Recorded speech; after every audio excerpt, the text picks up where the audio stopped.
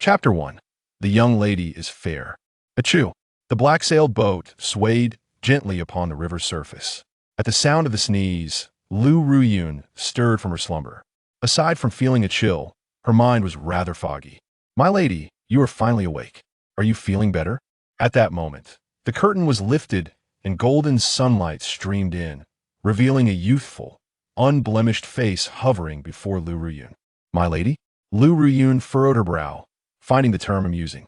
Such a title. How quaint. "Miss." Xiang Feng corrected himself. Lu Ruyun's expression darkened. The breath she had just inhaled almost caught in her throat. What appeared to be a rather handsome young man. How could he so readily hurl insults? "Did you save me?" Suppressing her indignation, Lu Ruyun inquired. Earlier, feeling despondent, she had consumed a fair amount of alcohol and wandered aimlessly, only to slip and fall into the lake. Simultaneously, she instinctively lifted the cotton cloth covering her. Inside lay a vast expanse of white, akin to towering, perilous snow-capped mountains, trembling rhythmically with her breaths. You removed my clothing?" Lu Ruyun's fair cheeks turned icy. Her sharp eyes, like glinting blades, fixed intently on the man before her. "Indeed, you fell into the water, and I rescued you. You lost consciousness, and fearing you might catch a chill, I removed your garments. Look, they're nearly dry now." Unaware of the frostiness on her face, Xiang Feng continued to smile innocently, revealing a set of pearly teeth, his smile pure and transparent. "You." Lu Ruyun's expression grew increasingly grim. She had been exposed. "Oh, by the way," Xiang Feng slapped his forehead, "you were submerged for quite a while and inhaled a significant amount of water. I also performed artificial respiration and CPR on you." Stop. Lu Ruyun hastily pulled up the cotton cloth to cover her vital areas. This rogue had stripped her completely bare. Not even a shred of modesty was left. Indeed, he had even kissed her, and worse, had touched her. "Miss, your complexion looks rather poor. What's wrong? Are you unwell?" Oblivious to the tension in the air, Xiang Feng leaned in closer. "Shouldn't you say something else to me?" Lu Ruyun bit her lip, glaring fiercely at Xiang Feng. Xiang Feng scratched his head in confusion. "Something else? What should I say? You have seen my body. What do you think you ought to say?" Lu Ruyun's expression turned even colder. Shouldn't this scoundrel be apologizing to her? "Oh, I understand." Xiang Feng suddenly grasped the situation. "Humph." Lu Ruyun arched her brows, her proud nose exuding an air of chill. "Your figure is quite admirable, your skin is fair, and your dimensions are impressive. That mole on your chest is particularly distinctive." Stop. Lu Ruyun was both embarrassed and furious. This scoundrel. She had intended for him to apologize, not to comment on her physique. "What's wrong, Mississippi? First of all, I'm neither a miss nor a young lady." Lu Ruyun took several deep breaths, striving to quell the fiery rage surging within her chest. "My name is Lu Ruyun. Moreover, you have saved me, for which I ought to express my gratitude. However, you should not have stripped me of my clothing, nor should you have gazed upon me. That is exceedingly impolite. Do you comprehend?" Xiang Feng understood, but felt a sense of grievance. "Not quite." Lu Ruyun raised her brows. "If you do not remove your clothing, you will catch a cold, and if you do not look, how can you refrain from indiscriminately touching?" Xiang Feng furrowed his brow, his demeanor revealing slight discontent, muttering, "A malady cannot be treated without examination. How can one heal without observation or inquiry? I am a distinguished physician, not a deity." Upon hearing this, Lu Ruyun found herself both irritated and amused. "You have taken advantage of me, and yet I am to express my gratitude? Miss Lu, allow me to clarify, I undertook this out of necessity to save you. You fell into the water while intoxicated, and had I not arrived in time, your family would be calling for dishes by now." Xiang Feng's expression turned grave as he asserted, "Let me reiterate, I am a doctor. In the eyes of a physician, there exists no distinction between genders. Of course, Miss Lu, your physique is the most exquisite I have encountered among women, and indeed, the most beautiful. Ahem. That particular aspect is even more pronounced than that of Widow Wang from our village." Lu Ruyun's fair cheeks flushed, her red lips parted, hesitating to speak. "Are you truly a doctor? You do not appear to be very old." After a moment, Lu Ruyun regained her composure and curiously inquired, "Indeed, I assure you, I am genuine. I've been practicing since the age of 10, and now I'm 20, hardly a child. You began practicing at 10? Surely you jest? Lu Riyun looked at him with skepticism. Should not a 10-year-old be in school? A doctor? Practicing medicine? Some children in the countryside can barely write their names. You have a rather serious gastric ailment, a history of a left calf fracture in childhood, and you exhibit mild anemia. Have I erred? Xiang Feng smiled as he scrutinized her. He was not exaggerating. From the tender age of 2 or 3. He had accompanied the old master to train, meditate, and learn the art of medicine. As he grew older, he undertook chores such as fetching water, chopping wood, and cooking. Every task was his responsibility. By the age of 10, he began descending the mountain to provide medical care in nearby villages. During the day, he treated ailments, and at night, he practiced his skills, often enduring rigorous training from the old master. Today marked the first day of Xiang Feng's descent from that arduous life. Who could have anticipated that shortly after setting sail, he would encounter the drowning Lu Ruyun? Lu Ruyun was momentarily stunned, exclaiming, "Your medical skills are so exceptional. Please refer to me as the little divine physician of Qingyan Mountain, Xiang Feng." Xiang Feng? Lu Riyun softly murmured, her gaze drifting to the archaic physician's box at the cabin's entrance, her heart beginning to believe. "Xiang Feng, thank you for saving me. However, might you step outside for a moment? I would like to put on my clothing before we continue our conversation." Meeting Xiang Feng's pure and innocent smile, Lu Ruyun felt her face warm. Engaging in conversation with someone while unclothed felt quite. "Very well, I shall wait for you outside," Xiang Feng replied, handing her the clothing before retreating. "This fellow has left me completely bare, not even leaving my undergarments." Lu Riyun held the clothes, her face flushed with embarrassment, especially upon discovering that her undergarments had been washed by Xiang Feng, wishing she could simply dive into the water and disappear. "Xiang Feng, I wish to have a word with you." After donning her attire, Lu Riyun stepped out of the cabin. "Certainly, Miss Lu. What would you like to discuss?" Xiang Feng replied with a cheerful smile. "You have seen my body, you must take responsibility for it." Lu Riyun blurted out, a rosy hue once again gracing her exquisitely beautiful cheeks. "Responsibility? What do you mean by that?" Xiang Feng was momentarily taken aback, his eyes widening in astonishment. "Return home with me, marry me, and be my husband." Lu Riyun bit her lip, speaking with unwavering determination. "Marry you?" Xiang Feng's mouth fell open, caught in a web of hesitation. The old master had sent him down the mountain to establish a medical clinic, stating that once it gained prominence, his senior brothers and sisters would seek him out. At that point, he would be entrusted with even more significant responsibilities. Yet, the clinic had yet to open, and this woman, whom he had rescued, was now proposing marriage. However, during the act of saving Lu Ruyun, he had gained an intimate understanding of her physique. Lu Riyun was no ordinary individual. She was a rare entity known as the ice spirit body, a phenomenon that occurs once in a century. If he were to engage in the process of embryo cultivation with her, his own powers would surely experience a rapid ascent. Moreover, marrying her would seemingly not hinder his ability to fulfill the old master's directive. In light of this, the prospect of marriage seems feasible. Thus, he inquired, "I have no objections to marrying you, but would you consent to bear children with me?" This book has garnered a rating exceeding 9 points, a true gem. With guaranteed quality and updates, gentlemen may plunge into this tale with confidence. Chapter 2. Obtaining a marriage certificate with the goddess and having a child with you? Lu Ruyun felt her face flush with embarrassment. He was undoubtedly a little rascal. She had proposed marriage, and he had audaciously suggested they have a child together. Nevertheless, recognizing that she had no path of retreat, she gritted her teeth and declared, "All right, I agree. Is that all it takes?" Lu Riyun's decisive response left Xiang Feng somewhat bewildered. "What?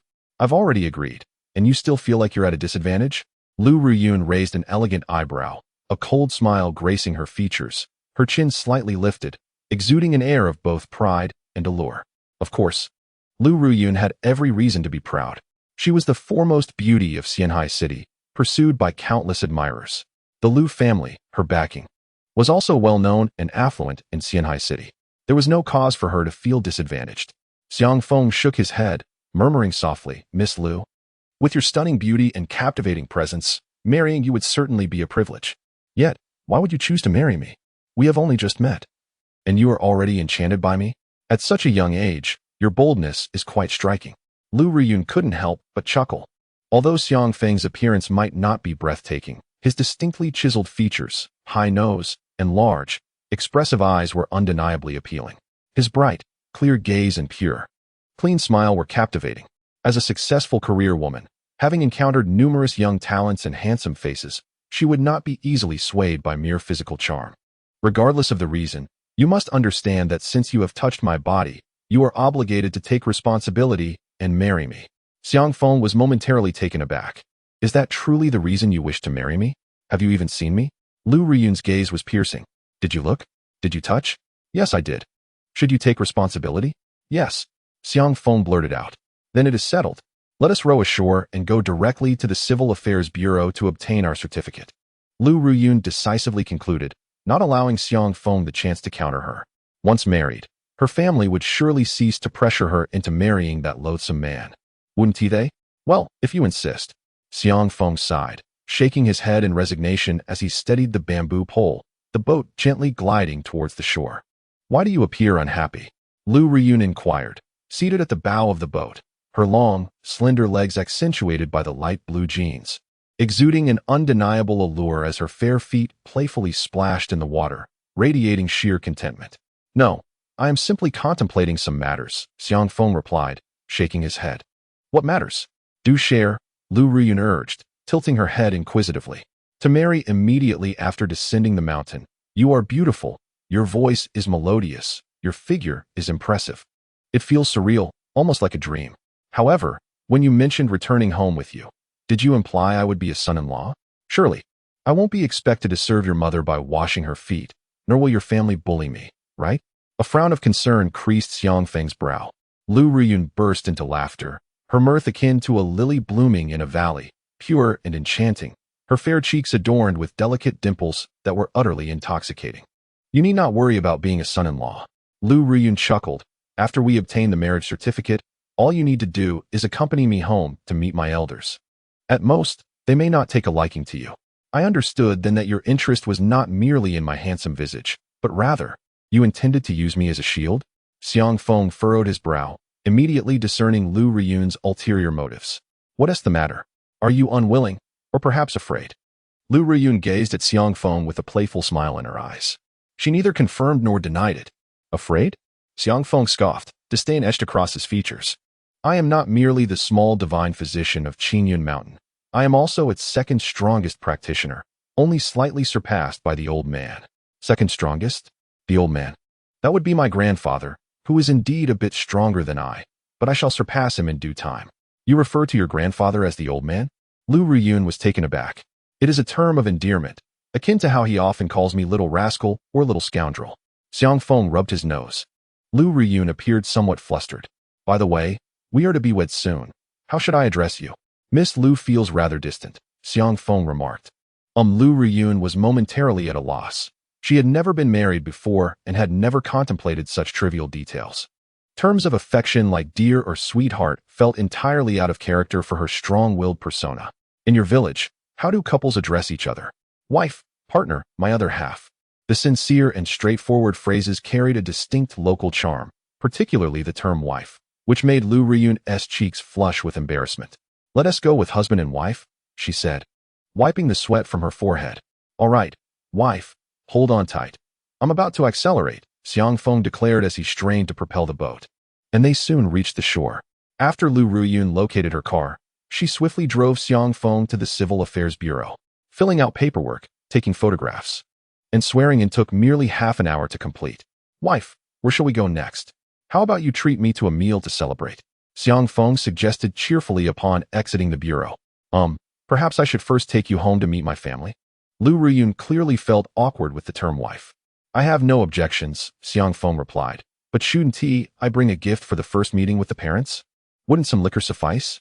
Or perhaps erguo too, it has more kick. Forget it, no need to buy anything. My family lacks for nothing, Lu Ruyun laughed, shaking her head. They would surely scorn erguo too. Xiao Feng, she said. Call me husband, Xiang Feng corrected with a frown. Husband, Lu Ruyun murmured, her face flushed. All right then, let us embrace our roles early for the ensuing scenes. Ah, wife, Your voice is truly melodious, Xiang Feng grinned, reveling in the luxurious BMW as he gazed out at the myriad of beauties and long legs outside, his smile widening. The old man is truly unreasonable. The city is so marvelous. Why didn't he let me descend sooner? Husband, you should brace yourself. My family may put you through trials, speak harshly, or even resort to physical confrontation. You still have the chance to reconsider. Gazing at Xiang Feng's innocent and radiant smile, Lu Ruyun felt a surge of compassion within her heart. It's all right. You've already called me your husband. I will face any storm that comes our way. Xiang Feng replied nonchalantly. Upon hearing this, a warm current spread through Lu Ruyun's heart. Although Xiang Feng appeared somewhat rustic, his smile radiated warmth, instilling an inexplicable sense of trust and tranquility. The car traversed Xinjiang Avenue for a good 40 minutes before finally arriving at the Lu family manor, an elegant and antiquated courtyard. Xiang Feng was taken aback as soon as he stepped out of the vehicle. Wife, your home is truly grand. You must be the legendary wealthy woman. I suppose I've been pampered by you, haven't I? He looked around, resembling a country bumpkin visiting the city for the first time. Lu Ruyun, who had initially felt a bit anxious, burst into laughter at his words. Her little husband from the riverside was indeed amusing, charmingly naive. Just then, someone emerged from the inner hall, and upon seeing Lu Ruyun, unleashed a barrage of harsh words. Lu Ruyun's smile faltered, transforming into a frigid frost as she coldly regarded the aggressive young man approaching her. His name was Lu Tianlong, her cousin and the eldest grandson of the Lu family. Why didn't you accompany young Master Li properly last night? Do you have any idea how angry he is? You incompetent wretch. Suddenly, a sharp slap echoed through the air as a shadow darted past. I don't know if young Master Li is angry, but do you realize that I am very much enraged? Xiang Feng's tone was icy as he cast a fierce glare at Lu Tianlong. Chapter 3. If you bully my wife, I shall not stand idly by. Dare you strike me? Do you know who I am? Lu Tianlong touched his stinging cheek, taking a moment to confirm that he had indeed been struck. The one who had hit him was this fellow in a tattered cultural shirt, emblazoned with the words Tongwei feet. He wore loose trousers and a pair of black cloth shoes, embodying the essence of a rustic peasant. Yet, Lu Tianlong was the esteemed eldest grandson of the Lu family, the future heir, and the prospective chairman of Yunxiang Group. The difference in their statuses was akin to that of an emperor and a commoner. What had emboldened him to act so recklessly? To bully my wife? Even if you were a deity, I would still dare to strike you, Xiang Feng retorted, positioning himself protectively behind Lu Ruyun. Your wife? Lu Tianlong frowned. In just one night, that wretch has married? Indeed, from this day forth, I am Xiang Feng's wife. Here, this is our marriage certificate, undeniably genuine, Lu Ruyun declared, producing their marriage certificate while casting a flirtatious glance at Xiang Feng. Being shielded by him made her heart race with excitement. Initially, she had assumed that Xiang Feng, being slender and hailing from the mountains, would be timid. However, his declaration, if you bully my wife, even if you were a deity, I would still dare to strike you, resonated with impressive conviction. The Lu family was merely a second-rate family in Xianhai City, and the annual revenue of Yunxiang Group barely reached 10 million, insignificant in the eyes of genuine aristocracy. Yet, Lu Ruyun was widely recognized as the foremost beauty among the three great beauties of Xianhai, with suitors flocking to her like a tide. Among the numerous suitors, Li Donghao from the esteemed Li family stands out. The Li family, as the wealthiest clan in Xianhai and a pinnacle of high society, offers a golden opportunity for Lu Ruyun. Should she ascend to the heights of the Li family, the Lu family status, both familial and commercial, would soar to unprecedented levels. Thus, the Lu family is fervently orchestrating this union, with Lu Tianlong exerting considerable effort. However, Lu Ruyun harbors an intense aversion for the dandy Li Donghao and has no desire to become a sacrificial pawn in a familial alliance. Last night, Lu Tianlong deceived Lu Ruyun under the pretense of dining with a client, only for her to discover that the individual in the private dining room was none other than Li Donghao. Lu Ruyun, having been excessively plied with alcohol, managed to escape later and sought solace by the lakeside, where she nearly drowned. Fortunately, she was rescued by Xiang Feng. If the heavens spared her life, she would live for herself, family, company, who truly cares for her feelings. The so-called relatives pale in comparison to a stranger she has known for less than a day. Lu Ruyun, do you wish to overturn the heavens? Lu Tianlong gazed at the marriage certificate in Lu Ruyun's hand, his expression shifting. Last night, young Master Li professed his love and proposed to you. Yet today you audaciously obtain a marriage certificate with a mere peasant. What do you consider marriage? What of young Master Li's dignity? Do you hold no allegiance to the Lu family? Your grandfather took you in and raised you for over 20 years. And this is how you repay the Lu family? A torrent of accusations poured forth, and Lu Tianlong felt a wave of trepidation. If young Master Li were to learn of this, the Lu family would undoubtedly face turmoil. My marriage is my own decision. How is it that I lack the right to choose my beloved? Lu Ruyun furrowed her brow, her demeanor growing noticeably colder, unyielded by threats. After graduating from university, she diligently dedicated herself to her work, tirelessly developing and maintaining client relationships, pouring her all into the Lu family and Yunxiang group. Had she not sacrificed enough? You make decisions? Huh? You dare disregard your grandmother's words? Lu Tianlong scoffed. Grandmother has already sanctioned your union with young Master Li. And the two families will meet in the coming days to arrange your engagement and select a propitious date for your wedding. The life of a wealthy matron awaits you.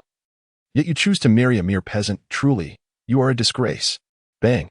Xiang Feng could no longer tolerate the diatribe and took action once more. No. It was a kick. With a single strike, Lu Tianlong was sent flying 3 meters away, groaning in pain and unable to rise for some time. What transpired? The commotion attracted the attention of everyone inside. At the forefront stood an elderly woman, appearing to be in her 70s or 80s, leaning on a mahogany cane. Her expression commanding authority. She was none other than Lu Ruyun's grandmother.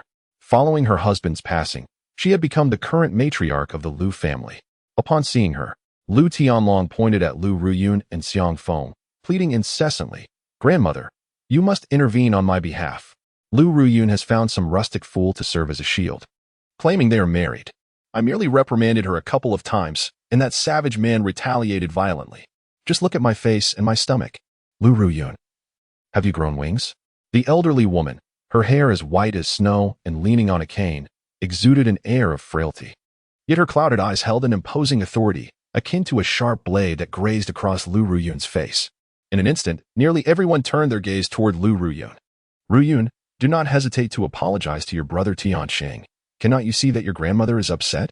Lu Hong, her second uncle, glared at her. This is outrageous. How can you even think of turning against your family before you are even wed? You are utterly insubordinate. Apologize, and do so immediately. Wang Huilan cast a glance at her son's swollen face, trembling with concern. Apologize? Lu Ruyun managed a bitter smile. She had endured such public scorn and scrutiny time and again, and was thoroughly exhausted by it. Grandmother, he was the one who insulted me first. If you do not believe me, you may check the surveillance footage. Taking a deep breath, she spoke with unwavering dignity. I am grateful for the Lu family's nurturing, and I shall repay it to the best of my abilities. However, I possess the right to pursue my own happiness and to choose my own husband. My marriage should be determined by none other than myself. Grandmother, do you hear this? She dismisses the ancient customs of matchmaking and parental decree, showing complete disregard for her identity as a member of the Lu family, and even less respect for you. Lu Tiansheng continued to stoke the flames. What is wrong with calling you a harlot? Wang Huilan spat. Li Xiao is the only son of the Li family, the heir to the Li group, the wealthiest family in Xianai City. What makes him unworthy of you? Why abandon the life of a prosperous wife to marry a mere peasant? Is that not the height of foolishness? A born wretch. Slap. The crisp sound of a resounding slap echoed once more, pointing her finger at Lu Ruyun. Wang Huilan stumbled backward and fell to the ground. The man they referred to as a mere peasant, Xiang Feng, stood before Lu Ruyun like an insurmountable mountain. While I do not strike women, should you dare to insult my wife, I shall make an exception. Xiang Feng glared coldly at Wang Huilan. Who do you think you are, to lay hands on someone in the Lu family estate? Lu Chaoshen could no longer remain silent. His son had been assaulted. His wife had been attacked. If he stayed mute any longer, what kind of man would he be? Allow me to introduce myself. My name is Xiang Feng, and I am now Ruyun's husband. He produced their marriage certificate for all to see before tucking it back into his pocket. I care not for any Li Xiao or Zhang Xiao, but if you dare to bully my wife, I will be the first to object. His words were crude, especially the phrase my wife, which caused a mist to gather in Lu Ruyun's beautiful eyes, and her nose to tingle with unshed tears. After all these years, he was the first man, besides her grandfather, to stand up for her. Very well, Ruyun, you have certainly broadened this old woman's horizons. Is this the man you have chosen? The elderly lady finally spoke again, her cane striking the ground with force. Her expression as grave as the depths of a still lake. Grandmother, the elderly woman interrupted. What is this nonsense? Xiang Feng, displeased, blocked Lu Ruyun's path and frowned. What nonsense? The old lady's nostrils flared, releasing a wave of disdain that was unmistakably etched upon her face. Are you a wealthy scion or a business magnate? Can one truly stabilize a kingdom or don a military uniform to guard the borders? Or is it that you can merely rely on a pair of muddy legs to plant rice in the fields? Upon uttering these words, the old lady's disdain deepened considerably. I am incapable of all that you mentioned. Yet, I am aware that your time is limited to merely 3 days. Chapter 4, my dear. Shall we return home and conceive a child? What? The old lady's gaze sharpened, her lips twitching in indignation. Do you dare to curse me? Believe it or not, you may not survive beyond 3 days. Xiang Feng retorted dismissively. Who is this impudent wretch? Silence yourself. Lu Chongsheng glared fiercely, commanding the butler, remove this person at once. You disappoint me greatly, Lu Yunyun, lamented Lu Hong, the second uncle. Heed my counsel. Immediately sever ties with this brat and apologize to your grandmother. Second uncle, is an apology truly sufficient? Should I allow Tianlong to strike me without recourse?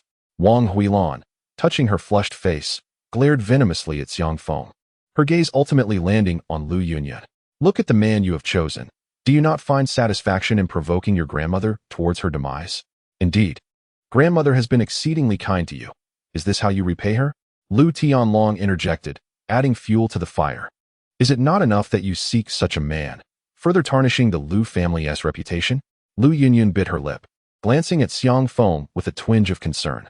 He genuinely sought to protect her, yet she did not wish to exacerbate the situation. After all, she was still a member of the Lu family. It was the Lu family that had bestowed everything upon her. Nonetheless, she could not simply cast Xiang Feng aside. This man had done so much for her. I am not speaking in jest. The old lady suffers from a chronic ailment, and it is likely she will not endure even 3 days. In the face of the collective outcry, Xiang Feng remained composed and unruffled. The old lady scoffed, squinting. Then enlighten me, what terminal illness afflicts this old woman, that she cannot withstand 3 days? Why should I divulge such information to you? Xiang Feng replied defiantly, rolling his eyes. Grasping Lu Yunyun's delicate hand, he declared, I have come today to assert that from this moment forth, Lu Yunyun is my woman. None shall dare to lay a hand on her. As for that Li Shao, he should keep his distance and refrain from disrupting our blissful existence. With that, Xiang Feng turned to leave, pulling Lu Yunyun along. Scoundrel, you are utterly lawless.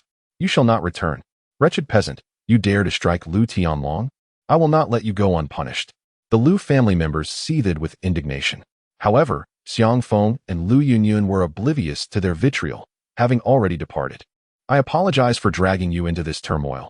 I imagine being my shield is quite unpleasant, is it not? Lu Yunyun lamented with a wry smile as she drove. It is of no consequence, Xiang Feng waved dismissively. But you appear to be rather discontented. If you regret this decision, it is not too late.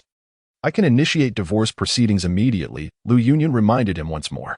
Initially, the decision to marry Xiang Feng and obtain a marriage certificate stemmed from 2 motivations. Firstly, to exact revenge on the Lu family, as she did not wish her fate to be controlled by others. Secondly, to retaliate against Xiang Feng himself, given that this fellow had stripped off his clothes and touched her. The tense atmosphere at the Lu family's estate left Lu Ruyun quite anxious, as she was uncertain how to confront Li Donghao and the wrath of the entire Li family thereafter. Regret was not her sentiment. She was merely pondering a question that had eluded her understanding for a moment. Xiang Feng shook his head. What question? Lu Ruyun inquired with curiosity. It is as follows. Xiang Feng replied. I have heard it said that after marriage, couples can embrace, kiss, and share a bed, which ultimately leads to having children. I would like to ask you, my wife, can we return home to conceive a child? Upon hearing this, Lu Ruyun's face flushed crimson, as if water could drip from it. She had merely sought a shield, but had never contemplated the idea of having children. Shall we not first get to know each other better? I am quite familiar with you already, Xiang Feng retorted. Wife, you stand at 170 centimeters, weigh 101 pounds, have a bust measurement of 87, and long legs measuring 120 centimeters. Your menstrual cycle is approaching, making you quite suitable for embryo cultivation. Moreover, you are still a virgin. With a sudden halt, Xiang Feng nearly collided with the windshield. Did I say something wrong? He gazed at Lu Ruyun, puzzled. You, how do you know I am a virgin? Lu Ruyun stared at him in disbelief. Indeed, she was a virgin. In the fast-paced life of the 21st century, it was common for couples to cohabit, and many lost their innocence during their student years. However, Lu Ruyun was different. Though she seemed to be at the forefront of fashion, occasionally pretending to be an experienced driver, she was, in fact, quite conservative. Her first kiss had been taken by Xiang Feng that very day. Because I am the little divine doctor of Qingyun Mountain, I only need to observe your complexion closely to discern such things, Xiang Feng replied with a smile. Divine doctor? Does that mean you were not merely frightening me? Is my grandmother truly unwell? Lu Ruyun's heart raced as she hastily inquired. It is not an illness, but rather a chronic condition, an ailment persisting for decades. Xiang Feng stated, pointing to his chest. The root lies within the lungs, and it has developed over the past 2 to 3 days. Problems with her lungs? Lu Ruyun furrowed her brow, questioning the validity of his words. Her grandmother underwent annual checkups at a major hospital, and the head doctor, a specialist from the First People's Hospital, had always declared her to be in good health. They are quacks. The instruments are not necessarily precise, Xiang Feng scoffed. Harboring disdain for Western medicine, Lu Ruyun scrutinized her youthful, yet somewhat awkward husband, a myriad of thoughts flashing through her mind. Could he truly be a divine doctor? How could he know about her menstrual cycle, or how she had broken her leg as a child? His eyes held a seemingly magical ability to see through her, rendering her privacy non-existent. Wife, where shall we go next? Shall we return home to conceive a child? Xiang Feng was more concerned about this question. Having just descended the mountain and acquired a beautiful wife, his heart brimmed with joy. Xiao Feng, could you grant me a little more time? I am not yet prepared. Lu Ruyun spoke earnestly. On one hand, my work keeps me exceedingly busy, making it impossible to focus on my pregnancy. Furthermore, we have only just met a day ago. Our marriage certificate was merely a FAAD. I have not contemplated taking our relationship further, and I truly hope you can afford me some time. Are you implying that I have been deceived into a marriage? I adore you so, and I cannot help but desire you, Xiang Feng replied, his spirits dampened. Such a beautiful wife is unfaithful. She is only to be admired from afar, not to be trifled with. Xiao Feng, please give me some time. Lu Ruyun felt a pang of guilt. After all, a good-hearted person saved me, yet I have gained not a single benefit from it. It is only natural to feel upset. Let us take our time to date and nurture our feelings before discussing the prospect of children, shall we? All right then. Xiang Feng sighed deeply. What can I say? I am so fond of you, and with your beauty, your word is law. Thank you, Xiao Feng. Lu Ruyun felt a wave of relief wash over her. She swiftly changed the subject. By the way, what are your plans moving forward? Will you return to Qingyun Mountain, or remain in Xianhai? Of course, I shall not return. I must stay and accompany you, my dear wife, Xiang Feng declared, shaking his head vigorously. Additionally, I plan to open a traditional Chinese medicine clinic. From there, I will earn a living while you grace the world with your beauty and hopefully bear me a multitude of children. Chapter 5. A mole on the backside. After toiling for 18 years, Xiang Feng finally vanquished the ancient adversary, allowing him to descend the mountain. How could he return without comprehending his own lineage and before fathering a host of children? Beyond that, he must devise a strategy to expand the clinic and elevate its reputation. Only then would his senior disciples seek him out, fulfilling the task entrusted to him by the Ancient One. The Ancient One had proclaimed that upon completing this mission, he would reveal the enigma surrounding Xiang Feng's origins. Opening a traditional Chinese medicine clinic does not guarantee profitability, you know? Many clinics in Xianhai have closed down, as people now tend to trust Western medicine more. Lu Ruyun cautioned. Precisely why I must establish a clinic to rejuvenate traditional medicine, Xiang Feng asserted. Just as he was speaking, Lu Ruyun's phone rang unexpectedly. Hello? What is it? Her expression shifted to one of distress. Wait for me. I will be at the company in 20 minutes to handle this. My dear, what has happened? Xiang Feng inquired, noticing her troubled demeanor. There has been an issue in the sales department. I must rush back. Would you like to explore on your own for a bit? I shall find you later. Lu Ruyun's brows knitted in concern. The warning from the Li family had arrived swiftly. In less than an hour, all contracts previously secured by the sales department were rendered void. More than 2/3 of the major shopping centers in Xianhai simultaneously removed all products of Yunshan Group from their shelves. Do not worry. I will accompany you to the company. You are far too lovely to handle this trouble alone, Xiang Feng flattered. This time, Lu Ruyun did not hesitate, accelerating towards Yunxiang Group. Manager Lu, what shall we do now? Upon their arrival at the office, a secretary burst in, clutching documents, her face etched with worry.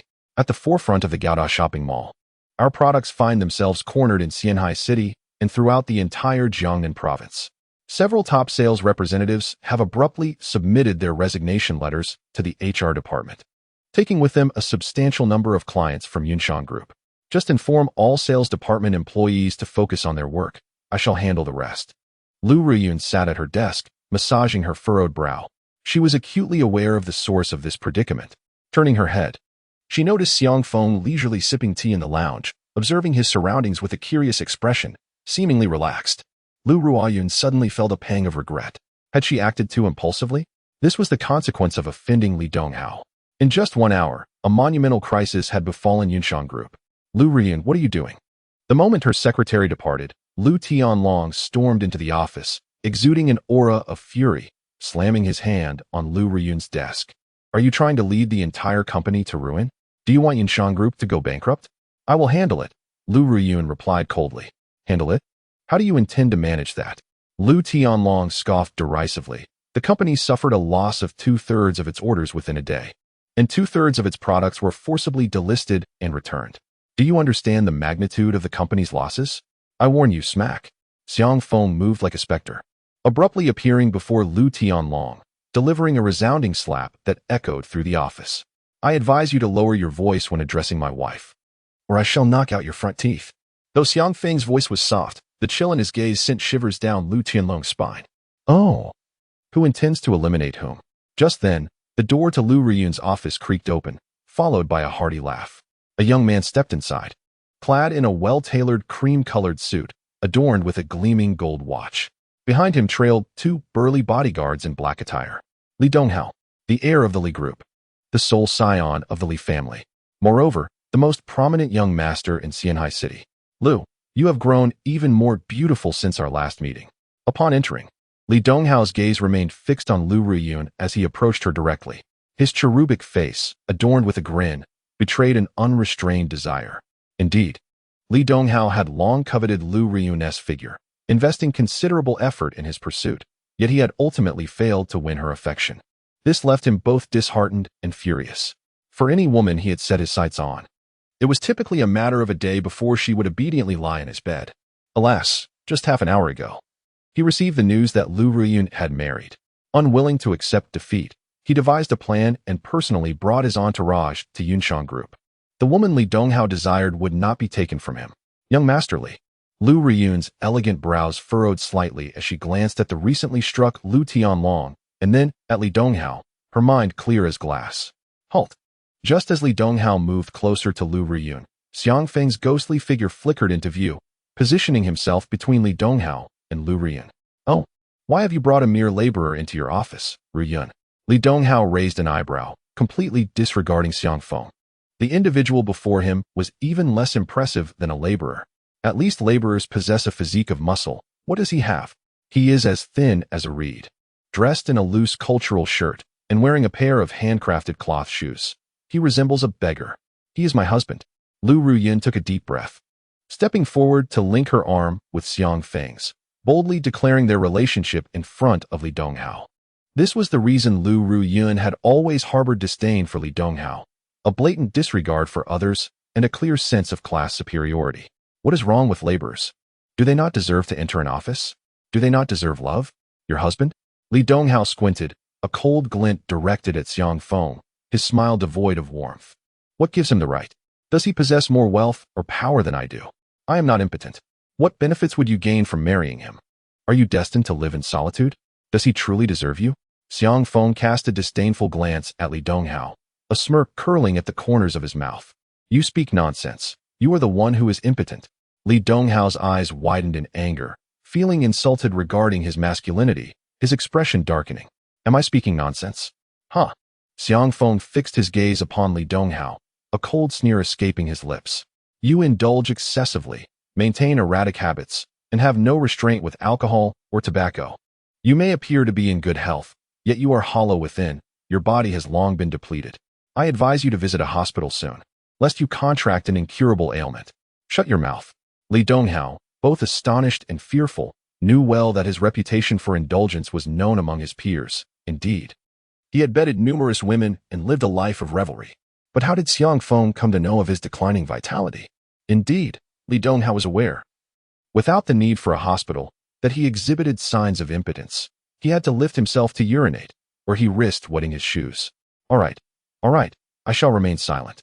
I am speaking nonsense. Xiang Feng suddenly relaxed his demeanor, a mischievous smile appearing on his face. But one thing I did not fabricate. What? Li Donghao instinctively inquired. The mole on my wife's backside is quite exquisite. Chapter 6. Isn't my husband impressive? The office fell silent. The tension palpable as if a pin could be heard dropping, and the expressions of those present were a fascinating mix of emotions. A mole on her backside? Li Donghao's face turned the color of liver, his gaze subsequently landing on the ethereal Lu Ruyun. At this moment, Lu Ruyun's face flushed a delicate pink. She lowered her head shyly, casting a glare filled with both anger and embarrassment at Xiang Feng. Witnessing this scene, Li Donghao's expression turned frigid.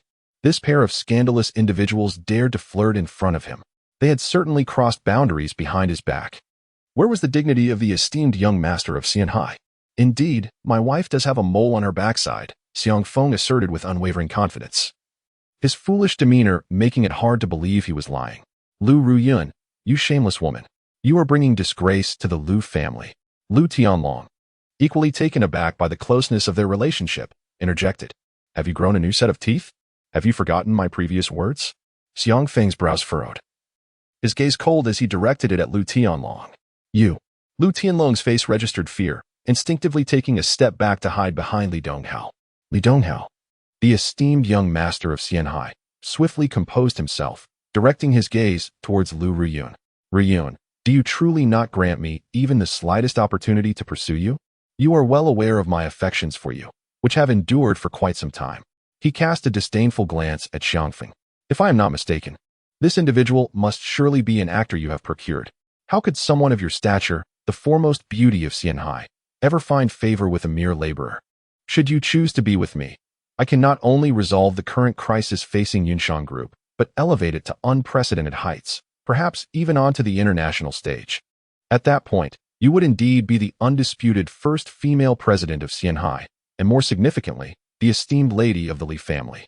Li Donghao boldly proposed his enticing offer, convinced that there was no woman in this world who could resist the allure of fame and fortune. Young Master Li, I believe you are mistaken. I am indeed married, and Xiangfeng is my husband, Lu Ruyun replied, her heart untroubled despite Li Donghao's tempting conditions, as she clung to Xiangfeng's arm. How dare you, wretched woman? Lu Tianlong seethed in fury. Yet, Xiangfeng's anger surpassed his own. In an instant, he lunged forward, delivering a kick that sent Lu Tianlong flying. With a resounding thud, Lu Tianlong's body slammed against the wall before crumpling to the ground. This is your first warning, and the second will be similar. But remember, I am not one to let things slide easily, Xiangfeng declared, his expression icy, his gaze sharp as a blade. Should there be a third offense, I shall ensure you meet a grim fate.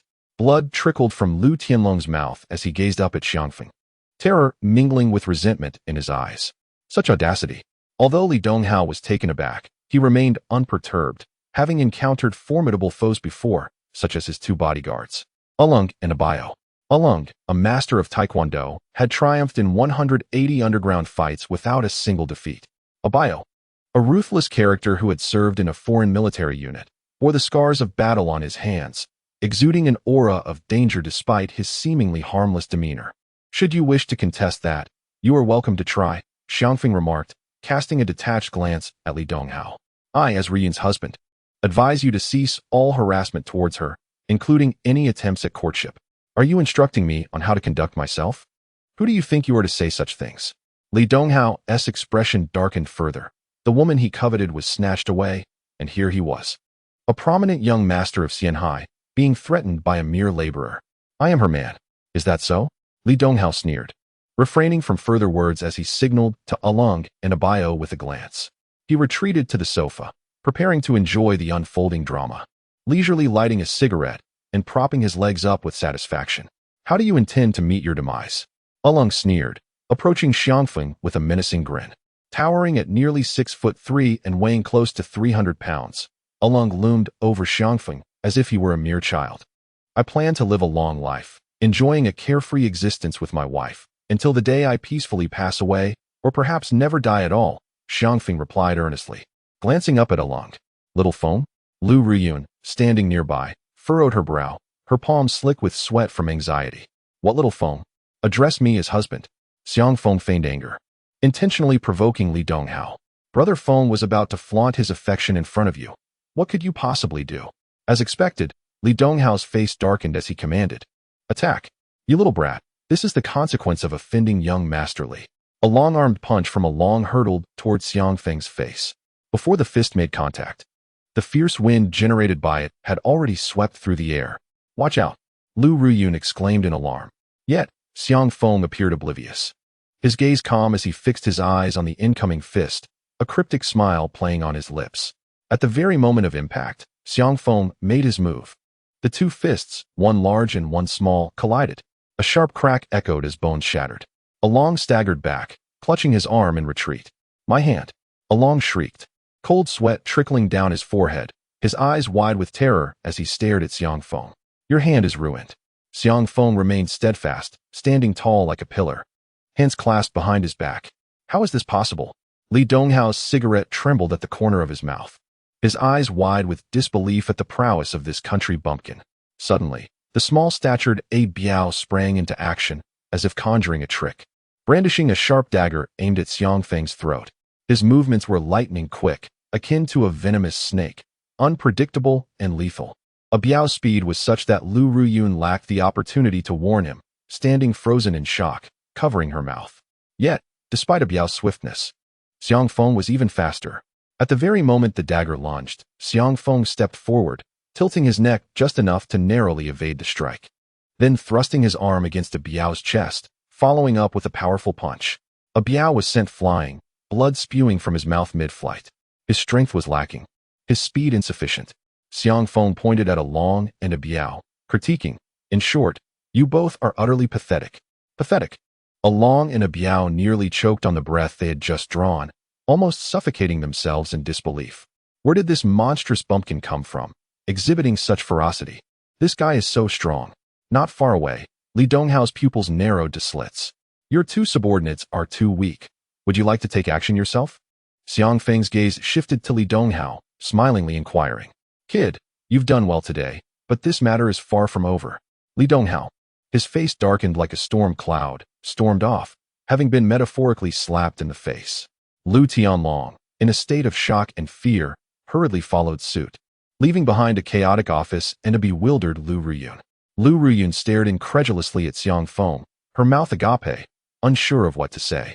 Dear wife, see how formidable your husband is. Xiangfeng chuckled, maintaining an innocuous and amiable demeanor. In that moment, Lu Ruyun was left utterly flustered. Chapter 7. Dear wife, when will you wear black stockings for me to admire? My casually acquired husband is truly extraordinary. It's as if I merely wished for a Chinese rural dog to guard my home, yet unbeknownst to me, I ended up with a Tibetan Mastiff. Remarkable, indeed. Lu Ruyun, somewhat at a loss for words, gazed intently at the man before her, a husband she had known for less than a day. Standing at just under 6 feet, he had a lean and somewhat dusky appearance, yet his eyes radiated brightness and clarity.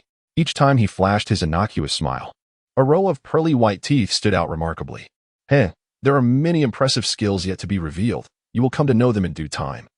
Xiangfeng proclaimed, his head held high with pride. However, Lu Ruyun felt her cheeks flush suddenly. Xiaofeng, aren't you a doctor? How come you are so adept at fighting as well? She deftly steered the conversation away from the sensitive topic of the Yellow Code and inquired, from what I understand, Li Donghao's two bodyguards are no ordinary individuals. They have never known defeat in combat, yet they fell consecutively at your hands. How do you explain that? I have already informed you that I am not merely the little divine doctor of Qingyun Mountain, but also the second strongest there. They are utterly insignificant. Xiangfeng dismissed with a wave of his hand, his expression one of disdain. Bodyguards? What nonsense. With such paltry skills, they do not even warrant a glance from me. Having completed various chores since he was under 10, including fetching water, chopping wood, and cooking, Xiangfeng had certainly been put through his paces by the elder. Yet he had indeed learned a great deal, such as the art of healing, such as the martial arts. Second strongest? Lu Ruyun asked with curiosity. Is there someone even more formidable than you? The old codger, of course. He is indeed superior to me, he replied casually. Lu Ruyun nodded, internally exclaiming how fortunate she was to have found such a treasure. However, the thought of having completely offended Li Donghao cast a shadow over her face, and her delicate brows instinctively knitted together. The atmosphere turned somber and oppressive once more. Yunshan Group had been driven to a corner by Li Donghao. The sales department's performance was declining, providing ample opportunity for the Lu family to criticize her, leaving Lu Ruyun to wonder how much longer she could hold on to her position as the sales director. Wife, what troubles you? Are you unhappy?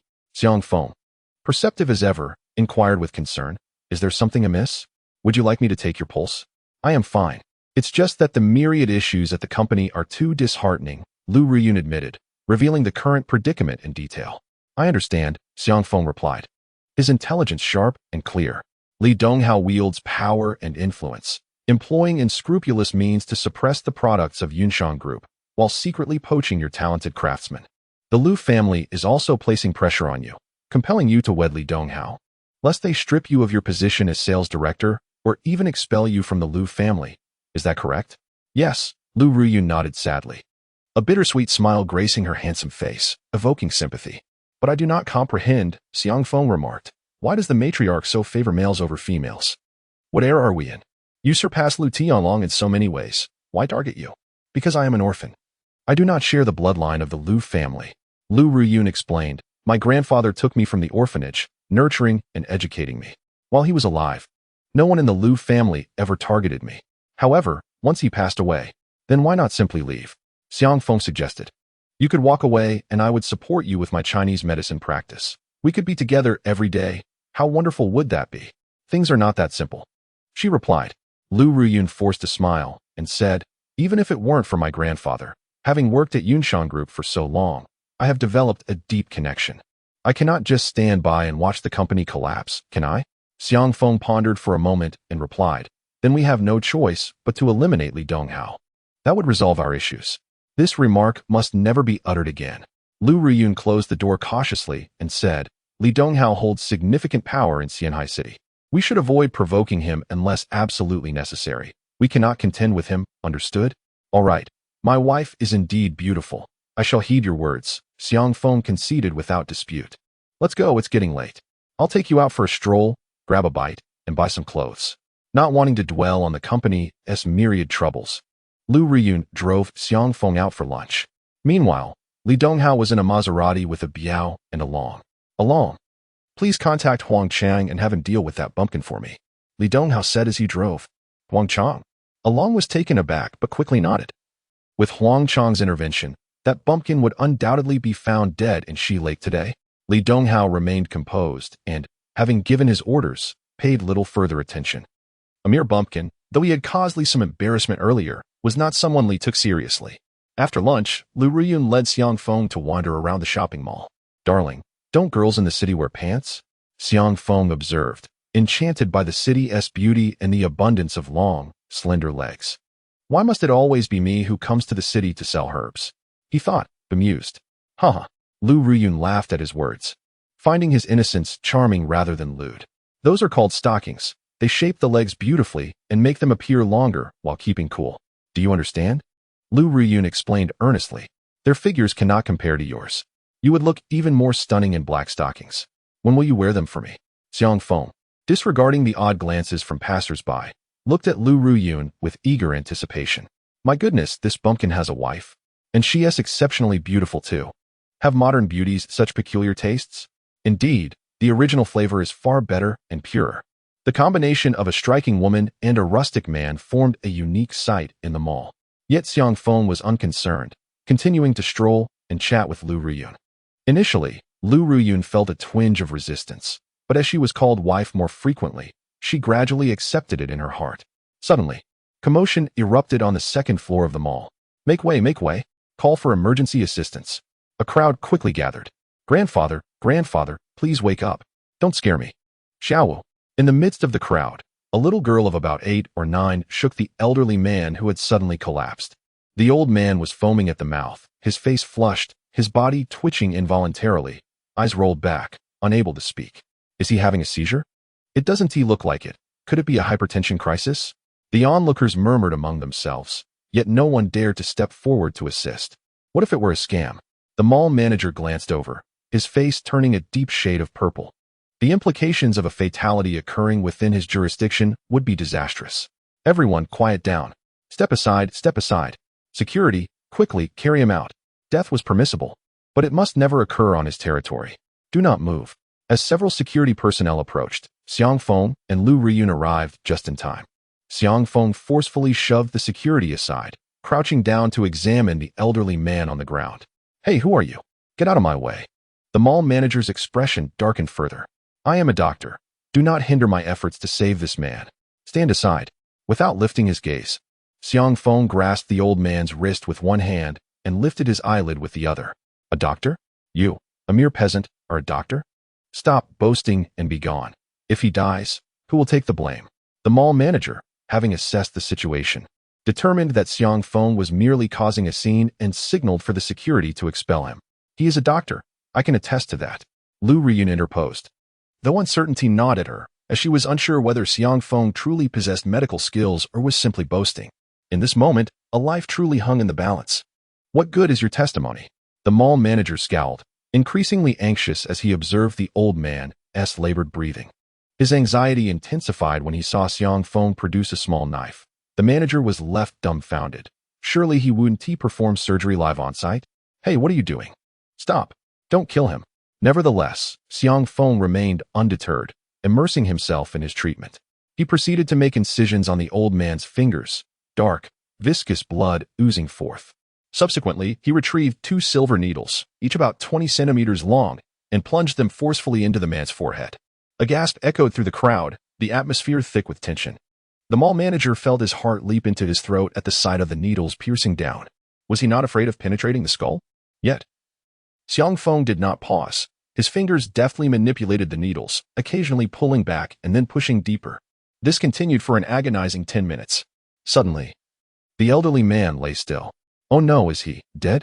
The mall manager's complexion shifted dramatically, transforming into fury as he pointed at Xiang Feng. You've killed him. You will bear full responsibility for this. Security, call the police immediately. Chapter 8. My expertise in massaging and reflexology. Lu Riyun's face mirrored her concern. After all, a life had seemingly been lost, and the little girl beside them was wailing inconsolably, calling for her grandfather. Yet, Xiang Feng stood resolute as a mountain, withdrawing the silver needles slightly before flicking them with his fingers. A delicate, clear sound rang out, akin to a magical chime, and the previously lifeless old man suddenly opened his eyes. Is he back to life? The mall manager was taken aback. Young man, thank you. The elderly man, supported by his granddaughter, rose to his feet and clasped his hands in gratitude towards Xiang Feng. No need for thanks. It is the duty of a healer. However, the elderly must heed dietary restrictions, avoiding greasy and spicy foods. Xiang Feng retracted the silver needles, which still bore traces of blood. After cleaning them, he stored the needles away. He isn't dead? The mall manager glanced at the elderly man and then at Xiang Feng, his expression slightly awkward. Humph, you're the one who's dead. My grandfather is merely unwell and has been treated by the kind young man. The little girl shot a disapproving glare at the mall manager. If there's nothing else, you should leave quickly. Why are you out shopping when you're ill? You've made me anxious. The manager muttered under his breath and walked away in a huff. The little girl was about to argue further, but was stopped by the old man. Young man, may I inquire your name? If it's convenient. I would like to invite you to a meal to express my gratitude for saving my life, the elderly gentleman said, adopting a scholarly demeanor as he bowed to Xiang Feng with a smile. No need. It was a simple act. Xiang Feng waved his hand dismissively, taking Lu Riyun by the arm and walking away, muttering, I still need to accompany my wife shopping. I have no time to dine with you. Dong Guowen was momentarily taken aback, watching the two depart, and then he smiled to himself. He had countless individuals vying for his favor, some even offering exorbitant sums to dine with him, all of which he had declined. Yet today, he had extended an invitation, only to be rebuffed. How amusing. Let us go? Shiwu, we're heading home. And you must not tell your parents that I was ill, understood? Got it, Grandpa, but I want ice cream. You little rascal. The grandfather and granddaughter left, while Xiang Feng and his beautiful wife continued to wander the mall, though Xiang Feng bought nothing. Too expensive. A mere shirt cost several hundred. It feels like they're robbing us. Xiao Feng, what illness did that old man have? He looked quite perilous, Lu Ruyun remarked, her mind preoccupied with the image of Xiang Feng saving lives. His focused and meticulous demeanor was undeniably captivating, yet equally alarming. Lu Ruyun was deeply concerned. If something went awry and he inadvertently caused harm, he could face serious consequences. Would she have to live as a widow on their very first day of marriage? Indeed. It was dangerous, cerebral congestion. Had he been a few minutes late, a ruptured vessel would have posed an even greater threat, complicating the rescue and requiring medication for treatment. Cerebral congestion? Is that not a precursor to a cerebral hemorrhage? Lu Ruyun asked, her anxiety resurfacing, as she recalled hearing about many suffering from such ailments in recent years. While treatable, the recovery rates were not promising, particularly for the elderly, whose recuperative abilities were diminished, significantly increasing mortality risks. Even if one survived, they might be left with paralysis and unpredictable sequelae. Yet, Xiang Feng had appeared remarkably at ease. The entire rescue process had taken no more than half an hour, and the man was restored to health. Was he truly a miraculous healer? Cerebral congestion is indeed a prelude to hemorrhage. One of its potential triggers, Xiang Feng patiently clarified. It is predominantly caused by hypertension, where blood fills the brain, causing the vessels to rupture under pressure. This is termed a cerebral hemorrhage, synonymous with cerebral bleeding. As one ages, blood vessels gradually weaken, and over the years, impurities build up within the blood, obstructing circulation. It is akin to a water pipe that is blocked but still under pressure, ultimately resulting in a catastrophic rupture and loss of life. Thus, I first made a small incision on his finger to relieve the pressure of blood flow, preventing it from rushing uncontrollably to his head. Then, I inserted a silver needle into his brain to clear the obstructed blood vessels, allowing the blood to circulate normally and facilitating a natural recovery. Finally, I summarized to Xiang Feng. This ailment is perilous, yet the difficulty of treatment is not substantial. Of course, this is my perspective. After all, your husband is a minor miracle worker. Upon finishing, Xiang Feng flashed a broad smile. Lu Ruyun moved her lips without speaking, her eyes concealing a hint of joy. Who would have imagined that the husband she had deceived was, in fact, a treasure, a skilled practitioner? This little miracle worker would ensure her a life free from worries about sustenance. If a cerebral hemorrhage were to be sent to a hospital for surgery, the treatment duration would not be less than 2 hours. Even if the surgery were successful, the danger period would last at least 2 days, followed by a rehabilitation period of no less than 6 months. Her husband had accomplished this in less than half an hour. Darling, you are truly remarkable. Lu Ruyun thought to herself before a sudden concern crossed her mind. Xiaofeng, will that grandmother really not survive beyond 3 days? Despite being targeted by the old lady, she could not feign ignorance, as the elderly woman was a respected elder in the Lu family and the beloved companion of her grandfather. Yes, at most 3 days. She may even pass sooner. Xiangfeng nodded. Can you save her? Despite her animosity towards you, are you still willing to help her? Xiangfeng frowned, disliking the contemptuous elderly woman. Why must a woman make things difficult for another woman? Lu Ruyun is my beloved. If others do not cherish her, I shall. If you can treat her, please lend your assistance. Lu Ruyun playfully clung to Xiangfeng's arm, charmingly coaxing him. If they apologize to you, I will aid her. If not, then forget it. Xiangfeng had his principles. You are my wife, and I cannot allow anyone to bully you. Once again, Lu Ruyun felt her heart flutter. Her simple yet endearing husband knew how to care for her so well. They strolled for an entire afternoon, ultimately purchasing nothing. However, that evening, Lu Ruyun treated Xiangfeng to a spicy and fragrant hot pot. They wandered about some more, seeking a traditional Chinese medicine clinic, but their efforts proved fruitless. The scarcity of such clinics was one reason. Moreover, those that thrived had no reason to change hands. I suggest you open your own traditional medicine clinic. We can customize and procure the necessary herbs ourselves. What do you think? Lu Ruyun had complete faith in Xiangfeng's medical skills and wholeheartedly supported the idea. I agree, but I do not have much money on hand. Xiangfeng found himself in a dilemma. A mere penny could thwart a hero, and possessing unparalleled skills, yet lacking a venue to showcase them, was quite awkward. I can provide you with the funds, Lu Ruyun offered. While I cannot guarantee much, I can manage around $1 million. Wouldn't it be inappropriate to rely on your financial support? We agreed that I would earn a living while you would maintain your beauty. Xiangfeng's face grew even more awkward. Accepting money from a woman made him feel as though he were living off her generosity. Alternatively, how about I marry into your family, and you provide me with a bride price? Xiangfeng bit his lip and stomped his foot, humorously selling himself. Upon hearing this, Lu Ruyun laughed and nodded. All right. Let us consider it a bride price. I will prepare it for you later. Sounds good. Xiangfeng, with a cheerful demeanor, assured, rest assured, although you've spent money, it will be well worth it. I'm exceptionally skilled at washing clothes, cooking, and providing massages.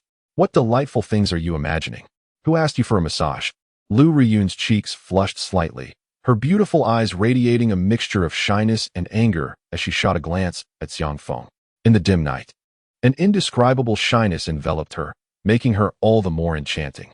Just as Xiangfeng was about to continue speaking, his brows suddenly shot up in alarm.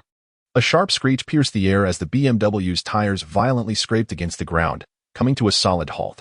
Less than a meter in front of the car, a man suddenly appeared, a pale-faced middle-aged man. Hey, what are you doing? Move aside. Lu Ruyun's face turned ashen with fear, nearly colliding with him. You, get out of the car. I'm going to kill you. However, the middle-aged man ignored Lu Ruyun entirely, his shadowy gaze fixed coldly on Xiangfeng, his eyes flashing with a seductive crimson hue. In the sweltering heat of June and July, a sudden chill swept through the air. Chapter 9. Wife, what is this? With a resounding bang, Lu Ruyun attempted to stop Xiangfeng, but a sudden pain shot through her neck, her eyelids grew heavy, and she slumped against the steering wheel, drifting into slumber. You want to kill me? Xiangfeng stepped out of the car, a fierce grin transforming his previously innocent countenance. Now, I shall grant you 1 minute to deliver your last words. The middle-aged man cast a fleeting glance at Xiangfeng, as if appraising a lifeless body. You were sent by Li Donghao? Xiangfeng furrowed his brow, contemplating how to swat this bothersome fly away to avoid further trouble. Yes, I am one of young Master Li's men. Since you are aware, I shall escort you to your demise. The middle-aged man sprang into action. The air around him shifted violently, infused with a tempestuous energy. Yet, Xiangfeng remained rooted in place, utterly unfazed. This is rather intriguing.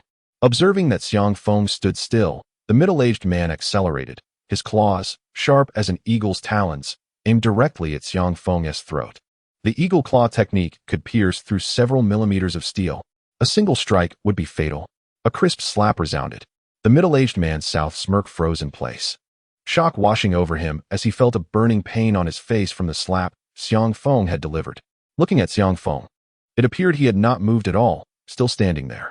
With such little strength, you dare to boast of killing me? Who gave you the audacity? Xiaoyang. Xiangfeng stood with his hands clasped behind his back, disdainfully curling his lip. With such feeble force, you are no match for the wild monkeys of Qingyun Mountain. You are a master? The middle-aged man was taken aback, gingerly touching his throbbing face, gazing at Xiangfeng with immense fear. This slap, though not powerful, was deeply humiliating. It should be known that Huang Chang was the leader of the private bodyguard team for the Li family, earning over $1 million annually, commanding 100 ruthless subordinates. Today, acting on Li Donghao's orders, he had positioned himself at the intersection to eliminate Xiangfeng and, incidentally, abduct Lu Ruyun. While the sweetness of some melons might be irrelevant, quenching thirst is of utmost importance. Initially, Huang Chang thought this would be a trivial matter, but he could scarcely have imagined that the man he intended to kill was, in fact, a master. How old could he possibly be? A master? What on earth does that even mean? Xiangfeng, perplexed, furrowed his brow and inquired, You are unaware of the Grandmaster? Huang Chang felt a surge of frustration. You actually struck me yet remain oblivious to your own prowess? If you are willing to elaborate, perhaps I could spare your life, he retorted. Indeed, Xiangfeng was bewildered. The old man had solely instructed him in martial arts, without mentioning anything regarding Grandmasters. A Grandmaster is a distinguished title within the realm of ancient martial artists. Huang Chang, prioritizing his survival over shock, recognized the gravity of the situation. The hierarchy of martial artists is divided into Mingjin warriors, Onjin masters, and Huajin grandmasters. It is said that above grandmasters lie the realms of Wushan and Shenjing, though I have merely heard whispers of them and lack a thorough understanding. Ah, I see. Given your evident lack of skill, you must be merely a Mingjin, Xiangfeng discerned, easily perceiving Huang Chang's capabilities, having himself emerged from the Mingjin stage. Huang Chang's face flushed with embarrassment. Usually brimming with arrogance, even commanding respect from the young master of the Li family, he now found himself scorned by a rustic. How humiliating. Yet, he was also curious about this individual's origins. A Huajin grandmaster in the entire Xianhai city surely numbered less than a handful. The crucial point was that he had never heard of a grandmaster so young. The other appeared to be in his early 20s. Very well, you may keep one arm. But then leave. Return to Li Donghao and inform him that should there be another occurrence, I shall personally have a word with him. What? I must retain an arm? Huang Chen was taken aback, cold sweat cascading down his forehead. Then I shall take matters into my own hands. As his words fell, Xiang Feng's figure froze in place. But he had already seized Huang Chang's right arm. A piercing scream erupted as Xiang Feng forcefully wrenched Huang Chang's arm from its socket. Blood gushed forth. Yet, Xiang Feng was unsatisfied, for much of the crimson liquid splattered onto the silvery BMW, a vehicle belonging to his beautiful wife that he could not afford to tarnish. Clean the car, retrieve your arm, and vanish at once. Otherwise, I shall twist your wretched head off. Huang Chang, tears and snot streaming down his face from the agony, harbored no doubts about Xiang Feng's words. This man, seemingly harmless, was in fact ruthless and merciless. He truly would kill. Thus, Huang Chang endured the pain, wiped the engine hood clean, and hastily gathered his severed limb before disappearing into the night sky. Thus, it appears my capabilities have ascended to the Wuxing level. That old codger must be at the Xinjing stage. I wonder if there are even more formidable realms beyond Xinjing. The Ancient One had previously mentioned that there existed individuals he could not contend with. Murmuring to himself, Xiang Feng entered the car and glanced at his beautiful wife, who was peacefully asleep beside him. He shook his head, casting aside the trivial matters. At present, nothing was more important than fathering a child with the beautiful CEO. After massaging her neck for a few minutes, Lu Ruyun stirred and slowly opened her eyes. What has happened to me? She asked, rubbing her forehead, gazing at Xiang Feng in confusion. Nothing to worry about. You may have simply been fatigued and dozed off. Upon closer inspection, it appears you might be somewhat malnourished, compounded by significant stress, which your body naturally cannot withstand. Xiang Feng replied with a smile. I shall procure some traditional medicine to help you recover. Is that truly the case? Didn't you almost collide with someone just now? And he still wants to confront you? Lu Ruyun shook her head, straining to recall fragments of the incident. Wasn't there no collision? Xiang Feng, dismissive, remarked, that man was merely a lunatic. I shouted at him a couple of times after getting out of the car and then left. Enough of that. Let us hurry home. I want to see what our marital abode looks like. Lu Ruyun felt her cheeks flush, choosing not to dwell on uncertainties as they drove home. Lu Ruyun did not reside at the Lu family estate. Following her grandfather's passing, she had been living in a modest single apartment. This raised a question. With only one room in the apartment, how would they manage to sleep? Impulsive marriages were not uncommon. But the thought of hastily sharing a bed was something Lu Ruyun found hard to accept. Yet, she could not abandon her precious little husband, for she had taken him as a shield and could not simply cast him aside once used. Dear, this house is truly beautiful, far superior to our wooden cabin on the mountain. Oh, and you even have 2 turtles.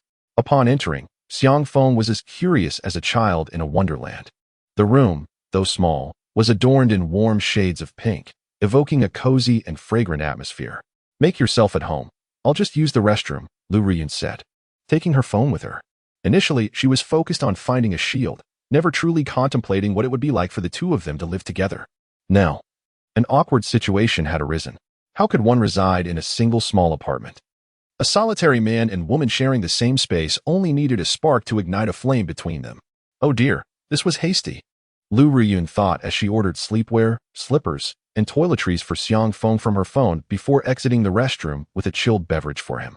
After taking a couple of sips, Xiang Feng also made a trip to the restroom. Wife, what is this? He called out 2 minutes later, emerging with a small black fabric strip in hand. Lu Ruyun looked up, her face turning crimson, feeling as though she could bleed from embarrassment. What on earth is he doing with my thong? Hey, this feels quite nice, smooth and slippery, Xiang Feng remarked, enjoying the texture to his delight. Chapter 10. Wife, you look stunning when you smile. Thin as a cicada's wing, utterly silky. Quick, give that back to me, Lu Ruyun exclaimed, her cheeks burning, snatching it from him before retreating into the bedroom. Why the sudden blush? Xiang Feng scratched his head, utterly perplexed. A few minutes later, Lu Ruyun re-emerged from the bedroom. wearing a light blue long nightgown that, while slightly loose, could not conceal her alluring figure. Her long hair cascaded naturally over her shoulders, soft and silky. Xiao Feng, this is a blanket, and here is a mobile phone. Although it's been used, it functions well and is far superior to your antique phone. Lu Riyun handed the items to Xiang Feng, feeling an inexplicable sense of guilt as if she was dismantling a bridge after crossing it. Are we not going to sleep together? Unsurprisingly, a hint of displeasure crossed Xiang Feng's fair face. Xiao Feng, we've only recently met, Lu Riyun replied, her complexion rosy. Avoiding Xiang Feng's intense gaze, feeling both guilty and shy. Are you afraid I might force myself upon you? Xiang Feng saw through her thoughts with a single glance. Yes. I am not prepared, Lu Riyun said, her voice barely above a whisper, her face still aflame. In truth, you need not worry at all. Xiang Feng shook his head and said, you may doubt my character, but you must trust in my medical expertise. Your period is due tonight. And I certainly do not wish to disregard the rules. Lu Yun, momentarily taken aback, stared at Xiang Feng in astonishment. How could he possibly know about her menstrual cycle? Upon reflection, she realized it indeed fell within these few days. This medical skill was quite formidable. Please do not look at me with such admiration. It makes me feel bashful, Xiang Feng chuckled. I shall take a shower first. If your prediction proves accurate, it will be inconvenient for me to bathe tomorrow. So do rest for now. Not daring to delay, Lu Yun hurried into the bathroom, and soon the sound of running water filled the air. Darling, do you require assistance? I am quite adept at scrubbing, Xiang Feng called out. The bathroom door was frosted glass, casting a hazy silhouette of the woman within. Though the image was indistinct, the blurred yet graceful figure ignited a greater sense of imagination. Xiang Feng's heart stirred. No need, I can manage on my own. Thank you, Xiao Feng, came Lu Yun's slightly flustered and shy voice from inside the bathroom. My technique is truly excellent. No need, I will be done shortly. Very well, Xiang Feng sighed. Reluctantly returning to the sofa, playing with the second-hand phone Lu Yun had given him, in comparison to the simplistic device that could only play Snake. Liu Yun's discarded smartphone was akin to a flagship model, smooth in operation and boasting clear pixels. Why were the pixels so clear? Because Xiang Feng had stumbled upon Liu Yun's photos. The poses were alluring, filled with youthful exuberance, and most notably, she was clad in scant attire. What are you looking at? I called you twice, and you didn't hear me. Lu Yun, freshly emerged from her bath and drying her damp hair, curiously approached. My dear, how daring you are. Wearing so little for your photos, it's even more appealing than being fully unclothed. Xiang Feng exclaimed, his excitement evident as he held the phone. Ah, you. Liu Yun's face, which had returned to its previous calm after her bath, flushed once more. It was entirely her fault for not clearing her phone of such photos, allowing him to see them all. Stop looking, delete them quickly. Lu Yun rushed to snatch the phone, but Xiang Feng easily evaded her grasp. In her haste, she lost her balance and fell into his embrace. My dear, you smell delightful. Are you so eager to throw yourself into my arms? Xiang Feng wrapped his arms around her slender waist, taking a deep breath of her subtle fragrance, which was intoxicating and enchanting. Do not rush. Let us enjoy our wedding night after I wash up. Oh, tonight is not suitable. We might break the rules. We can wait a few days, Xiang Feng replied, somewhat vexed. Today was supposed to be his wedding day, and the feast was of little consequence. It should have been a night of celebration, yet the risk of breaking the rules loomed over them. What nonsense are you speaking? Lu Yun protested, struggling to stand upright and feeling immensely embarrassed. Quickly return my phone. It is not meant to be seen. Why not? I have already seen you without clothes. Is it forbidden to look at you dressed? Xiang Feng furrowed his brow. Am I not allowed to gaze upon my own wife?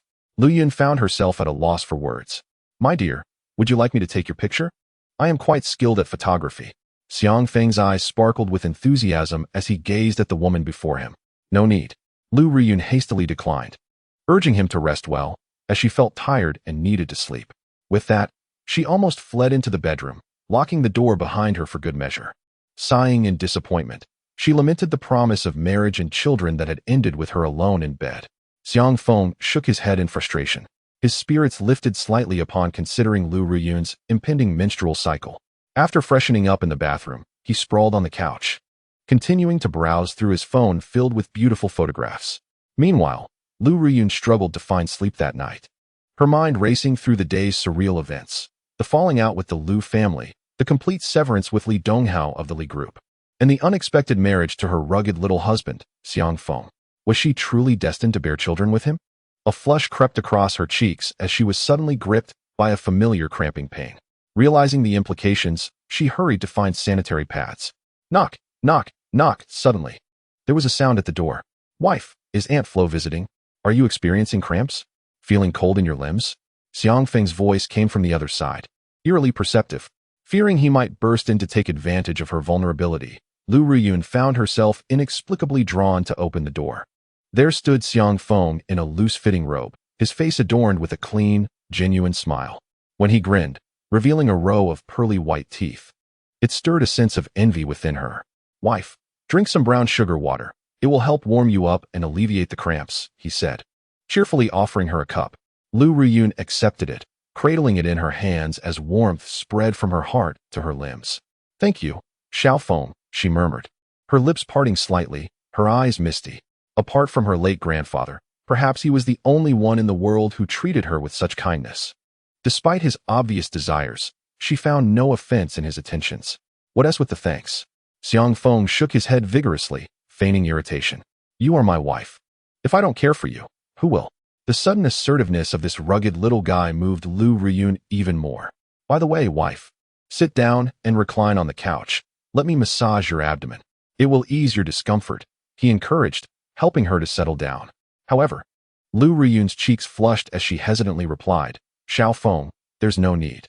I'm used to it, and most girls experience some pain during their periods. It'll pass in a few days. You're different, Xiang Feng insisted, his expression turning serious. What makes me different? Am I not a woman?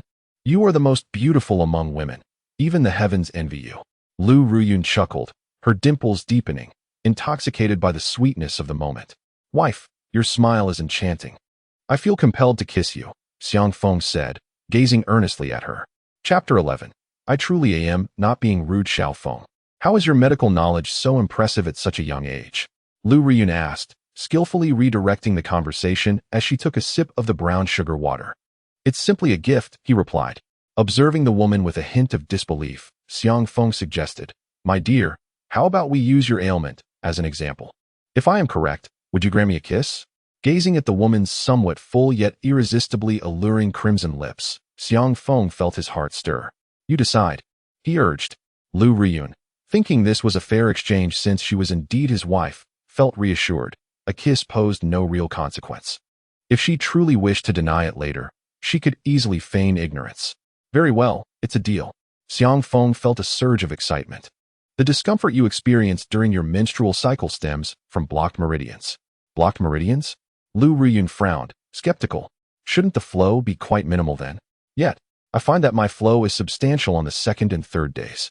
How can it be blocked? Pain signifies blockage. Flow indicates release. Xiang Feng adopted the demeanor of a seasoned traditional healer and began his explanation patiently. When the flow is abundant, it indicates that there is indeed some passage. However, you have not been entirely truthful. On the first day, the flow is scant, accompanied by sharp, needle-like pains and occasional bloating. It's akin to a water pipe. When it is twisted, the flow diminishes, yet pressure continues to build from above. If the pressure cannot break through the twist, the pipe will eventually burst. Once the blockage is cleared, the flow becomes smooth. But what if it cannot be cleared? Noticing the woman deep in thought, Xiang Feng continued. Currently, you are youthful and vibrant, capable of enduring discomfort. However, as one ages, this may not hold true. Therefore, menstrual pain is not merely a common occurrence. It is a condition that requires treatment. What then? How is it treated? How did I come to suffer from this?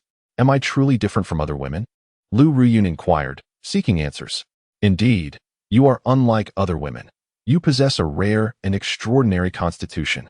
Xiang Feng chuckled inwardly, refraining from divulging the truth.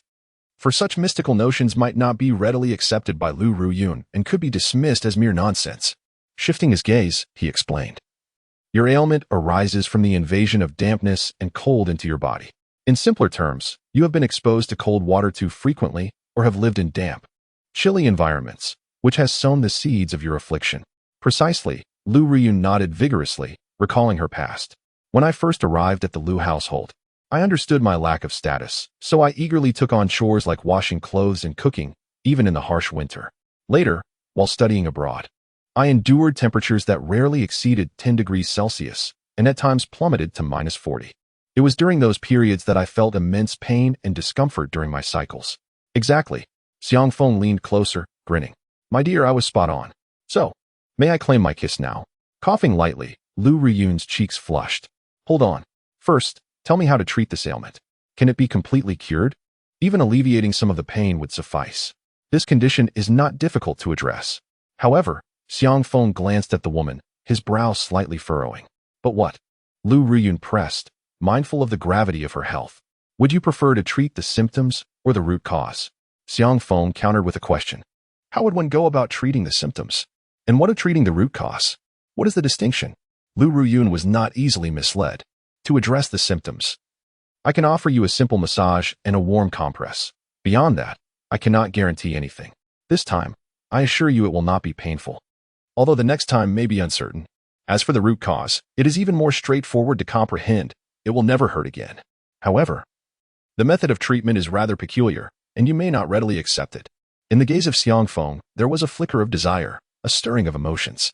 What method can truly address the root cause? Please elaborate, Lu Ruyun inquired, her skepticism evident. As a woman enduring menstrual pain, she alone understood the excruciating difficulty of those few days each month. Like a child, she had to endure the discomfort of wearing something akin to a diaper. Sticky and unpleasant throughout the day, coupled with sharp pains in her lower abdomen. She was restricted from bathing or consuming anything cold, a truly miserable experience. If it can address the root cause, why settle for merely alleviating the symptoms? She asked. The root cause can be resolved through the union of yin and yang. Xiang Feng replied, touching his nose. What does that mean? Please simplify it, Lu Ruyun frowned. What on earth is the union of yin and yang? Is it related to Tai Chi? In simpler terms, it means sleeping with me. You rogue. Lu Ruyun's face flushed crimson, and she glared at Xiang Feng, feeling deceived by his innocence in the past. His singular focus on her body was rather shameless. My dear wife, I assure you I am not being indecent. Xiang Feng said with a resigned smile. Men embody yang, while women embody yin. The union of the two fosters a balance that harmonizes our bodies. How is that indecent? If you doubt my words, you may inquire with your female friends. After they marry or share a bed with their partners, do their pains diminish or even vanish? If I utter a falsehood, I would deserve to be struck by lightning. Is that truly the case? Lu Ruyun asked, her skepticism wavering. Do I have any reason to deceive you? Xiang Feng responded. You are my wife. It is only natural for us to share a bed.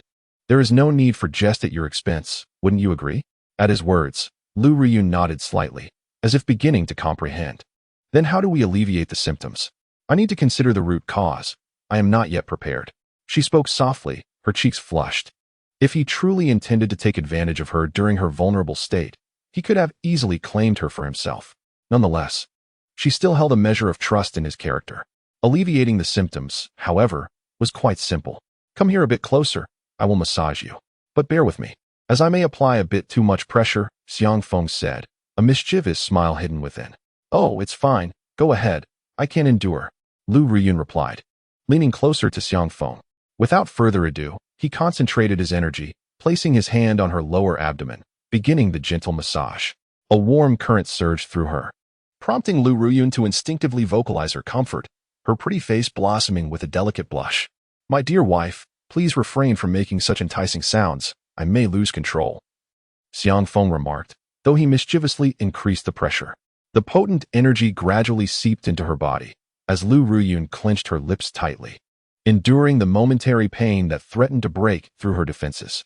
Once again, after a prolonged silence, Lu Ruyun emitted a muffled groan, beads of perspiration beginning to form on her forehead, yet the agony had faded from her visage, leaving her considerably more at ease. How delightful, she murmured. My dear wife, I recommend you pay a visit to the restroom. A more intense wave is about to come, and you ought to brace yourself, Xiang Feng advised, retracting his hand. No. It's already starting to surge. Lu Ruyun's countenance suddenly altered dramatically as she dashed toward the bathroom. Indeed, she is a true ice spirit body. This union has proven worthwhile. And my wife is exceptionally beautiful, Xiang Feng mused, observing her retreating figure with a sly grin. Chapter 12. This illness is beyond your cure after the tumultuous episode. Lu Ruyun, having lost considerable blood, fell into a deep slumber, unable to express her gratitude to her little husband, Xiang Feng. The following morning, Lu Riyun was awakened by the enticing aroma of food. "Did you prepare all of this?" she exclaimed in astonishment as she stepped out of the bedroom. The dining table was adorned with a simple yet exquisitely arranged breakfast: fragrant congee, sweet and sour cucumber salad, steamed buns, and a warm cup of soy milk. "Oh, you're awake, my dear. Come and eat." Xiang Feng, donned in an apron and barefoot, flitted between the kitchen and the living room, resembling a devoted househusband. Upon witnessing the youthful yet healing smile on his face, Lu Riyun suddenly felt that this simple life was quite delightful, warm, and comforting.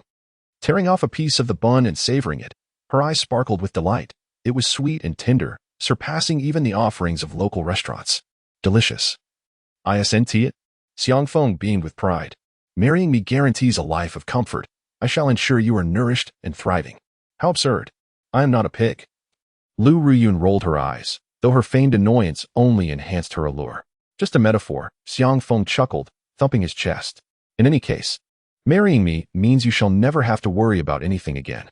Just as Lu Riyun opened her mouth to respond, the phone on the table rang urgently. Glancing at the caller ID, her expression soured. "Lu Tianlong." "Hello?" Taking a deep breath to compose her emotions, Lu Riyun answered the call. "Lu Riyun, grandmother is critically ill. You must hurry to the hospital." "What?" Upon hearing the news, Lu Riyun instinctively turned to Xiang Feng. He had previously declared in front of others that the elderly lady would not survive beyond 3 days. Now, after just one night, she had taken a turn for the worse. "Hurry." Without waiting for Lu Riyun to respond, Lu Tianlong abruptly ended the call. "Xiao Feng, will you accompany me to the hospital? Grandmother's condition is dire, and I fear for her safety," Lu Riyun implored, placing all her hopes on Xiang Feng, believing that his perceptive insights could provide a remedy. Despite the elderly lady's harsh demeanor towards her and her insistence on forcing Lu Riyun to marry Li Donghao, Lu Riyun could not harbor resentment. The Lu family had granted her the opportunity to survive, which was why she worked tirelessly to safeguard the legacy of her grandfather's lifelong efforts. It appears I may have overestimated her physical constitution, believing her illness would not manifest for another 2 or 3 days. To my surprise, she is on the verge of collapse after just 1 day, Xiang Feng murmured. Xiao Feng's expression was one of displeasure. "Very well, let us go. Who could resist indulging my beloved wife?" Time was of the essence, and Lu Riyun had not even had the opportunity to change her attire before hastening with Xiang Feng to the First People's Hospital of Xianhai. Outside the intensive care unit, the two encountered Chu Tianlong and his companions. "How is Grandma?" "Humph, you little vixen, so quick to move in together." Wang Huilong glared at Lu Riyun with venom, only daring to mutter in a hushed tone for fear of Xiang Feng. "Humph." Lu Changsheng let out a heavy snort, his face stern as he remarked, "Do you still care for Grandma?" Lu Riyun felt awkward and frustrated. She wanted to retort, but the words caught in her throat. "Director Zhou has just entered for an examination. I believe results will be forthcoming shortly, so do not worry." Lu Hong was less acerbic, and after explaining, he turned to gaze intently at the ward. Lu Riyun opened her mouth, eager to suggest that Xiang Feng enter and give it a try. After all, his medical skills were exceptional, but upon seeing the indifferent attitudes of those around her, she suppressed the thought. Creak. Before long, the ward door opened. Lu Changsheng and the others quickly surrounded it. "Director Zhou, how is my grandmother? Is the elderly lady all right?" "Everyone, please remain calm and listen to me," Zhou urged, furrowing his brow. "The situation for the elderly lady is quite dire. It would be prudent for everyone to brace themselves mentally. We have examined her with instruments for half the day, but have not identified any symptoms, and the patient remains in a state of unconsciousness. We shall await the return of Dean Wang for further assessment. He may have a solution. Hence, you cannot treat this illness."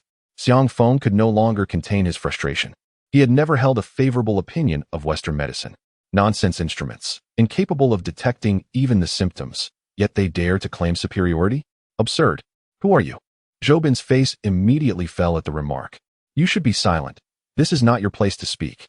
Lu Changsheng glared at Xiang Feng. After all, Director Zhou was a leading expert in cardiovascular and cerebrovascular diseases at Xianhai First People's Hospital. Who were you to question him? Indeed, if you are going to show off, at least take a good look in the mirror first. With a man backing her, Wang Huilong raised her chin defiantly. You cannot even identify the cause of the patient's illness, and you call yourself an expert? Yet Xiang Feng remained undeterred, a mocking smile playing at the corners of his mouth. Oh, are you implying that you can discern the patient's ailment? Zhou Bin squinted, disdain evident on his face. I certainly know, and I could tell you the symptoms and cause of the elderly lady's illness without even looking, Xiang Feng asserted with confidence, blowing hot air without consequence. Do you truly consider yourself a miracle worker? The words elicited a chorus of derision. Do you not believe me? Very well, wait. Grant me 2 minutes. Xiang Feng offered no further explanation and swiftly slipped into the ward. What is happening? Stop him. He must not treat the elderly lady. Uncle. Second uncle, Xiang Feng's medical skills are genuinely remarkable. Why should we not give him a chance? Lu Ruyun interjected. She believed in Xiang Feng, as evidenced by the old man in the marketplace. Utter nonsense. Zhou Bin was filled with fury. This was a hospital. And what did a mere child know of such matters? I warn you, if anything were to happen to the patient, it would have no bearing on me, Zhou Bin, nor on the hospital. Indeed, should the patient recover, that too would not concern you. Before Zhou Bin could finish his tirade, Xiang Feng had already exited the ward, retracting the silver needles into his pouch while casting a glance at Zhou Bin that dripped with sarcasm. What do you mean by that? Zhou Bin's heart raced. Could it be that this insufferable brat had truly healed the patient? Grandma, you are finally awake, Lu Tianlong exclaimed, having entered the ward at some point, his voice brimming with joy. Ah, I slept so soundly. Wait, how did I end up in a hospital? The elderly lady, regaining her senses, was enveloped in confusion upon realizing her surroundings. Grandma, you suddenly fainted, and we rushed you here, Lu Tianlong began to explain. But the skeptical Zhou Bin stormed in with a scowl, unable to believe that the elderly woman, whom he had deemed beyond recovery, could still be alive. Director Zhou, it must have been you who saved me. Thank you so much. The elderly lady expressed her gratitude upon seeing Zhou Bin, which only deepened his embarrassment. Don't thank me. I have no skill to save your life. If you owe gratitude to anyone, it should be to my wife. Xiang Feng and Lu Ruyun followed suit into the ward. Chapter 13. The dean seeks a mentor. If it weren't for my wife's pleas, I would not have intervened, Xiang Feng remarked nonchalantly, his words striking a chord. You saved me? The elderly lady instinctively scoffed, ready to retort, but the silence of those around her halted her in her tracks. Could it be that this rustic fellow was indeed telling the truth? Had he truly saved her life? Even if you did save me, I would not feel the slightest gratitude, she replied with a cold laugh. Do not think that just because you possess a modicum of medical skill and were fortunate enough to cure me, you can act with impunity. I tell you, I have yet to give my approval for your marriage to Ruyun. Your approval? I do not tolerate such arrogance, Xiang Feng retorted, brandishing their marriage certificate. Behold, the official seal from the Civil Affairs Bureau. It is recognized by the state. Do you not accept it? Are you more formidable than national leaders? You. The elderly lady found herself momentarily speechless. What are you so proud of? Is it merely a bit of medical talent? We still do not know if your treatment has indeed been successful. Wang Huilan, unable to restrain herself, countered sharply. What if it is merely a fleeting moment of clarity? At this, the elderly lady's countenance darkened further. A fleeting moment of clarity? Did that not imply she was on the brink of death? This tongue was sharper than Xiang Feng's. Mother, that is not what I meant. Wang Huilan quickly clarified, realizing her misstep. I merely meant to suggest that this young man may not be reliable. We should still trust Director Zhou in science and conduct a thorough examination. Upon hearing this, the elderly lady's expression softened somewhat. However, Zhou Bin's demeanor soured, having failed to identify the cause of her illness previously, and now that she had seemingly recovered. What was the point of further examinations? What nonsense! Just then, a flurry of hurried footsteps echoed from outside the door. Everyone turned to see an elderly gentleman with silver hair at the forefront, accompanied by an assistant. Aside from them, there was another individual, Li Donghao. Madam, I have invited Director Wang specifically to treat your ailment. Do not worry, Director Wang is a master of traditional medicine, and with his presence, you shall surely be relieved of your afflictions. As Li Donghao spoke, he cast a provocative glance at Xiang Feng. However, he was somewhat astonished by Xiang Feng's prowess. He vividly recalled Huang Chang's disheveled and grievously injured state upon his return. Yet, Huang Chang had not disclosed the full extent of Xiang Feng's strength, merely cautioning him to avoid antagonizing Xiang Feng before resigning and departing. Would Li Donghao truly abandon his intentions against Xiang Feng simply based on Huang Chang's warning? This country bumpkin dared to vie for women with him. He was determined to play a slow game of destruction against him. Thank you, young masterly. The elderly lady beamed with joy, increasingly drawn to him. Should Lu Ruyun wed Li Donghao, the Lu family would surely soar to new heights. And the Yunshang Group's public listing would be imminent. Li Donghao disregarded Xiang Feng, his gaze fixated on Lu Ruyun, who donned a nightgown and bore no makeup. Yet her unparalleled beauty was undeniable. The slightly loose nightgown did little to conceal her alluring figure. Li Donghao instinctively swallowed hard. This woman, he must possess her. Old Master Wang, Zhou Bin, noticing the situation, hurried over and succinctly briefed the elderly lady's condition before directing his attention to Xiang Feng. Young man, did you cure the elderly lady? A glimmer of hope appeared in Wang Chuanchu's eyes as he looked at Xiang Feng, one hand already beginning to pulse with the elderly lady's veins. Yes, Xiang Feng nodded. Then why? Wang Chuanchu's brow suddenly furrowed in intrigue as he scrutinized the elderly lady. Your blood vessels are indeed obstructed, just as I suspected. You sustained a grave injury to your chest, did you not? Indeed, the elderly lady replied, perplexed. In my younger days, amidst turmoil, my husband and I were merchants. We encountered bandits, and I was shot in the chest. However, what does this have to do with my current condition? The elderly lady was baffled. I undergo 2 physical examinations annually, and the reports indicate my health is excellent. How could I suddenly faint and be in critical condition? Her confusion deepened, since it is an old injury from decades past. Why did it only manifest now in my later years? Young man, since it was you who cured the elderly lady, you should explain, Wang Chuanchu urged, unexpectedly pushing Xiang Feng forward. Old Master Wang, perhaps you should elucidate instead. This young man appears from nowhere, and one cannot ascertain whether he truly possesses the skills he claims. Lu Tianlong interjected hastily, eager to prevent Xiang Feng from stealing the spotlight again. Lu Tianlong summoned Li Donghao to hand him the opportunity to achieve merit, allowing the elderly matriarch to genuinely perceive the strength of the Li family, thereby incurring a substantial debt of gratitude towards Li Donghao for saving her life. The ultimate aim was to assist Li Donghao in winning the affection of Lu Ruyun. What if Lu Ruyun is already married? Marriage can always lead to divorce. Furthermore, as Lu Tianlong was aware, Li Donghao's preferences had evolved. He now favored his wife. Indeed, Wang Lao, you are a master in your craft. We shall place our trust in your expertise. Wang Lao, rest assured, the consultation fee will be more than adequate. The members of the Lu family urged, seemingly regarding Xiang Feng as a thorn in their side, completely overlooking the need to assist him. Alas, Wang Chuanchu sighed with a bitter smile. You are unaware that while I can diagnose this ailment, I am unable to cure it. The fact that this young brother can heal indicates that his medical skills surpass mine. What? Wang Lao, are you jesting? Li Donghao's sunny smile abruptly faltered as he pointed at Xiang Feng, exclaiming, this inexperienced lad possesses superior medical skills than you? Indeed. He has only studied medicine for a few years. He is unworthy even to carry your shoes. The crowd showered Xiang Feng with ridicule, belittling him. Throughout it all, Xiang Feng paid no heed, holding Lu Ruyun's delicate hand, gazing out the window. You all lack vision. Wang Chuanchu elaborated. The elderly matriarch's condition requires acupuncture. Isn't acupuncture simple? I can easily summon someone to perform it. There are plenty of doctors in the acupuncture department. Just grab any one of them. Li Donghao remained unconvinced. After putting in considerable effort to invite Wang Chuanchu to bolster his reputation, he could not allow Xiang Feng to use him as a stepping stone. No, absolutely not. In the entire world, there are no more than a handful of individuals capable of using a 9-inch silver needle. Moreover, to treat the elderly matriarch, the needle must be able to bend.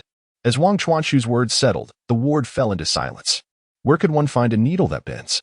Young friend, if you don't mind, I would like to learn your techniques. How do you feel about that? Yet, to everyone's astonishment, the esteemed honorary director of the First People's Hospital of Xianhai, Wang Chuanchu, actually bowed to Xiang Feng, wishing to take him as his master. What is happening? At that moment, Li Donghao felt a genuine sting of embarrassment.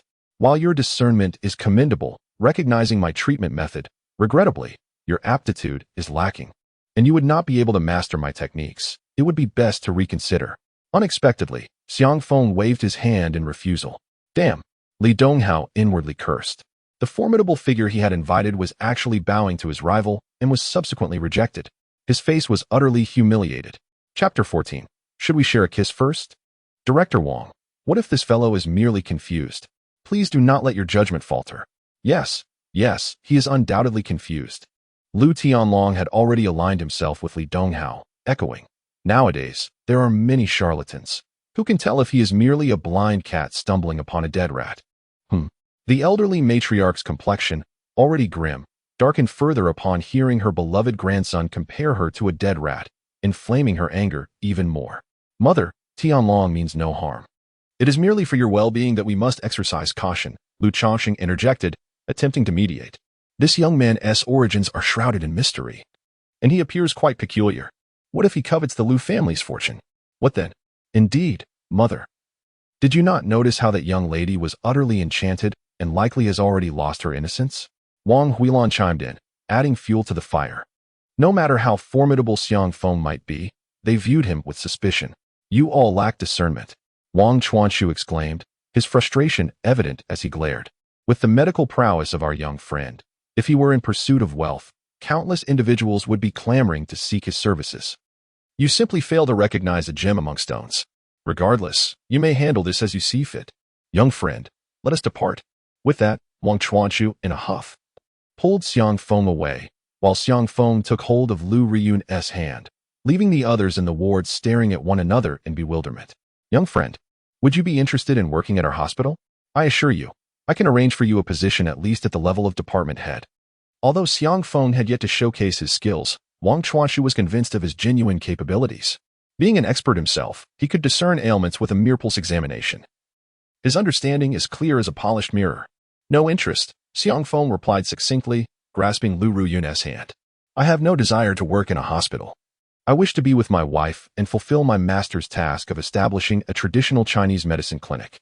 How could I possibly find the time? In this dilapidated hospital, you are the only one with any real skill. The rest are merely incompetent." After all this time, they still do not know the cause of the patient's ailments. Coughing slightly, Wang Chuanshu's face flushed with embarrassment, unable to muster a retort. "To establish a traditional Chinese medicine clinic, you will undoubtedly need to acquire the necessary qualifications, permits, and procure medical supplies and equipment. Here, let me give you my contact information. Feel free to reach out whenever necessary." Wang Chuanshu produced his business card and presented it with both hands. In the realm of traditional Chinese medicine, many rules abound. But the most significant is that the one with superior medical skills reigns supreme. Despite Wang Chuanshu's gray hair, in terms of genuine skill, he could only be said to be a mere apprentice to Xiang Feng. "You aren't entirely disagreeable for an old man. Here, I shall offer you a prescription to address your stubborn ailment." With that, Xiang Feng took a piece of paper and quickly jotted down a few lines before handing it to Wang Chuanshu. "Young friend, you are indeed remarkable. How did you know I suffer from athlete's foot?" Wang Chuanshu gasped, his face flushed with excitement. "Because I am the little divine doctor of Qingyun Mountain," Xiang Feng replied with a chuckle before departing. With that, he and Lu Ruyun exited the hospital in an elegant manner. "Xiao Feng, thank you. You are truly impressive," Lu Ruyun said, her gem-like eyes gazing at him with a mixture of excitement and gratitude as they settled into the car. "This is just the beginning. You have yet to witness my true prowess," Xiang Feng boasted, tilting his head with pride. "By the way, my dear, how do you plan to show your appreciation? Perhaps a kiss first?" "Stop it. There are people outside," Lu Ruyun replied, her cheeks flushed as she started the car. After a hurried wash and change of clothes at home, the couple quickly made their way to Yunxiang Group. On the way to the company, Lu Ruyun received yet another call from a business partner regarding a product return. A frown of worry creased her forehead once more. The Li Group has gone too far. Lu Ruyun, filled with fury, unleashed a torrent of curses, feeling utterly powerless. Within the realm of Xianhai, the Li Group has its fingers in almost every industry, intricately entwined with the daily lives of its inhabitants. In Xianhai City, the Li family stands like an insurmountable mountain, one that no one dares to provoke. "Is it that scoundrel Li Donghao again, meddling?" Xiang Feng ceased his idle phone play and gazed at the woman. Who else could it be? Lu Ruyun gritted her teeth, realizing the lengths he would go to possess her. You're already married to me, and he still dares to have designs on you?" Xiang Feng felt a surge of displeasure. By heaven, how dare anyone covet his wife after their marriage? This indignation is intolerable. Had I known of this matter earlier, I would have dealt with him decisively. "Xiao Feng, do not act recklessly. The Li family is formidable. It is not as simple as it appears." Lu Ruyun's heart raced with trepidation, fearing that Xiang Feng might act impulsively. But I cannot let them bully you. Why don't you tell me who you have business dealings with? I could cure their ailments, and if they refuse to cooperate, I would simply eliminate them. Xiang Feng's thoughts were straightforward, his approach direct and unrefined. Xiao Feng, I acknowledge your medical prowess, yet this is business. This is the marketplace. You may not comprehend its intricacies. Lu Ruyun rubbed her temples, soothingly stating, you should take a stroll and explore. Leave the company's matters to me. Although Li Donghao wields considerable influence, I, Lu Ruyun, am no pushover, understood? I trust you, my dear husband, but if you need assistance, you must let me know. Xiang Feng was not insistent, for he held confidence that as long as he was present, no one could harm Lu Ruyun. After escorting Lu Ruyun to the company, Xiang Feng wandered about Yunshan Group, seeking a suitable location to establish a traditional Chinese medicine clinic. However, after searching all morning without finding an appropriate place, he decided to return to the company. Upon arrival, he encountered Lu Tianlong. Kid, although you possess some skill, I advise you to keep your distance from Lu Ruyun. She is not a woman you should entertain, Lu Tianlong warned, yet he dared not speak too harshly, as his face still bore the pain of their previous encounter. I see your brain has been muddled. Xiang Feng rolled his eyes, unwilling to waste breath on Lu Tianlong, and turned to leave. Suddenly, a convoy of camouflaged vehicles pulled up at the company entrance. Several armed soldiers disembarked and approached Xiang Feng. It's him, I am certain, the leading soldier. A burly man held up a photograph, comparing it intently before confirming that Xiang Feng was indeed the person they sought. With a wave, he signaled for his comrades to apprehend him. What are you doing? Just as Lu Ruyun was preparing to leave the company on errands, she saw her husband being seized and rushed over, her expression fraught with anxiety. What is going on? Is there any need to ask? Lu Tianlong laughed heartily from the side. Lu Ruyun, it is evident you have lost your sight. The man you chose is either a murderer or a rapist, and he is about to be taken away for execution. You speak nonsense. Lu Ruyun frowned, though uncertainty gnawed at her, for she did not truly know Xiang Feng well. Who do you claim is a murderer? At this moment, the camouflage-clad man, with a darkened gun barrel, pointed it directly at Lu Tianlong and coldly declared, have I ever said he is a murderer? He is the savior of my esteemed elder. How dare you insult him? Speak another word, and I shall tear your mouth apart. Faced with the ominous gun barrel, Lu Tianlong trembled like a leaf. His lips moved, yet no words escaped his mouth. What connection does this fellow have with the soldier? What on earth is going on? Chapter 15. Your wife is beautiful, sir. I kindly ask you to accompany us. My elder wishes to meet you. The soldier shot Lu Tianlong a glare before turning back to Xiang Feng with respect. I refuse. I must accompany my wife to work. Xiang Feng retorted, raising an eyebrow in disdain. If he wishes to see me, let him come himself. Why should I go to meet him? Is his face larger than mine? Is he more important than my wife? Xiao Feng, stop it. Lu Ruyun, witnessing the soldier's face darken rapidly, felt her heart leap into her throat at the sight of that ominous gun barrel. This man is truly audacious. It would be best if he shot him dead, obliterating this arrogant fool. Meanwhile, Lu Tianlong, observing the situation, silently prayed. Unfortunately, the soldier remained composed, not only refraining from firing at Xiang Feng but also adopting a more humble demeanor. Sir, my elder is advanced in age and has difficulty moving. I hope you can understand. I sincerely apologize if we are delaying your work. If it is not feasible, we can arrange another time. What do you think? The soldier suppressed his anger, maintaining a polite tone. However, he dared not confront Xiang Feng, for he was the savior of the elder. Had it not been for his timely assistance, even with immediate hospitalization, the outcome could have been a severe disability. I'm sorry, but I'm unavailable. Xiao Feng. Lu Ruyun tugged at Xiang Feng. They've come to invite you in person. Why act so aloof? If necessary, I will accompany you. The Lu family may not be a prominent clan in Xianai City, but Lu Ruyun was an astute woman who recognized this as a splendid opportunity to weave a network of connections and could not afford to let it slip by. But they did not extend an invitation for your wife. Xiang Feng protested innocently, casting a sidelong glance at the soldier. He possessed little understanding of military ranks, but his sensitivity to the atmosphere was acutely attuned. The soldier before him, stained with the blood of many, exuded a profound and restrained aura. His thick brows and large eyes reflecting coldness and pride, distinctly extraordinary. Since you are a couple, you must both accept the invitation. The soldier, Dong Weigua, gestured with an invitation. Very well, for my wife's sake. I shall accompany you, Xiang Feng remarked indifferently, joining Lu Ruyun in getting into the vehicle. The military truck appeared imposing and powerful, yet the interior was simple and rough, lacking any sense of comfort, while an unusual tension filled the air. Unlike ordinary private vehicles, the seating inside was divided into 2 rows. Xiang Feng held Lu Ruyun's small hand, gazing at her exquisite beauty with affection. Dong Weiguo and his band of soldiers observed the couple's intimate display, their envy boiling over, leaving the single men in agony. Clear his throat. Dong Weiguo could no longer contain himself. He cleared his throat and chuckled awkwardly. Young brother, may I ask how to address you? My name is Dong Weiguo. The elderly gentleman you and your wife saved at the mall yesterday is my father. He only learned of this matter this morning when my sister Xiaowu mentioned it. Upon hearing this news, he was so startled that cold sweat broke out on his back. Subsequently, he immediately exercised his connections to locate Xiang Feng. Ah, I see. However, Xiang Feng, disinterested, barely glanced at Dong Weiguo and frowned slightly, expressing his displeasure. You come to invite me, but do not even know my name? Isn't that rather impolite? Dong Weiguo felt an overwhelming sense of embarrassment. Xiang Feng. Lu Ruyun shot a glare at Xiang Feng, and then turned to Dong Weiguo with an apologetic smile. Brother Dong, my husband is named Xiang Feng. He has a somewhat peculiar temperament and means you no harm. He is simply quite straightforward, so please do not take offense.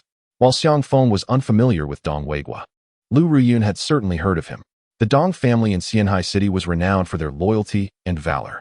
Dong Weiguo's father, Dong Guowen, was a well-known professor and expert in dynamics within the military, with disciples scattered throughout the nation, dedicating his life to serving the country and its people. The Dong family, though not a wealthy aristocracy, commanded a level of respect that surpassed many affluent families. Perhaps the Dong family lacked the financial resources of the Li family. Yet their prestige was incomparable. They simply preferred to remain low-key. Take Dong Weiguo, for instance. Despite having a bright future ahead, he chose to lead troops in the most arduous frontline combat. Approaching 40, he was still merely a 5-star general. Given the influence of the Dong family, wearing a 6-star or 7-star general insignia would not be out of the question. Well, a straightforward disposition is preferable. I appreciate candid individuals, Dong Weiguo chuckled, though he felt a twinge of frustration. Normally, he was surrounded by sycophants and young masters and ladies from prominent families, all eager to curry favor. Yet today, when he personally came to extend an invitation, Xiang Feng not only disregarded him but also refused to even make eye contact. This slight was indeed hard to swallow. Nevertheless, he had to endure. Otherwise, he would surely incur his father's wrath upon returning home. Is your father feeling better? We were quite startled yesterday at the mall. Lu Ruyun astutely shifted the topic and engaged Dong Weiguo in a warm conversation. We were fortunate to have you. Recalling the events of yesterday left Dong Weiguo with lingering trepidation. This morning, we took my father to the nearest military hospital.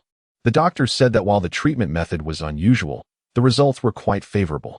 As he spoke, Dong Weiguo cast a hopeful glance at the unresponsive Xiang Feng and mustered the courage to say, I have come today to express my gratitude for the life-saving favor you bestowed upon my brother. This kindness will forever remain etched in my heart.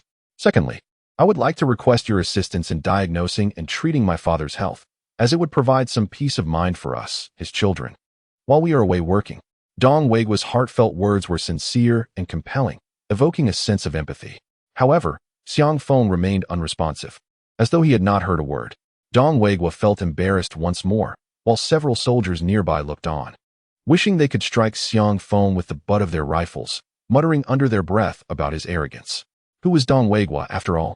In the world, he was known as Dong De Pao. His name ignited fire, and his temperament was fierce.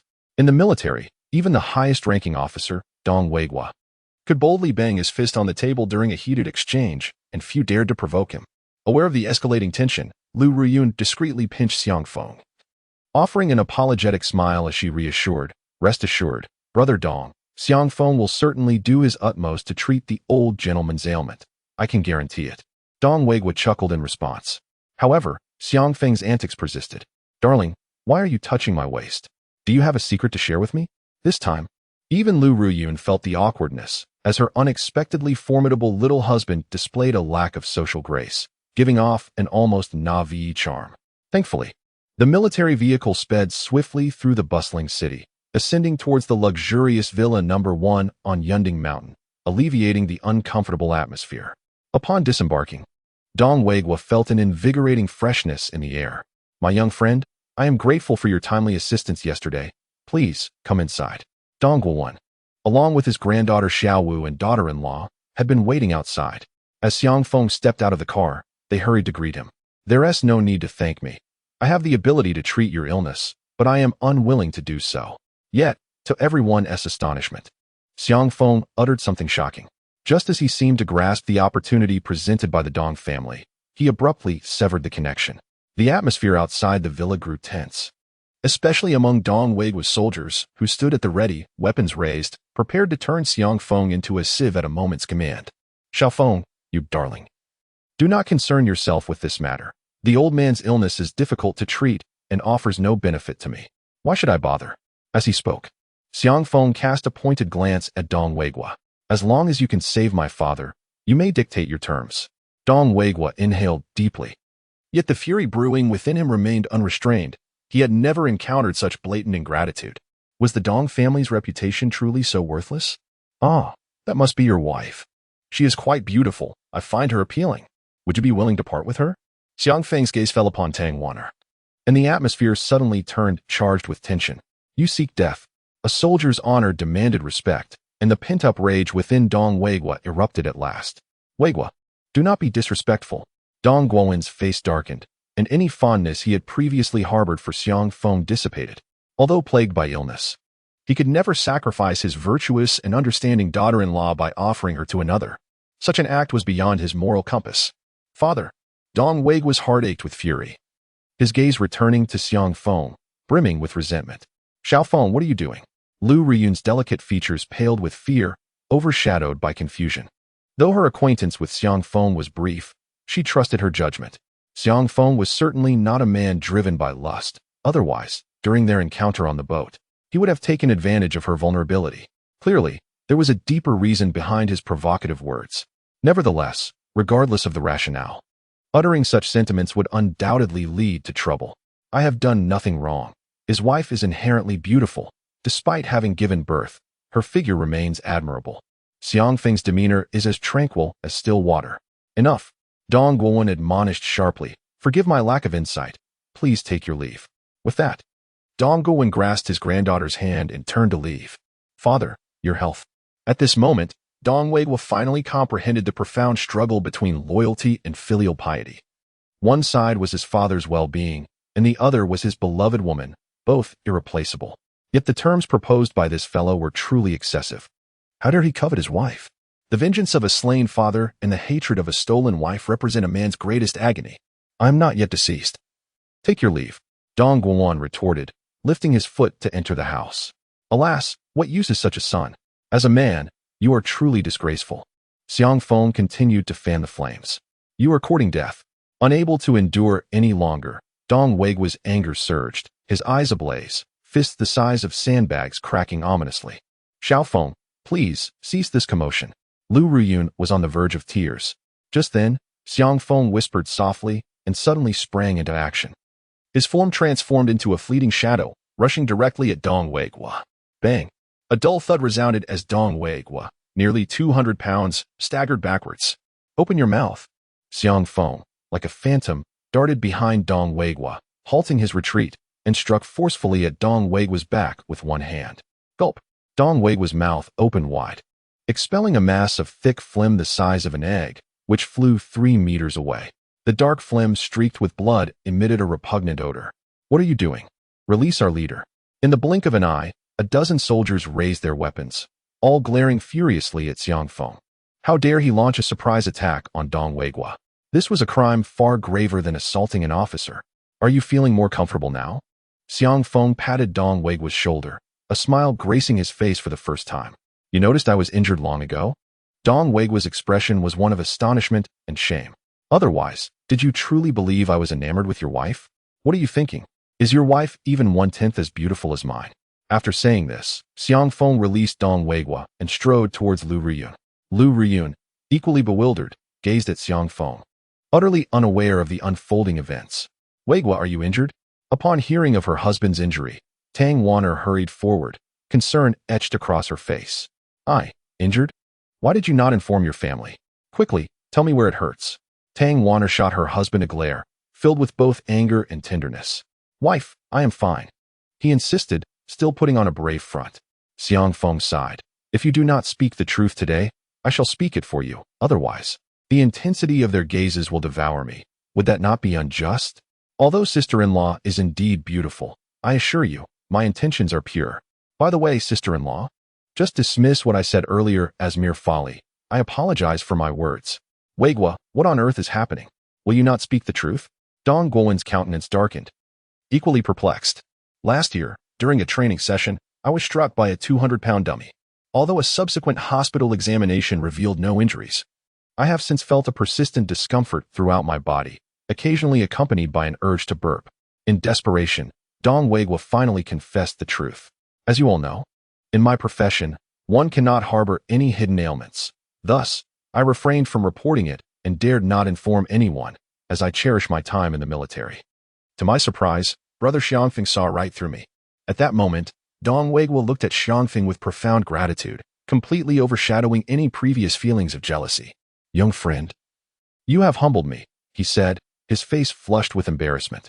Please, do come inside. This time, you won't be asking me to leave midway through the meal, will you? Xiangfeng jested. Absolutely not. I would never send you away, Dong Weigua replied, his face reddening further.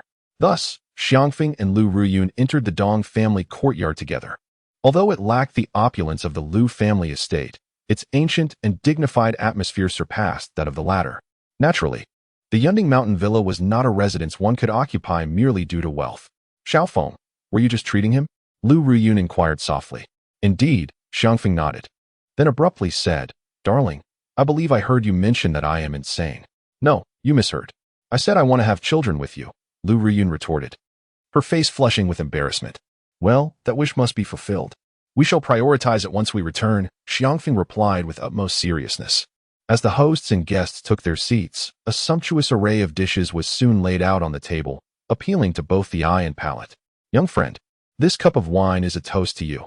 My son and I owe you an immense debt of gratitude, Dong Guowen declared, lifting his glass before they had even begun to eat. Let's not rush into drinking. We should first discuss your conditions, Xiangfeng suggested with a shake of his head. If I do not clarify matters, you may find it difficult to relax. No, young brother, your skill is truly admirable, and how could I possibly harbor doubts? Dong Weigua insisted. However, Tang Wanner and Dong Guowen gazed at Xiangfeng eagerly, casting a warning glance at Dong Weigua. Dong Ji's condition is not difficult to comprehend. It is what we refer to as a horizontal hiccup. There is a blockage of phlegm in the chest caused by stagnant blood, which, while not fatal, is quite uncomfortable. To treat him, I intentionally provoked Dong Ji's anger from the outset. When a person is in a state of extreme rage, their lungs involuntarily expand, aiding in the expulsion of phlegm. At the moment when Dong Gu was on the verge of losing control, I swiftly intervened, employing my technique to dislodge the phlegm. His ailment has essentially been resolved. Now I understand. Traditional Chinese medicine is indeed profound and enlightening, Dong Guowen remarked, his expression reflecting increased admiration. As for your health, old chap, there is little that requires adjustment. Simply heed your doctor's advice and refrain from spicy foods, alcohol, and smoking, Xiangfeng continued. To abstain from drinking, eating meat, and smoking, how can one find joy in life? Dong Guowen chuckled. Chapter 17. I have no interest in money, young brother Xiangfeng. Your benevolence and skill are a blessing. With you present today, my father can enjoy his drink, and both Weigua and I can find peace of mind. With a radiant smile, Tang Wanner raised her glass and said, Young Master Xiangfeng, I am profoundly grateful for your gallant intervention in saving my grandfather. I dedicate this first toast to you. With that, she tilted her head back, allowing a generous measure of liquor to flow down her throat. This second glass is to express my gratitude for rescuing my husband. Had it not been for your timely assistance, our family would remain oblivious to his hidden injuries that he has endured for over a year. She continued, and for this third glass, I must apologize for my earlier misunderstanding that compelled you to offer me an apology. I wish to extend my sincerest apologies. In succession, she downed 3 glasses of liquor without so much as a flush to her cheeks or a hint of breathlessness, exuding an admirable strength of character. Her words, though simple, were heartfelt and sincere, devoid of pretentiousness or the haughty demeanor often found among women of noble birth. She was straightforward and generous in spirit. "Dear sister-in-law, you flatter me," Xiangfeng replied, also raising 3 glasses in a light-hearted manner. "Though I am but a humble commoner, I am a physician, and saving lives is the most fundamental principle of our profession. Moreover, Brother Dong, clad in military attire and wielding a steel weapon to protect our homeland, is truly a great hero. I hold him in the highest regard, and upon discovering his concealed injuries, how could I possibly remain indifferent? My brother, let us speak no more of it. All is conveyed through our drink. Should you ever require assistance, do not hesitate to call upon me." Dong Weigua, moved by these words, downed 3 glasses in quick succession, laughing heartily and exclaiming, "You may revel in your toasts, yet I have yet to partake in a single sip." Dong Guowen feigned anger, eliciting laughter from the crowd. The atmosphere was exceptionally light-hearted and joyous. However, as Lu Ruyun dined, her smile gradually faded. When her grandfather was still alive, the Lu family was equally vibrant and cheerful. Following his departure, she could no longer feel the warmth of home, and a heaviness settled in her chest. "Sister-in-law, I propose a toast to you." Noticing Lu Ruyun's change in demeanor, Tang Wana smiled and clinked glasses with her, quickly engaging her in conversation. Although Tang Wana was the daughter-in-law of the Dong family, possessing beauty and a sweet voice, she was far from a mere ornament. She was a formidable businesswoman. Her Baiyu group thrived quietly, spanning various sectors from daily goods to skincare, luxury items, and even the entertainment industry. The support offered by the Dong family bolstered Baiyu Group like an unshakable giant tree. "President Tang, you are too modest. It is I who should be toasting you," Lu Ruyun stammered. Despite being renowned as the most beautiful woman in Xianhai City, she felt her looks paled in comparison to true talents. In terms of status, she and Tang Wana existed on vastly different planes, with the Lu family being a mere second-tier clan in Xianhai, while the Dong family belonged to the esteemed upper echelon. Even her grandmother would show respect towards Tang Wana. "Sister-in-law, such a title feels lacking in sincerity." With her glass set down, Tang Wana pretended to be upset. "You and your husband have rendered our Dong family a tremendous favor, and I have not been formal with you. Yet you address me as President Tang, as if you look down upon me as your elder sister?" Lu Ruyun's heart sank, realizing that she lacked the courage to challenge such a statement. "Well then, let it be settled." Tang Wana's voice, though not loud, exuded an undeniable authority. "From now on, we shall address each other as sisters. Furthermore, I have received word that there are individuals in Xianhai City who lack discernment and have offended you. You need not worry. I shall handle this matter." "Wait." Lu Ruyun, filled with excitement, was abruptly interrupted by Xiang Feng. Like a protective hen shielding her chicks, Xiang Feng stood in front of Lu Ruyun, frowning as he said, "Sister-in-law, do you look down upon me?" "Xiang, what do you mean?" Dong Weigua interjected. "Your sister-in-law has good intentions. Dong, we are both men of honor. How can we not protect our own women?" After a brief pause, Xiang Feng continued, "I understand that my sister-in-law means well, but I am a man, and I have my pride. I cannot allow others to shield my woman. Do not be misled by my current lack of wealth or my position as a live-in son-in-law. I am confident in my ability to provide my wife with a joyful life each day." Tang Wana was momentarily taken aback. Beside her, Lu Ruyun blushed, feeling both touched and amused.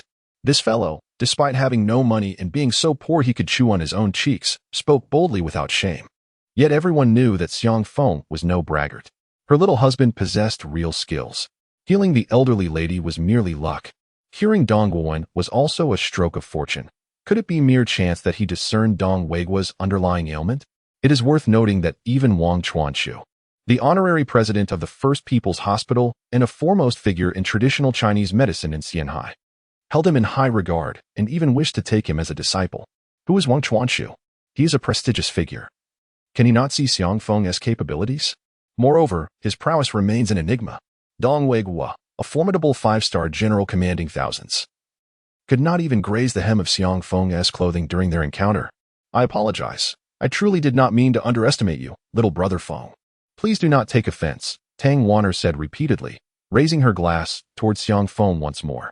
However, this time, Xiang Feng showed no intention of accepting the cup, even blocking her. "Are you unwilling to forgive your sister?" Tang Wana asked, somewhat surprised. "Sister-in-law, we can drink at any time, but I have a suggestion. You and Brother Dong are still young. Why not strive together to expand the Dong family, having a few more children to bring joy to the old man? After all, One granddaughter is rather lonely. With a smile, Xiang Feng turned his gaze toward Dong Guowen. Isn't that right, old man? Are you implying that your sister-in-law could still conceive? At these words, Dong Weigua's eyes suddenly turned red. He longed for a son deeply. As a soldier, the desire to pass on his lineage was ingrained in him. While daughters are cherished, the battlefield fundamentally revolves around men. Little brother Feng. The doctor said my constitution is unusual, making me prone to miscarriages. When I had Xiao Wu, I had to take numerous medications to ensure a successful pregnancy and spent over half a year abroad recuperating before she was born. Do you have a way to regulate my body? Tang Wanner asked, equally excited.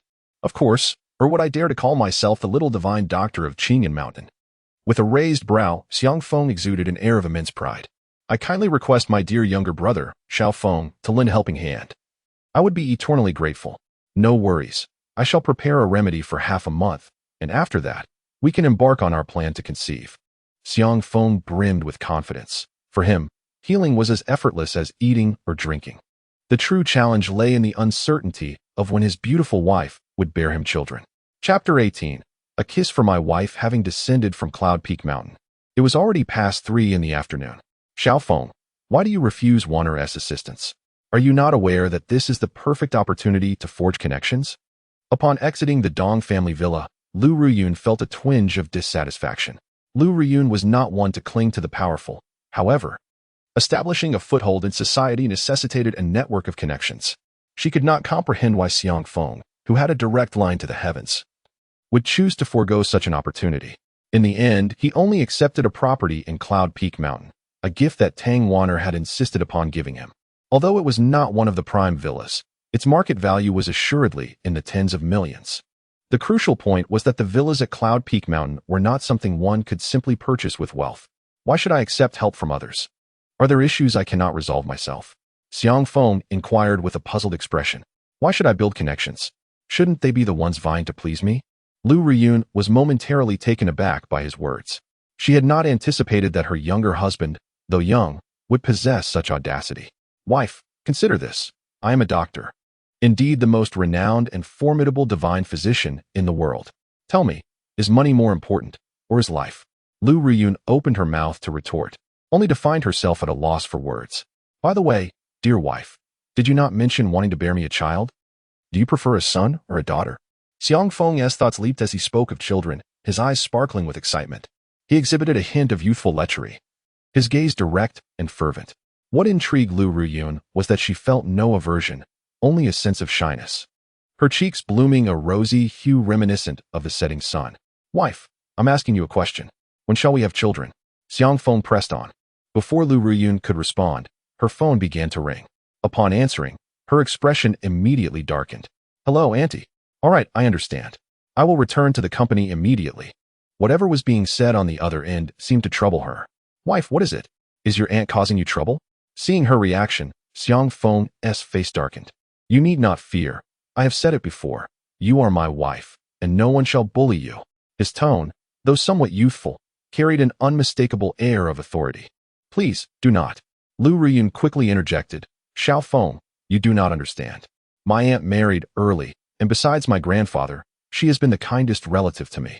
When I was studying, she would often drive to see me, taking me to amusement parks, treating me like her own daughter. Therefore, regardless of how harshly she may treat you, you must not be angry or confront her, all right? By the end of her plea, Lu Ruyun's tone carried a hint of desperation. She was quite familiar with her younger husband's temperament. Although he is merely a son-in-law relying on his wife's support, it does not prevent Xiang Feng from exhibiting a formidable demeanor within the Lu family. Just as yesterday in the Lu family courtyard, Wang Huilan and Lu Tianlong, mother and son, endured 2 resounding slaps from Xiang Feng. Given Aunt's fiery temperament, she is unlikely to regard Xiang Feng with any favor. If these two were to clash, Lu Ruyun genuinely worries that her aunt might come to harm. Yet, I am a person who never tolerates indignities from others. You are my wife. And you may strike or scold me, but others shall not. Xiang Feng wore a troubled expression, for I am also a little divine doctor of Qingyan Mountain. I cannot afford to lose face. Xiao Feng, I beg you, call me husband. Husband. Ah. Xiang Feng nodded in satisfaction and, emboldened, playfully poked her fair cheek. One more kiss, and I shall heed your wishes. Husband, do not go too far. Lu Ruyun felt both shy and indignant. Although he had performed artificial respiration on her, that was a passive first kiss. Now that she initiated it, her first active kiss was lost. My dear wife, am I being excessive? Do I enjoy being excessive with you? Then close your eyes. Lu Ruyun blushed profusely, her heart racing wildly. All right. A gentle peck of her red lips against his cheek sent Xiang Feng reeling, as if struck by a bolt of lightning. Ah! Xiang Feng exclaimed. What is it? Lu Ruyun asked, perplexed. Is this the feeling of love? It is wonderful. I feel as if I possess the entire world.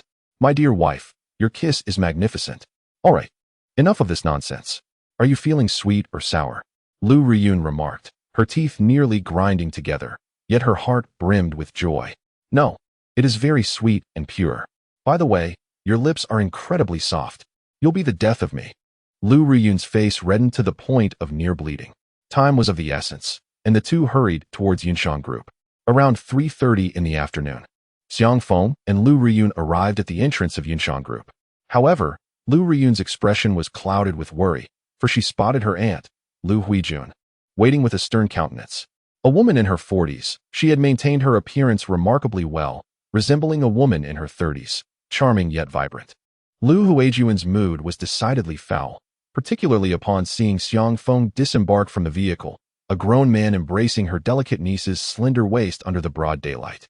Wearing a foolish grin, his coarse attire bore no distinction from that of a peasant. How could he possibly be worthy of her beloved niece? Aunt, why did you not inform me of your arrival in advance? I could have gone to the airport to pick you up. Lu Ruyun, sensing the impending trouble, quickly approached her aunt, linking arms with her while attempting to charm her. Humph. However, this tactic proved ineffective. Lu Huijun huffed disdainfully, casting a piercing glance at Xiang Feng before her gaze settled on Lu Ruyun. I heard you married him? Yes. Lu Ruyun nodded in acknowledgement. Do you even consider me your aunt? Such a significant matter as marriage, and you do not discuss it with me? Could you not even make a phone call to inform me? Lu Huijun said, visibly irate. Aunt, there were reasons, and it was rather sudden. I was left with no choice. No choice. Lu Huijun was both furious and distressed, wondering why she would demean herself in such a manner. Just look at the man you have chosen. Sloppy and rough, he resembles a country bumpkin. Is he truly worthy of you? Alas, aunt, do not look down upon others. I am still quite remarkable, Xiang Feng retorted unhappily. Did I inquire of you? Did I grant you permission to speak? Who allowed you to call me aunt? Have I acknowledged you as my niece-in-law? Lu Huijun exploded like a powder keg, erupting in a flurry of indignation. Calm down, aunt. Please do not be so agitated. As tensions rose and it seemed the two would clash, Lu Ruyun swiftly interposed herself between them, forcibly pulling Lu Huijun into her office. Aunt, let us refrain from arguing for now. Allow me to finish my thoughts before you unleash your fury. Besides, one should not judge a book by its cover. Do you truly believe your eldest niece would willingly demean herself? Lu Ruyun shot a meaningful glance at Lu Huijun before turning to placate Xiang Feng. Indeed. Lu Huijun calmed down considerably and followed Lu Ruyun into the office, while Xiang Feng leisurely trailed behind them. Chapter 19. Dear, I suggest you consider a different husband. What is it that you see in him? Lu Huijun's anger still simmered as she glared sharply at Xiang Feng, who sat at the edge of the sofa. Aunt, do you share the same sentiments as grandma and uncle, eager to push me into the fire and make me a sacrifice for Yunshan Group and the Lu family? Lu Ruyun's fair complexion revealed a pained smile. Everyone in Xianhai City knows of Li Donghao's character. As for Xiang Feng, he has saved both my life and grandma's. I see no impropriety in marrying him, even if he is merely a countryman. He is not worthy of you. Lu Huijun recognized the validity of Lu Ruyun's words. Yet her disdain for Xiang Feng remained unabated. There are countless men in the world, many talented youths in Xianhai City. Why must it be him? Before Xiang Feng, Lu Huijun showed no mercy, her face etched with distaste. Is he a business elite? A scion of a distinguished family? A member of a noble lineage? None of these. He is merely a mediocre traditional Chinese medicine practitioner. Ruyun, heed your aunt's advice. Divorce him. There are myriad ways to repay kindness. Why must it be through personal sacrifice? What if this is merely a trap he has meticulously laid? Even grandma's illness could just be a coincidence. Ruyun, you possess a kind heart and are sincere. But do not let your kindness lead to your own detriment. Trust your aunt. I would never wish you harm. Aunt, Lu Ruyun furrowed her brows, about to speak when her secretary entered. President Liu, representatives from Wanshun Company are pressing for payment again. If we do not settle the account today, they threaten not only to cease supplying us with raw materials, but also to pursue legal action against us. What do you propose? Aunt, please have a seat. I must attend to company matters. This cannot be delayed. Liu Riyun's expression darkened immediately, and before exiting, she cast a knowing glance at Xiang Feng, as she understood her husband quite well. The two, Liu Huijun and Xiang Feng, were like two opposing blades, sharp and unyielding. Name your price. Without Liu Riyun, would 500,000 suffice? Indeed, as Liu Riyun took her leave, Liu Huijun promptly extracted a bank card from her Hermes bag, tossing it disdainfully before Xiang Feng, declaring with an air of superiority, Riyun is not someone you can aspire to. You are unworthy of her and cannot provide the life she desires. I hope you do not misinterpret my generosity. Take the money and depart. I will not abandon my wife. Do not waste your efforts, Xiang Feng replied succinctly, shaking his head. Oh, is it insufficient? She scoffed. I have never been concerned with wealth. Does that imply you are quite affluent? She continued mockingly. I wonder if you and Riyun have formalized your union. Did you offer a betrothal gift? Have you procured luxury cars or opulent residences for her? I have no money, not a single cent, Xiang Feng admitted, feeling a twinge of embarrassment as he currently resided in his wife's apartment. Liu Huijun's derision deepened, revealing that it was not indifference to money, but rather a complete absence of it. As a man, do you not perceive your own failures? I do not, he replied confidently. Really? I possess a stunning wife whom the world envies, he added, leaving Liu Huijun momentarily speechless. Yet Liu Huijun was undeterred. A man who must rely on a woman for his dignity embodies the utmost failure. Consider this, when Riyun faces difficulties at work and requires financial assistance. You can only stand idly by, unable to offer any help. Do you not find that humiliating? A man devoid of responsibility cannot profess love for his wife. Xiang Feng's expression darkened, and just as he was about to retort, Liu Riyun returned. Remembering her earlier warnings, he refrained from responding. As long as his wife recognized his worth, the opinions of others were inconsequential. With this thought, a nonchalant expression returned to his face. Look at the man you have chosen, Liu Huijun fumed, witnessing Xiang Feng's placid demeanor. Aunt, it is getting late. Shall we finish work early today? Come, I will treat you to dinner, Liu Riyun suggested, pulling Liu Huijun towards the exit while signaling Xiang Feng to follow. Liu Huijun felt it inappropriate to protest. She had watched Liu Riyun grow up. Among the younger generation, although Liu Riyun was adopted from an orphanage, she was the most beloved. Liu Huijun felt compelled to show her niece some respect. Furthermore, having returned from another province and gone directly from the hospital to the company without a morsel to eat, she was indeed quite hungry. However, during the car ride, upon discovering that Xiang Feng not only could not drive but also lacked a driver's license, Liu Huijun seized the opportunity to mock him further. A car is a man's pride, a stallion for conquering the world. You are merely a foot soldier on the battlefield. Xiang Feng remained silent, seated in the back, admiring the exquisite beauty of his goddess-like wife. Aunt, why didn't T-Uncle accompany you back? It has been nearly 2 years since I last saw him.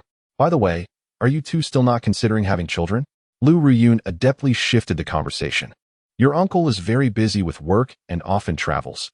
He hardly has time to think about children, Liu Huijun replied, a hint of sorrow flickering across her brow in the rearview mirror. The absence of children weighed heavily upon her heart. Ahem, if you desire children, I suggest you find a different husband. Xiang Feng finally seized the opportunity to interject. Rascal, what do you mean? Xiao Feng, do not speak nonsense. Aunt and uncle are deeply in love, Liu Riyun quickly interjected, urging Xiao Feng to apologize to Aunt. Apologizing is certainly no issue, but if Aunt desires children, I genuinely suggest she consider a different husband. Xiao Feng remarked, if my observations are correct, her husband is likely infertile, commonly referred to as azoospermia. You are talking nonsense. Liu Huijun's fair face paled, appearing enraged, yet her heart felt as though it had been hollowed out. The most tender part of her being had been cruelly pricked by a needle. Am I mistaken? Aunt, are you not aware? You must have undergone examinations over the years. This affliction cannot be treated by others, yet I possess the remedy. Xiao Feng flashed a charming smile, reminiscent of a gentle spring breeze. However, to Liu Huijun, this scoundrel was merely adding insult to injury, mocking her plight. Humph, you are overthinking it. Liu Huijun coldly retorted, neither of us desires children, which is precisely why we have not had any over the years. Very well, you are free to disregard my advice. Xiao Feng shrugged nonchalantly, reclining into a comfortable chair. Casting his gaze out the window, Lu Huijun, unusually silent, wore a countenance that fluctuated between light and shadow. Chapter 20. Does your husband qualify to dine inside? For dinner, Lu Ruyun chose a renowned courtyard restaurant named Wangfu Hotel. The establishment is, in fact, originally called Kixinglu, named after the 7 stars of the Big Dipper. It is rumored that dining at Kixinglu comes with a high threshold, without a membership card. No matter one's status or wealth, even the world's richest individual has no right to enter. The restaurant gained notoriety 3 years ago when a local official attempted to dine there without a reservation or membership and was denied entry. Infuriated, he returned to launch a campaign against Kixinglu, yet the establishment remained unscathed, while the official was reassigned within a month and has since vanished from public view. Thus, Kixinglu earned its esteemed reputation as Wangfu Hotel. Is this the Kixinglu that the old man spoke of? Xiao Feng mused to himself while surveying the establishment. Esteemed guests, I sincerely apologize, but we have no private rooms available. If you do not mind waiting, you may do so in the lobby, a server announced. How long must we wait? It seems excessive to wait just to dine, Xiao Feng grumbled, his expression darkening. I apologize, the server replied, offering a polite yet formulaic smile. The wait time depends on the guest's dining pace. If they do not vacate, others cannot be seated. Isn't the Tian Shulu empty? Xiao Feng, keen-eyed, noticed the lack of patrons at Tian Shulu and promptly headed in that direction. I'm sorry, sir, the server intercepted him. The Tian Shulu has already been reserved, and guests are expected shortly. Are there so many rules just to have a meal? Xiao Feng's expression grew increasingly grim, and this scene further diminished Lu Huijun's impression of him. Shall we consider another venue? Lu Riyun suggested. I know of a newly opened hot pot restaurant that is quite delightful. Aunt, do you not adore hot pot? Just then, she spotted Director Lu from Yunxiang Group entering Qixing Tower. As she spoke, a group approached from the end of the corridor. At the forefront, a middle-aged man, portly and adjusting his glasses, squinted at Lu Riyun, a hint of lewdness lurking in his gaze. Good evening, Mr. He, Lu Riyun greeted. Her brows slightly furrowed upon recognizing the visitor, yet she managed to muster a faint smile. The man was He Rui, the chairman of Shengshida Transportation Group, the largest transportation company in Xianhai, monopolizing nearly all logistics channels, land, sea, and air, making their influence in the region substantial. Director Lu, it has been quite some time. You look even more beautiful, He Rui remarked, his beady eyes narrowing as he stepped closer to Lu Riyun, having harbored intentions toward her for quite some time without success. My wife has always been beautiful, but what does that have to do with you? Xiang Feng could no longer remain passive. He stepped forward protectively, shielding Lu Riyun. Your wife? And who might this be? He Rui paused, momentarily taken aback, but quickly regained his composure, chuckling. Director Lu, I didn't realize you had such unique tastes. Marriage is splendid. While I may not have had the first bite, a married woman is still quite appealing. Director Lu, since we have coincidentally met, why not dine together and discuss our upcoming collaboration for the next quarter? He Rui disregarded Xiang Feng entirely, extending his invitation directly to Lu Riyun. No. Lu Riyun began, fully aware of He Rui's intentions and eager to decline. Miss, since you are acquainted, why not join us? Currently, seating at Qixing Tower is rather tight, but the Tianshu building that Mr. He reserved is spacious enough for all of you, a nearby waiter chimed in cheerfully.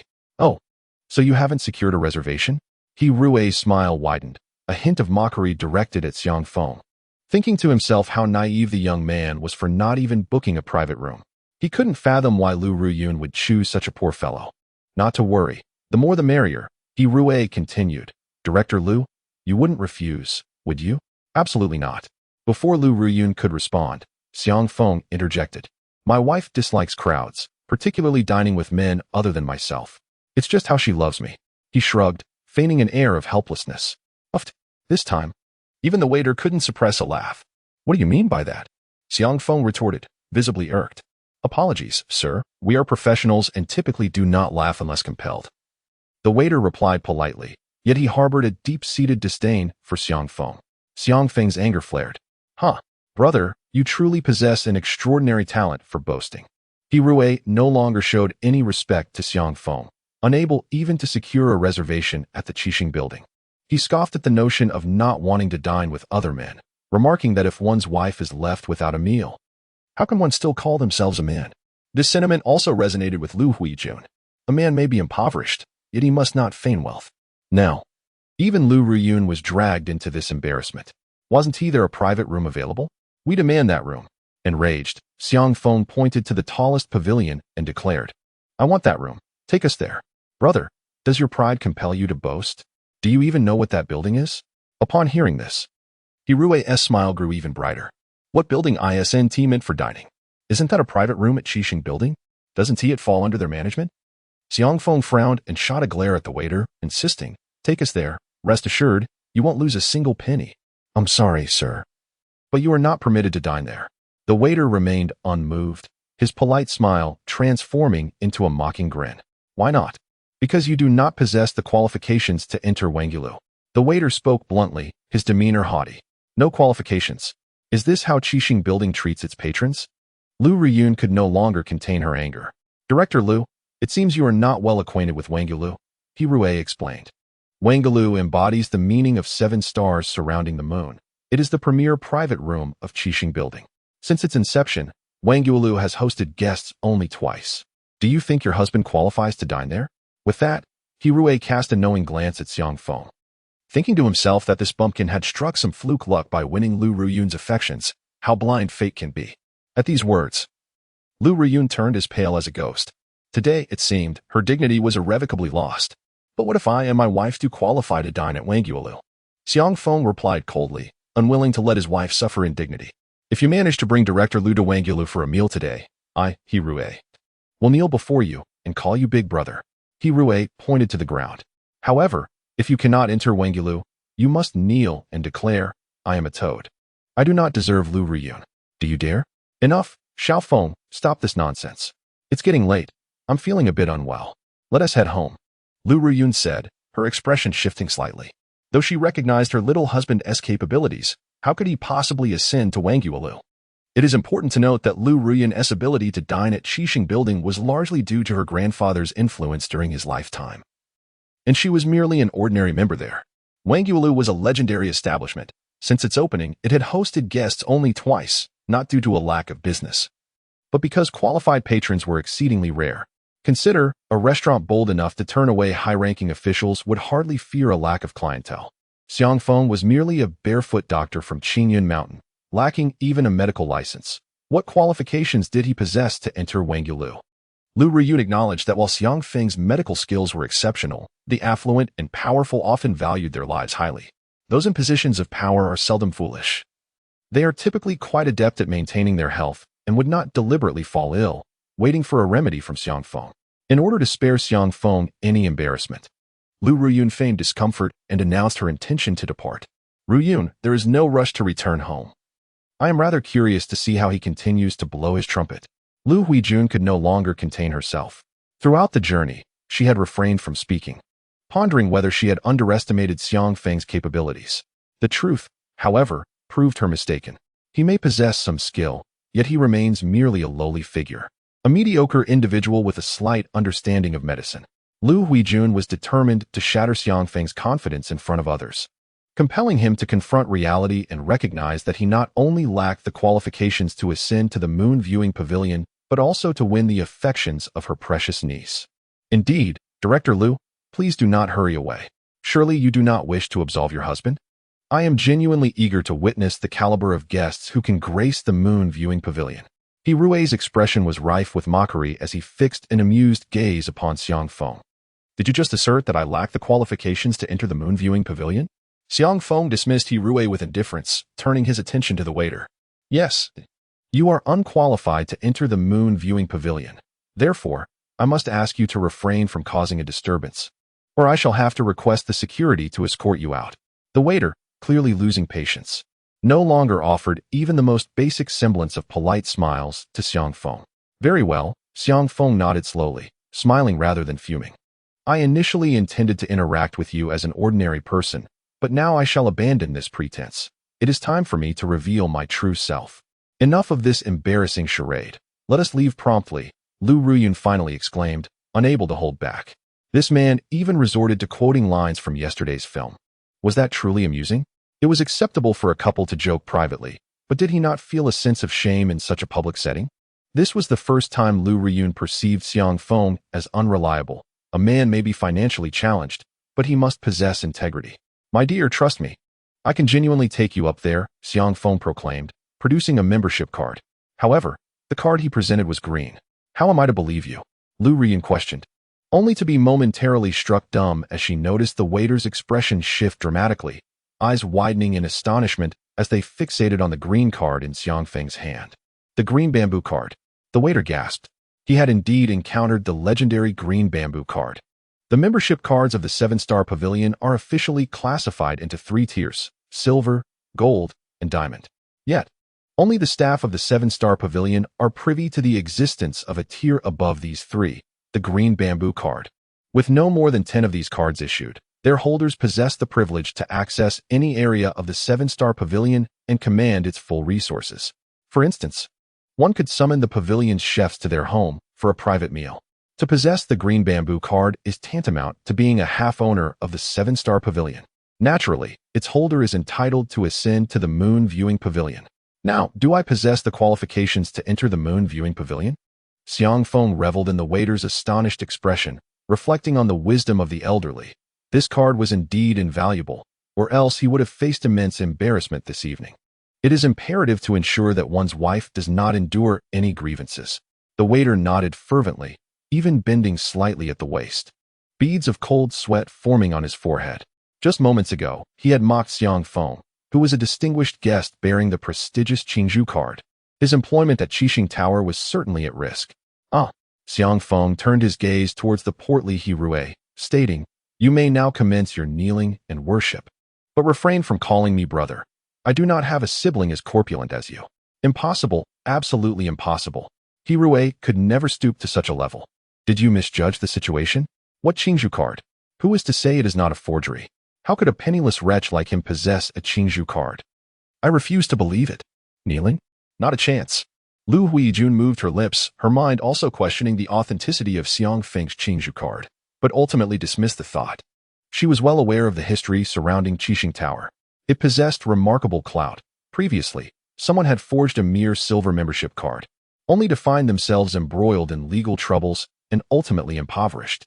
The forger's lifeless body had floated in the Xianhai for 3 days and nights. Forging a Qingzhou card? Only if Xiang Feng was seeking his own demise.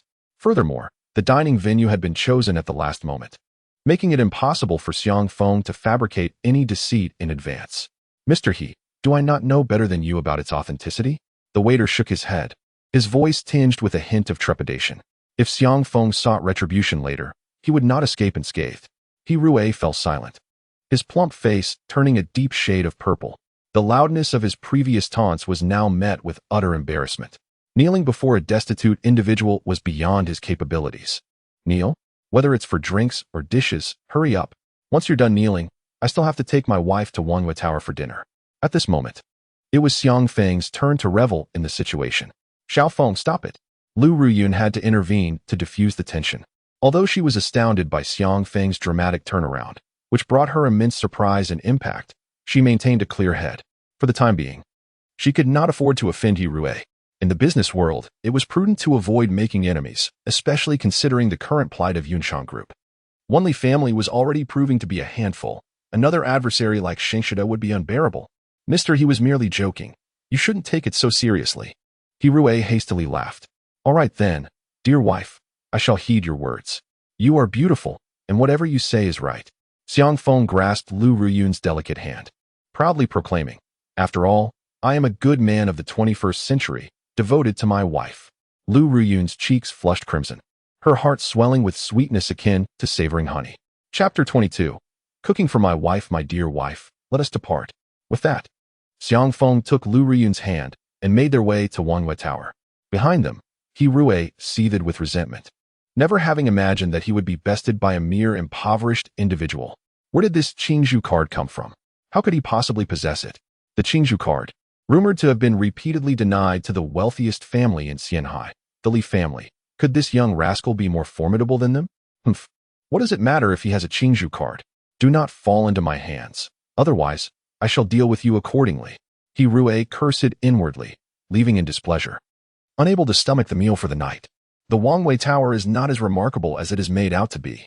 Under the guidance of the waiter, Xiang Feng stepped into the Wangyue Tower, yet he found little satisfaction in it. Moments ago, he had overheard the waiter boasting to He Rui about the prowess of the Wangyue Tower and the magnificence of the Qixing Tower. Now, upon seeing it, he deemed it rather unremarkable. What is there aside from its size? Xiang Feng glanced around, disdain evident on his face. The waiter nearly slipped, almost losing his footing. It seemed only Xiang Feng dared to look down on the Wangyue Tower in such a manner. Throughout Xianhai City, countless individuals dream of ascending the Wangyue Tower. Sir, may I assist you in selecting dishes? Our offerings at Qixing Tower are complete, both in variety and flavor. Wife, what would you like to eat? I shall order for you. Oh, right. Your monthly visitor has arrived, so no spicy or cold dishes. Let us begin with a heavenly chicken soup and then a clear stew of a pigeon that has matured for at least 5 years. Remember to sprinkle in plenty of goji berries, preferably the black ones.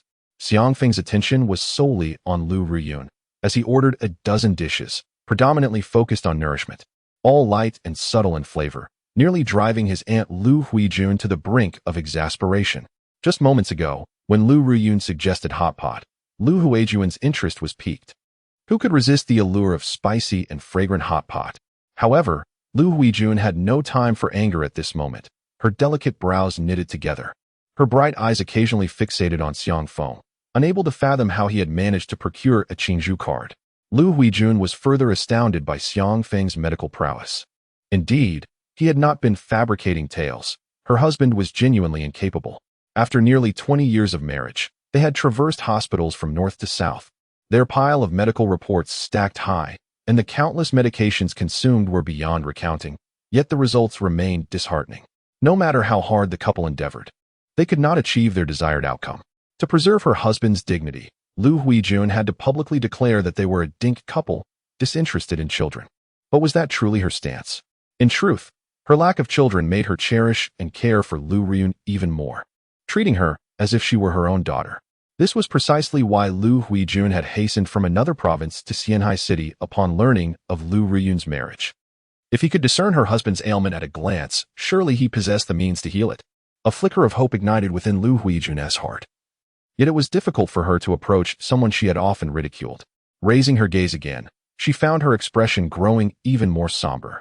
The young couple appeared oblivious to their surroundings, engrossed in their intimate exchanges. To be precise, it was Xiang Feng, unashamed, striving to please Lu Ruyun. Wife, this chicken soup possesses remarkable efficacy in nourishing blood and replenishing energy. Today marks the first day of your monthly visitor. Having lost blood, you must compensate for it. Come, let me feed you. Xiang Feng lifted the savory chicken soup, gently stirring and blowing on it, waiting until it was no longer scalding before offering it to Lu Ruyun. Xiao Feng, stop it. I can manage on my own, Lu Ruyun replied, her cheeks flushed with embarrassment, wishing she could disappear into the ground. Was this fellow so brazen in displaying affection without a hint of modesty? The aunt and the waiter remained standing by the side. Darling, you are on your menstrual cycle and feeling unwell. Allow me to feed you. Open your mouth. Ah, good girl. Xiang Feng tenderly attended to Lu Ruyun. Lu Huijun, watching from the side, was filled with goosebumps. It's just a menstrual cycle, not as if it were the end of the world. Every woman has those few days each month. Why be so overly affectionate? Ahem. Lu Huijun cleared her throat and shot a glare at Xiang Feng, who remained oblivious, treating her as if she were air. Aunt, Xiao Feng, you should eat too. This soup is quite delicious, Lu Ruyun hurriedly interjected. Yes, the soup is quite flavorful. Sour to the extreme, Lu Huijun replied pointedly. In truth, she found the taste rather mediocre, not nearly as good as her own cooking. Xiang Feng chimed in. This soup is a tad fishy. Your chef must not have graduated from culinary school, right? As he spoke, Xiang Feng glanced at the respectful manager, Zhang Feng, who stood unobtrusively nearby. Upon learning that Xiang Feng was a holder of the Qingzhou card, Zhang Feng personally came to attend to him, bringing along the most beautiful and well-proportioned waitress from Qixing Tower to serve. Having hosted numerous esteemed guests, Zhang Feng was well acquainted with the subtle inclinations of men, but was utterly unprepared for Xiang Feng's evident affection for his wife, completely ignoring the beautiful waitress, and was taken aback by Xiang Feng's critique of the Qixing Tower's chef. Sir, our chefs at Qixing Tower are undoubtedly exceptional, Zhang Feng began, only to be interrupted by Xiang Feng. So, are you implying that my palate is flawed? Xiang Feng raised an eyebrow and continued, how about we wager? With the same ingredients, I can guarantee that my dish will surpass what your chef creates. Do you believe me? Sir, you truly have a sense of humor. Zhang Feng laughed politely. It was the first time since Qixing Tower's inception that a guest had challenged their chef's culinary skills. Nevertheless, Zhang Feng remained confident. For Qixing Tower boasted not only prestige, but also substance. The chefs were top-tier masters sourced from around the globe, some having even served high-ranking officials, their skills beyond reproach. Do you think I'm boasting? Xiang Feng's demeanor darkened. Only his goddess-like wife held the right to question him. What authority did a hotel manager have? No. Not at all. Zhang Feng quickly apologized. A client holding a Qingzhou card was not one to offend. Should the owner find out, it would spell disaster for him. I wouldn't dare question you, sir. If you find anything amiss, please let me know, and I will have the kitchen rectify it immediately. How does that sound? No. Manager Zhang, I find it quite good, Lu Ruyun interjected with a smile. Xiao Feng, don't make a fuss. Darling, you don't believe in my culinary skills either? Xiang Feng's spirits dampened further upon hearing this. Where's the kitchen? I shall personally prepare a meal for my wife. Lu Ruyun pulled at Xiang Feng. Her brow slightly furrowed with concern. After all, they were in Qixing Tower. Even as a holder of the Qingzhou card, it was inappropriate to criticize Qixing Tower's offerings. What would happen if word spread? Offending Qixing Tower could lead to dire consequences. Ruyun, let him go. I am curious to see what he can cook, she huffed. Initially, Lu Huijun felt a burgeoning fondness for Xiang Feng, but at that moment, she scoffed coldly. After all, he was merely a youth, lacking in composure. No one in this world can prepare soup better than I, Xiang Feng asserted with confidence. Lead the way to the kitchen. With no other option, Zhang Feng guided the proud Xiang Feng into the back kitchen. Unlike ordinary hotels, each floor of the 7-star building, and even each private room, is equipped with its own kitchen manned by chefs of corresponding caliber. The Wangyue building, being the finest of the 7-star establishments, naturally boasts the most skilled chefs. Hence, Chef Yisheng, the head chef of Wangyue, holds a status second only to the dining manager within the entire 7-star restaurant, affording him ample pride. That evening, after preparing the meals, he reclined on the sofa, half-closed eyes savoring a cigarette while enjoying the sight of a Chongsan-clad beauty brewing tea for him, his spirits immensely lifted. Creak. The door swung open, and upon seeing Zhang Feng, a smile instantly graced Chef He's face. Mr. Zhang, why aren't you with the guests? What brings you to my kitchen? Soon, Chef He noticed the young man following Zhang Feng, an ordinary-looking youth clad in somewhat rustic attire, yet possessing a strikingly handsome visage. However, Chef He's expression quickly soured. I've made it clear that I do not take apprentices. What is the meaning of bringing him into my kitchen? Not even the boss can persuade me to take on an apprentice. Chef He, you are not in a position to instruct me in the culinary arts, Xiang Feng interjected, cutting off Zhang Feng's attempt to speak further. What do you mean? Chef He's expression darkened further. Was there truly someone audacious enough to question his culinary skills? I mean, your culinary skills are subpar, and you lack the qualifications to be my mentor. I am here specifically to cook for my wife. So kindly step aside and do not hinder me, Xiang Feng proclaimed, not sparing Chef He a glance as he rolled up his sleeves and entered the kitchen. Stop. Are you implying that I am inferior to you? Chef He seethed, you dare to cook in my domain? Are you deliberately trying to undermine my authority? Do you even know who I am? Old He, please calm down and hear me out, Zhang Feng interjected, feeling overwhelmed. Get out of my way. Chef He stubbornly pushed past Zhang Feng and swiftly caught up with Xiang Feng. You claim to be better than me? Are you willing to compete? Compete? I have no interest, Xiang Feng replied, slightly shaking his head as he reached into the fish tank, retrieving a small yellow fish weighing nearly a pound, placing it on the cutting board. Then, with one hand wielding the knife and the other pressing down on the fish's head, his wrist flicked with agility, producing fish slices as delicate as gossamer that gracefully soared through the air, eventually landing perfectly in a nearby plate. Brat. Today Chef He was about to unleash his fury when his eyes widened in shock, the latter part of his exclamation stifled. A true master's skill reveals itself instantly. In less than 2 minutes, Xiang Feng tossed the fish into a porcelain basin filled with clear water. Remarkably, the fish, stripped of its flesh, was still alive, its tail flicking as it swam with its intact skeletal structure. The scene was astonishing. What kind of knife technique is this? The flesh has been removed, yet it still breathes? Yun, Did you just say this is your husband? Where did you find it? Is it possible to find another one? The moment they entered the kitchen to witness the spectacle, Lu Ruyun and Lu Huijun were left astounded. Lu Ruyun remained speechless, her mouth agape in astonishment, her mind buzzing with shock. Meanwhile, Xiang Feng, seemingly unfazed, began preparing the seasonings after igniting the stove. His demeanor was relaxed, appearing languid. Yet his movements were remarkably swift and his measurements precise. As the water temperature rose, the fish, stripped of its skin and flesh, had ceased to breathe. Yet it yielded a small bowl of milky, viscous broth. Without a drop of oil or a grain of salt, the air was filled with an enticing aroma. As the time approached, Xiang Feng added the finely sliced green onions to the bubbling broth. He then placed the fish fillets into the pot and covered it with a lid. Turning off the heat, he counted down the seconds. When the lid was lifted once more, a thick cloud of steam billowed skyward, and the fragrance wafted through the kitchen like a gentle spring breeze, instantly enveloping every corner. The exquisite scent was ineffable. Xiang Feng gently stirred the pot with chopsticks, revealing a layer of tender white fish floating atop the broth. "Wife, you've arrived just in time. Come, taste it while it's hot," he said with a smile, noticing Lu Ruyun also present. He picked up a delicate slice of fish and offered it to her. Initially, Lu Ruyun felt a bit shy with so many eyes upon her, but the enticing aroma stirred her appetite. She parted her ruby lips, and the fish melted in her mouth, the flavor blossoming within her palate, transcending her senses. Lu Ruyun was certain this was the most delectable fish she had ever tasted in her life. "Delicious, isn't it?" Xiang Feng teased. "Indeed, it's truly exquisite." Lu Ruyun nodded vigorously. "I told you, no one in this world can cook better than me." Xiang Feng began to boast again, but this time, no one dared to challenge him. His unparalleled skill in slicing fish was simply unmatched. "Hey, can I have a taste?" Hisheng swallowed hard, acknowledging his defeat. He still hoped to learn from Xiang Feng. While he may not master the technique of slicing fish, he yearned to discover the difference in taste between them. "You? No way." Xiang Feng shook his head, frowning. "Can't you see my wife is eating? Wait until she's finished. If there is any left, you can have some. I must first satisfy her." Hisheng's face darkened, feeling a mix of frustration and resignation. "Xiao Feng, don't be like that," Lu Ruyun said kindly, aware of the many eager eyes watching her eat. Feeling a bit embarrassed, she added, "Quick, bring some bowls. Let everyone have a taste. My husband's culinary skills are indeed impressive.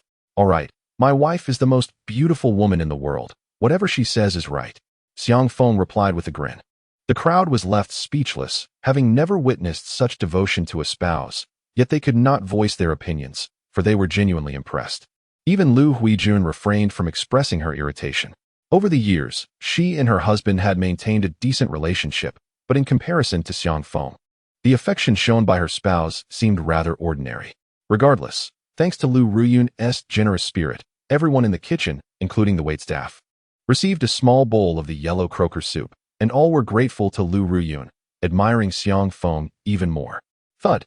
As everyone was engrossed in the culinary artistry of the wind god, Chef Hisheng of Wangyue Tower unexpectedly approached Xiangfeng and knelt before him with unwavering determination. "Young brother, if you do not mind, I humbly request to become your disciple." The crowd was taken aback, particularly the manager, Zhang Feng. He was well aware of Hisheng's character. Usually, no one in Qixing Tower could command his respect, yet today, he was kneeling before another.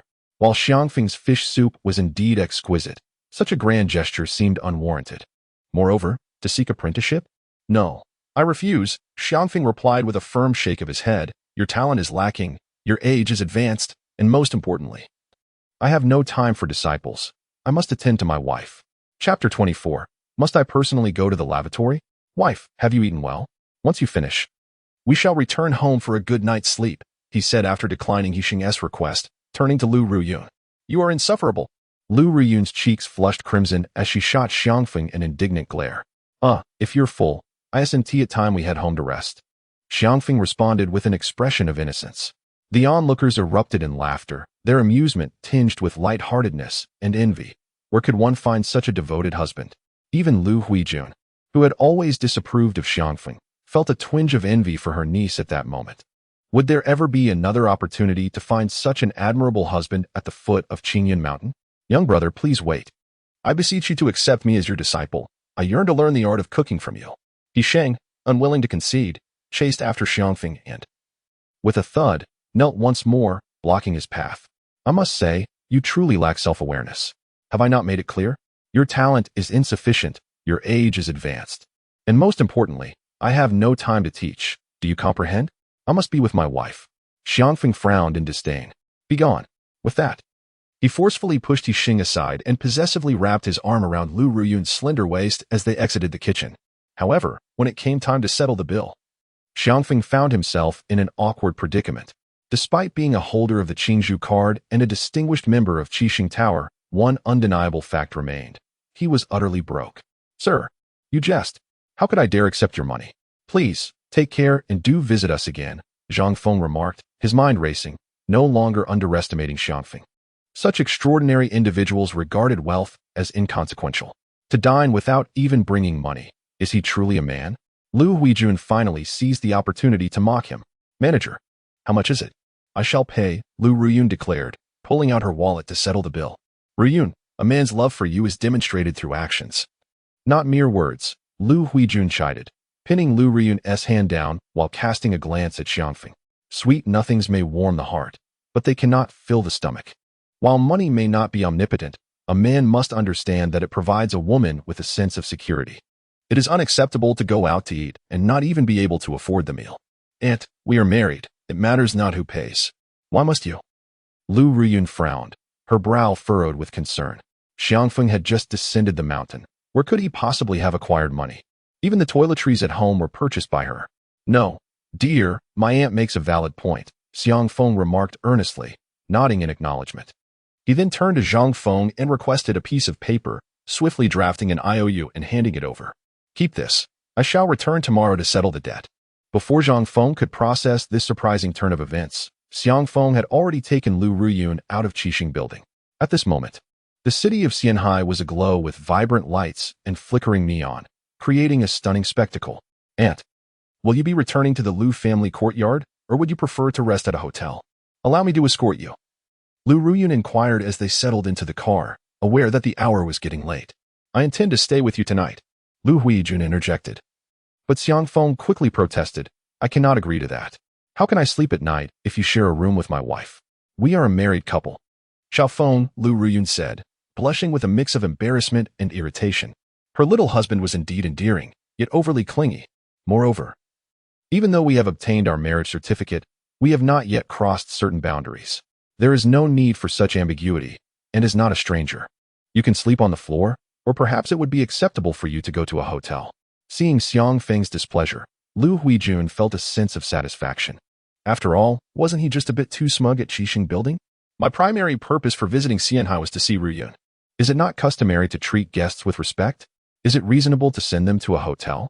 But we only have one bed, Xiang Feng mumbled, his expression one of melancholy.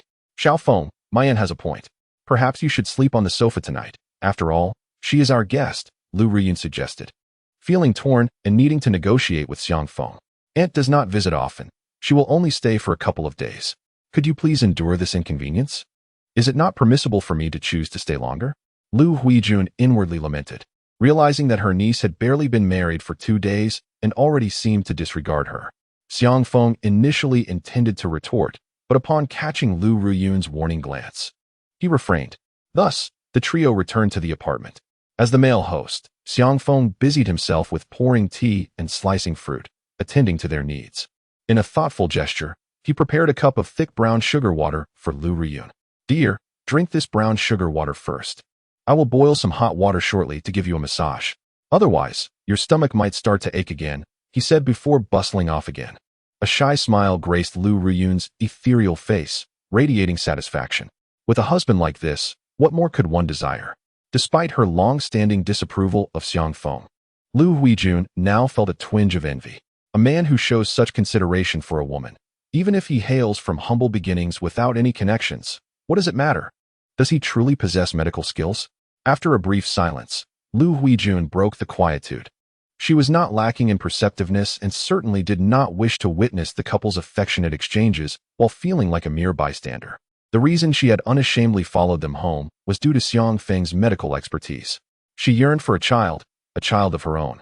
Aunt, he is not only skilled in medicine, but possesses remarkable talent in the field. Lu Riyun's face radiated with a blissful and triumphant smile as she exclaimed, "Yesterday, I anticipated my grandmother's illness, and today she encountered a crisis. Director Shu from the People's Hospital was at his wit's end.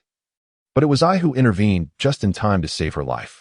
Unbeknownst to them, afterward, Dean Wang Chuanshu wished to take him as his disciple, extending an invitation for him to join the medical system, where he would be granted a directorial position.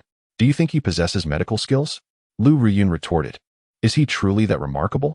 Lu Huijun remained incredulous, asserting that this was not merely a display of medical expertise, but rather a manifestation of foresight. "Aunt, if you doubt it, why do you inquire?" Xiang Feng emerged with hot water, a white towel draped over his shoulder, resembling a bathhouse attendant. He squatted down before Lu Riyun, gently grasping her foot. "Come, dear wife, raise your foot. Allow me to massage it thoroughly to relieve your fatigue. The ginger slices will dispel internal dampness, and once the dampness is gone, your next monthly cycle will be less painful." "Please, I can manage myself." Lu Riyun blushed again, finding her husband's attentiveness somewhat excessive. Even fairy tale princes did not cater to their beloveds to such an extent. "Don't fidget, let me handle it." Xiang Feng insisted with a serious expression. "If I were not concerned about your shyness, I would even offer to assist you in the restroom. My wife Shunti have to go alone." Lu Huijun felt a twinge of envy, her skin prickling with irritation. What sort of man is this? A veritable husband-slave? Chapter 25. Xiang Feng's small ambition unfazed by the astonished gazes of the two women. Xiang Feng tenderly held Lu Riyun's foot, gently kneading it. Lu Riyun's feet were petite and fair, adorned with glistening droplets resembling pearls. Xiang Feng's technique was exquisite, and he was well-versed in acupressure points, eliciting a range of sensations from Lu Riyun, sometimes pleasurable, sometimes painful, until beads of sweat dotted her forehead. "Is it really that delightful? Perhaps you could massage mine as well?" Lu Huijun observed her niece drenched in sweat, a look of confusion on her face. "Absolutely not," Xiang Feng replied with resolute firmness. "When I married your niece, I made it clear that although I am a son-in-law, I refuse to endure any indignities. I will never wash my mother-in-law's feet. My love is solely for my wife." Lu Huijun chuckled, unable to resist teasing him. "So, you consider yourself a principled son-in-law?" "Of course, one without a penny to his name." Xiang Feng's face flushed, and he fell silent, feeling somewhat embarrassed. The old man had never mentioned that money was crucial. It seemed he would need to devise a way to earn some money soon. "All right, let's set a small goal. Make 100 million first. Riyun mentioned that the People's Hospital has invited you to take a position, offering you at least a chief physician's salary. Why not accept it?" Noticing Xiang Feng's discomfort, Lu Huijun shifted the topic. "Because working is quite dull, I wish to be by my wife's side."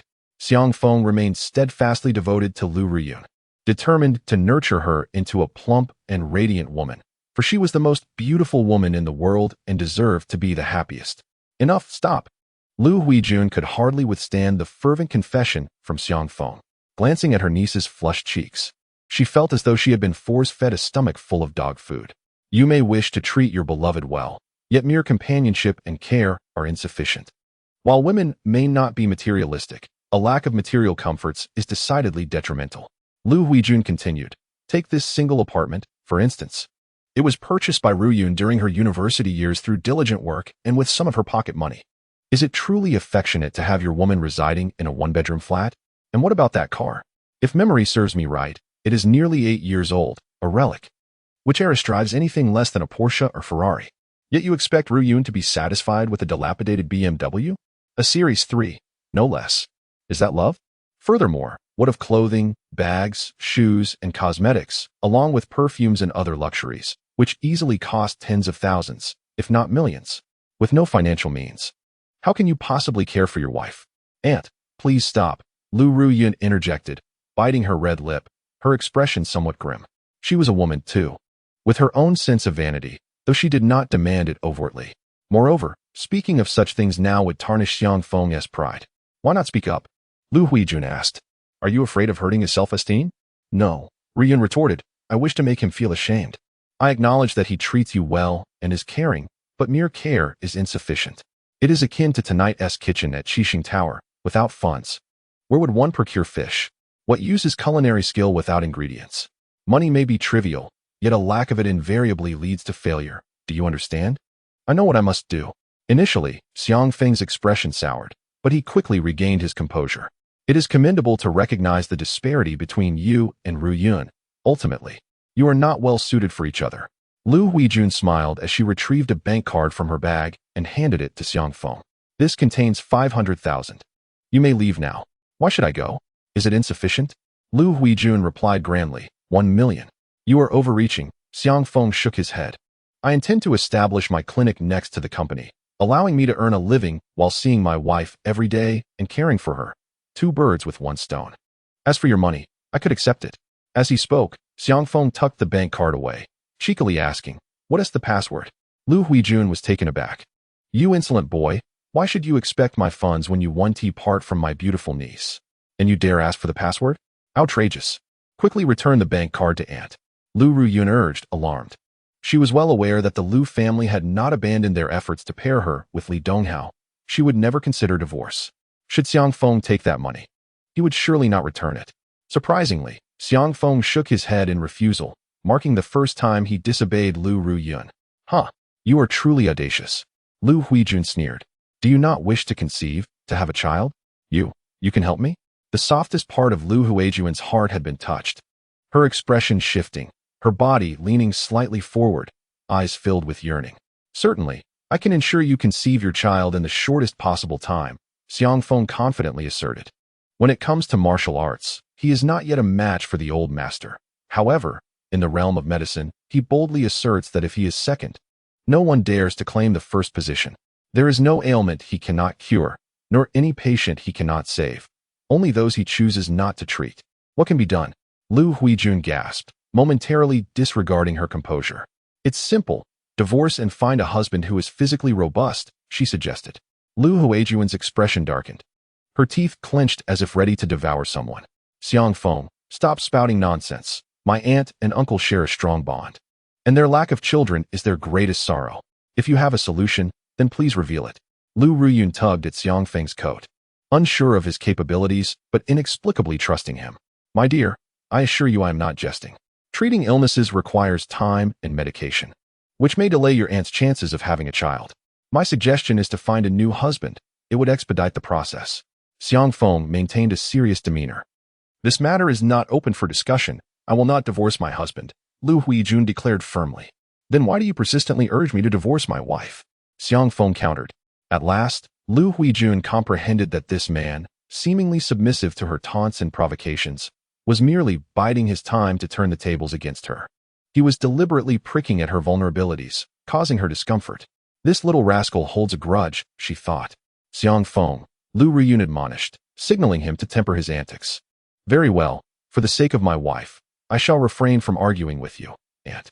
Lu Huijun was on the verge of unleashing her ire, realizing she had unwittingly appeared petty. Invite my uncle over. I shall give him a thorough examination. After a period of treatment, there should be no issue. I will set aside this money as a consultation fee. My medical skills warrant a higher fee. Without waiting for Lu Huijun's consent, Xiang Feng pocketed the bank card and departed with the basin of foot-soaking water. The two women were left in disarray. Lu Huijun had a retort lingering on her lips. Unspoken. Chapter 26. Today, I shall win over Lu Ruyun. A son-in-law who can earn 500,000 just for a foot massage is quite remarkable. Xiang Feng gleefully carried the basin away, his heart brimming with joy, as he realized he now had the funds to open his pharmacy without needing his wife's money. The following morning, having just acquired a substantial sum, Xiang Feng rose early. After freshening up, he began preparing breakfast. Lu Huijun and Lu Ruyun joined him at the table as they awoke. Lu Huijun regarded Xiang Feng with newfound respect. Last night in the kitchen of the Kixinglu Hotel might have been a mere coincidence, but today's breakfast was undoubtedly deliberate. The fluffy, soft steamed buns were a delight, slowly melting away in the mouth, leaving a lingering sweetness. A plate of tangy, spicy pickles was simple yet exquisite. At the very least, Lu Huijun had never tasted such a delightful breakfast before. Aunt, I wasn't lying, was I? Xiang Feng's culinary skills are truly impressive. If I continue to indulge, I fear I may gain weight, Lu Ruyun remarked, a proud and satisfied smile gracing her beautiful face. Who wouldn't wish for their partner to possess such talents? Although this little husband was taken by herself, he is still somewhat acceptable. Lu Huijun spoke insincerely, not wishing to bolster her adversaries or diminish her own stature. Despite Xiang Feng's impressive display, Lu Huijun had not relinquished her efforts to separate the two. After escorting Lu Ruyun to the company, Xiang Feng took hold of his bank card to rent a storefront. For someone with newfound wealth, securing a location was a trivial matter. He spent nearly 100,000 yuan and acquired a traditional Chinese medicine clinic just 2 kilometers from Yunxiang Group.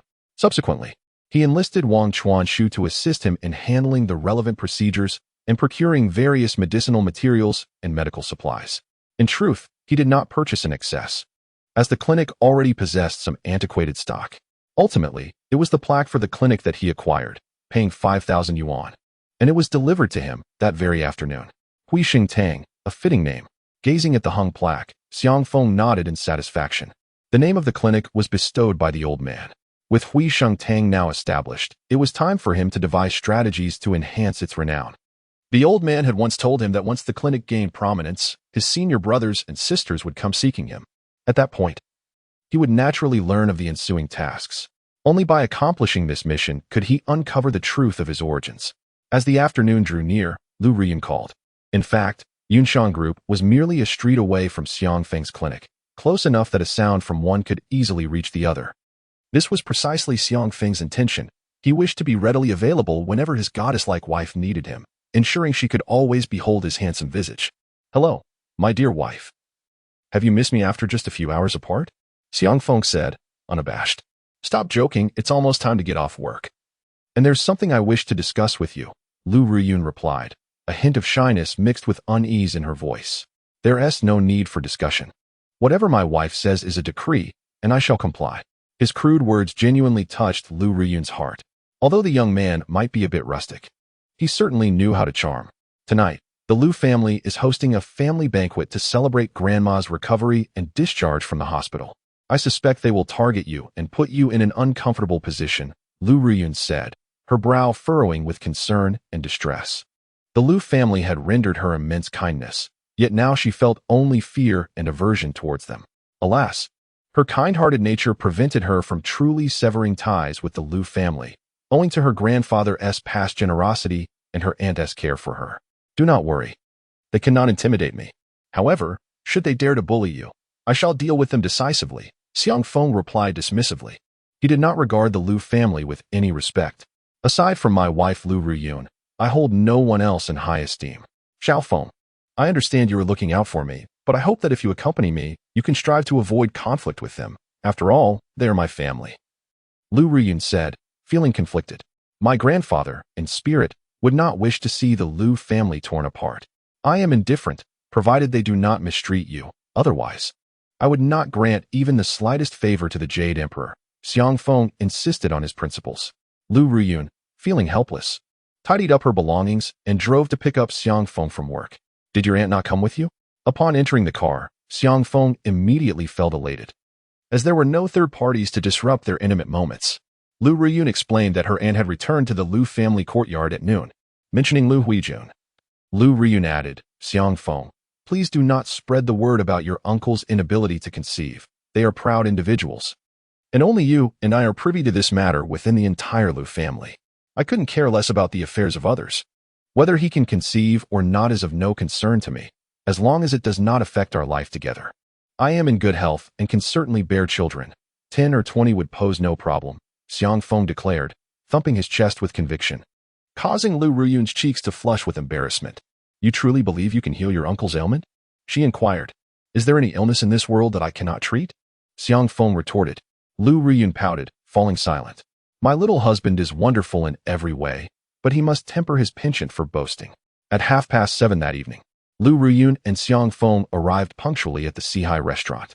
"Xiao Feng, do you know who the owner of this establishment is?" After parking, Lu Ruyun noticed Xiang Feng surveying the restaurant and playfully asked, "How would I know? I'm indifferent to such matters. As long as the food pleases my wife, I'm satisfied," Xiang Feng replied, consistently prioritizing his wife's preferences. Lu Ruyun chuckled. "Rest assured, the cuisine at Sihai restaurant is certainly delectable, for the owner is none other than the proprietor of Qixing Tower. However, Sihai restaurant is more accessible, catering to ordinary patrons who occasionally dine here." "Oh, so the two restaurants share the same owner," Xiang Feng realized, pondering whether he might encounter the owner later. He had dined there the previous day without settling the bill, having promised to pay today.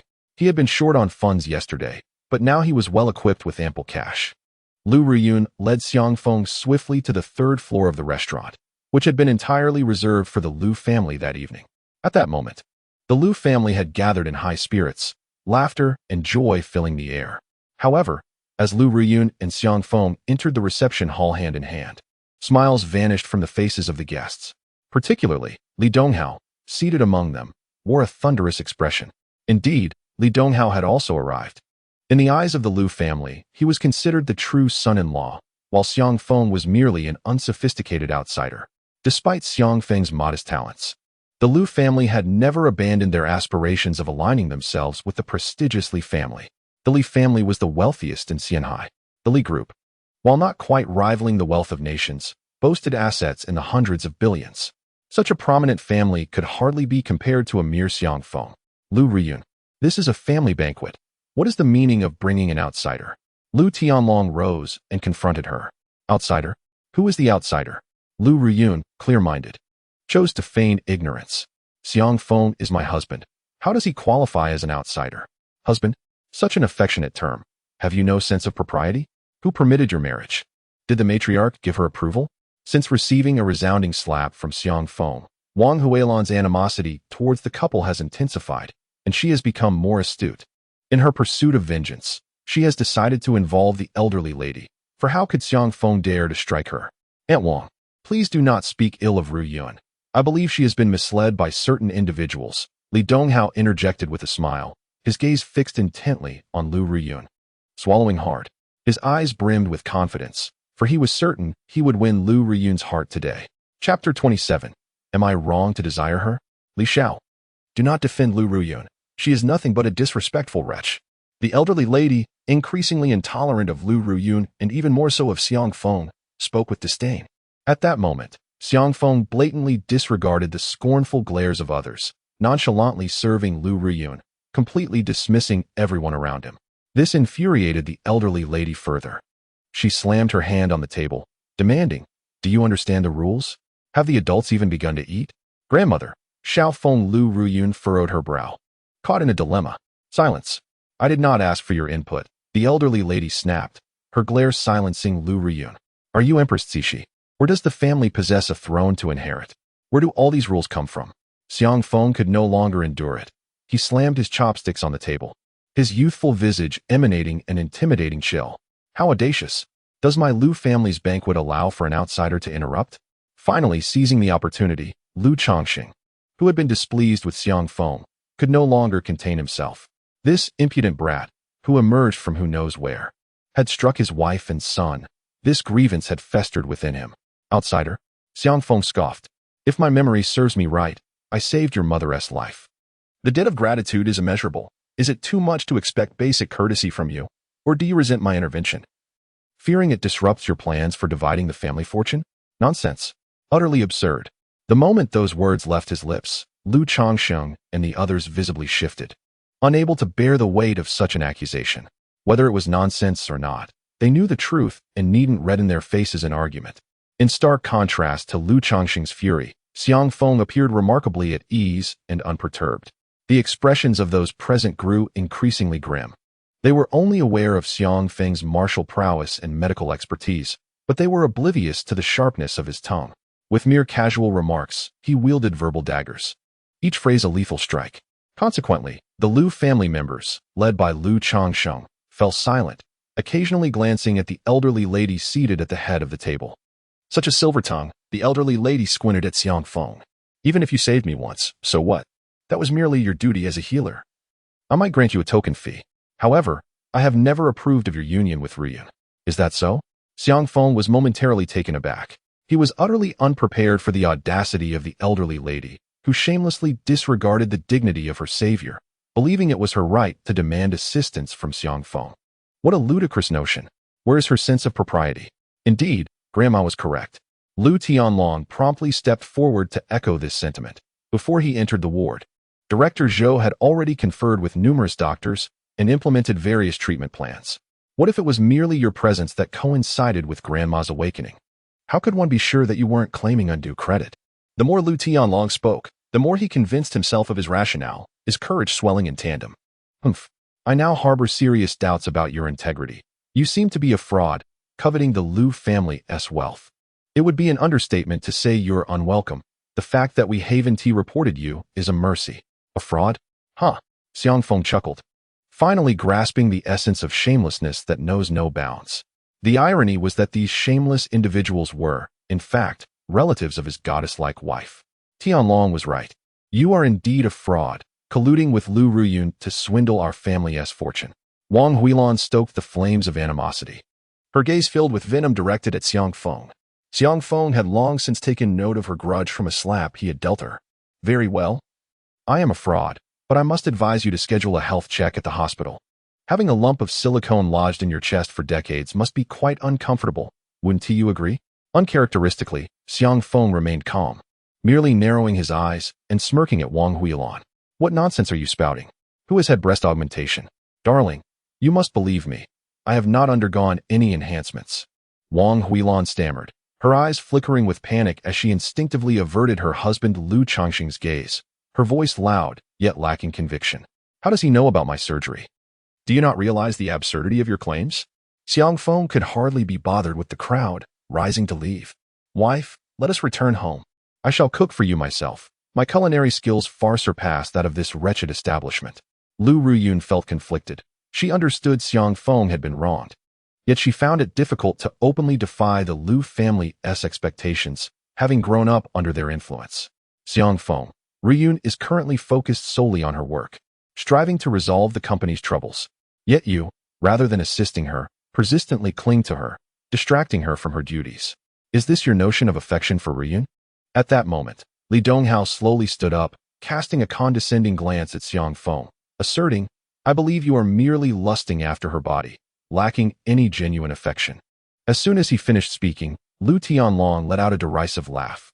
Li Xiao, you overestimate this country bumpkin. What can a mere farmer do to assist Lu Ruyun? Does he possess any skills beyond tilling the land? Oh, right, I almost forgot. He is just a farmer. Li Donghao seemed to have just grasped this notion. Xiang Feng glanced at the two in their mockery and retorted, You are quite correct. I am indeed simply enamored with my wife's physique. However, we are, without a doubt, in a legitimate marital relationship. Is there anything wrong with being attracted to her? Li Donghao felt as though he had been force-fed a mouthful of filth, a sensation both revolting and uncomfortable. Yet, paradoxically, he found himself unable to counter Xiang Feng's statement. As for the troubles you mentioned, I have scarcely paid them any heed. It is merely that my wife disallows my assistance. Otherwise, I could effortlessly resolve them in a heartbeat, I remarked to Feng. Boasting incurs no tax. Feel free to brag all you wish. Lu Tianlong retorted disdainfully. As a man, to rely solely on idle words renders one unworthy of someone as remarkable as Lu Ruyun. As he spoke, Li Donghao cast a glance at Lu Ruyun. Yet she replied, Living with Xiao Feng brings me immense happiness and joy. That is sufficient for me. Li Donghao found himself at a loss for words, feeling as if he had struck a cotton pillow, his frustration nearly overwhelming him. However, he quickly inhaled deeply and said, Ruyun, the happiness and joy he provides you are merely fleeting. Do not forget, you are a member of the Lu family and the sales director of Yunshan Group. Presently, the various shopping centers under Gouda Group are leading the charge to remove your products, and Wanshan Financial is incessantly pressing you for debts, even threatening to halt the supply of raw materials. Tell me, with such pressure looming over you, how long can you maintain your happiness? Your joy? Lu Ruyun parted her rosy lips, rendered speechless. Beside her, Lu Tianlong continued to stoke the flames. She may be happy and joyful, but I reckon the employees of Yunshan Group are likely losing sleep these days. They are acutely aware that when payday arrives next month, they might receive not a single cent. Lu Ruyun felt as though a wound had been exposed, suffocatingly distressed. Ruyun, I actually have a surprise for you today. Mr. Chenda, the chairman of Gouda Group, and Mr. Zhou Minxing of Wanshan Financial are here to speak with you. Li Donghao suddenly leaned closer to Lu Ruyun, his eyes betraying an unmasked desire and possessiveness. If you can negotiate with them as the wife of the Li family's young master, then you may conduct the discussion as you wish. Chapter 28. Collaborating with two men on the brink of death is quite unfortunate. As he finished speaking, footsteps echoed from outside, and two men strode in. Chairman Shindo of Gouda Group and Zhou Minxing of Wanshan Financial. They had previously been steadfast partners of our Yunxiang Group. It's all Lu Ruyun's fault. Had she not allied herself with that unsophisticated Feng and provoked young Master Li, these two would not have severed ties with us. Fortunately, young Master Li is willing to offer her an opportunity. It remains to be seen if she recognizes the value of it. Upon seeing these two men, many of the Lu family members grew anxious. Their future comfort and luxury hinged on Lu Ruyun's demeanor. Ruyun, have you considered this carefully? Li Donghao gazed at Lu Ruyun with unwavering confidence, his gaze unabashedly appraising her form. Suddenly, a sharp clap echoed through the room. Li Donghao was sent sprawling to the ground. When speaking with my wife, speak properly. Why are you leaning in so close? Did you expect a slap? Feng glared at Li Donghao as if he were a fool. This fellow was indeed foolish. Deliberately seeking a beating, one had never encountered such an insufferable person. Surrounded by the members of the Lu family, they were utterly shocked to witness Xiang Feng audaciously slap Li Donghao in public. This was disastrous. If Li Xiao's wrath were to descend, the entire Lu family would be unable to withstand the fury. Subsequently, they all cast resentful glances at Xiang Feng, blaming him for the various crises plaguing the Lu family. How dare you strike me? Li Donghao, rising while clutching his face, glared at Xiang Feng with gritted teeth. What of it? Should you dare to threaten my wife or covet her, I shall continue to strike you. Xiang Feng replied coldly. Very well. Li Donghao inhaled deeply, suppressing his rage. He resolved to let this fool revel in his arrogance for a while longer. Soon, he would have his comeuppance. He turned to Lu Ruyun and inquired once more. Have you made your decision, Ruyun? At that moment, Lu Ruyun was filled with concern. She had not anticipated Xiang Feng to act so decisively, even striking Li Donghao without hesitation. Yet, having taken action for her sake, she could hardly reproach him. After all, she was his wife now. Li Donghao's earlier gaze had indeed made her extremely uncomfortable. I appreciate your regard for me, Li Xiao, but since I am now Xiang Feng's wife, I shall not waver in my loyalties. As for the crisis facing Yunxiang Group, I will devise another solution, so there is no need for your concern. Lu Ruyun responded. Lu Ruyun, have you lost your mind? You think you can handle it? Without Li Xiao's assistance, you are nothing. Lu Tianlong exclaimed in a fit of panic. Smack! As soon as he finished speaking, a sharp slap echoed through the air once more. Lu Tianlong was sent sprawling. Xiang Feng, swift as the wind, was suddenly before him. His foot pressed firmly against Lu Tianlong's face. Who did you say was nothing? His voice was icy, laced with unmasked murderous intent. Indeed, his patience with the Lu family had reached its breaking point. He could no longer tolerate their mistreatment of his beloved wife. If he refused to harm her, what right did they have to do so? Grandmother, parents, please save me. Lu Tianlong lamented, feeling utterly humiliated with Xiang Feng's shoe on his face. Xiang Feng, are you looking for trouble? Guards, seize this madman. The matriarch trembled with rage, issuing a loud command. Thud, thud, thud, thud. Soon, 6 skilled fighters from the Lu family, armed with electric batons, charged towards Xiang Feng. These 6 men exuded an imposing aura, their physiques formidable, their combat prowess unmatched by ordinary individuals. Xiao Feng, be careful. Lu Ruyun shouted anxiously. Bang, bang, bang, bang, bang, bang. However, before her warning could fully escape her lips, the 6 Lu family experts were sent flying. Lu Ruyun gasped, covering her mouth in shock, her beauty pale with astonishment. The rest of the Lu family shared her disbelief. They had heard Lu Tianlong speak of Xiang Feng's ability to defeat Li Donghao's 2 bodyguards and knew of his extraordinary combat skills. But these 6 were seasoned fighters trained over many years. How could they be so easily dispatched? How terrifying. I am not the Monkey King, and I do not seek to overturn the heavens. Yet you are certainly no Buddha. Xiang Feng cast a disdainful glance at the Lu matriarch before returning his gaze to the humbled Lu Tianlong beneath his foot. I shall ask you once more. Who is nothing? I am nothing. Lu Tianlong felt a deep sense of humiliation, wishing he could find a hole to hide in. Since you are but a mere insect, I shall release you, Xiang Feng declared, retracting his foot. Lu Tianlong hurriedly fled, his gaze towards Xiang Feng filled with resentment, yet he dared not utter a word. Instead, turning his attention to Li Donghao. The elderly lady trembled with fury. It was not merely Lu Tianlong who had been trampled upon, but the very dignity of the Lu family as well. Xiang Feng, do you think that possessing some martial skills allows you to resolve all matters? Let me tell you, Your actions will only exacerbate and intensify the conflict. Li Donghao squinted, his eyes landing on Chenda and Zhou Minxing. The two understood the unspoken message and stepped forward. From this day forth, our Gaoda Group, along with its affiliated enterprises, shall terminate all cooperation with Yunshan Group. Our Wanshan Group will also cease all financial collaborations with Yunshan Group starting today, including halting the supply of raw materials from our materials production company. Chenda and Zhou Minxing declared in succession. Upon hearing this, the Lu family members appeared utterly devastated. Lu Ruyun, are you satisfied now? Just wait for Yunshan Group to collapse. The scornful remarks poured in, and Lu Ruyun's face turned pale. Li Donghao regarded her with a cold smile, eager to see how long she could endure. Darling, if they do not wish to collaborate with you, then let them be. Xiang Feng spoke nonchalantly. For partnering with two individuals nearing their demise was rather ill-fated. What did you say? Kid, are you cursing me? Upon hearing Xiang Feng's words, Chenda and Zhou Minxing immediately erupted with anger. Lu Ruyun's expression also shifted slightly. Xiao Feng, do not speak recklessly. Yet Xiang Feng shook his head and smiled. Wife, I am not speaking recklessly. These two indeed harbor significant ailments. Seeing the seriousness in Xiang Feng's demeanor, Lu Ruyun hesitated momentarily. She had witnessed her husband's medical skills firsthand. Could it be that these two truly had grave illnesses? Ruyun, it seems your judgment is lacking. Your rustic husband is not only a brash man, but also a boastful fool, Li Donghao scoffed. He then addressed Chunda and Zhou Minxing. Gentlemen, you may dismiss what this boy has said as mere drivel. Chapter 29. A minor ailment, young Master Li. We did not take his words to heart. The words of a country bumpkin are of no consequence to us, both responded. Their attitudes exceedingly respectful. Xiao Feng, if there are life-threatening ailments afflicting Chairman Chun and Chairman Zhou, could you assist in their treatment? Lu Ruyun implored Xiang Feng.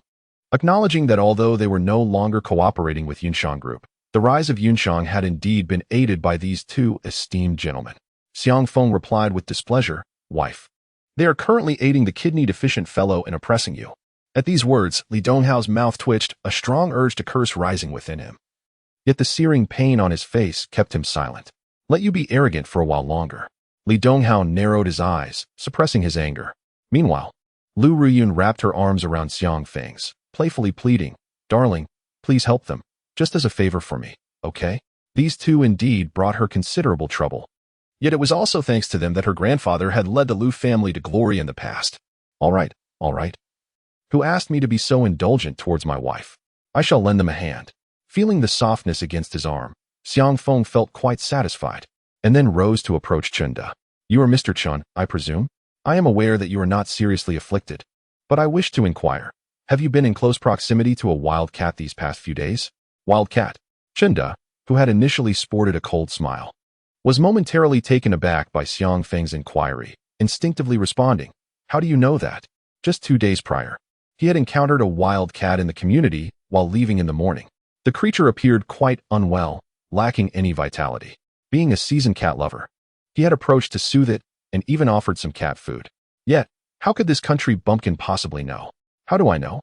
Did you not notice the scratches on your hand from the cat's claws? Xiang Feng rolled his eyes. Is that so? Chen Da's expression changed slightly as he hurriedly raised his hands to inspect them. Soon, he discovered a faint scratch on his right wrist, a mark indeed, shallow and bloodless. Almost faded away. He had not noticed it at all until now. Yet, at this moment, his breath quickened inexplicably, as if his heart had been seized by an unseen force. Even if I was scratched by that cat, it did not break the skin. Besides, I have been scratched by wild cats before and never contracted rabies. Chunda swallowed hard, feigning calmness. Xiang Feng chuckled. That merely suggests you have been fortunate in your past encounters with healthy wild cats. However, the one you met this time carried the rabies virus. If its claws broke your skin, what do you think your chances of contracting rabies are? Thud. Chen Da's face drained of color, and he collapsed to the ground. As a devoted cat enthusiast for over a decade, he was acutely aware that if he had received a rabies vaccine immediately, the issue would not have been grave. But now, 2 days had elapsed. He was finished. The surrounding crowd, upon learning that Chunda had contracted rabies, instinctively recoiled as if from a plague. You're not dead yet. Why act like a corpse? Xiang Feng, unfazed, stepped forward and kicked Chunda, expressing his displeasure. Chanda, with vacant eyes, looked up at Xiang Feng. Suddenly recalling Lu Ruyun had suggested he seek Xiang Feng's help for his ailment. Thud. Chunda immediately regained his composure, kneeling before Xiang Feng with urgency. Young man, do you have a way to save me? I beg you, please help. If you can cure my rabies, I will immediately restore my cooperation with Yunshan Group. Very well. You have stated this of your own accord. I am not taking advantage of your misfortune, Xiang Feng replied. Xiang Feng nodded slightly. Retrieving the silver needles from the cloth pouch, he lay down, lifting his garments to his chest, preparing to administer the acupuncture and expel the rabies virus. Oh, all right. Chunda complied immediately, lying directly on the ground and raising his clothing. Xiang Feng proceeded with a casual demeanor. Rabies? Such a trivial ailment posed no challenge for him. However, the members of the Lu family surrounding them were filled with anxiety. Grandmother, perhaps we should leave? Rabies is contagious, Lu Tianlong said nervously. The elderly matriarch remained relatively composed, snorting lightly at his words.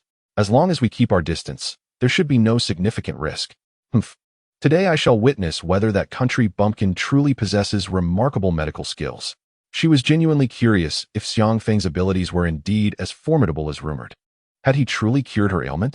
Old lady, you overestimate this rustic fellow. Li Donghao approached with a nonchalant smile. You should know what rabies is. Even if his medical skills are extraordinary, can he truly cure rabies?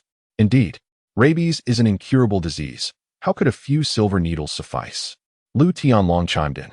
If anything happens to Chun Dong under his treatment, I will be the first to report him. All the members of the Lu family nodded in agreement. Who is it that claims they will report me? At that moment, Xiang Feng stood up, his gaze fixed on Lu Tianlong. Upon meeting Xiang Feng's eyes, Lu Tianlong immediately lowered his head, silenced by his intensity. Xiao Feng, will you truly cure Chendong?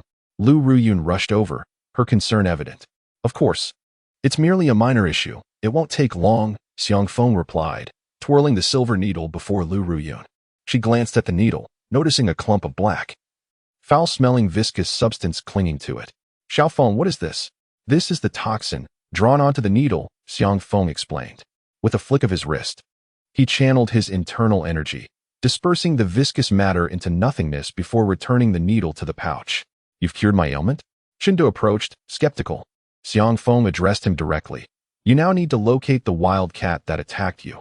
Take it to the hospital for an examination, and undergo a full-body checkup yourself. Once the results are in, you will see whether I have deceived you. All right, I shall go at once, Shindo exclaimed, sprinting out. Although he held some faith in Xiang Feng, he felt the need for confirmation. However, none of the Lu family members believed him, including the matriarch. They all presumed Xiang Feng was merely putting on a show, and once Chun Da's examination results were revealed, he would surely become the subject of ridicule. Mr. Xiang Feng, could you enlighten me about my condition? At that moment, a visibly anxious Zhou Mishing approached, hesitating for a moment before finally speaking. First, let me ask you, do you currently feel a heaviness in your chest, as if you were struggling to breathe? Perhaps even a slight stabbing pain in your heart? Xiang Feng posed several questions in succession, while Zhou Mingxing's complexion gradually paled. This was because Xiang Feng had articulated everything accurately. He indeed felt a tightness in his chest, accompanied by a slight stabbing pain near his heart. He even attempted to take 2 deep breaths, only to find himself unable to draw in air. What illness could I possibly have? Zhou Mingxing's voice trembled. He was unaware of the exact nature of his ailment. Yet he knew that any heart-related condition could not be trivial. A sudden cardiac issue, perhaps. Within half an hour, one might succumb to it. Xiang Feng shrugged. If you doubt my words, you may head to the hospital immediately and consult a cardiologist for treatment. I trust you, Mr. Xiang. Please help me with my ailment. Zhou Minqing declared after a brief moment of contemplation. Going to the hospital? The distance was not great, merely under 10 kilometers. However, the timing was unfortunate. Rush hour. Driving there now might take more than half an hour.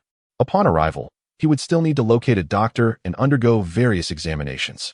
Half an hour would be utterly insufficient. Lie down, Xiang Feng instructed nonchalantly. All right. Zhou Minqing obediently reclined on the ground. Xiang Feng approached him, opting not to use needles, but instead pressing his palm against Zhou Minqing's chest.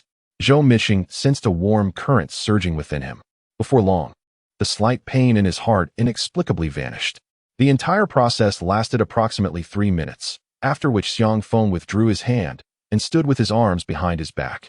All right, you may rise now, Xiang Feng stated calmly. Unbeknownst to anyone, a wisp of faint black mist dissipated from the right hand he had concealed behind him. Mr. Xiang, I believe you have cured my ailment. I will go to the hospital for a checkup, Zhou Minxing affirmed. Very well, I shall head to the hospital at once. Zhou Minxing replied earnestly. If my health is indeed restored, Wanshun Financial will promptly resume its collaboration with Yunshan Group. Furthermore, I will compensate for any losses and inconveniences caused to Yunshan Group. With that, Zhou Minxing disregarded Li Donghao, whose expression was exceedingly grim, and hurriedly departed. He needed to ensure his health was sound. Meanwhile, Xiang Feng observed Li Donghao with an amused smile. Earlier, when I mentioned their health issues, you seemed to dismiss it as mere nonsense. Li Xiao, who do you believe is spouting nonsense now? Humph, you country bumpkin. This could all be one of your tricks. Li Donghao scoffed, resolutely refusing to acknowledge his rival's merits. Ignoring Xiang Feng, Li Donghao turned to Lu Ruyun, once again revealing a trump card. Ruyun, you must be well aware of my feelings for you. I shall make this clear today. If you agree to be my woman, Li Donghao. Our Li Group will invest 100 million into Yunshan Group, acquiring only 10% of its shares, without interfering in its operations or development. What? 100 million? Only for 10% of the shares? I must be hearing things. Oh my, the Li Group has invested, acquiring only 10% of the shares with a staggering sum of 100 million. It won't be long before the Yunshan Group surpasses a valuation of 1 billion. Our Lu family may soon ascend to the ranks of the foremost families in Xianhai City. If Lu Riyun continues to refuse young Master Li, she will surely be deemed a traitor to our family. Would she dare to decline? The old lady would break her legs. The Lu family members' breaths quickened, their eyes aflame with fervor. Grandmother, Lu Tianlong exclaimed, his gaze fervently directed at the matriarch. The old lady patted her chest, striving to calm her emotions. Before addressing Lu Ruyun, the time has come to test your loyalty to the Lu family. I hope you will not disappoint me, nor the entire Lu clan. Grandmother, my loyalty to the Lu family is unwavering, yet it is not to be measured by wealth. Lu Ruyun replied with a bitter smile, her disappointment in the family growing. She turned her indifferent gaze to Li Donghao. Young Master Li, thank you for your regard, but I must decline your offer, for I am already married and cannot become your woman. The Lu family members glared at Lu Ruyun, their expressions filled with fury, as if she had robbed them of their fortune. Lu Ruyun, are you truly betraying the Lu family? The old lady's cane struck the ground, her body trembling with rage. Yet, Lu Ruyun paid them no heed. Li Donghao narrowed his eyes and said, Ruyun, there is no need to rush your decision. I am patient and willing to await your contemplation. After saying this, he exchanged pleasantries with the Lu matriarch before taking his leave. Following his departure, the old lady returned to the banquet hall, her murky and anger-filled gaze falling upon Xiang Feng. Even young Master Li has left. What are you still doing here? The Lu family banquet does not welcome outsiders. It was evident that the old lady was genuinely furious, unceremoniously issuing Xiang Feng an eviction order. Not welcome, you say? Very well, I shall take my leave, but should anything happen to you, old lady, even if you plead for my assistance, I shall not intervene. Xiang Feng cast aside his chopsticks and rose to his feet. Noticing Lu Riyun's conflicted expression, unsure whether to accompany him, he gently patted her shoulder.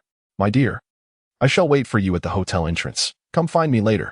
However, glancing around at the Lu family members, he added, you may bully me, but should anyone dare to mistreat my wife, regardless of their status, I will ensure they are utterly incapacitated. Very well, I shall trouble you, my husband. Lu Riyun handed her car keys to Xiang Feng, feeling a pang of guilt. Grandmother, listen to what that country bumpkin is saying. He is practically cursing you. His heart is truly malicious. As soon as Xiang Feng exited the hotel lobby, Lu Tianlong was the first to voice his thoughts, his voice particularly loud. Lu Tianlong, silence yourself. Why did you not speak so boldly when Xiang Feng was still here? Lu Riyun retorted, unable to tolerate Lu Tianlong's disparagement of Xiang Feng. Lu Riyun, you are the one who should be silent. To her surprise, the old lady coldly snorted, siding wholly with Lu Tianlong. Lu Tianlong immediately swelled with pride. Lu Riyun pressed her lips together, refraining from retorting. Her grandmother's health was frail, and she did not wish to provoke her. The words spoken by Xiang Feng before departing stirred unease within her, leaving her to ponder whether her grandmother's chronic ailments had truly been remedied. Lu Riyun, if you still regard me as your grandmother, then tomorrow morning, take that country bumpkin to the Civil Affairs Bureau and obtain a divorce certificate. The matriarch of the Lu family fixed her gaze upon Lu Riyun as she spoke. Chapter 31. I wish to slay him with my own hands, grandmother. I will comply with any request you make, but I cannot bring myself to divorce Xiang Feng. It would be too disloyal. Lu Ruyun's expression was resolute, her defiance unwavering against her grandmother's command. Cannot. Lu Ruyun, it seems you are blinded by love. Do you truly believe that Xiang Feng harbors genuine affection for you? Let me enlighten you. The only reason he is with you is for your beauty and our Lu family's wealth. The elderly lady sneered. If you were not so stunning, and if you did not belong to the Lu family, would he even consider marrying you? Lu Ruyun shook her head. No, grandmother. Xiao Feng is not that kind of person. He does not covet beauty or wealth. If he were so inclined, he would have taken advantage of the situation on the boat just days ago. Moreover, if he were after riches, he would have accepted the 10 million in the bank card that Tang Wanner provided him. Let us make a wager. Approach him about the divorce, offering him 5 million as compensation, and see if he agrees. The elderly lady's murky eyes gleamed with a spark. Rest assured, if he consents to the divorce, the Lu family will provide that 5 million. Upon hearing this, many from the Lu family brightened with intrigue. Indeed, experience shines through. If Lu Ruyun were to propose the divorce, even if it ultimately did not materialize, it would likely create a rift between the couple. Should the divorce succeed, the Lu family would only incur a loss of 5 million, a trivial sum compared to the 100 million investment from the Li Group. Grandmother, I will not initiate a divorce with Xiang Feng. Yet, Lu Ruyun unequivocally declined, for she was certain that he would never agree, and she would not part with him. You. The elderly lady struck a punch into thin air, feeling both pained and enraged. You little girl, you have truly grown wings and no longer heed my words. Have you? Let me remind you, the Lu family can elevate you, but we can also bring you crashing down.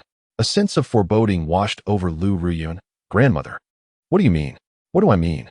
Since you insist on being with that country bumpkin, I shall not hinder you. However, from now on, everything you have received from the Lu family must be relinquished. The matriarch continued. For instance, your position as the director of the sales department, the car you currently drive, and the house you reside in. Upon hearing these words, the expressions of those from the Lu family varied greatly. Lu Tianlong and his cohorts were elated, for he had coveted the position of sales director for quite some time, a role ripe for personal gain. Previously, he had repeatedly urged Lu Ruyun to join him in making money, only to be met with her firm refusals. This was one of the reasons for his disdain towards her. Mother, is this not a bit too severe? Aunt Lu Huijun furrowed her brows slightly. Third sister, you are already a married woman. Since grandmother is managing the affairs of the Lu family, perhaps it would be prudent for you to refrain from interjecting? Wang Huilan remarked with a smile that did not reach her eyes. At once, Lu Huijun fell silent, her gaze towards Lu Ruyun imbued with sympathy and concern. How could this girl be so obstinate? Grandmother, if you wish to take away my position and my car, I have no objections. But that apartment was purchased with my own hard work. Lu Ruyun felt a pang of distress in her heart. She had anticipated that the old lady would suppress her, but she had not expected such ruthless measures, even to the extent of seizing her home. The old lady snorted coldly. Purchased with your own hard work? Without the Lu family providing you with a platform, no matter how hard you strive, you would never manage to buy a property in the exorbitantly priced Xianhai city. Enough of this. You should hasten your move in the next few days and hand the keys over to Tianlong. Furthermore, starting tomorrow, the sales department will be temporarily managed by Tianlong. Thank you, grandmother. Lu Tianlong exclaimed, nearly leaping with excitement. Meanwhile, Lu Ruyun appeared utterly despondent, her face etched with deep resentment. Why had she toiled for the Lu family for so many years, only to end up with nothing? Even the home she had earned through her own efforts was being callously stripped away from her. Xiang Feng, unaware of the events unfolding within the hotel, had arrived at the entrance of the Sihai Hotel. Not far away, in a Maserati, Li Donghao coldly fixated his gaze upon him. Young Master Li, should I bring some men to deal with him? The driver, a skilled individual under Li Donghao's command, was nearly as formidable as Huang Chong. This country bumpkin possesses some ability. I fear he may not be so easily dealt with.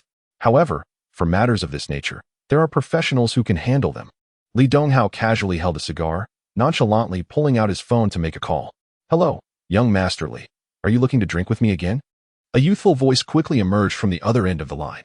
Brother Liangjie, I am reaching out this time to enlist your assistance in dealing with someone. Li Donghao stated directly. Upon completion, I will reward you with 5 million. Are you referring to that country bumpkin named Xiang Feng? You are aware? Li Donghao's expression darkened further. It seemed he had already become a subject of ridicule. 5 million, are you in? Of course. How could I refuse when young Master Li is offering money? Liang Jie replied with a hearty laugh. How does young Master Li wish to handle him? Should we simply kill him and dispose of him in the lake? Or? Li Donghao narrowed his eyes, a look of malice crossing his face. I want you to bring him before me. I wish to slay him with my own hands. Today marked the second instance in which he had suffered at Xiang Feng's hands, and having been publicly humiliated, he could not swallow his resentment unless he personally avenged himself. It's a trivial matter. I'll arrange it today, and at the latest, he will be before you by tomorrow evening. Liang Jie concluded before abruptly ending the call. Tomorrow. Li Donghao glanced once more at Xiang Feng in the distance, snorting disdainfully. I'll allow you to live another day, but come tomorrow, you shall certainly regret it. It seemed that Li Donghao was once again plotting something sinister, although it was night and he was seated in his car. Xiang Feng still discerned him and felt the palpable aura of malevolence emanating from him. This stirred a flicker of murderous intent within Xiang Feng's heart. The old sage often advised me that when dealing with foes, one must strike first. The second to act is destined for calamity. Should I not just eliminate him now? Xiang Feng murmured softly to himself. After all, he had already granted Li Donghao one chance. At that moment, a voice filled with surprise suddenly rang out from behind Xiang Feng. Turning around, he beheld Zhang Feng accompanied by a middle-aged man clad in traditional Tang attire, emerging from the hotel and making their way towards him. Though the man appeared rather ordinary and bore the scent of alcohol, his demeanor exuded a refined elegance that was quite pleasant to behold. Oh, it's you. What brings you here? Aren't you the manager of Qixing Tower? Xiang Feng collected his thoughts and casually inquired, is it that the Seahai Hotel has posed too great a competitive threat, prompting you to scout the enemy? Huh, Mr. Xiang. You jest. Zhang Feng chuckled lightly, stepping aside to allow the middle-aged man to come forward. Allow me to introduce, this is my boss, Lu Guangyang. The Seahai Hotel is also under his ownership. I am here accompanying him for social engagements. My apologies for the misunderstanding, Xiang Feng replied with a smile. Turning to the gentleman in Tang attire. Greetings, Boss Lu. By the way, I owe you over 5,000 yuan. Let me transfer it to you now. Lu Guangyang paused momentarily, then laughed lightly. Mr. Xiang, have you perhaps misunderstood? We are meeting for the first time. When did you ever owe me money? His tone was quite courteous, as he was already informed by Zhang Feng that Xiang Feng was the holder of the Qingzhou card. Don't you know? I dined at your Qixing Tower yesterday, without funds, and wrote an IOU. Didn't I mention I would repay today? I was just about to head over to Qixing Tower with my wife once she arrives, Xiang Feng remarked to Zhang Feng. A few thousand yuan is quite a significant sum. Haven't you reported this to your boss? You seem a bit derelict in your duties as a manager. Zhang Feng seemed helpless. Is a few thousand yuan a lot? To be honest, even if it were tens of thousands, our boss wouldn't bat an eye. Mr. Xiang, since you possess the Qingzhou card, your expenditures at Qixing Tower require no payment, Lu Guangyang interjected with a smile. How can that be? That would make it akin to dining and dashing. I, Xiang Feng, would never engage in such uncouth behavior. Xiang Feng declared, pulling out his phone. Could one of you lend me your phone to scan? I'll transfer the money via WeChat. Since it is thus, then please transfer to me. And we can conveniently add each other on WeChat, Lu Guangyang replied with a smile, retrieving his phone. Before long, the two exchanged WeChat information, and Xiang Feng successfully transferred the funds. Mr. Xiang, may I inquire who bestowed the Qingzhou card upon you? Lu Guangyang asked with curiosity. Oh, it was bestowed by my master, Xiang Feng answered candidly. Your master? What is your master's name, if I may ask? Do not inquire of me, for I am equally uninformed. Xiang Feng spoke candidly. Lu Guangyang was rendered speechless. He was uncertain whether Xiang Feng genuinely did not know or simply chose not to divulge. Nevertheless, he was not one to easily concede. His elder brother had informed him that each bearer of the Qing bamboo card was exceptional. Should he encounter one, he must forge a solid friendship. Mr. Xiang Feng, Lu Guangyang was about to speak when his brow furrowed slightly. A sense of foreboding crept into his heart. His old affliction had resurfaced. He should not have indulged in alcohol moments ago. Chapter 32. A smooth departure. No farewell, your cholecystitis is quite severe. And you possess gallstones of a gritty nature, yet you still dare to drink? Such audacity. Are you not afraid of enduring excruciating pain? Xiang Feng remarked with a subtle smile. Lu Guangyang, suppressing his discomfort, exclaimed in astonishment, how did you know I was suffering from cholecystitis? Xiang Feng replied cheerfully. Because I am the little divine physician of Qingyun Mountain. Lu Guangyang felt somewhat disoriented. However, the agony of cholecystitis could be life-threatening. The intensity of the pain rivaled that of childbirth. He was no longer in the mood to cultivate a friendship with Xiang Feng and turned to Zhang Feng, saying, "Zhang Feng, please fetch my car and hurry me to the hospital." Xiang Feng crossed his arms and chuckled. "Is going to the hospital truly beneficial for your condition? Can Western medicine repair your gallbladder or alleviate your pain? But if I do not go to the hospital, I cannot simply endure this pain. At the very least, I should seek treatment for inflammation." Lu Guangyang replied with a bitter smile. Generally, physicians only recommend gallbladder removal for cholecystitis and rarely suggest non-invasive stone extraction. Lu Guangyang had no desire for gallbladder removal. Consequently, he had consulted numerous traditional Chinese medicine practitioners and consumed various herbal remedies to dissolve the stones. The results were evidently futile. Each time he indulged in alcohol or his gallbladder was stimulated, a bout of cholecystitis would ensue, leaving him in excruciating torment. "Here I am, a divine physician before you, and you choose to ignore my help and rush to the hospital? Are you foolish?" Xiang Feng retorted with a hint of annoyance. Lu Guangyang, taken aback, asked, "Are you suggesting that you can alleviate my pain?" Xiang Feng shook his head with a smile. Lu Guangyang's expression darkened. "If that is not the case, could Mr. Xiang Feng refrain from wasting my time in seeking medical attention? Had he not known that Xiang Feng was a bearer of the Qing bamboo card, he might have resorted to harsh words." Xiang Feng responded, "What I mean is that I can not only relieve your pain, but also extract the stones from your gallbladder without harming it. Is that truly so? Are you jesting?" Lu Guangyang questioned with skepticism. Seeing this, Xiang Feng became displeased. "If you do not believe me, then hurry to the hospital, lest you delay my thoughts of my wife." "Mr. Xiang Feng, may I inquire how you intend to treat me?" Lu Guangyang still wished to give it a chance. Although Xiang Feng appeared youthful, he was, after all, a bearer of the Qing bamboo card.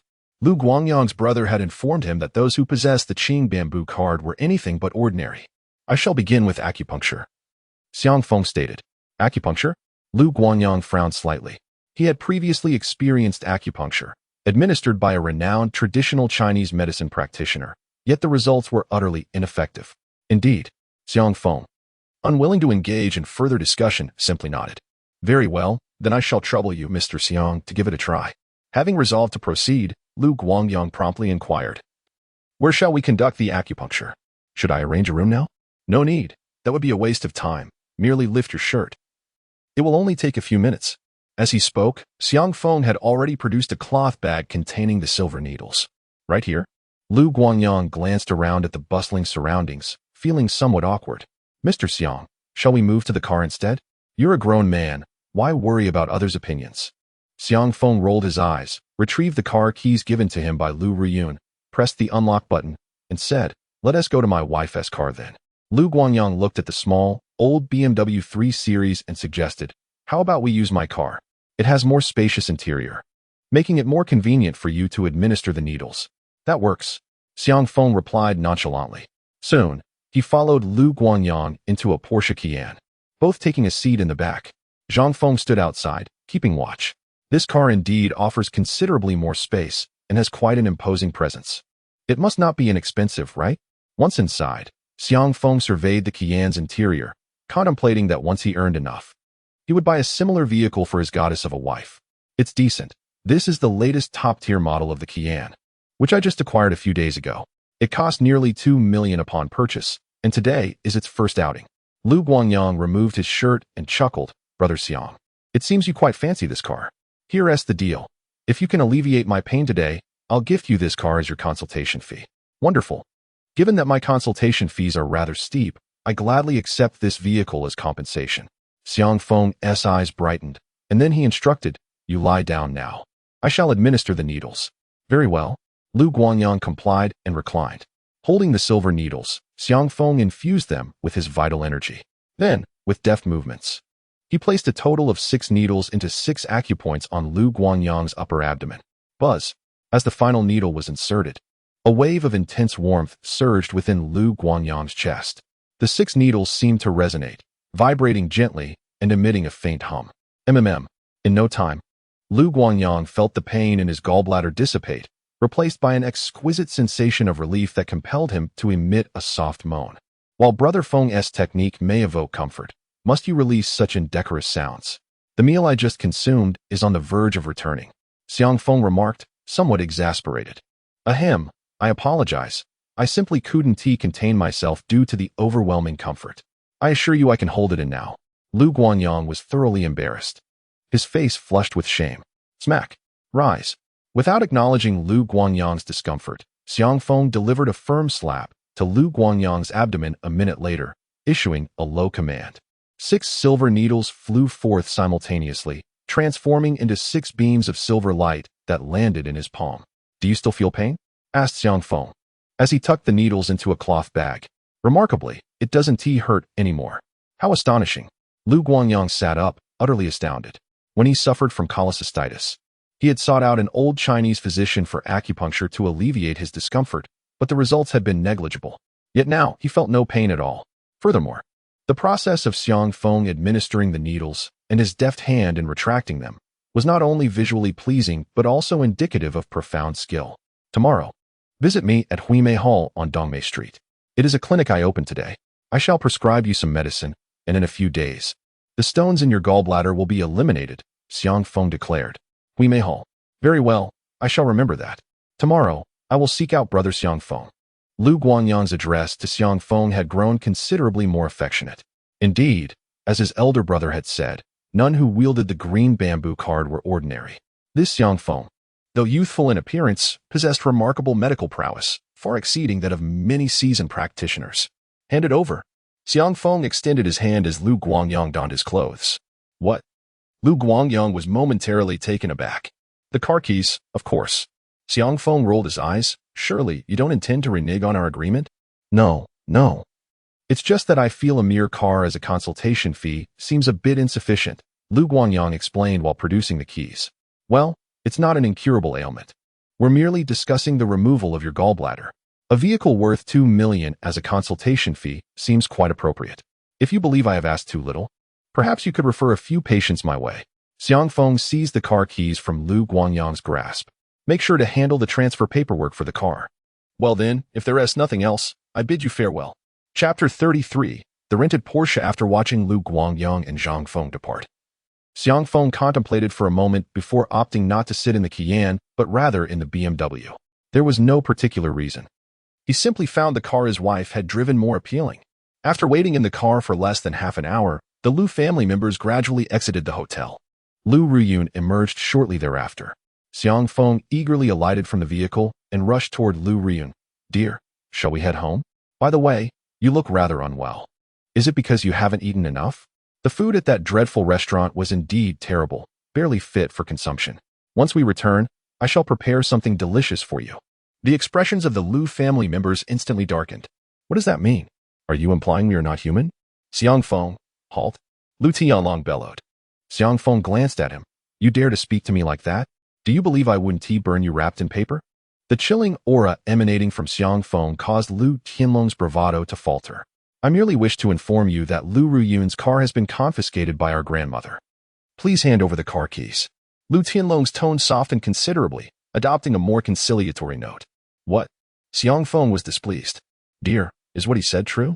Our car has been confiscated by that old woman. On what grounds? How outrageous. The matriarch of the Lu family exclaimed in anger. This rustic fellow actually dared to call her an old woman in public. Such blatant disrespect truly incensed her. Since Lu Ruyun chose to be with you, she must surrender everything she took from our Lu family, including not only the car, but also her position in the company and the house you currently reside in. She is no longer entitled to any of it. The Lu matriarch narrowed her eyes, exuding an air of authority. I now wish to see how long you can remain with Lu Ruyun without the privileges and wealth bestowed upon her by our family. How domineering the Lu family is. My wife labored diligently for what she has earned, and you, old woman, can simply reclaim it with a word. I should never have saved you. Perhaps it would have been better for the King of Hell to take you instead. Xiang Feng could no longer contain his frustration. Having rescued this old woman out of kindness, she not only failed to express gratitude, but also oppressed his wife. It was utterly despicable. Were it not for the fact that she was his wife's grandmother, he would have longed to put an end to her insolence. Xiang Feng, do you truly believe our Lu family cannot deal with you? Xiang Feng quickly apologized to the matriarch. His words ignited fury among the Lu family members. Even Lu Ruyun could not help but frown and whispered to Xiang Feng, "Little Feng, I understand that you care for me. But could you refrain from speaking to grandmother that way? My dear, she has bullied you to this extent, and you still defend her?" Xiang Feng sighed softly, then turned to the Lu matriarch and said, "Very well, I shall remain silent. However, I must inform you that should your affliction recur, even if you come to me in a grand procession, I will not lend my aid. I am currently in excellent health, so there is no need for your concern." The Lu matriarch replied with a cold smile. "Let us hope that is the case," Xiang Feng said with a cheerful grin. He then waved his hand, sending the car keys flying to Lu Tianlong. "Since you intend to reclaim the house and the car, we shall forego them, which conveniently allows me to procure a brand new one for my wife." Lu Tianlong caught the keys with a beaming smile. How audacious to boast so grandly. A new one? As a mere laborer, what could you possibly use to acquire a new vehicle? Not to mention the house. Even a modest car would cost over 100,000. You wouldn't be able to afford it even if you worked for a year. Wang Huilan scoffed derisively. Xiang Feng shrugged and replied, "A car costing over 100,000? You are mistaken. When I buy my wife a new car, it will certainly be worth far more than that. Oh, your abilities may be limited, but your bravado is grand." Wang Huilan retorted mockingly.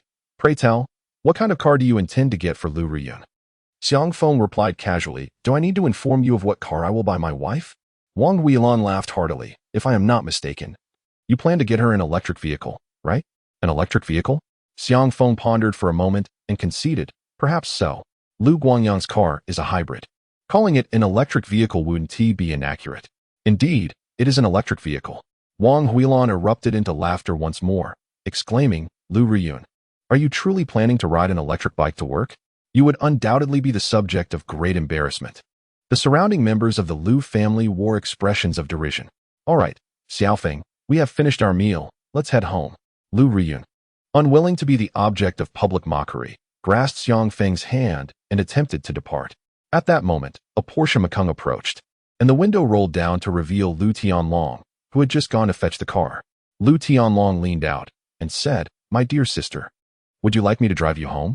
At this hour, hailing a rideshare would be quite difficult, and public transport is far too crowded." Lu Ruyun recognized that Lu Tianlong was deliberately trying to ridicule her and replied nonchalantly, "No, thank you. Xiaofeng and I will walk back. Consider it a post-meal stroll." Lu Tianlong chuckled. "Walk back? Are you joking? It's over 10 kilometers from here to your home. Will you walk until dawn?" Xiang Feng interjected. "Though I would love to accompany you, I have realized some individuals enjoy putting on airs too much, and I would rather not give them the opportunity to mock you. So let us drive back." With a hint of regret, he expressed his desire to walk with Lu Ruyun, envisioning the comfort of carrying her soft and ample form on his back. "Xiang Feng," Lu Ruyun teased, "are you also jesting? Drive? What vehicle do you even possess?" Lu Tianlong regarded Xiang Feng with a mocking smile. Having been the target of Xiang Feng's jibes recently, he was eager to seize this chance to ridicule him. Xiang Feng retorted coldly, "Why does it matter what car I drive? Regardless, mine is far superior to yours.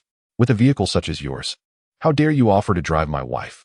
Lu Tianlong challenged. "Then stop blathering and show me your car. If yours is indeed better than mine, I shall call you brother." "Enough. My brother is far more impressive than you," Xiang Feng responded with disdain. How could this man even think to compare himself to his brother? "All right, Xiaofeng, cease your banter. Let us make our exit." Lu Ruyun, feeling embarrassed, tugged at Xiang Feng to leave, believing he was merely boasting. Such bravado in this situation would only serve to make them the subject of ridicule. "My dear, I assure you, I am not deceiving you. I have prepared a new car for you," Xiang Feng declared, producing the car keys and pressing the unlock button. Suddenly, a dazzling light illuminated the surroundings. Was it truly a car that lit up? What a coincidence. Goodness, that appears to be a Porsche Cayenne. Is that Xiang Feng's vehicle? Impossible. This must be mere coincidence. None of the Lu family members believed it, including Lu Ruyun, who harbored doubts. The base model of a Porsche Cayenne costs well over $1 million. The Porsche, evident from its wheel appearance and dimensions, is certainly not a lower-tier model. It is likely the top configuration. "Xiaofeng," Lu Ruyun inquired, tilting her head. "Dear, hurry and drive. I have no experience behind the wheel," Xiang Feng explained briefly, taking Lu Ruyun by the hand as they approached the Cayenne. Opening the door, getting in, and starting the car. Throughout the entire process, Lu Ruyun felt as though she were in a dream. How could she possibly be driving a luxury car worth millions? Dear, why are you in a daze? Are you unsure how to operate such a vehicle since you've never driven one before? Should I call someone to teach you? Xiang Feng, seated in the passenger seat, noticed Lu Ruyun had yet to start the engine and asked with concern, contemplating whether to call Lu Guangyang back. That's not it. I'm simply curious. Is this car truly yours? Lu Ruyun gazed at Xiang Feng, questioning. This inquiry was not only on her mind. The bewildered members of the Lu family outside were equally intrigued. Within the Lu household, there were only 2 luxury cars valued at millions. One, kept in the garage, had once belonged to Lu Ruyun's grandfather and was now the matriarch's vehicle.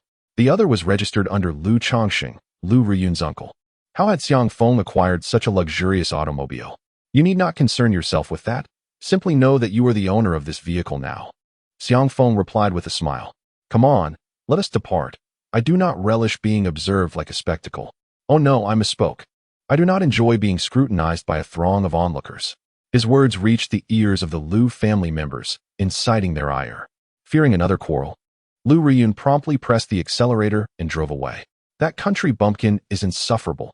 How dare he refer to us as monkeys? Humph, that car must have been stolen. It certainly could not have been acquired legitimately.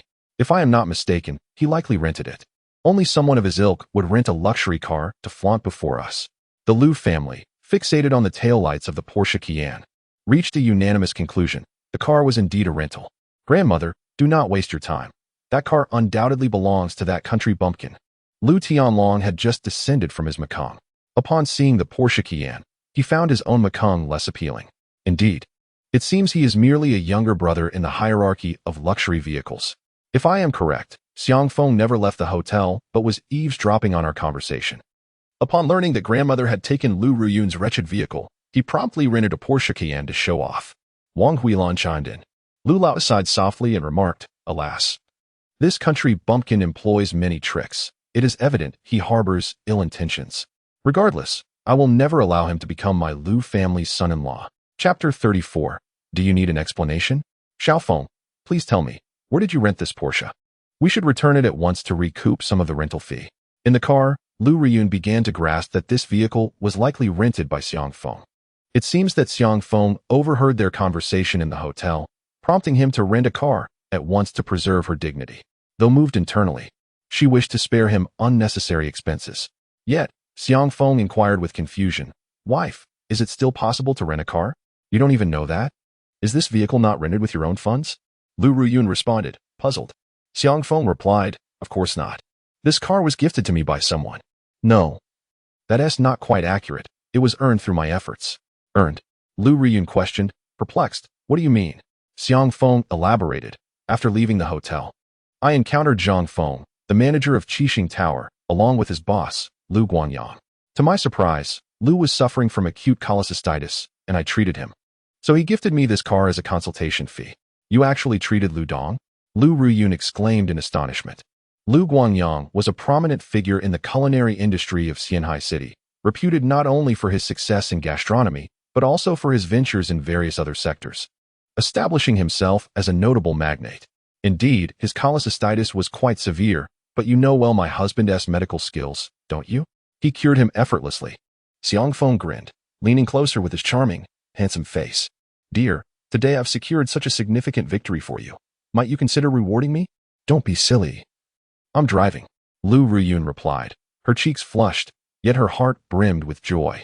Indeed, had it not been for Xiang Feng's sudden acquisition of a Cayenne today, she would have faced considerable embarrassment. Just then, Lu Ruyun's phone rang. It was her aunt calling. Upon answering, she asked, Aunt, where are you now? Do you need me to pick you up? Oh, all right. After ending the call, Lu Ruyun said, Xiao Feng, my aunt just met a friend, but her friend had to leave unexpectedly, and she can't hail a cab. Shall we go pick her up? All right, I'll follow your lead, dear. Xiang Feng felt somewhat reluctant, as he preferred not to have an additional third wheel between him and Lu Ruyun. Yet he did not want to put her in a difficult position. 15 minutes later, Lu Ruyun picked up Lu Huijun. Where did you get this Porsche Cayenne? Lu Huijun asked curiously as she settled into the car. And this is the top-of-the-line model. It must have cost around 2 million. Lu Ruyun replied proudly, Aunt. This car was given to Xiao Feng as a consultation fee for treating someone. Impossible. Lu Huijun immediately expressed skepticism. I just heard that everyone in the Liu family claims Xiang Feng eavesdropped on the conversation between the old lady and you, which is why he hastily rented a Qian to save face for you. Xiang Feng, be honest, did you use the 50,000 I gave you to rent this car? Believe it or not, Xiang Feng patiently explained to Lu Ruyun, though he lacked the same patience for Lu Huijun. Not everyone could invoke his enduring patience. Lu Huijun's fist struck against the cotton of frustration, feeling both aggrieved and furious. She asked Lu Ruyun to drive and pick her up, primarily because she had heard about the incident and wished to confront Xiang Feng directly. However, that scoundrel's attitude was utterly reprehensible. He completely disregarded her as his aunt. Xiang Feng, let me make this clear. A man may lack wealth, but he can gradually earn it. However, he must never pretend to be affluent. Renting an extravagant car to create an illusion is something you should refrain from in the future, for it will ultimately be Ruyun who pays the bill. Lu Huijun spoke coldly. Xiang Feng glanced at her and suddenly waved his bank card, saying, "You misunderstand. I have plenty of money now. I don't need my wife to foot the bill for everything. Look, there's still around 400,000 in this card. You little rascal. Are you implying that you spent 100,000 on renting this car?" Lu Huijun exclaimed, her temper flaring. "Xiao Feng, please stop teasing Aunt." Lu Ruyun, witnessing the brewing argument, felt a throbbing headache and helplessly interjected, "Aunt, Xiao Feng has already explained to me that he earned this car through his medical practice." "You actually believe his nonsense?" "I certainly do not. Otherwise, how can he explain that the 500,000 in his card has dwindled to 400,000? Lu Huijun retorted. Xiang Feng countered, "That 500,000 is my own money. How I spend it and how much I spend does not require explanation to you." Lu Huijun regretted having Lu Ruyun come to pick her up. Being with Xiang Feng, she felt that there were only two possible outcomes. Either she would strangle him or he would drive her to madness. "Xiao Feng, please don't irritate Aunt anymore. All right? She is genuinely concerned for us," Lu Ruyun said with exasperation. "Fine, since my goddess wife has spoken, I will relent. Actually, that 100,000 was used to establish my clinic." "A clinic?" Lu Huijun asked, bewildered. Lu Ruyun also looked over with curiosity. Xiang Feng nodded. "It's quite easy to find a clinic in need of a transfer when you have money. Today, I came across one and spent nearly 100,000 to acquire it, along with some additional expenses amounting to several tens of thousands. Thus, there is indeed less than 400,000 remaining in my account. However, now that the clinic is operational, I am confident that I will earn more money soon." He was determined not to forget his modest aspirations. "You opened a clinic in just one day? Do you think I'm foolish? Opening a clinic is not that simple. Even if you have a ready-made premise, it requires various procedures and licenses, doesn't it? Where will you acquire those?" Lu Huijun remained skeptical. "Oh, I'm not very clear about those details. An old gentleman from the People's Hospital is assisting me with that," Xiang Feng replied casually. "Are you referring to Director Wang Chuanshu?" Lu Ruyun inquired. "Yes, that's him." Xiang Feng nodded. "You're opening a clinic, and the director is running errands for you?" Lu Huijun exclaimed in shock. "Is that so strange?" Xiang Feng replied nonchalantly. "In fact, he even expressed a desire to become my disciple today, but I declined." "Ah, keep dreaming." Lu Huijun scoffed, but she couldn't help but believe a sliver of what he said. Perhaps it was indeed Wang Chuanshu who assisted Xiang Feng, enabling him to establish the medical clinic within a single day. Last night, Lu Ruyun had mentioned that Wang Chuanshu was genuinely interested in having Xiang Feng learn the art of medicine. "Aunt, do you now believe in Xiao Feng? This vehicle was indeed procured through his medical practice, not rented with your money," Lu Ruyun asserted. "My dear, allow me to clarify," Xiang Feng interjected earnestly. "That money is no longer hers, it is mine." "Oh no, it is ours." Chapter 35. "Tonight, I want you to hold me while I sleep." "Little rascal. You are utterly insufferable." Lu Huijun seethed, her teeth clenched in frustration at Xiang Feng's words. Yet, she could do nothing. For the funds were indeed the consultation fees she had provided to him, albeit under duress, leaving her no room for negotiation. "Humph. Since you still have nearly 400,000 left, make haste to look for a house in the next couple of days. I would be ashamed if Ruyun had to accompany you to rent a place. That would be beneath you," Lu Huijun remarked coldly. "There is no need for that. Let Xiang Feng and I rent a place first. His clinic has just opened, and he will surely require funds for various expenses ahead.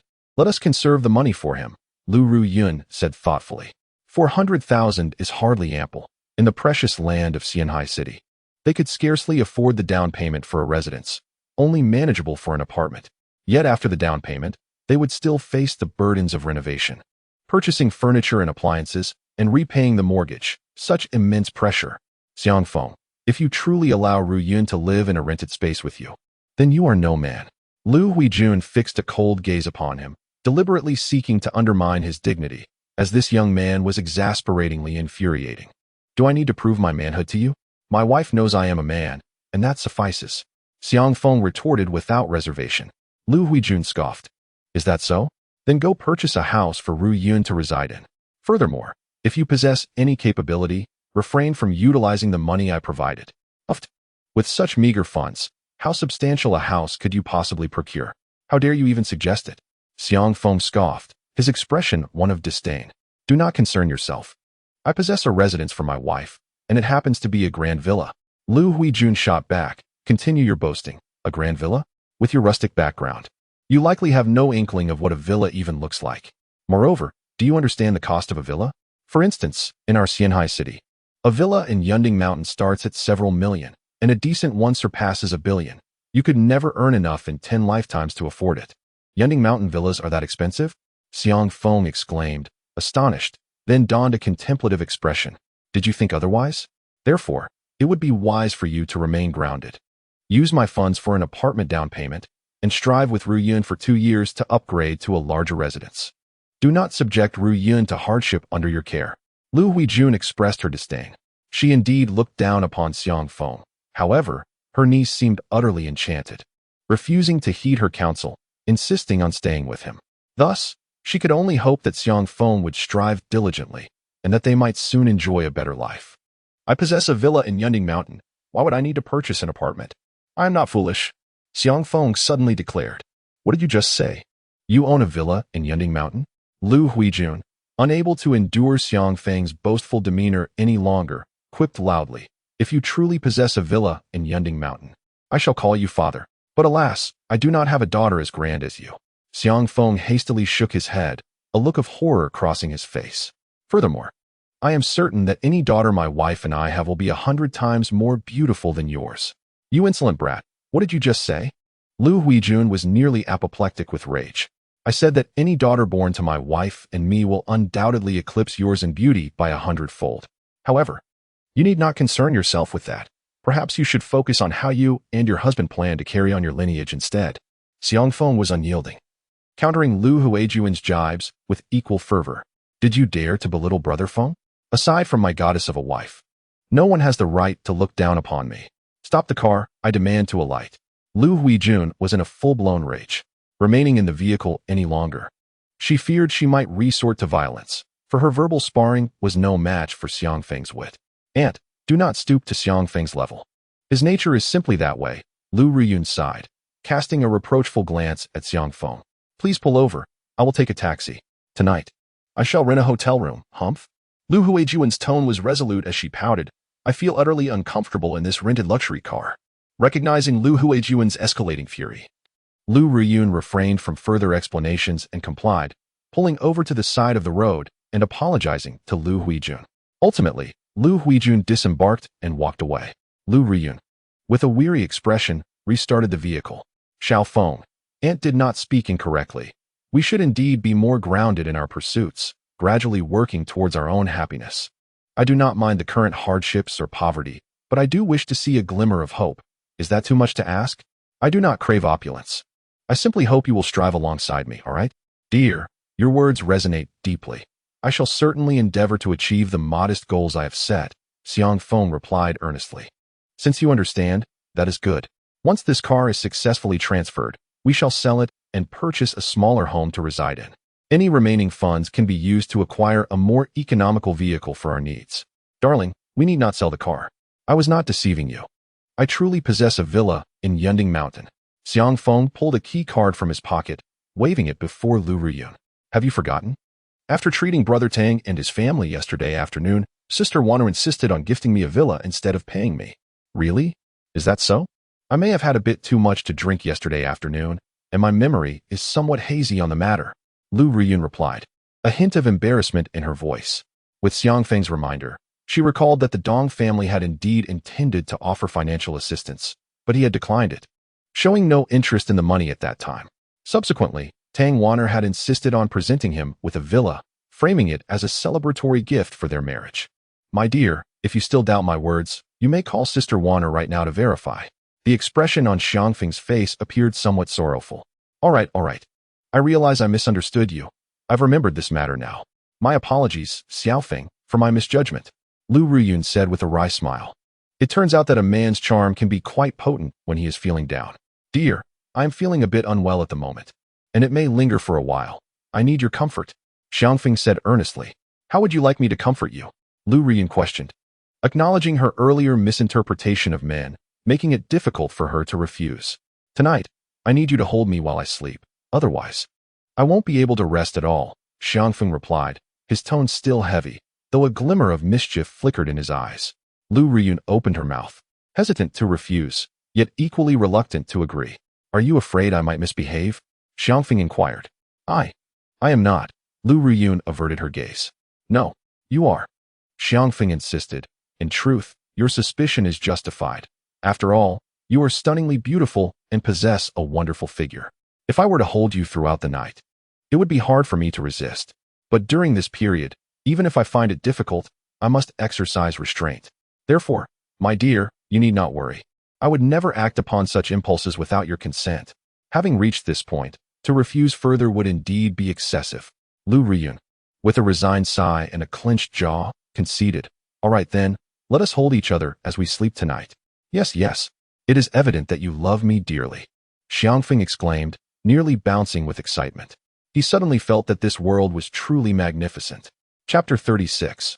Aunt in distress. Half an hour later, Xiangfeng and Lu Ruyun returned to their apartment. Xiaofeng, you should rest for a moment.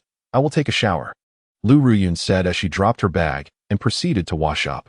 At that moment, Xiangfeng could hardly think of resting, his mind occupied with the prospect of sharing a bed with Lu Ruyun that evening. My dear, given your current condition, I must not act impulsively. Yes, I shall certainly exercise self-control. Xiangfeng took a deep breath, suppressing a wicked thought. 15 minutes later, Lu Ruyun finished her shower, though she had not washed her hair, as it was her time of the month, and washing her hair was not advisable. Xiaofeng, you should take a shower too. I will check with Aunt to see if she has booked a hotel. If not, I will invite her to stay here with us, Lu Ruyun said, settling onto the sofa and picking up her phone. At the mention of this, Xiangfeng's expression changed dramatically, his gaze becoming pitiful as he looked at Lu Ruyun. Lu Ruyun explained earnestly, Xiaofeng, it is rare for Aunt to visit Xianhai City. It would be quite inappropriate to leave her alone at a hotel. However, after more than half an hour of reflection, she began to regret agreeing to sleep with Xiangfeng. It was not that she doubted his character in that regard. She had faith in his integrity. Rather, she simply felt that she needed more time to reconcile this decision within herself. Sharing a bed with a man, this was moving too quickly. She required some time to mentally prepare for this step. All right, since you were so concerned about Aunt, why don't you give her a call? Sighed Xiangfeng. Alas, I have many flaws, but I am just too devoted to my wife. Hee, you are truly wonderful. My husband. Here, have a reward, Lu Ruyun exclaimed as she suddenly leapt forward, wrapping her arms around Xiangfeng's neck and planting a gentle peck on his cheek. Xiangfeng felt as if struck by lightning, momentarily stunned, and all his earlier gloom vanished. Meanwhile, Lu Ruyun, her cheeks flushed, sat beside him and dialed Lu Huijun's number on her phone. This little husband of hers was indeed too easy to please. She realized she must cherish him all the more and prepare herself mentally for certain matters, ensuring she wouldn't let him down next time. Hello, Aunt. Have you found a hotel? The call connected swiftly, and Lu Ruyun began conversing with Lu Huijun. Approximately a minute later, she hung up and turned to Xiangfeng, saying, Xiaofeng, Aunt said she won't be coming back tonight. She ran into an old classmate on the way and is currently having a late-night snack with them. Later, her classmate will help her arrange a hotel. Xiangfeng, with keen hearing, had clearly discerned the content of their conversation. He even caught the sound of Lu Huijun enjoying a drink with someone. But at that moment, he had no mind for such things. The news that Lu Huijun would not be staying with them filled him with excitement, making him want to shout, Wife, your aunt has classmates in Xianhai City? Of course. Aunt has been studying in Xianhai City since childhood, all the way through college. By the way, Uncle graduated from the same university as Aunt, but he later went to work in another province, and Aunt followed him, Lu Ruyun replied with a smile. You probably didn't know, but Aunt was quite the belle of Xianhai University back in the day, with suitors aplenty. Xiang Feng scoffed. The belle? I can't see it. Lu Ruyun shot him a glare. Aunt was truly beautiful when she was younger. Perhaps the years have aged her due to all her worries. Well, after all, she doesn't have a husband as remarkable as mine. Xiang Feng nodded in agreement. You needn't worry about that, my dear. With me around, you will only grow younger as the years pass. I assure you, even at 100, you will still be a goddess. 100? How could I still be a goddess at that age? Lu Ruyun teased. You just know how to flatter girls, but you mustn't charm other women, understand? My dear, you worry too much. There is no one in this world as beautiful as you, Xiang Feng said earnestly. Hee. For now, I will believe you, Lu Ruyun beamed. Though she felt he was merely flattering her. Yet, it brought her joy. No woman could resist compliments about her beauty, especially from a man she found so endearing. Her only concern was that her handsome little husband, skilled in medicine and martial arts, might attract attention from other women, even if he himself did not seek it. Alas, it is truly disconcerting. My dear wife, it seems you have yet to wash your hair, perhaps due to your monthly visitor? How about this? You recline on the sofa, and I shall wash your hair, ensuring that not a drop of water touches your scalp. Xiang Feng glanced at Lu Ruyun's dry locks and spoke. This is quite troublesome. Lu Ruyun replied. How could washing your hair be a bother, my beloved? If you so desire, I would gladly wash your hair every day, Xiang Feng declared earnestly. Very well. Upon hearing this, Lu Ruyun felt a rush of sweetness in her heart, her eyes narrowing into slits of delight. She promptly lay back on the sofa, gathering her hair away. Her long, ebony locks cascaded down, exuding a faint, delicate fragrance. Xiang Feng prepared a basin of warm water, along with shampoo and conditioner, and meticulously began to wash Lu Ruyun's hair. After a while, he sensed a warmth rising in his nostrils. Lu Ruyun, clad in a nightgown, reclined on the sofa, a certain part of her body positioned enticingly before him. With a mere glance upward, he was met with a vision that quickened his pulse. Furthermore, her nightgown barely concealed her upper thighs, leaving her smooth, elongated legs tantalizingly exposed. As a normal man, he found it increasingly challenging to maintain his composure. I must take a moment to collect myself, he thought, hastily drying her hair, intending to inform her of his need to fetch a hairdryer. However, when he glanced at Lu Ruyun, he discovered that she had unknowingly drifted into slumber. Is my wife truly this exhausted? After just a brief rest, she has fallen asleep. Xiang Feng mused, feeling a pang of sympathy. His beloved must have labored intensely throughout the day, and with the added burden of familial strife during dinner. It was no wonder she was utterly drained. The Lu family? Humph. My wife toils tirelessly for you, yet you dare to mistreat her. Just wait. Brother Feng will ensure you regret your actions. Thoughts of vengeance began to dissipate as he crouched down once more, channeling his energy and gathering it in his palms. Slowly, he caressed her hair with his hand. In less than half a minute, Lu Ruyun's hair was completely dry. Sleeping here, she is bound to catch a chill. I must carry her to bed, he murmured to himself, contemplating how much more comfortably she would slumber in his embrace. Just then, a sudden vibration interrupted his thoughts. Lu Ruyun's phone, resting on the coffee table, buzzed twice in quick succession. How did I fall asleep? The sound roused Lu Ruyun from her stupor. Her eyes fluttering open. My dear, let me carry you to bed. You need not rise, Xiang Feng offered. Xiao Feng, it seems I have received a message on my phone. I must see who it is, Lu Ruyun replied, picking up her device to check her WeChat messages. After a brief glance, her expression shifted slightly. What is it, my love? Xiang Feng inquired, puzzled. Xiao Feng, it appears my aunt is in trouble. We must hurry to fetch her from the restaurant, Lu Ruyun exclaimed, slipping into her slippers and rushing toward the door. With a perplexed expression, Xiang Feng hurriedly followed behind. Soon, the two boarded a Porsche Cayenne. With a roar, Lu Ruyun pressed down on the accelerator, and the Cayenne surged forth like a fierce beast. My dear, what is happening? Xiang Feng, seated in the passenger seat, inquired once more. My aunt just sent me her location, urging me to pick her up quickly. She might be in trouble, but I cannot afford to call her now, so we must reach the restaurant she indicated as swiftly as possible, Lu Ruyun replied, continuing to press the accelerator. Hearing this, Xiang Feng refrained from further disturbing Lu Ruyun's driving and merely offered her words of comfort, advising her not to worry excessively.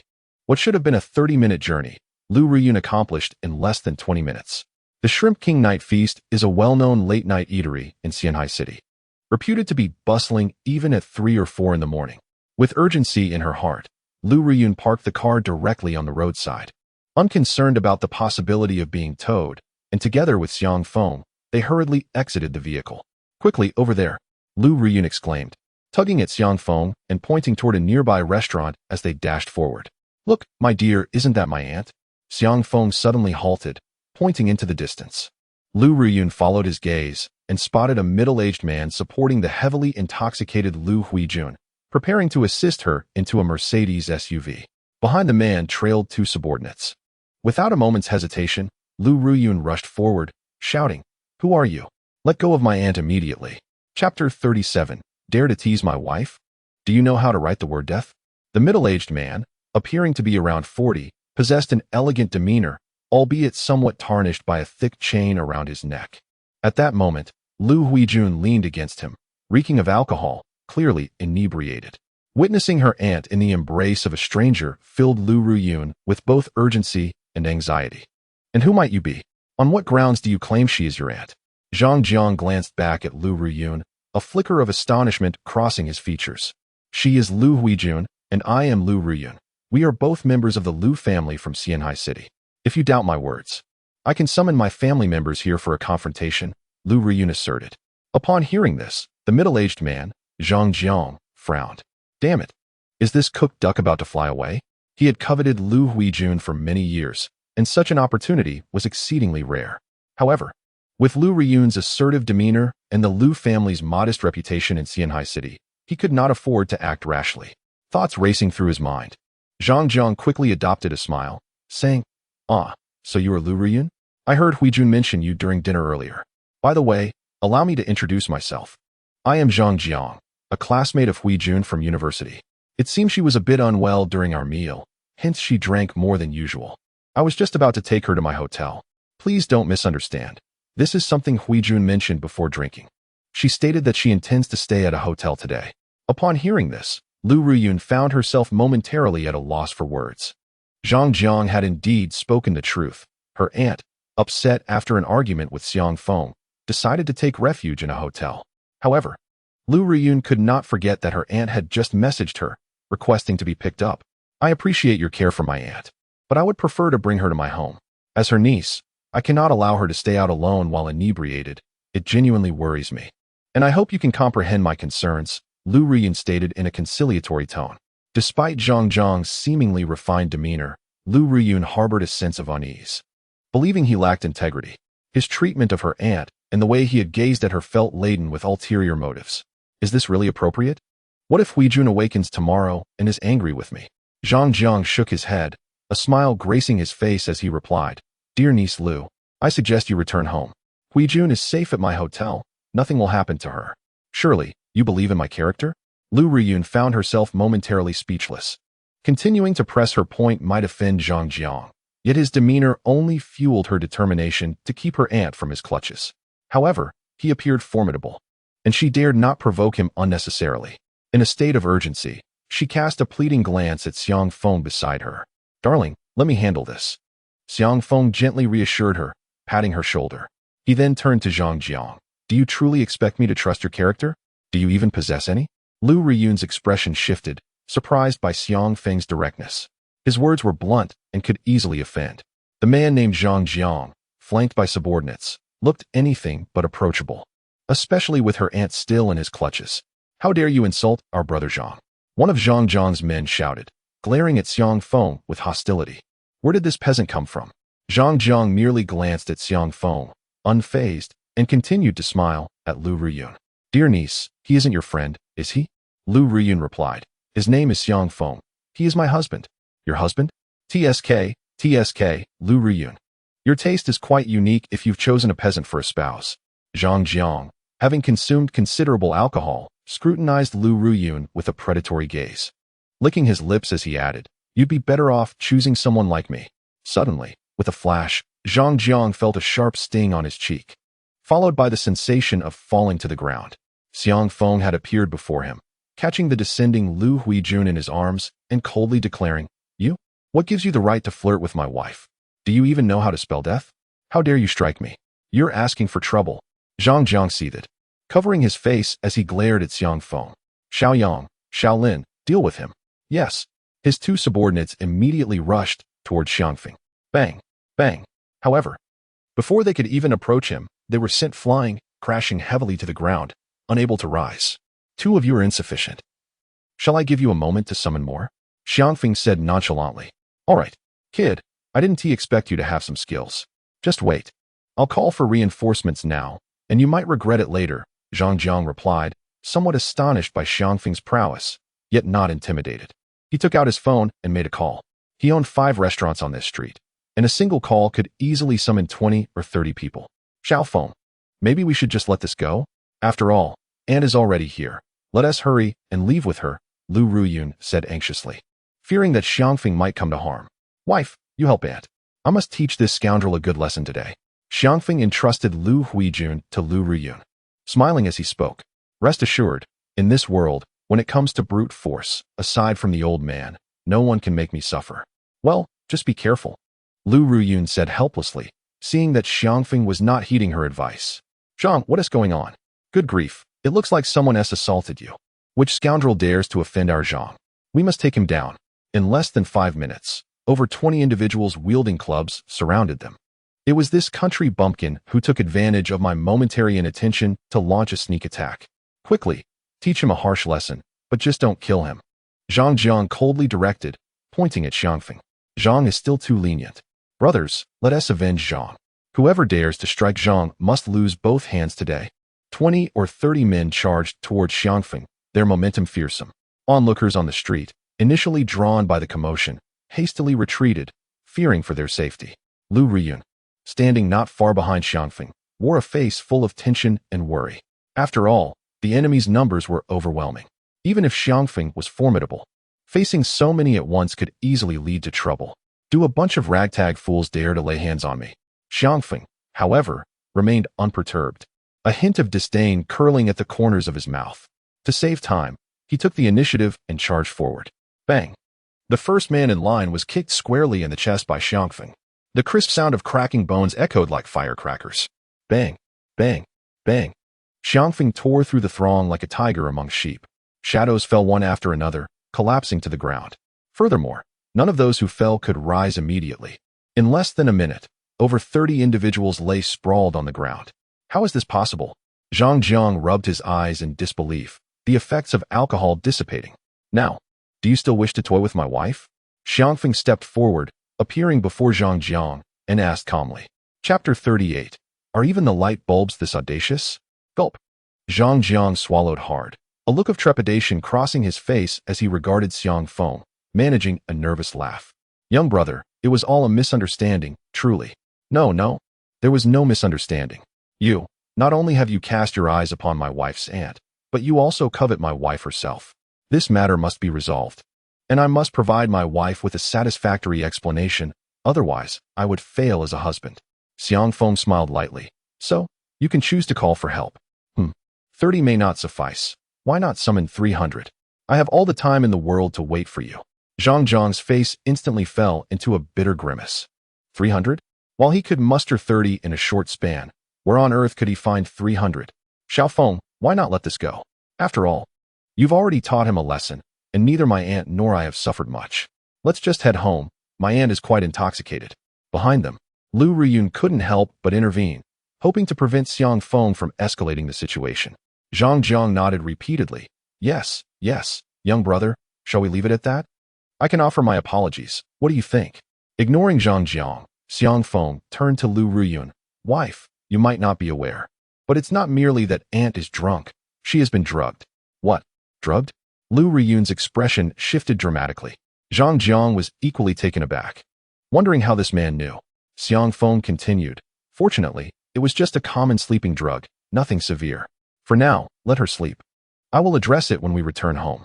However, this fellow cannot be let off so easily. What do you intend to do? Zhang Jiang felt the coldness in Xiang Feng's gaze and instinctively took a couple of steps back, his anxiety palpable.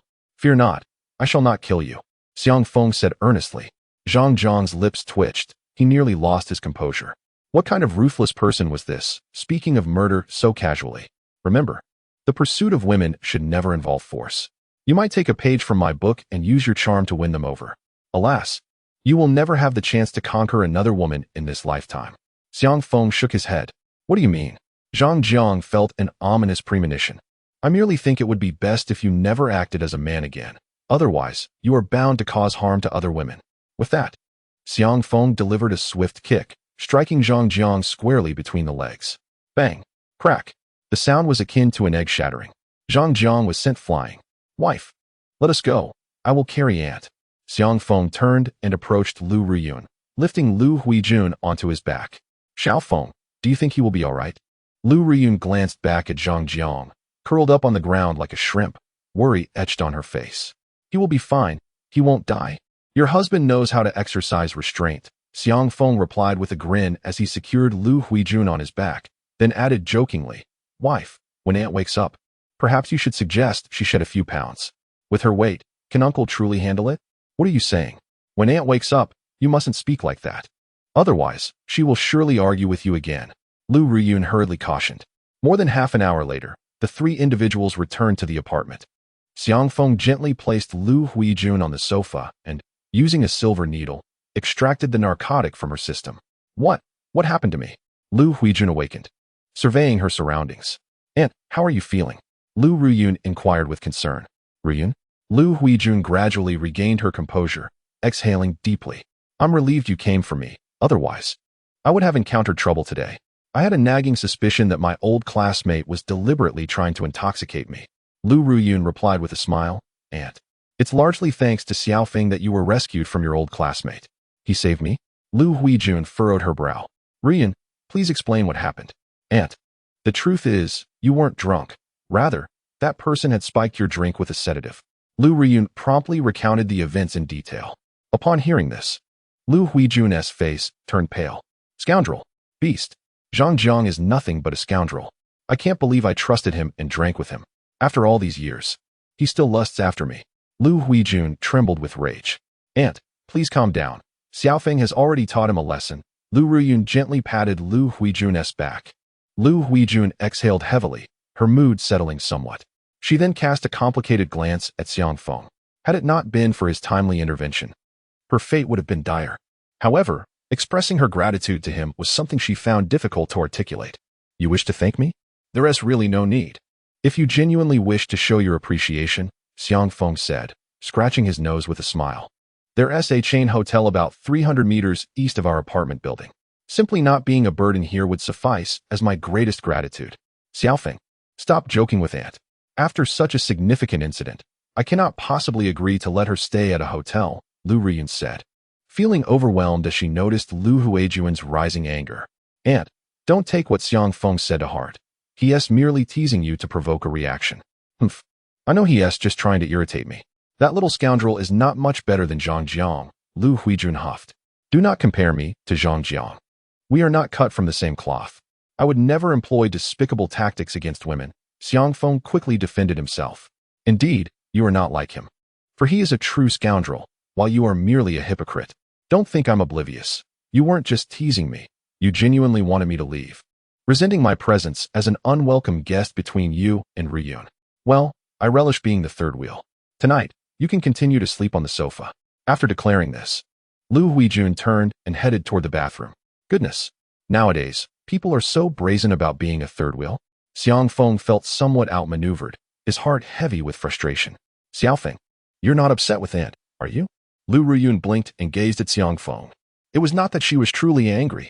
Xiang Feng shook his head, remarking that since she was his aunt, she was also his aunt. He chuckled. I knew it, little Feng. You love me the most. Lu Ruyun laughed joyfully. Turning her gaze towards the bathroom, she noticed the door was closed. She approached Xiang Feng, embraced him, and gently kissed his lips. Thank you for today, little Feng. With a soft, slightly moist kiss and a gentle voice, Lu Ruyun completely captivated Xiang Feng. Darling, I'm off to bed now. I have to wake up early for work tomorrow. Once your aunt finishes her bath, you should hurry and wash up and sleep too. Observing Xiang Feng's demeanor, Lu Ruyun felt a sweet warmth in her heart, smiling softly as she turned to enter the bedroom. As he watched her graceful figure, Xiang Feng murmured to himself, Is this the feeling of love? Is this the joy that a woman brings to a man? No wonder the old man often rushes down the mountain in the middle of the night. Chapter 39. Flesh from Bones. The following morning, Xiang Feng rose early to prepare breakfast. After the three of them had eaten, Xiang Feng and Lu Ruiyun stepped out together, followed closely by Lu Huijun. During breakfast, she had agreed with Lu Ruiyun to visit Xiang Feng's clinic. Back to Life Hall. The name is quite fitting. However, do you think you can attract business in such a location? Standing at the entrance of Back to Life Hall, Lu Huijun surveyed the surroundings and remarked discontentedly, "Your choice of location is rather poor. The previous owner went out of business, which indicates that this spot is not viable. You would be better off investing a bit more to find a better location." Xiang Feng opened the clinic's door and walked inside, countering her, "That's not accurate. The previous owner's failure was not due to the location but rather his lack of medical skill. My expertise will undoubtedly ensure that Back to Life Hall becomes the most renowned clinic in Xianhai City in the shortest time possible." Well, boasting is not illegal. So go ahead and brag. I'd like to see how many clients you can attract in a month. Lu Huijun followed him into the clinic, continuing to observe her surroundings. Suddenly, she pointed to a collection of pots and pans in the corner and asked, "You plan to cook here in your clinic?" Xiang Feng explained, "Haven't you noticed? This clinic is less than 2 kilometers from Yunshan Group. Every day at noon, I can prepare meals and deliver them to Yunshan Group to eat with my wife, so she won't have to order takeout." Having just finished a hearty meal, Lu Huijun felt overwhelmed. Although Lu Ruiyun was filled with sweetness, she still cautioned, "Little Feng, your clinic has just opened. Focus on managing it well in the beginning and don't worry about cooking and delivering meals. It will take too much time. It won't be a waste of time. My dear, I opened this clinic to support you. If I don't even have time to prepare your meals, then running this clinic would be meaningless." Xiang Feng replied earnestly. Lu Huijun could no longer tolerate the exchange. "All right, Ruiyun, let us head to the company. I have a matter to discuss with your uncle. I made an appointment with him yesterday." "Okay." Lu Ruiyun nodded in acknowledgement but addressed Xiang Feng, saying, "Xiao Feng, due to my recent position change, my workload may increase significantly. Please refrain from bringing me lunch in the coming days. I fear I may not be present in the office when you arrive." Reluctantly, Xiang Feng acquiesced, feeling somewhat discontented. The Lu family was truly insufferable, having removed his wife's position as sales director, leaving her with no time to enjoy her own prepared lunch. This was unacceptable. He must devise a plan to swiftly restore her position. How could his beloved wife settle for merely being a sales director? She deserved to be the CEO at the very least. As he watched Lu Ruiyun drive away, Xiang Feng sat alone at the front desk, idly scrolling through his phone. Although it was the grand opening of the new clinic, he had no intentions of promoting or attracting business. Primarily, he was uncertain about how to go about it. He wasn't anxious. After all, it was only the beginning. He would wait a few days, and if no patients appeared, he would reconsider his approach. Around 10 o'clock that morning, a vehicle arrived at the clinic. Shortly thereafter, 2 figures entered. Xiang Feng, feeling a bit drowsy from boredom, looked up. "Ah, it's Boss Lu," he exclaimed, rising with newfound energy. One of the individuals was indeed Lu Guangyang, whom he had encountered the previous evening outside the Four Seas Hotel. After treating Lu Guangyang with acupuncture, he had invited him to return to the clinic today for a prescription, also requesting Lu to refer patients to him. "Xiang Feng, let me introduce you," Lu Guangyang said, stepping aside to reveal a middle-aged man with the surname Su. "He has some minor ailments and hasn't had the time to visit the hospital, so I brought him here for your assistance. Can you help him?" Xiang Feng smiled, saying, "I am not like other doctors who treat patients regardless of their identity. I, however, do not treat those I do not know." Lu Guangyang awkwardly replied, "But I just mentioned he is my friend, Mr. Su. That's insufficient." Xiang Feng chuckled. "At the very least, you must tell me his full name and what he does."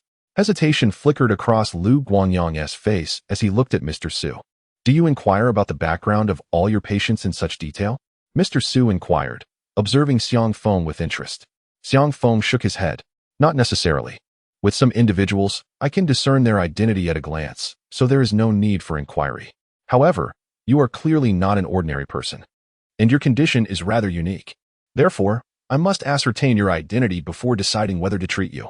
"Very well, since you insist on knowing, I shall indulge you, Mr. Su replied with a faint smile, eager to avoid wasting time. "My name is Su Geng, and I am the president of the Court of Justice. Do you have any further inquiries?" "Indeed, I do." Xiang Feng nodded. "What exactly is the Court of Justice?" Both Su Geng and Lu Guangyang were taken aback. as it was the first time they had met someone unaware of the court of justice. Lu Guangyang hastily elucidated Xiang Feng. The enforcement court is a city's law enforcement agency, primarily responsible for upholding public safety. Now, do you understand? Xiang Feng replied, Ah, now I comprehend. So, he is considered a good person, correct? Indeed. If he were not a good man, how could Su be appointed as the head of the enforcement court? Lu Guangyang chuckled bitterly. He found himself perplexed by Xiang Feng's inquiries, uncertain of his intentions. That's settled then. As long as we ascertain he is a good person, I shall intervene to assist him, Xiang Feng declared, stepping forward suddenly and striking Su Geng in the chest with his palm. Su Geng's expression shifted, and he quickly retreated a step, raising his hand to block Xiang Feng's palm. However, his speed could not compare to Xiang Feng's. Just as his right hand was lifted, Xiang Feng's hand made contact with his chest. A surge of potent energy instantly coursed through Su Geng's body. With a gasp, Su Geng felt a piercing pain in his back, and blood erupted forth. He staggered back several steps before regaining his balance. What are you doing, Xiang Feng? Lu Guangyang exclaimed, caught off guard by the rapid turn of events. By the time he registered what had happened, Su Geng was already bleeding. Angered, he glared at Xiang Feng, his eyes reflecting a hint of hostility. Despite Xiang Feng wielding a green bamboo card, Su Geng was not just any acquaintance. He was a longtime friend and someone Lu deeply respected. How do you feel now? Xiang Feng inquired, ignoring Lu Guangyang and focusing on Su Geng. Su Geng paused, momentarily taken aback as he assessed his own body. He then abruptly turned to gaze at the wall behind him. This. Su Geng inhaled sharply, his face a mask of astonishment. Ignoring the wound on his back, he approached Xiang Feng with both hands clasped in salute. Brother Xiang Feng, your skills are akin to resurrecting the dead. I am in awe. Chapter 40. An afternoon nap together. Old Su, what on earth just happened? Lu Guangyang approached, bewildered and struggling to grasp the situation. It was evident that Su Geng had been struck by Xiang Feng, yet he appeared to be expressing gratitude. Old Lu, take a look at what's on that wall, and you will understand what just transpired. Su Geng pointed towards the wall behind him. Oh. Lu Guangyang stepped forward to investigate. Soon, his eyes widened in disbelief as he stammered. Is that a bullet fragment? Is it from within you? How is that possible? Indeed, it is a bullet fragment from within me. Just now, Brother Xiang Feng's palm dislodged the fragment that had been lodged inside me for years. Su Geng marveled again, exclaiming that Xiang Feng's medical skills were truly unprecedented. Furthermore, at such a young age, his mastery of energy was extraordinarily formidable. Su Geng felt profound admiration. But this is rather extraordinary, isn't it? Lu Guangyang observed, puzzled as he looked at Xiang Feng. Brother Xiang Feng, how did you know old Su had a bullet fragment inside him? Xiang Feng smiled slightly and replied, Initially, I was not entirely certain. I merely inferred from his gait and various subtle details. As the powerful strike landed upon him, I was left with no doubt, and through the force of my energy, I directly expelled the bullet fragment from his body. Remarkable. Lu Guangyang immediately gave a thumbs up and exclaimed, Brother Xiangfeng, do you realize that this bullet fragment was left by old Su over 20 years ago on the battlefield? He has sought the assistance of numerous experts, yet few could confidently assure him of its removal. Those who felt somewhat certain claimed that the surgery would require him to remain bedridden for at least 2 to 3 months, which he was unwilling to accept, not wanting to disrupt his work. Your intervention has been an immense help to him. Brother Xiangfeng, I truly cannot thank you enough. Su Geng also cupped his fists in gratitude towards Xiangfeng. Then, feeling a bit hesitant, he added, However, I heard from old Lu that your consultation fees might be rather steep. To be frank, our salaries at the court are not particularly high, and I fear I may not be able to afford much for the consultation. Brother Su, you must have been on the battlefield yourself, correct? Xiangfeng observed Su Geng carefully and inquired. His master had many disciples, among whom 2 were legendary warriors from the battlefield. Su Geng's aura bore a resemblance to theirs, albeit considerably weaker. Yes, I have been to the battlefield a few times in my early years, and this bullet fragment was indeed left during that time. Su Geng nodded in affirmation. Then, my dear Brother Su, you need not worry about the consultation fees. Xiangfeng grinned, saying, My master often tells me that treating those who protect our homeland should not only be free of charge, but should also be approached with utmost dedication to aid in their swift recovery. Oh, Su Geng raised an eyebrow, evidently intrigued. It seems that your master is indeed an extraordinary person. Might I have the honor of an introduction? Xiangfeng offered a wry smile. After I descended the mountain, my master likely wandered the world. That's quite all right. I am already very pleased to have met you, Brother Xiangfeng. I still have quite a bit of work to attend to this morning, but how about I treat you to lunch? Su Geng proposed. Perhaps it would be best to decline. I plan to visit my wife at noon. Having not seen her all morning, I find myself missing her, Xiangfeng thoughtfully replied. Dining with another man simply did not compare to visiting one's spouse.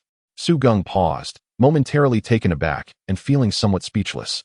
Lu Guangyang beside him also managed a bitter smile. Despite Su Geng's currently modest demeanor, he held the position of president of the court.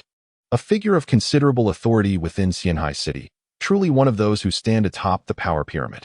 Countless influential individuals would desire to share a meal with Su Geng.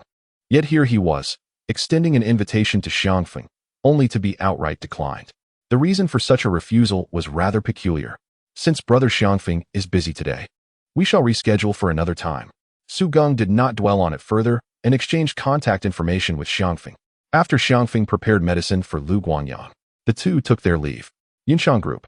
Lu Ruyun spent nearly 2 hours tidying up her belongings in the office.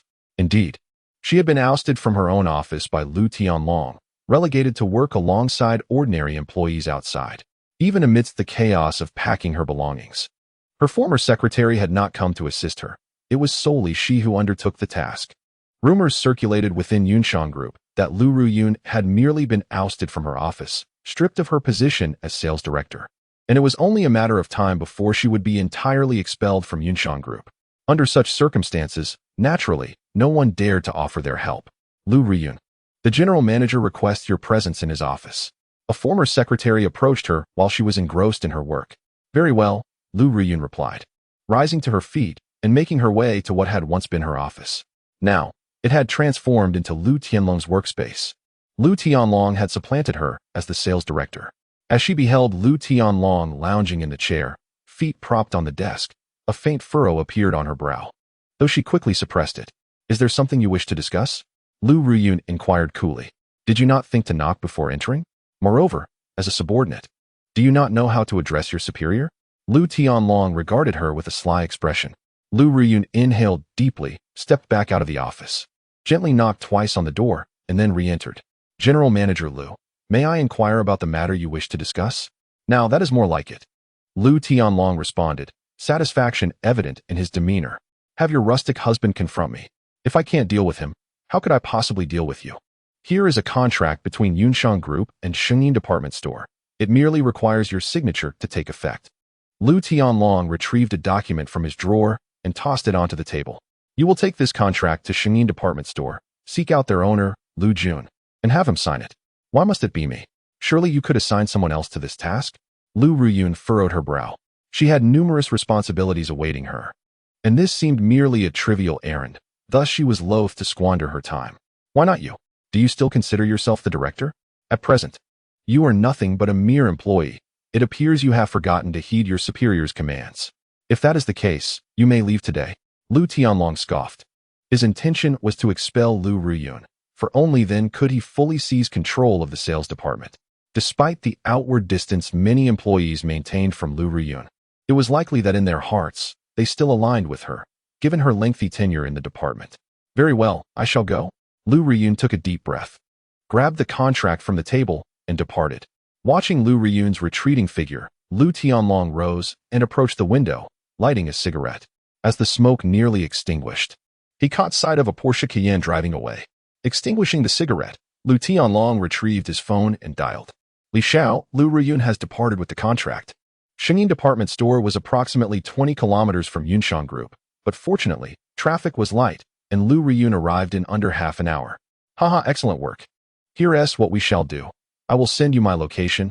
Come straight here to avoid any potential complications. Let us celebrate with a few drinks. The voice of Li Donghao resonated through the line. Very well, I am on my way. Miss Lu, our general manager Lu invites you to his office. Please follow me. After sitting at the front desk of Shengyin Department Store for a few moments, Lu Jun's secretary approached and informed her. Certainly. Lu Ruyun followed the secretary into Lu Jun's office. Soon, the secretary departed and closed the door behind her. Not far away, the imposing figure of Lu Jun rose. Laughing heartily, haha, I never anticipated that General Liu would personally come to sign the contract with me. I am truly honored. General Liu, may I inquire if you are available for lunch? Perhaps we could discuss this collaboration over a meal? Lu Ruiyun frowned slightly. General Liu, have you not finalized the contract with Lu Tianlong? He mentioned I should bring the contract for your signature. Lu Jun replied, we have nearly concluded our discussions. Yet some details remain unresolved. However, if you could join me for a delightful meal today, these matters would be trivial. What do you think? Feeling the brazen gaze of Lu Jun, Lu Ruiyun replied coldly, since you have yet to negotiate with Lu Tianlong, I shall take my leave. You may discuss it with him later. In an instant, Lu Jun's figure darted to the office door, blocking Lu Ruiyun's path. No. Today I wish to converse solely with you. General Liu, please consider this carefully. Once this contract is signed, your Yunxiang group could easily net 5 million a year. Lu Ruiyun narrowed her eyes. That sum seems rather difficult to obtain, does it not? Lu Jun chuckled. How could that be? Simply dine with me and enjoy a pleasant afternoon nap afterward, and I shall sign immediately. Lu Ruiyun's expression darkened. Chapter 41. The Frantic Xiangfeng. General Liu. Since you wish to discuss matters over a meal, shall we proceed to lunch now? I didn't eat much this morning and am rather hungry. I prefer to eat early. Lu Ruiyun took a deep breath, striving to maintain her composure. At this moment, she needed to remain calm and devise an escape plan. However, gazing at Lu Jun's towering physique and recalling his earlier display of speed, she felt a wave of helplessness wash over her. Alone, it would be quite challenging to extricate herself. Very well, I shall call my secretary to have the meal delivered to my office, Lu Jun said with a smile, then took out his phone and dialed the secretary. Now is the time. Lu Ruiyun reached into her bag, grasping her phone, unlocking it with her fingerprint, and quickly dialed Xiangfeng's number. Hello, dear. Xiangfeng's voice soon filled the air. Though his voice was soft, the office's silence allowed it to resonate. Xiaofeng, please come save me. I'm here. Lu Ruiyun's expression shifted, urgency overtaking her as she shouted. But before she could finish her plea, Lu Jun, quick to react, swatted her phone from her hand. General Liu, this is rather unkind of you, isn't it? Calling for help? Lu Jun stepped forward, crushing Lu Ruiyun's phone underfoot, a sardonic smile playing on his lips. However, it's a pity that Xiangfeng may not be able to find you. Certainly, it is also possible that he possesses some skill to locate you. In her panic, Lu Ruiyun, while listening to Lu Jun's words, began to sense something ominous. How do you know my husband is named Xiangfeng? Lu Jun replied with a smile, Ms. Lu, you are so astute. Have you not yet realized that today's scheme is not solely directed at you? Are you planning to deal with Xiangfeng? Lu Ruiyun's face turned ashen in an instant. What do you intend to do to him? No, I have no intention of harming him. My sole mission is to keep you here for a day. Of course, should he manage to find his way here. I have already arranged for people to await his arrival. My company boasts not only dozens of security personnel, but also over 100 trained fighters, assembled in this building. That should suffice to handle a mere Xiangfeng, don't you think? Lu Jun returned to his chair and retrieved an item from his drawer, placing it on the table. It seems he is quite formidable, doesn't he? If all my subordinates cannot subdue him, do you think I can handle him with this? Upon seeing the object on the table, Lu Ruiyun's body trembled violently, her complexion drained of color. Before Lu Jun lay a desert eagle. Miss Lu, are you perhaps feeling a tinge of relief for not revealing your location just now? Lu Jun observed her with a playful demeanor. Lu Ruiyun, furrowing her brow, inquired. If you are so well prepared, why not allow me to disclose my location? If Xiangfeng were to come, wouldn't that enable you to deal with him? Lu Jun shook his head, saying, did I not just mention? My task is not to confront him, but merely to keep you here for a day. The preparations I have made are simply precautionary, in case he truly arrives, allowing me to manage him. However, there are others who are actually tasked with dealing with him, and their strength is at least tenfold that of my own. Lu Ruiyun opened her mouth, feeling a wave of dizziness as darkness enveloped her vision. Miss Lu, there is no need for distress. He is merely a rustic, and his demise would bear no consequence for you. After all, you are well aware of how much young Masterly cherishes you, are you not? As for that rustic, having offended young Masterly, his fate was sealed long ago. Lu Jun gazed at Lu Ruiyun, a smiling demeanor gracing his face. Is it true that all of this was orchestrated by Li Donghao? Mr. Lu, please contact Li Donghao for me and convey my willingness to be his woman. If he releases Xiangfeng, I will persuade him to leave Xianhai City and never return before me. Lu Ruiyun implored with a desperate expression. That cannot be permitted. Young Master Li has already decreed that you must remain here today, and no one is to be contacted. Lu Jun chuckled. Young Master Li's south intent is to drive Xiang Feng into madness before eliminating him. He cares for you, does he not? If you were to vanish for a day, with no word of your fate, he would surely go insane. And at the peak of his madness, young Master Li will intervene to grant him release. A devil. Li Donghao is a devil. He is a beast. His actions will surely bring about retribution. Lu Ruyun screamed, tears streaming down her face, her heart filled with regret. If anything were to befall Xiang Feng, it would be she who had condemned him. No, Xiang Feng found himself in a state of utter despair, compelled to rush to his beloved's side. The inexpensive little husband he had acquired had yet to receive the love he truly deserved. He vowed to make amends in the next life. Revival Hall. He cried out, "Hey, darling, speak to me." His voice, hoarse from desperation, echoed through the phone. However, all that met his ears was the relentless tone of a busy signal. Lu Ruyun's voice was nowhere to be heard. A chilling wave of murderous intent began to emanate from within Xiang Feng. Who dares to harm my wife? His eyes blazed crimson, wild and frenzied, resembling a beast poised to devour. Gasping for breath, he took 3 deep inhalations to regain some semblance of composure. He reminded himself that this was no time for impulsiveness or loss of reason. His elder had once imparted wisdom. When one loses their sanity, they can achieve nothing. Only by maintaining his calm could he hope to rescue his beloved. After centering himself with his internal techniques, Xiang Feng felt the clarity return to his mind, allowing for swift analysis. His first destination would be Yunshan Group. It was uncertain who was targeting Lu Ruyun. Thus, he resolved to investigate her workplace, hoping she might still be there. Without a moment's hesitation, he dashed out of Revival Hall, his form akin to a specter, moving with a speed that far surpassed that of any vehicle on the road. Fortunately, the streets were relatively empty, and those who glimpsed him could hardly believe their eyes. Dismissing the sight as mere illusion, in less than half a minute, he arrived at the Yunshan Group, covering a distance of 2 kilometers. "Sir, you are not an employee of Yunshan Group. You cannot enter." For security guards stationed at the entrance obstructed his path. "Step aside," Xiang Feng commanded coldly. "Halt." Without a moment's pause for dialogue, he unleashed a powerful kick. The guards flew backward, landing heavily several meters away, unable to rise. Xiang Feng strode into the Yunshan Group, the malevolent aura surrounding him causing the reinforcements to hesitate, too intimidated to intervene. "Xiang Feng, what is happening? Is there a problem?" At that moment, Lu Huijun approached, her brow furrowed with concern. Her eyes, laden with fear, reflected her astonishment. She could hardly fathom that this fierce figure before her was the Xiang Feng she knew. Yet, she sensed that something terrible had transpired. "Lu Yun is in trouble. She just called me, pleading for my help. But before she could finish, someone knocked her phone away, and when I tried to call back, her phone was off." He stated urgently, "Where is Lu Yun's office? Take me there now." "What? Lu Yun is in danger?" Lu Huijun's expression transformed, her realization dawning as to why Xiang Feng appeared ready to unleash fury. Although she did not favor Xiang Feng, through the past couple of days spent together, she could discern that Xiang Feng genuinely cared for her niece. If anything were to happen to Lu Ruyun, it would be astonishing if Xiang Feng did not go mad. "Follow me. I will take you to Ruyun's office," Lu Huijun said as she hurriedly led the way. Soon, they arrived at Lu Ruyun's office, or more accurately, Lu Tianlong's office. However, to their dismay, the office was devoid of any presence. "Where is everyone? Where is Lu Ruyun? Does anyone know where she has gone?"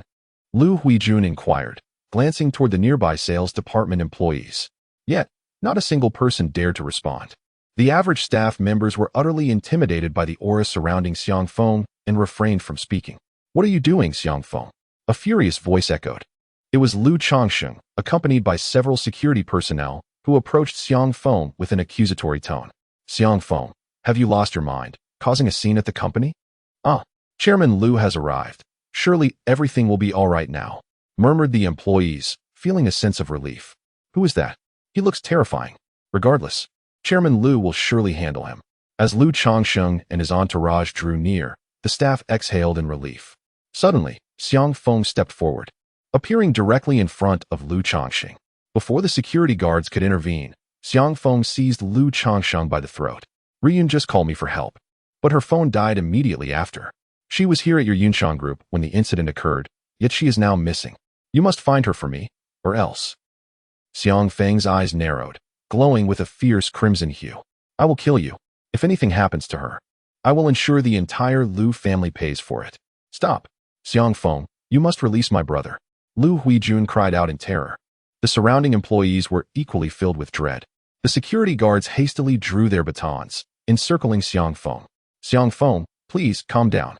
Lu Changxing implored, raising both hands in a gesture of surrender. Beads of sweat formed on his forehead, and he was gripped by fear, as he could genuinely sense Xiang Feng's murderous intent.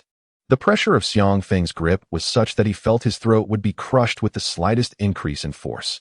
Indeed, Xiang Feng, my brother may also be unaware of what has transpired. At the very least, let him down so he can assist in inquiring and investigating. Though Lu Huijun was anxious, she maintained a level of composure superior to Xiang Feng's. Upon hearing her words, Xiang Feng inhaled deeply and finally loosened his grip. As soon as Xiang Feng released him, Lu Changxing's security guards raised their batons, preparing to subdue Xiang Feng. Stop! Lu Changxing hastily called out, preventing the guards from advancing. He had witnessed Xiang Feng's prowess at the Lu family's banquet the previous day. The elite fighters cultivated by the Lu family had been effortlessly defeated by Xiang Feng, rendering the guards utterly inadequate. Engaging in combat would only serve to further provoke Xiang Feng, who has had any communication with Lu Ruyun this morning. Lu Changxing cast a glance at the employees in the sales department and soon, Lu Ruyun's former secretary emerged, visibly anxious. Mr. Lu, I encountered Lu Ruyun this morning. At that time, President Lu needed to see her, and I was tasked with notifying her. She came to President Lu's office and then seemed to leave the company. She recounted. You mean President Lu Tianlong? Lu Changxing inquired. Indeed, the secretary nodded. Lu Changxing furrowed his brow and took out his phone. Dialing Lu Tianlong's number in front of Xiang Feng. Put it on speaker. Xiang Feng's voice resonated. Lu Changxing dared not defy Xiang Feng's command and promptly activated the speakerphone. Hello, the number you have dialed is switched off. Please try again later, a mechanical voice replied. Suddenly, a palpable tension enveloped the room, as if an immense boulder were pressing down upon everyone, making it difficult to breathe. Xiang Feng, please remain calm, Lu Changxing urged, feeling an overwhelming sense of suffocation. Tianlong has 2 phone numbers. I just dialed his work number. I will try his personal number. It's surely 1TB switched off. Dial it. Xiang Feng replied coldly. Wiping the sweat from his forehead, Lu Changxing dialed Lu Tianlong's personal number. Hello, the number you have dialed is switched off. Please try again later. Came the same unyielding response. Lu Changxing's face drained of color, an ominous premonition settling in his heart. Xiang Feng, please try to remain composed. Lu Huijun attempted to soothe him. However, before she could finish, Xiang Feng sprang into action. Protect Mr. Lu. Several security personnel beside Lu Changxing sensed the impending danger and shouted in unison. With a thunderous crash, Xiang Feng charged forward like a rampaging beast, using nothing but his sheer physical force to collide with them. The sturdy security guards felt as though a speeding freight truck had struck them, sending them flying. In the next moment, Xiang Feng seized Lu Changxing's arm. What are you doing, Xiang Feng? Lu Changxing exclaimed in terror, his voice trembling. With a sharp crack, Xiang Feng applied pressure, and Lu Changxing's arm contorted grotesquely. Ah! Lu Changxing screamed, his cries echoing like a wounded animal. The onlookers felt their skin crawl in horror. Your son's disappearance is undoubtedly connected to my wife, Lu Tianlong. For now, I will only incapacitate one of your arms, as I am still uncertain about my wife's condition. However, let me make myself clear. If anything happens to her, I will ensure that your entire Lu family pays the price. Xiang Feng released Lu Changxing, his voice icy. Remember this, my wife bears the surname Lu, but I do not. With that, Xiang Feng turned and vanished from sight. Quick, take Mr. Lu to the hospital. The office erupted into chaos. What hospital? Take me to the Lu residence at once. Despite having lost an arm, Lu Changxing was not preoccupied with seeking medical attention. Instead, he anxiously declared, mobilize everyone in the company immediately to locate that scoundrel Lu Tianlong. Lu Changxing understood that finding Lu Tianlong was of utmost importance. He had to ensure that Lu Ruyun remained safe. Otherwise, the Lu family could face dire consequences. This reckless youth. Was it truly necessary for him to act in such a manner for Ruyun? Lu Huijun was also filled with trepidation, yet she too felt a sense of urgency. She was aware that while she seemed to know Xiang Feng quite well, he appeared harmless on the surface. However, beneath that fade lay a ruthless heart. Particularly, one must avoid provoking his sore spot. And Lu Ruyun, indeed, was Xiang Feng's Achilles heel. Suddenly, an idea struck Lu Huijun. Her expression shifted as she hastily exited the office, pursuing Xiang Feng.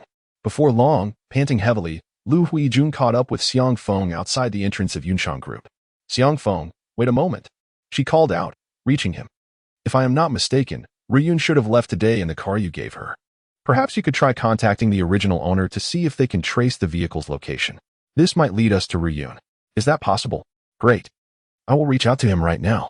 Xiang Feng responded immediately, pulling out his phone to dial Lu Guangyang. "Hello, Xiang Feng. Is there something you need?" Lu Guangyang answered promptly. "Lu, I need your assistance. Can you locate the position of your Porsche Cayenne? I must know where that car is right away." Xiang Feng spoke rapidly. "You need the car's location?" "Sure, no problem. My Cayenne is the top model and has a tracking system. I'll send the location to your WeChat right now," Lu Guangyang replied, recognizing Xiang Feng's urgency before hanging up. In less than a minute, Xiang Feng received the location information from Lu Guangyang. "Xiang Feng, hurry and take a look." Lu Huijun leaned closer. Xiang Feng opened the message and stated, "The vehicle is at Shenin Department Store. Shenin Department Store is over 20 kilometers away. I will find a car to take you there," Lu Huijun insisted. "No need. I will run there myself," Xiang Feng replied, glancing at the navigation to memorize the route before dashing off. "You're going to run there?" Lu Huijun, who had just picked up her phone to borrow a car, thought she misheard and quickly looked up. However, Xiang Feng had already vanished from sight. Chapter 43. Today, Xiang Feng is undoubtedly doomed simultaneously. In a private room of a high-end hotel, two men sat, Li Donghao and Lu Tianlong. "Li Xiao, I have just received news that Xiang Feng has gone to Yunchang Group. Moreover, this scoundrel has even incapacitated one of my father's arms." Lu Tianlong's face twisted in rage. "Once we capture Xiang Feng, I hope Li Xiao will grant me the opportunity to teach him a lesson. He has disabled my father, and I shall return the favor by breaking both of his arms. Is he truly that audacious? Your father is Lu Ruyun's uncle. Can he truly act with such brutality? How merciless he is." Li Donghao nodded, assuring, "Rest assured, I have made all the necessary arrangements. We will certainly capture him today, and I will hand him over to you for your retribution." Lu Tianlong was overjoyed, expressing his gratitude. "Thank you, young Master Li." The journey, which typically took half an hour, was completed by Xiang Feng in less than 5 minutes. The location of Shenin Department Store was somewhat secluded, nestled near the western outskirts of Xianhai City by the towering Jufeng Mountain. However, access was relatively convenient. "Stop." As Xiang Feng approached the entrance of Shenin Department Store, he was halted by the security guards. "Who are you looking for? Do you have an appointment?" Several guards cast indifferent glances at him. "You'd better step aside," Xiang Feng replied coldly. "Oh, quite audacious. Are you here to cause trouble?" One guard retorted. "You talk too much." With no time to engage in idle chatter, Xiang Feng delivered a swift kick. Bang, bang, bang. The guards at the entrance fell to the ground, incapacitated. "Quick, call for backup. Someone's causing a disturbance. Who dares to stir trouble at Shenin Department Store? Seeking death? Hurry, notify Manager Lu." The commotion quickly attracted numerous employees from Shenin Department Store. However, instead of fear, curiosity filled their eyes as they wondered what kind of person would dare to create a ruckus in their establishment. On the 16th floor, Xiang Feng harnessed his internal energy, surveying the building as if he could see through its very structure. Soon, he detected a familiar presence and swiftly locked onto it. It was the aura of Lu Ruyun, located on the 16th floor of the building. Without hesitation, he dashed forward. "Country bumpkin, stop right there." A security captain, wielding an electric baton, charged at Xiang Feng. Bang! Xiang Feng continued his relentless advance, striking out with his right hand.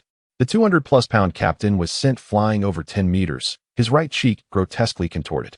Xiang Feng pressed on, continuing to move forward. Anyone who attempted to obstruct him was flung aside, none able to rise again. Knock, knock. The sound of urgent knocking echoed at Lu Jun's office. "Come in." Lu Jun had just received a meal from his secretary. He had intended to dine with Lu Ruyun, but she lacked an appetite, leaving him to eat alone.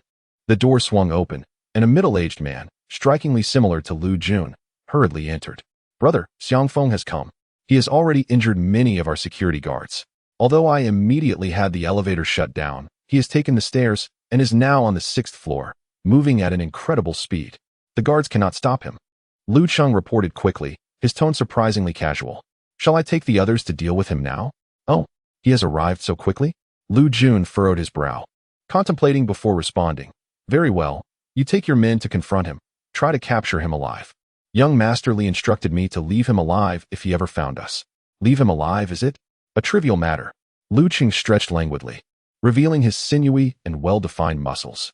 He had been utterly bored lately, but this Xiang Feng seemed intriguing. I shall personally confront him. With that, he strode out of the office. Meanwhile, Lu Jun pondered for a moment before pulling out his phone to dial Li Donghao's number.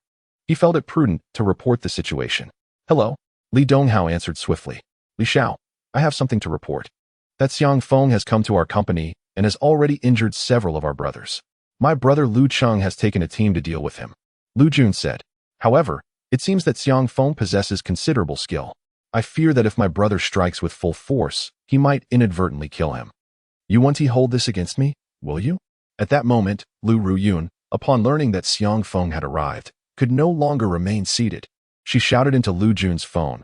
Li Donghao, I beg you, do not harm Xiao Feng. I will do anything you ask. Lu Jun, activate the speakerphone. Li Donghao's voice came through. Yes. Lu Jun promptly switched to speaker mode.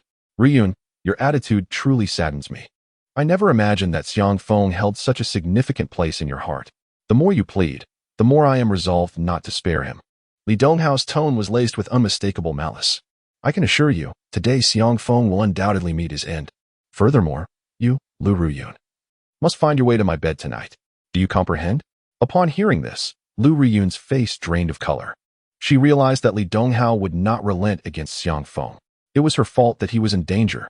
Li Donghao, if you kill Xiao Feng, then do not expect to have me. I will follow him into the afterlife, she screamed. Haha, follow him. How touching. However, once I set my mind to something, I will see it through. Li Donghao laughed heartily. Once Xiang Feng is dead, should you dare to seek him out, I will ensure that the entire Lu family pays the price. With a thud, Lu Ruyun collapsed to the ground, as if all the air had been sucked from her. Lu Jun, are you certain you can kill Xiang Feng? Li Donghao's voice rang out once more. Lu Jun quickly replied, Li Xiao, you are aware of my brother Lu Cheng's strength. With him in action, capturing that Xiang Feng is undoubtedly within reach. Moreover, I possess the Desert Eagle you provided. Even if my brother falters, I will assuredly eliminate him. Oh right, I almost forgot you have a firearm. In that case, handle it as you see fit. If you can spare him, do so. If not, just provide me with a corpse. Li Donghao concluded before hanging up. At that moment, Xiang Feng had already ascended to the 10th floor via the staircase. The entire process took less than a minute. In that brief span, dozens of security personnel had sustained severe injuries at his hands. No guard dared to obstruct him any longer. Yet, Xiang Feng paused, for upon stepping onto the 10th floor, he beheld a vast gathering of dark figures, at least 100 strong. Leading them was a middle-aged man, not particularly imposing in stature, yet his physique was defined with muscle. The aura surrounding this individual is fierce and formidable, akin to a razor-sharp blade. Stand aside. Xiang Feng's expression remained unchanged, his demeanor as cold as ever. Xiang Feng, your prowess is commendable. Despite the multitude of security personnel from Shengyin Department Store, they are utterly incapable of restraining you. However, they are merely ordinary guards. Allow me to unleash the brothers I have personally trained to engage with you. If you manage to survive their onslaught, then I shall entertain you myself. Lu Cheng assessed Xiang Feng with a grin, preparing to step back and let his comrades expend Xiang Feng's energy as much as possible. Indeed, he had discerned that Xiang Feng was undoubtedly a martial artist. In terms of cultivation, he was likely not inferior, probably not a novice in the realm of Mingjing, and very possibly at the mid to late stages of Mingjing, akin to himself. Thus, he dared not underestimate the situation. There is no shame in a war of attrition. After all, numbers are on their side. They wish to play with me? You wish to engage me? Xiang Feng's tone was indifferent, but I have no inclination to indulge in your games. Whoosh. As his words fell, Xiang Feng suddenly exerted force beneath his feet, causing the concrete slab to crack instantly. In the next moment, his figure leapt across the several meters separating him from Lu Cheng, appearing right before him. If you seek amusement, go seek the King of Hell. Chapter 44. Wife, I have come to rescue you. So soon? This is not good. Roar. Lu Cheng's expression shifted, followed by a furious shout. His voice infused with energy resonating throughout the corridor. As the shadow of a fist rushed towards him, Lu Cheng instinctively raised his hand to block. Bang! Crack! Xiang Feng's fist collided with Lu Cheng's arm, followed by the unmistakable sound of bone fracturing. Yet, this was merely the beginning. The force behind Xiang Feng's punch was overwhelmingly powerful, like an endless tidal wave, one after another, seemingly inexhaustible. The first wave shattered Lu Cheng's arm. The second wave crushed his ribs. The third wave obliterated his internal organs. Puffed. Blood gushed from Lu Cheng's mouth like a fountain. His body propelled backward like a shrimp. Upon hitting the ground, he lay motionless. Gulp. Is Brother Lu dead? Surely not. Brother Lu is a mid-stage Mingjing martial artist who has consolidated his energy. Around them, the sounds of swallowed saliva and gasps of astonishment echoed. This is the first life I have taken today, but I cannot guarantee it will be the last. Xiang Feng's gaze swept over the hundreds of elite fighters meticulously trained by Lu Cheng, his expression calm and devoid of fear. If you wish to avoid death, then depart. Any who dare obstruct my path shall perish. With that, he stepped forward. Thud, thud, thud, thud. Instantly, the 100-strong warriors instinctively took a step back. Brother Lu taught me martial arts, and now he has been slain. We must avenge him. Indeed, there are over 100 of us here. Are we to fear a single individual? Kill. A chorus of furious shouts erupted. Subsequently, these individuals brandished machetes and clubs, charging towards Xiang Feng. Is living not preferable? Xiang Feng's demeanor remained nonchalant, devoid of any compassion, his gaze growing even colder, frigid as ice. Bang! With a powerful punch, Xiang Feng unleashed a force that fiercely collided with the air, echoing like a cannon's roar throughout the heavens and earth, striking the temple of a robust man at the forefront. Blood erupted. Red and white matter splattered forth. Xiang Feng's pace remained unyielding as he advanced step by step. With each stride, 3 to 5 adversaries fell. Within a minute, he ascended from the 10th floor to the 15th. The staircase had been thoroughly stained crimson with blood. His once pristine shirt was now drenched in red. In that moment, he resembled a demon emerging from the depths of hell, a harbinger of death. Please, don't kill me. I was wrong. I beg you, spare my life. The number of individuals still standing before Xiang Feng dwindled to fewer than 10. Stripped of their courage, they trembled, collapsing to their knees in a pitiful display. Their bodies shook violently, tears and snot streaming down their faces, their trousers completely soaked. The foul stench of urine dripped onto the bloodied floor, intensifying the noxious atmosphere. Get lost. Xiang Feng's voice was hoarse and devoid of emotion. Yes, yes, we will leave at once. The remaining few felt as if they had received a reprieve, scrambling away in frantic haste, fearful that Xiang Feng might reconsider. Watching them flee, Xiang Feng exhaled a long, heavy breath, the murderous intent within him dissipating somewhat, his eyes regaining clarity. Before today he had taken lives. Since he was 10, his elder had occasionally taken him out for training, compelling him to kill. Of course, those he had slain were all nefarious individuals. Yet, he had never once taken a life of his own volition. The elder often remarked that he was too kind-hearted, prone to being taken advantage of. Today marked the first time in his life he had killed with intent. The overwhelming desire to kill left him unsettled, particularly with the pungent scent of blood and decay lingering in the air, which made him feel nauseated. But Xiang Feng held it all in. He needed to find Lu Riyun quickly. With haste, he ascended to the 16th floor, following Lu Riyun's scent until he arrived at the door of Lu Jun's office. Bang! He kicked the solid wooden door, which shattered violently, splintering into a multitude of wood fragments, emerging like a blood-soaked specter from the depths of hell. Xiang Feng stood before Lu Riyun. Xiao Feng. Upon seeing the man at the entrance, Lu Riyun covered her mouth, her delicate form trembling violently. The man, though once dressed in tattered yet clean attire, now appeared drenched in blood, as if he had been submerged in a pool of it. What had this man just endured? In that moment, Lu Riyun felt no fear, only profound sorrow. Her heart felt as though it had been pierced, causing her to struggle for breath, tears cascading down her cheeks without restraint. Husband, she cried out, throwing herself towards Xiang Feng without a second thought. At that instant, she cast aside all worries, even the looming threat posed by Li Donghao to the Lu family. All she desired was to be with this man, no matter the cost, because she understood that everything this man had endured was for her. My love, do not fear. I have come to rescue you. Although he had sensed Lu Riyun's presence and confirmed her well-being, it was only by holding her in his embrace that he could truly relax. He gently patted Lu Riyun's back, softly soothing her, as if fearing she might be startled. What are you doing here? Where are my subordinates? What about my brother Lu Chung? Lu Jun, wielding a desert eagle with its dark muzzle aimed directly at Feng, felt his hand tremble slightly, his eyes filled with apprehension. The distant sounds of conflict had reached his ears, and upon seeing Feng, drenched in blood, he sensed that something was amiss. My dear, I am too filthy right now.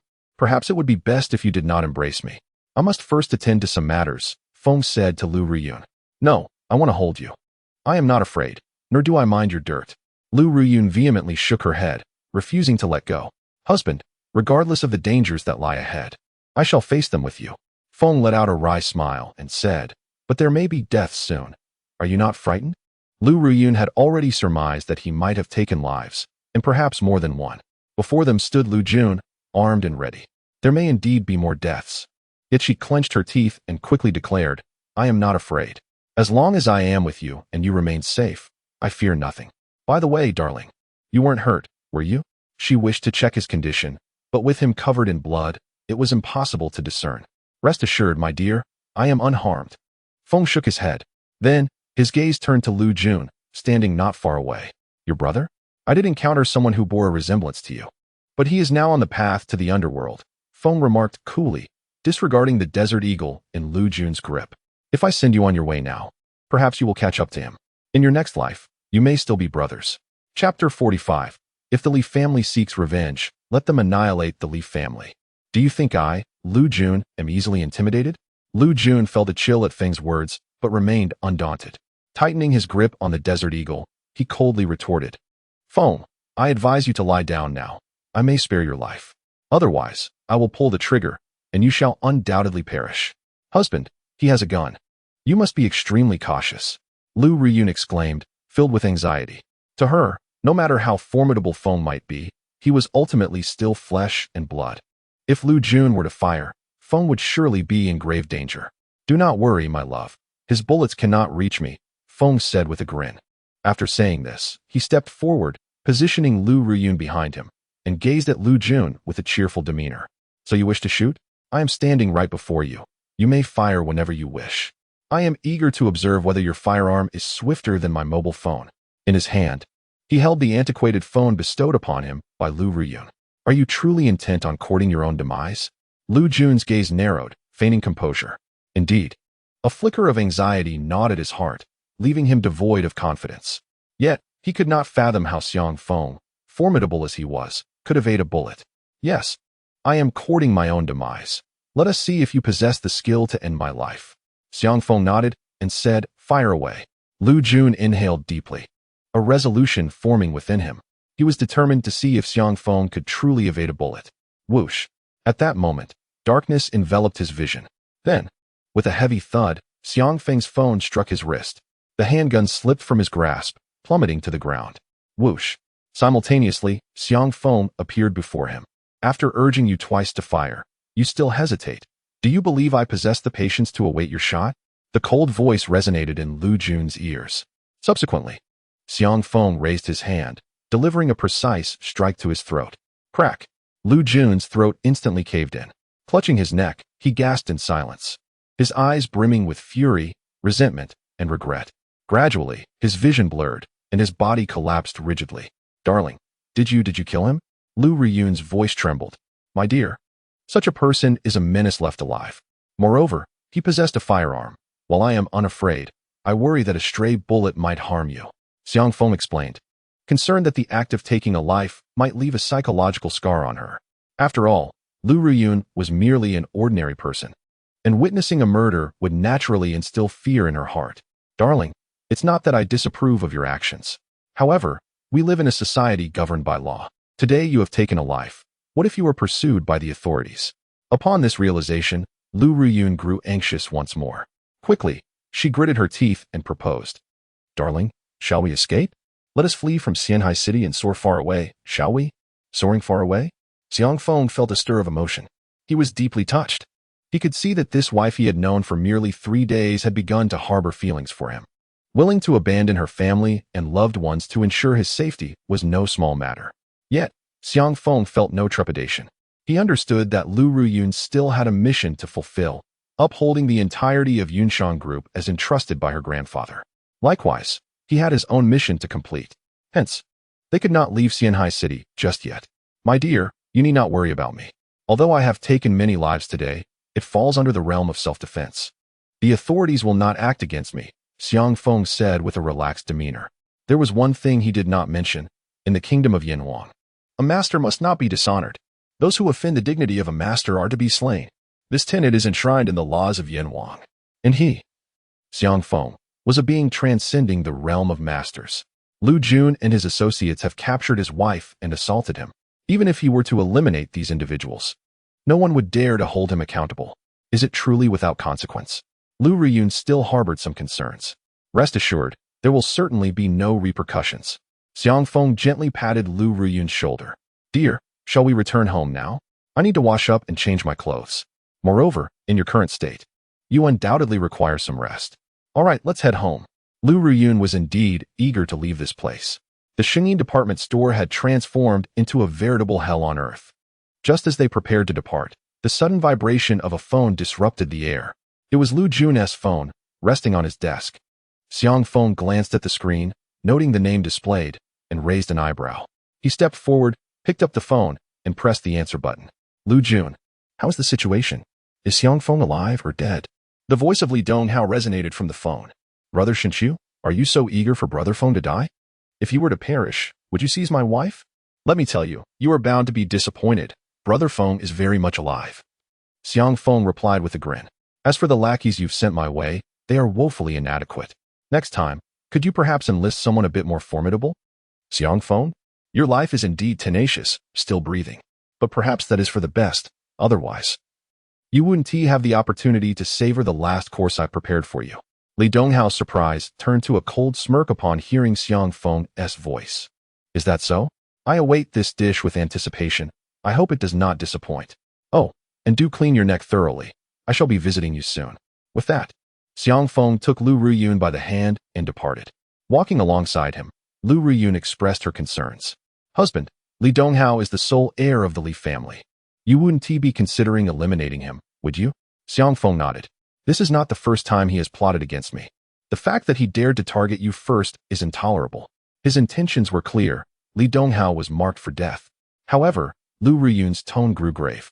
But Li Donghao is the only son of the Li family, the wealthiest in Xianhai City. Should you kill him, the Li family will undoubtedly retaliate with full force.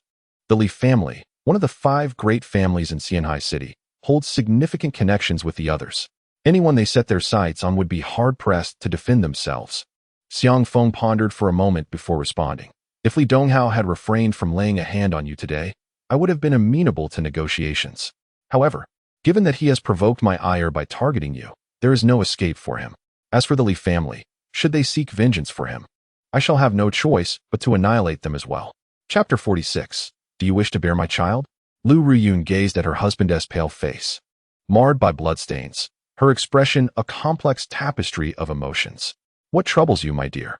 Xiang Feng sensed that Lu Riyun was concerned about his strength and hurriedly reassured her. My dear, you must have faith in me. I have already told you, when it comes to martial prowess, who in this world is stronger than me? The insignificant Li family is merely a trivial challenge for me. Lu Riyun shook her head, saying, while I do have some worries about your safety, that is not my main concern at the moment. Then what is on your mind, my dear? Xiang Feng inquired unexpectedly. Could it be that you are so moved that you wish to bear me a child? What are you thinking? Lu Riyun momentarily paused, her cheeks flushing a delicate crimson. However, her expression soon turned serious again. Husband, my concern lies with the Li family. You may not be fully aware of their background, but I do. The Li family is not only the wealthiest in Xianhai City, but also one of the 5 prominent clans, closely linked with the other 4. If you intend to confront the Li family, it implies you must also contend with the remaining 4 clans simultaneously, which is beyond your capacity alone. They possess formidable strength and intricate connections. Otherwise, they could not have maintained their dominance in Xianhai City for so long. Perhaps we should consider alternative strategies. Observing the anxious expression on her face, Xiang Feng smiled gently and replied, My dear, your concerns are indeed valid, and we are not without our own resources. You have the Lu family supporting you. Even if we remain unharmed, if the Li family targets the Lu family, it would spell disaster for them. Given that, I shall take my time dealing with Li Donghao. Alas, husband, I am sorry for dragging you into this turmoil. Lu Ruyun expressed her regrets. My dear, between us, such words are unnecessary, Xiang Feng grinned. Let us return home swiftly. A warm bath awaits, and I shall prepare a delightful meal for you. Inside the hotel suite, Lu Tianlong anxiously addressed Li Donghao. Young Master Li, is that Xiang Feng still alive? Wasn't Lu Jun well prepared? Did he not claim to have a solid chance of eliminating Xiang Feng? Lu Tianlong genuinely feared Xiang Feng. That scoundrel had no qualms about striking him. With Lu Ruyun's predicament, Lu Tianlong had exerted considerable effort, and Xiang Feng would undoubtedly seek retribution against him. Noticing Lu Tianlong's unease, Li Donghao reassured him. Do not worry. Although Lu Jun failed, I have arranged for someone even more formidable to deal with him. After today, Xiang Feng will no longer exist. Yet, Lu Tianlong remained apprehensive. Young Master Li, do you possess complete confidence in this plan? Are you questioning my capability? Li Donghao raised his gaze to Lu Tianlong. No. I would never dare to question you, young Master Li. Lu Tianlong felt cold sweat trickle down his back and quickly clarified. I merely believe that Xiang Feng is cunning, and his earlier arrogance may have been a smokescreen. He could very well be devising an escape from Xianhai right now. Escape from Xianhai? Li Donghao scoffed. I have already contacted the transportation authority. Even if Xiang Feng had wings, he would not be able to fly out of Xianhai City. That is reassuring. Lu Tianlong chuckled awkwardly. Li Donghao added, Tianlong, you truly need not worry excessively. Simply await good news here. By tonight at the latest, Liang Jie will take action. Liang Jie? The cold-faced young master Liang Jie? Lu Tianlong's expression changed dramatically. Among the younger generation in Xianhai City, the cold-faced young master Liang Jie is both revered and feared by many. The reason is simple. Liang Jie's father, Liang Yidao, is one of the 4 overlords of the underground world in Xianhai City. Even the 5 great families regard these 4 overlords with great respect and dare not offend them. Of course, the wealth amassed by the 5 great families far exceeds that of the 4 overlords. With Liang Jie taking action, do you think Xiang Feng will survive today? Li Donghao asked with a smile. Of course, he will not survive.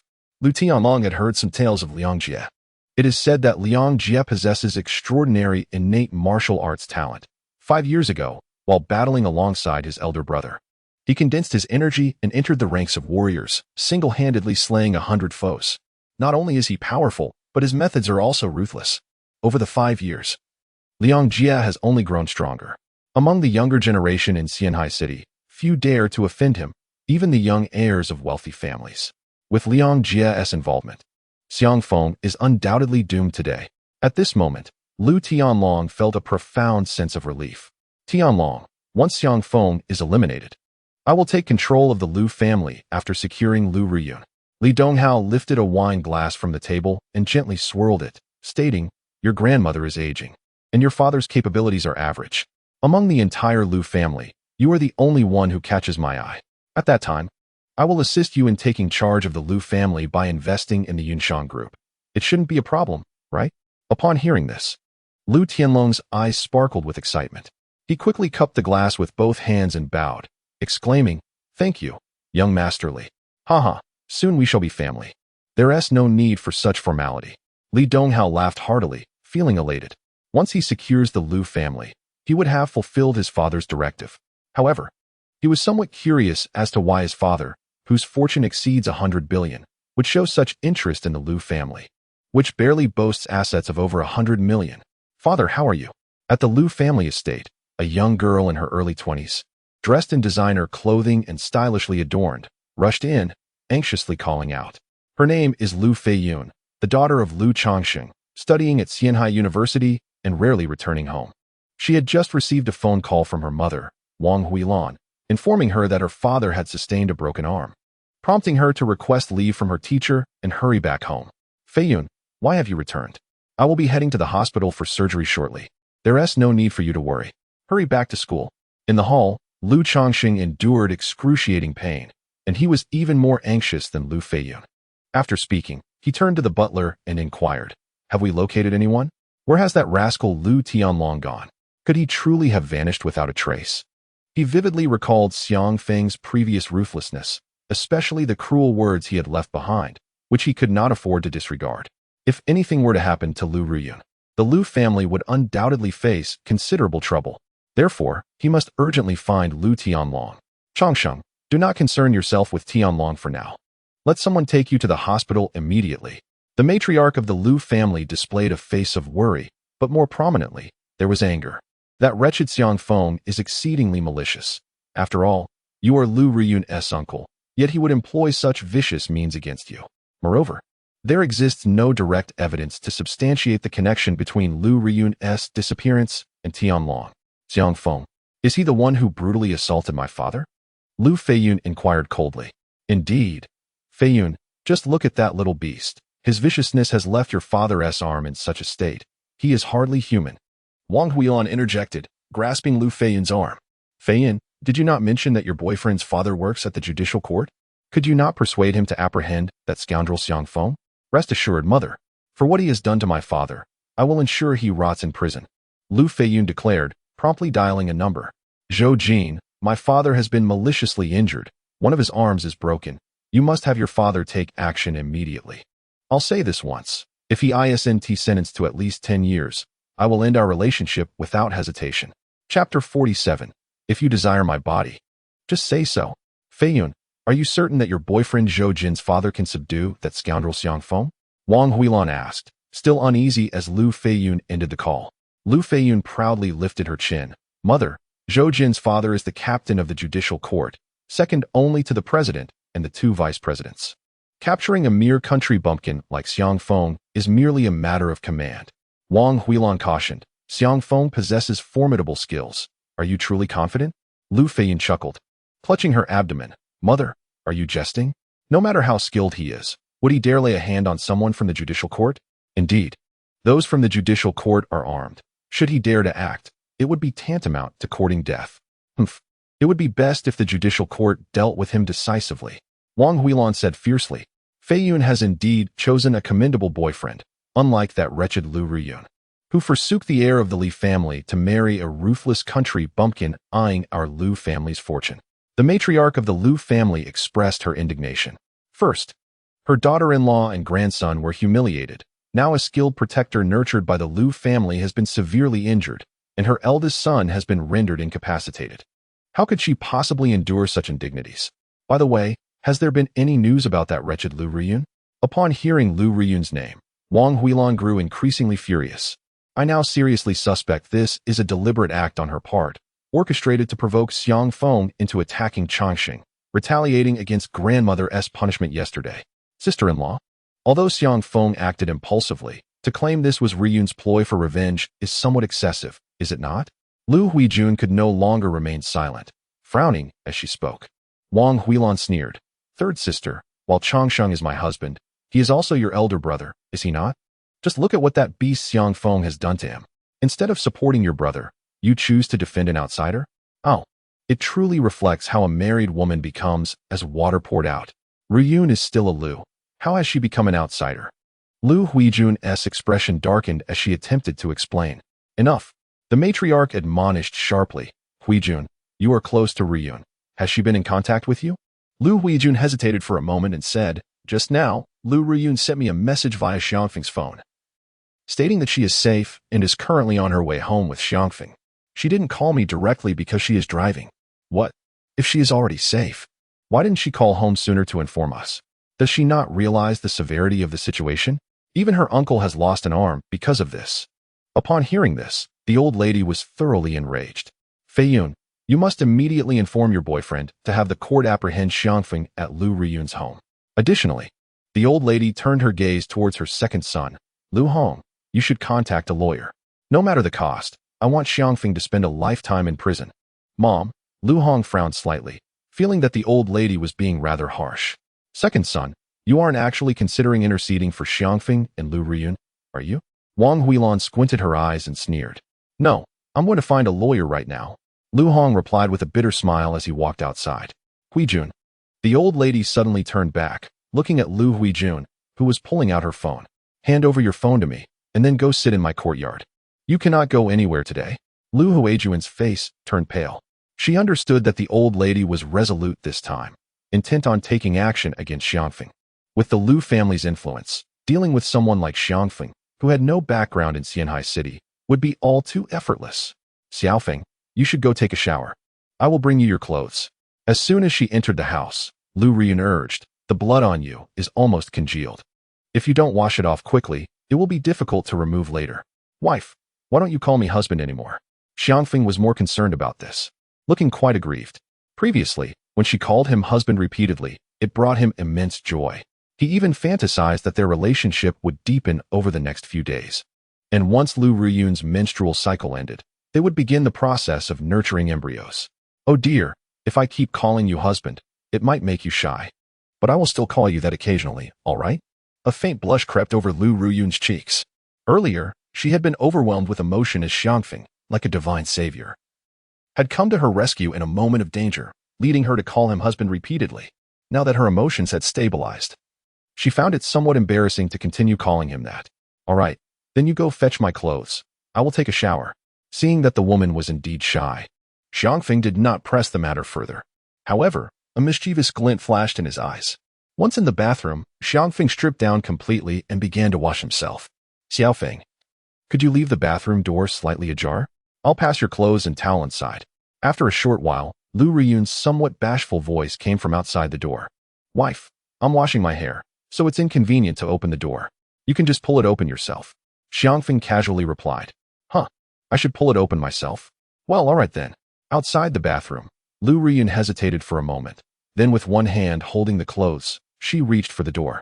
However, when she applied a bit of force, she was unable to open the glass door at once. Xiaofeng, did you lock it? Why can't I open the door? Lu Riyun inquired. I didn't lock it. Oh, I see. It must be that the edge of this glass door is wet, causing the air to be expelled and creating tension, making it difficult to pull open.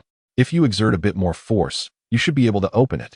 The sound of Xiangfeng's voice resonates in the bathroom. Is that so? Let me give it another try. Lu Riyun, trusting his words, increased her strength. Yet, she still could not manage to open the glass door. The tension is quite excessive, she mused internally. She had encountered similar situations before, but never had she struggled to open a door for so long. Lu Riyun contemplated whether to ask Xiangfeng for help from the inside. However, would it seem overly delicate to seek assistance for such a trivial matter? Thus, she set Xiangfeng's clothes and towel aside on a nearby chair, grasped the handle with both hands, and pulled forcefully backward. This time, the glass door yielded easily, swinging wide open. Suddenly, the lean yet sturdy form of the man stood before her, completely unencumbered. Oh dear, Lu Riyun instinctively gasped, hastily raising her hands to shield her eyes, her cheeks burning like fire. It turned out that although he appeared frail, his muscles were remarkably firm. Goodness, my dear, you're being rather forward, aren't you? Xiangfeng turned around, a playful smile illuminating his face as he regarded the extremely bashful Lu Riyun. If you desire to admire my physique, just say the word. I am more than willing to oblige. And if you wish to touch, I have no objections either. Chapter 48. If you resist, I shall strike directly. If you wish to touch, I have no objections. Xiangfeng chuckled, even taking a step closer. Xiaofeng, don't come any closer. Quickly turn around. Lu Riyun, hearing his footsteps, was nearly beside herself with anxiety. How embarrassing it was to have seen her husband in such a state. My dear, you need not be so flustered. We are already married, and besides, I have seen you as well. There's nothing amiss in you seeing me. Xiangfeng grinned, observing the mortified woman before him, growing ever more audacious. By the way, my dear, what do you think of my physique? Xiaofeng, if you continue like this, I shall truly be upset. At that moment, Lu Riyun wished for nothing more than to disappear into a hole. The man stood before her in all his naked glory, and her mind was flooded with images of his bare body. It was utterly mortifying. Very well, I shall fetch my clothes myself. You may continue to keep your eyes closed, Xiangfeng declared, stepping out confidently. As he passed by her, Lu Riyun caught a whiff of his potent masculine scent. Coupled with the indelible images of his body lingering in her mind, her heart raced uncontrollably. 10 minutes later, after Xiangfeng had finished his shower and returned to the living room clad in fresh attire, Lu Riyun was seated on the sofa, her cheeks still flushed. Cough, my dear. You weren't angry just now, were you? Xiangfeng, somewhat apprehensive, inquired. Had it not been for his little trick, Lu Riyun would not have struggled with the glass door at all. Angry? Not really. I was just pondering whether that glass door has some issue. But it matters little now since we are moving in a couple of days. Lu Riyun waved her hand. Xiang Feng let out a sigh of relief. Thank goodness. His wife is sufficiently innocent. Dear, what about my physique? Xiao Feng. Lu Ruyun's cheeks, which had just regained their color, flushed once more. Can we please not mention what just happened? Let's pretend nothing occurred, and I saw nothing. Xiang Feng comforted her. My dear, it truly is of no consequence. Allowing you a glimpse won't cost me any flesh. After all, I have seen your form. But it is not the same. I am a woman, and you are a man. As Lu Riyun spoke, she noticed Xiang Feng's innocent expression and waved her hand. Forget it, Xiao Feng. Shall we discuss something else? I still feel a bit frightened. My dear, are you worried that Li Donghao will send someone after me? Xiang Feng inquired. Of course. Since Li Donghao has chosen to act, he will not let it rest. Lu Riyun's face was filled with concern. It's all right. I am simply waiting for his people to seek me out. Xiang Feng replied nonchalantly. My dear, you must trust in your husband's strength. If Li Donghao resorts to violence against me, the one who will ultimately suffer will be him. However, I am not overly concerned about this. My mind is preoccupied with another matter. What matter? Lu Riyun asked. The Lu family. Xiang Feng declared. My dear, if I hadn't located Lu Guangyang and pinpointed his vehicle, it would have been quite a challenge to find you. The Lu family may wish to deal with me, but their actions against you are absolutely intolerable. Thus, I am contemplating how to confront the Lu family. Indeed, the abduction of Lu Ruyun had thoroughly enraged Xiang Feng. Although he had already severed Lu Changshan's arm, it was still insufficient to quell his fury. Lu Ruyun pondered for a moment and said, Husband, if I am not mistaken, it might be Lu Tianlong collaborating with Li Donghao. As for whether there are others assisting him, I am uncertain. Lu Tianlong. Xiang Feng mused. Today, when he visited Yunshan Group, Lu Changsheng seemed genuinely unaware of Lu Ruyun's abduction. If that is the case, Lu Ruyun's deduction may very well be accurate. It appears Lu Tianlong is the only one from the Lu family aiding Li Donghao in capturing Lu Ruyun. With this in mind, Xiang Feng promptly stated, Then let the Lu family surrender Lu Tianlong and apologize to you, and I shall forgive them. Lu Ruyun couldn't help but smile wryly. Surrender Lu Tianlong? Apologize to me? The Lu family will do neither. Suddenly, Xiang Feng's expression shifted as he moved toward the window. Xiao Feng, what is it? Lu Ruyun asked in confusion. My dear, we may encounter some trouble ahead. Xiang Feng replied with a wry smile. Trouble? Lu Ruyun rushed to Xiang Feng's side and looked down, her delicate face instantly paling. Those are all enforcement vehicles, and they have arrived in such numbers? Xiao Feng, they can't possibly be here to apprehend you, can they? Xiang Feng shrugged. It is highly likely. Then, what shall we do? Lu Ruyun's complexion had already turned somewhat ashen. Xiang Feng reassured his wife. Do not fret, my dear. I have yet to experience the tea at the enforcement court. How about I give it a try today? Lu Ruyun, however, wore an anxious expression. But you have taken many lives at Shingyin department store. If the enforcement court captures you, will you be able to escape? In the kingdom of Yanhuang, taking a life necessitates the ultimate price. This thought was too harrowing for her to entertain, her heart consumed by dread. Of course, I can get out. Your husband is far more capable than he appears, Xiang Feng replied with a confident smile. And do not forget, Brother Tang will undoubtedly assist me. Yes. I shall find a way to contact Brother Tang shortly and ask for his help. Although you have killed today, it was in self-defense. And Brother Tang will surely find a way to extricate you, Lu Riyun said, feeling somewhat reassured upon hearing his words. Xiang Feng, however, remained unfazed.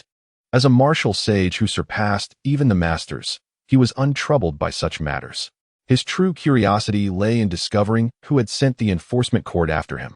Could this be the final course that Li Donghao spoke of? If so, it would indeed be disappointing. Suddenly, a flurry of hurried footsteps echoed outside the door, indicating that their apartment had been completely surrounded. Xiang Feng, aware of the situation, remained calm and even instructed Lu Ruyun to change out of her nightgown. Outside the apartment stood a group of uniformed officers, some clad in bulletproof vests. Captain Zhou, is it really necessary to deploy so much force just to apprehend a mere country bumpkin? It seems like overkill, questioned Huang Yu, the squad leader, standing beside Captain Zhou Ku. Huang Yu, this is no ordinary bumpkin. You are unaware that over an hour ago, more than 100 individuals perished at Shingyin department store, with dozens more severely injured. Among the deceased are the martial artist Lu Cheng and the armed Lu Jun. Zhou Ku replied gravely. I have confirmed that the perpetrator is none other than this country bumpkin, Xiang Feng, inside this very room. What? Huang Yu's eyes widened in disbelief. Over 100 dead? And martial artists? Did that bumpkin do this all by himself?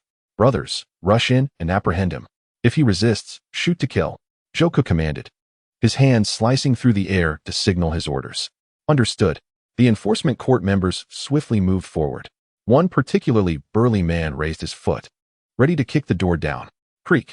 Just then, the door swung open, revealing Xiang Feng standing before them. You wish to apprehend me? You could have simply knocked instead of kicking the door down. What if you damage it? Will you compensate me? He glared at the muscular man.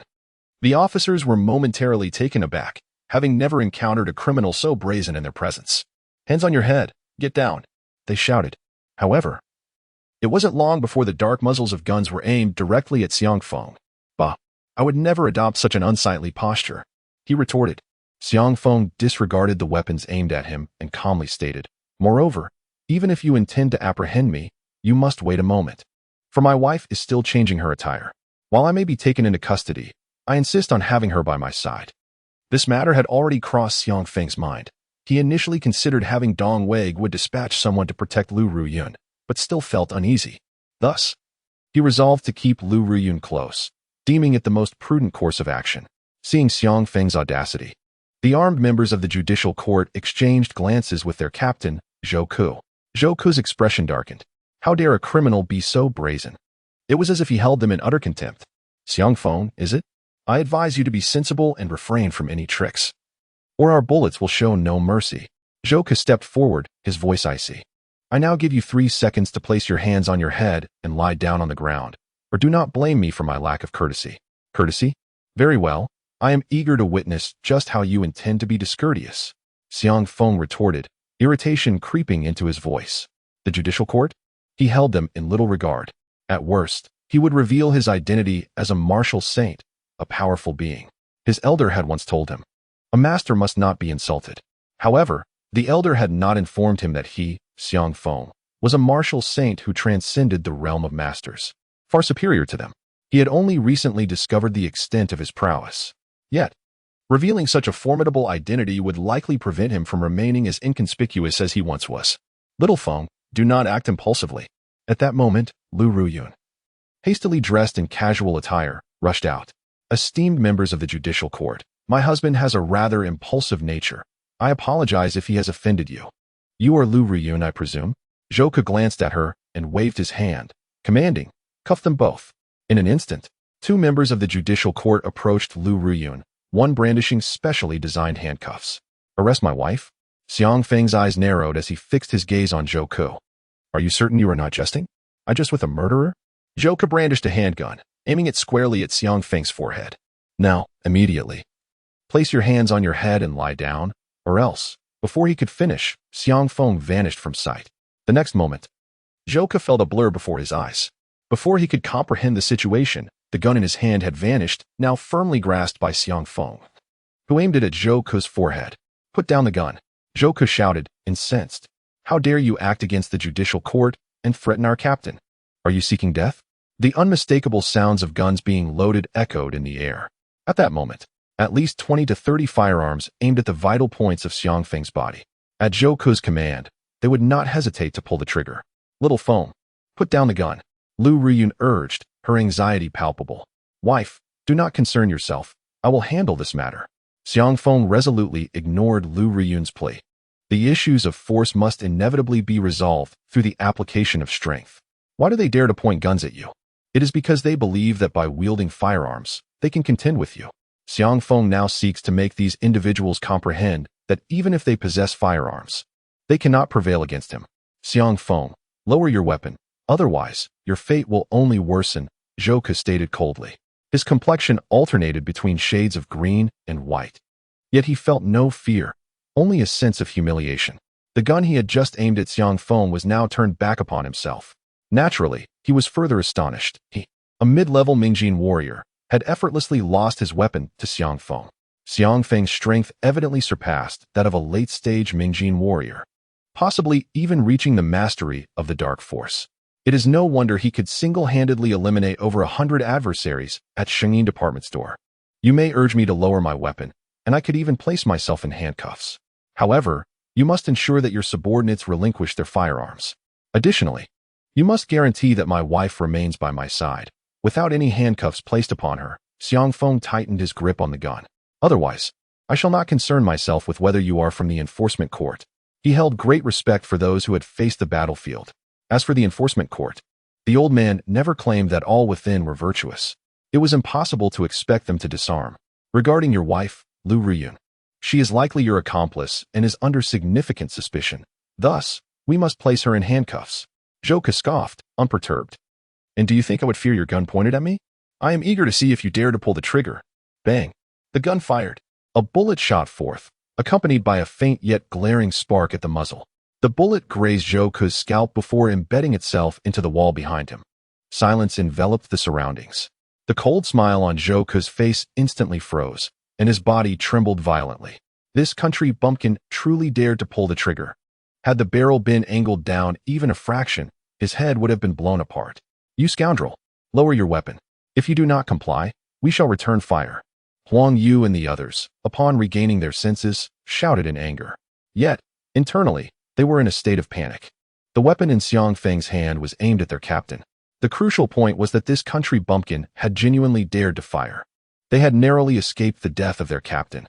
Xiaofeng. Lu Ruyun was also taken aback. Her little husband possessed an audacious spirit, indeed. To fire upon the captain of the enforcement court. Now do you still believe I would hesitate to shoot? Xiang Feng gazed intently at Zhou Ke and spoke calmly. His marksmanship was average, but as a martial saint at such close range, the bullet was unlikely to veer off course. Thus, he had not feared accidentally harming Zhou Ke. Should a misfire occur, it would simply be the other party's misfortune. Zhou Ke swallowed hard, his voice somewhat hoarse. Xiang Feng, I can agree to your demands. Had you said so earlier, we could have concluded this matter without complication. Xiang Feng smiled broadly. Subsequently, he hurled the pistol towards Zhou Ke, extending both hands outward. Quickly, cuff him. If he dares to move again, shoot him on the spot. Huang Yu issued the command without hesitation. Soon, for members of the enforcement court advanced to subdue Xiang Feng. I advise you to handle me gently, otherwise, even without a gun. Do you believe you will be the ones to fall in the end? Xiang Feng snorted, asserting that in this world, only his wife had the right to treat him roughly. Chapter 50. Xiang Feng is captured. Cuff him, but do not be too forceful. Zhou Ke ultimately chose to concede. Cautioning. Just moments ago, Xiang Feng had pulled the trigger at him, the bullet whizzing perilously close to his scalp, leaving him shaken. He was acutely aware that while Xiang Feng appeared to be a mere bumpkin, he was, in truth, a formidable adversary.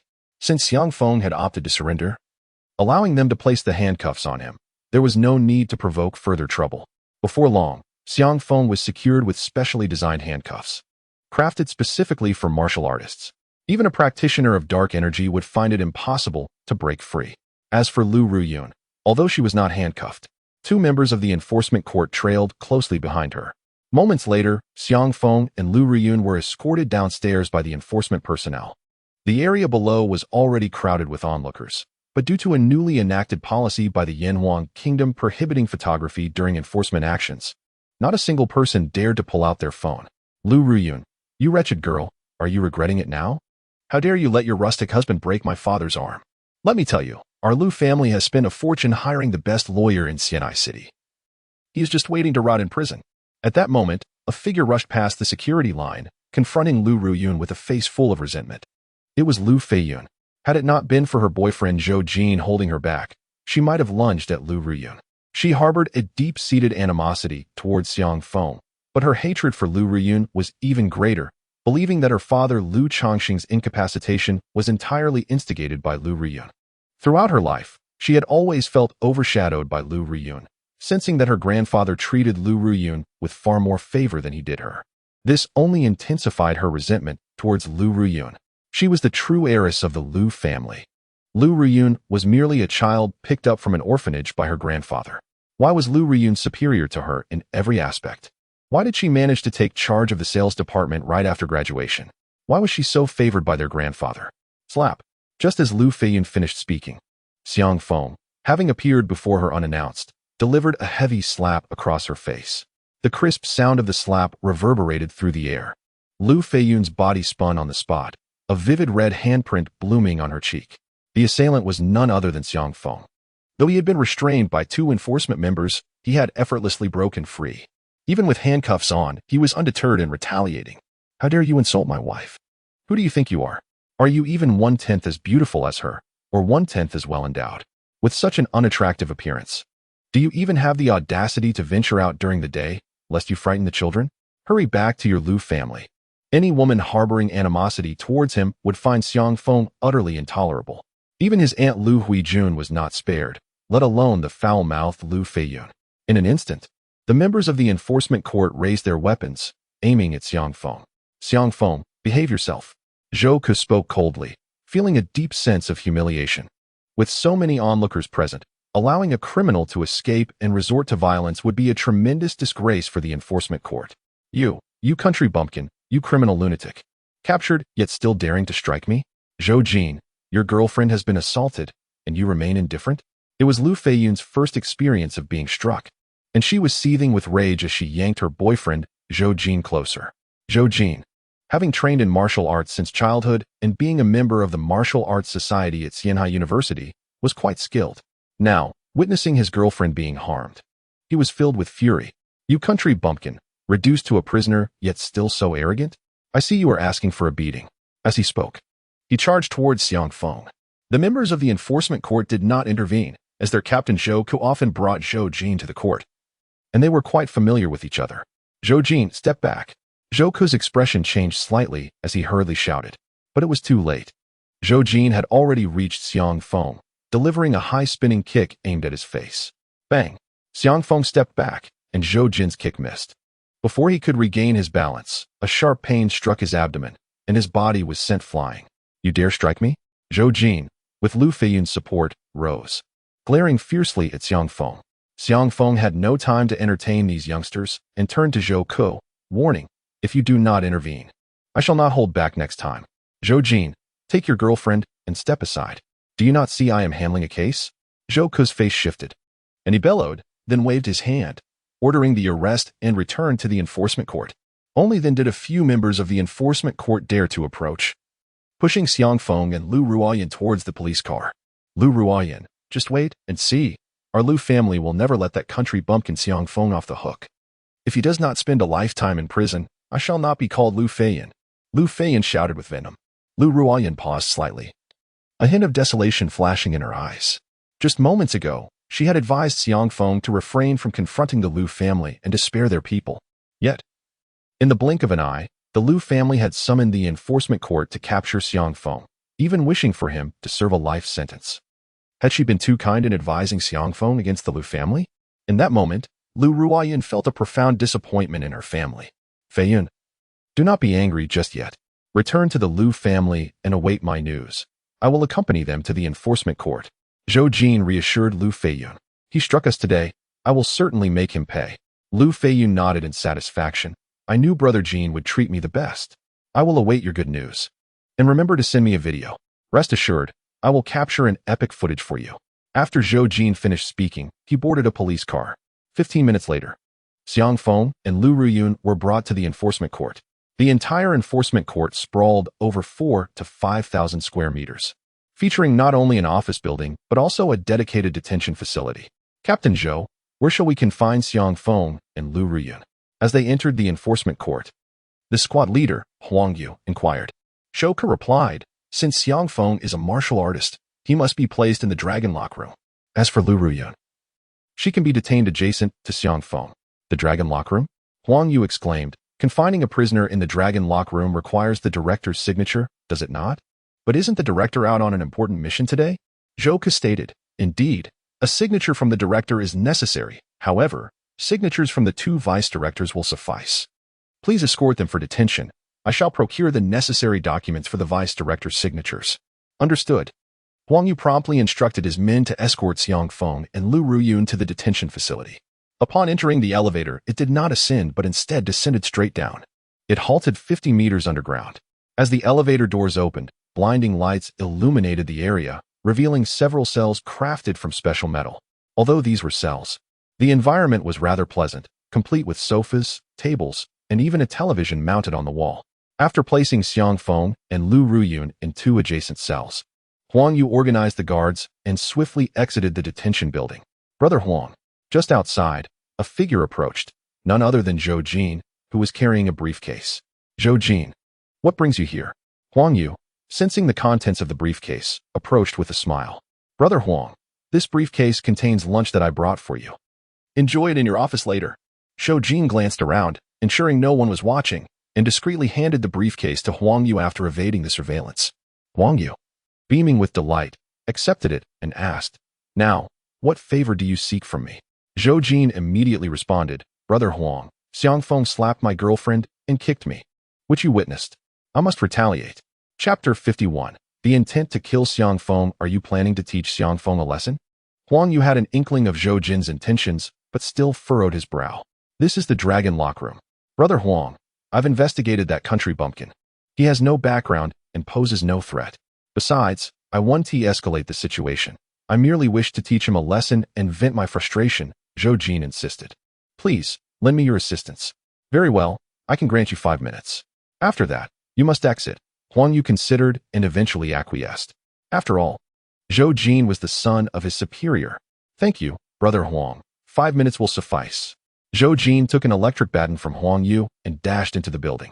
Meanwhile, Huang Yu stepped aside, lighting a cigarette. He then spoke into the intercom. All of you, take a smoke break. Tonight, I'll treat you to drinks and karaoke.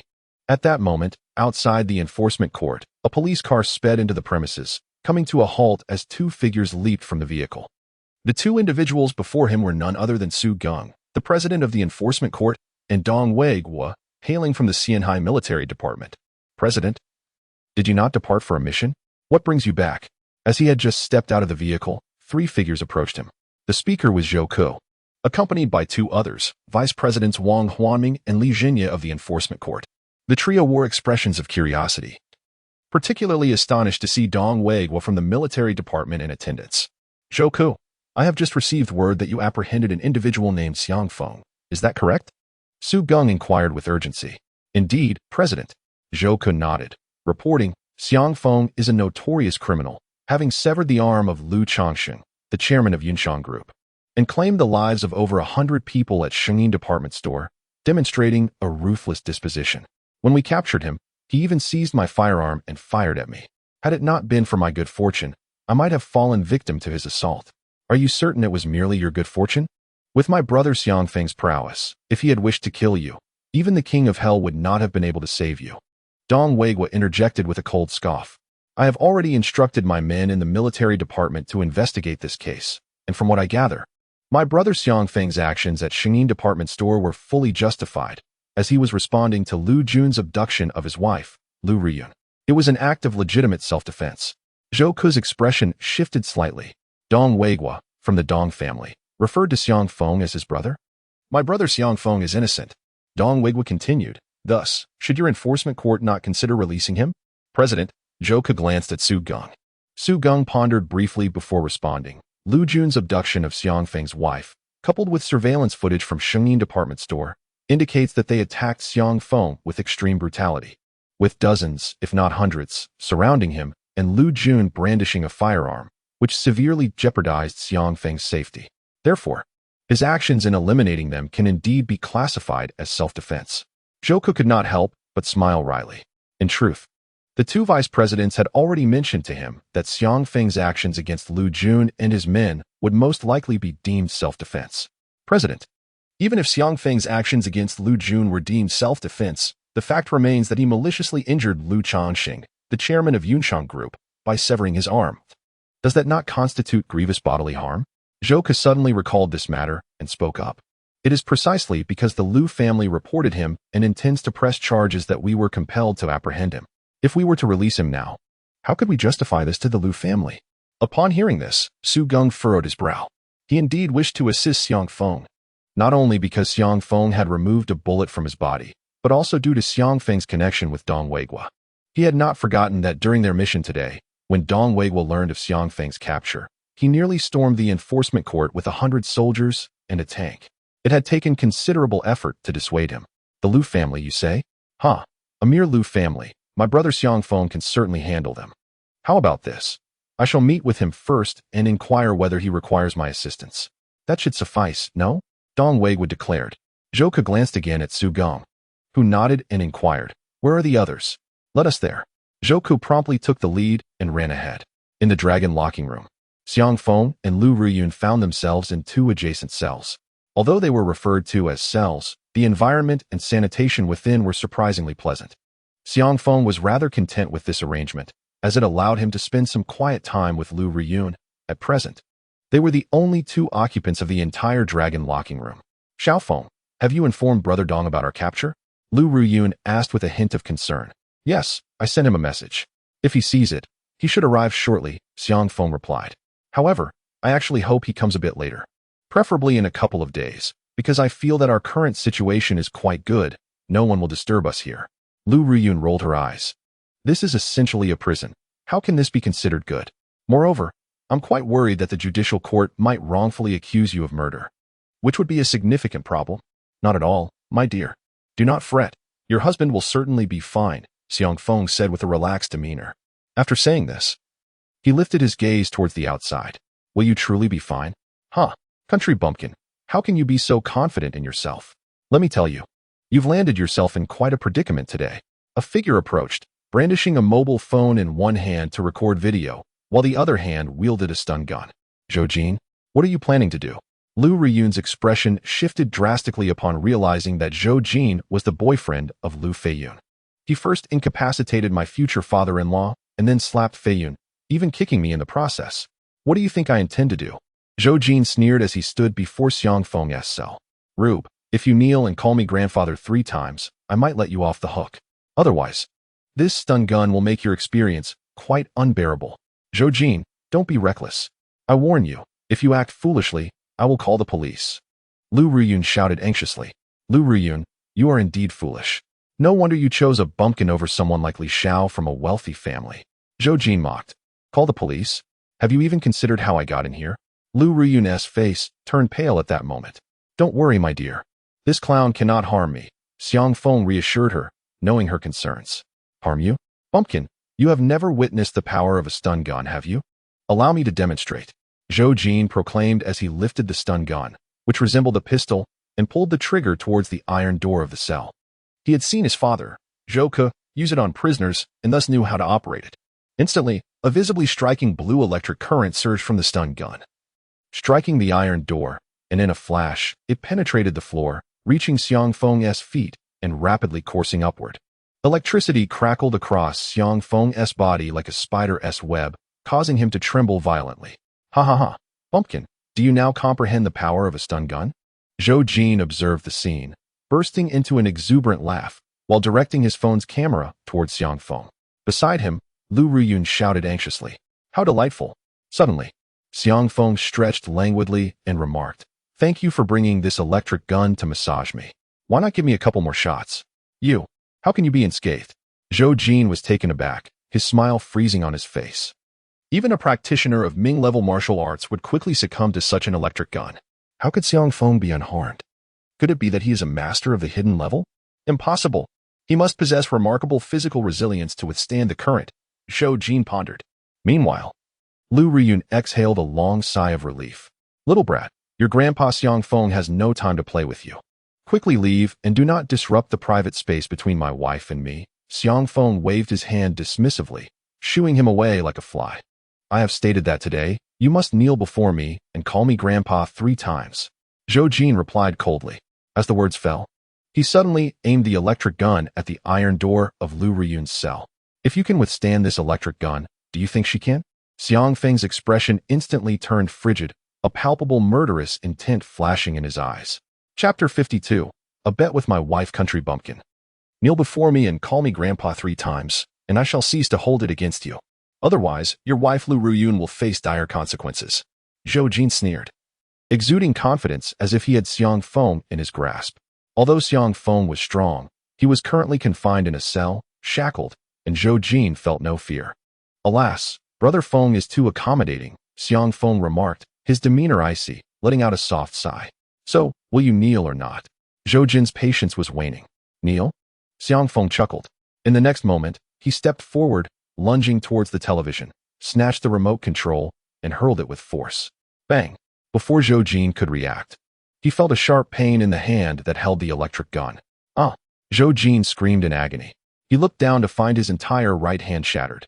Blood gushing, flesh and severed fingers strewn across the floor. What just happened? Simultaneously, a flurry of hurried, dense footsteps echoed from outside. Su Geng was the first to charge in, followed closely by Dong Weiguo, Zhou Ku, and others, along with the pale, sweating Huang Yu. Thud, thud, thud.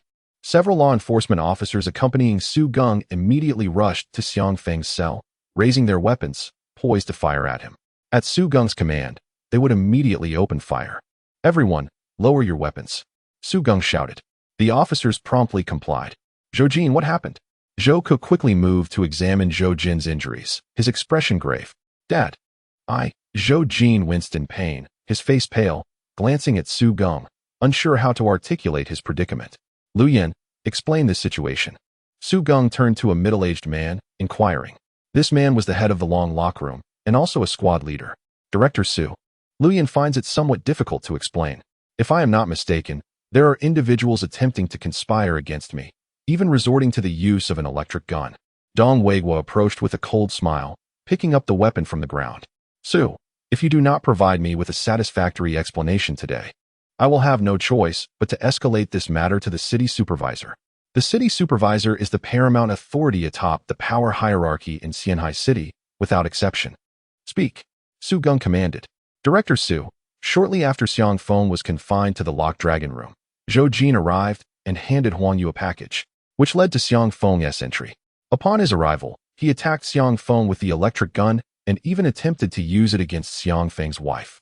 It was only when Xiang Feng could no longer tolerate it that he retaliated. Lu Yan, wiping the cold sweat from his forehead, recounted the events. Having monitored the situation closely through his phone, fearing Zhou Jin might exacerbate matters. Huang Yu, do you have anything to say? Su Geng's piercing gaze fell upon Huang Yu. Defeated, Huang Yu replied, Director, I will submit my resignation. Do you think resigning will suffice? Prepare to face the court. Su Geng coldly retorted. Thud. Huang Yu collapsed onto the floor. Zhou Ku, take your son and leave to seek medical attention. Furthermore, neither of you can evade responsibility in this matter. I will pursue it to the bitter end. Su Geng asserted. Yes. Zhou Ku, pale-faced, dared not utter another word as he led his son away.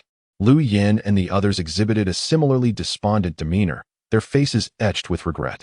Open the cell and release them, Su Geng commanded once more. Asserting that Xiang Feng was not a serious offender, and his wife, Lu Ruyun, was certainly not a criminal deserving confinement in the locked dragon room. Click. The door of the cell containing Xiang Feng and Lu Ruyun swung open. Xiang Feng, come out quickly, Dong Weiguo called out. Xiang Feng exited the cell and then stepped into Lu Ruyun's cell. Brother Xiang Feng, what is the meaning of this? Dong Weiguo inquired, puzzled. Su Geng and the others also regarded Xiang Feng with confusion.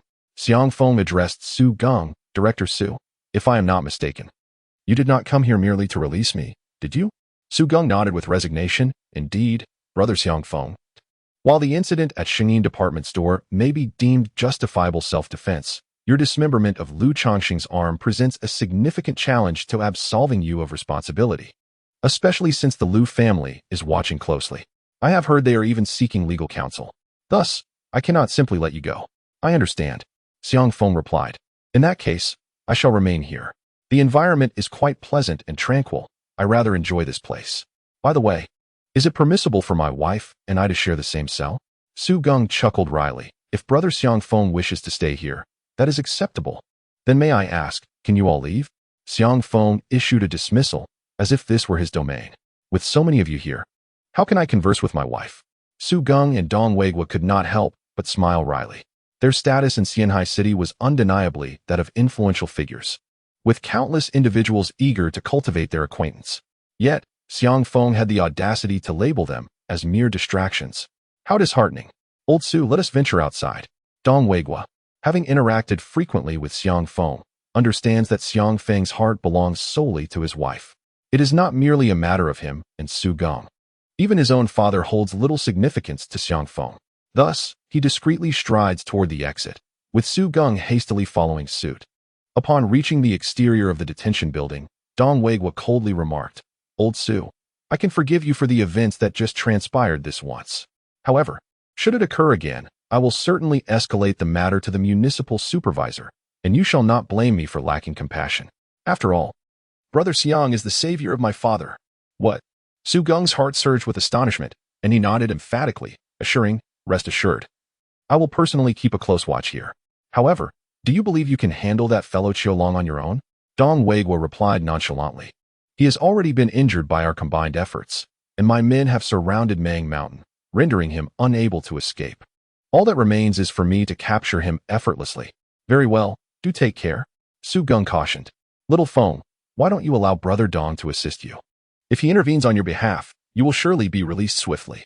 Although the Lu family possesses some influence, with a word from Brother Dong, they would undoubtedly withdraw their lawsuit, freeing you from the court's grasp, inquired Lu Ruyun after Dong Weiguo and the others departed. That is absolutely out of the question. I, Xiang Feng, do not relish seeking assistance from others. It is usually others who seek my aid, as it would be quite humiliating otherwise. Xiang Feng huffed. Moreover, even without Brother Dong's help, the Lu family will soon come begging for my release. Really? Lu Ruyun expressed her skepticism. My dear, you do not believe me? How about we make a wager? If the Lu family comes to plead for my release today, you shall let me hold you while we sleep tonight. What do you say? Xiang Feng proposed. Lu Ruyun's cheeks flushed. However, having known each other for some time, and given that the man truly loved her, she felt less resistant. After a moment's contemplation, Lu Ruyun replied, and what if you lose the bet, and the Lu family does not come to plead for your release today? Xiang Feng retorted without hesitation, then I shall allow you to hold me while we sleep. Lu Ruyun exclaimed, Chapter 53, My dear, rest assured, I shall not make any advances. How shameless. I refuse to take that bet, Lu Ruyun declared, swiftly changing the subject. Little Feng, why are you so confident that the Lu family will come seeking your release? Xiang Feng, without reservation, answered, My dear, your grandmother's ailment is not so easily cured. Although I managed to save her last time, she has yet to fully recuperate. By my calculations, she should be in dire straits again today. What? Is it that serious? Lu Ruyun gasped. If it were not grave, that old man Wang Chuanshu would have healed her, and there would be no need for my intervention, Xiang Feng scoffed. And if you are unable to provide timely treatment for grandmother, could she be in danger? Lu Ruyun expressed her concern. That troublesome old lady would be better off kicking the bucket, Xiang Feng scoffed. Husband, Lu Ruyun clung to Xiang Feng's arm. She is still my grandmother. Please do not speak of her in such a manner. I am aware of your disdain for her, truth be told. I share a similar sentiment. However, I am certain that if grandfather were still among us, he would wish for her health and longevity. Therefore, should anything befall grandmother, and the Lu family implores you for her salvation, I beseech you, for my sake, to consider rescuing her once more. Feeling the softness of her embrace upon his arm, Xiang Feng brazenly remarked, If you continue to hold me so affectionately, I may contemplate aiding her. You scoundrel. Lu Ruyun finally grasped the implication and hurriedly released Xiang Feng, her cheeks flushed with a rosy hue. Humph.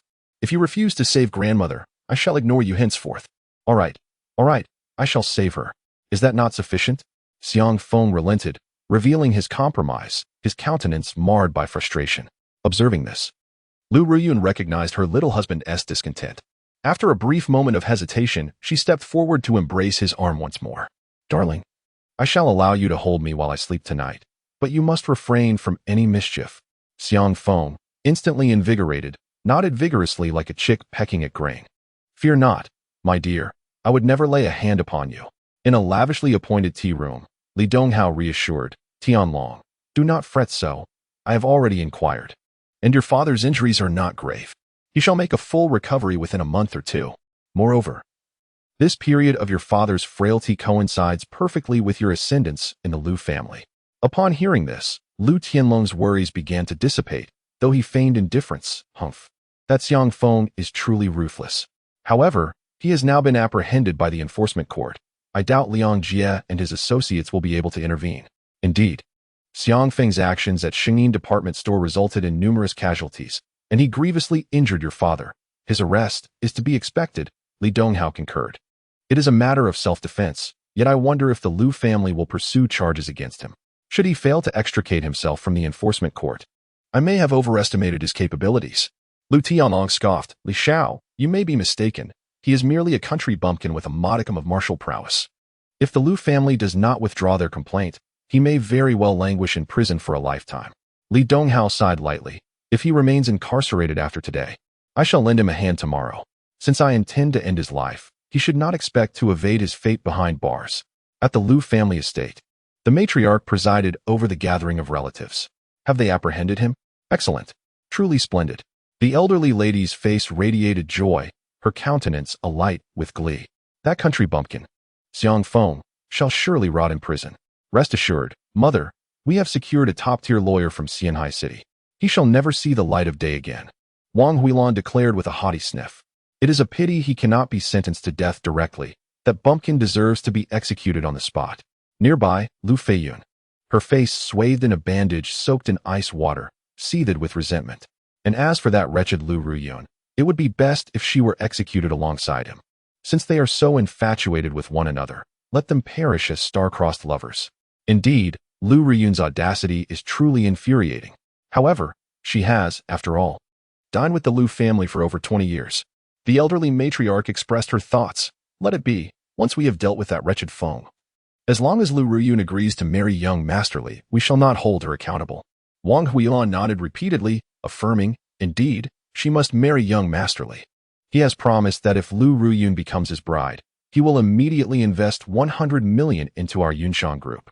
I cannot fathom why Lu Ruyun seems to have lost her senses, rejecting such an advantageous offer and steadfastly following a rustic fool.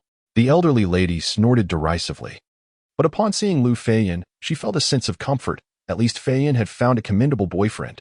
Lu Feiyun, with a sense of pride, declared, of course, my judgment in discerning people has always been impeccable. Suddenly, her phone vibrated in her pocket. It was a call from Zhou Jin. Surely, he must have finished filming the video. Grandma, I will show you a blockbuster shortly. Lu Feiyun laughed, then answered the call, switching to speaker mode. Zhou Jin, have you completed the video? Hurry and send it over. My mother and grandmother are eager to see it.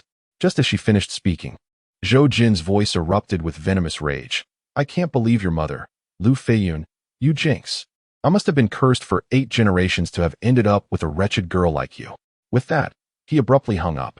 The hall was enveloped in stunned silence, and Lu Feiyun wore a face of sheer astonishment. Zhou Jin, has he lost his mind? It took her a moment to recover, muttering a curse under her breath before hastily redialing Zhou Jin's number. Hello, the number you have dialed is currently turned off. Zhou Jin's phone was off, making it impossible to connect. Feiyun, could something have happened? The elderly lady sensed an ominous premonition and rose from her seat to inquire. Grandma, that is unlikely. You need not worry, Lu Feiyun quickly reassured her. Just then, the elderly matriarch, who had only just stood, inexplicably collapsed to the floor. Grandma, what is wrong? Mother, please do not frighten us. Quickly, prepare the car to take her to the hospital.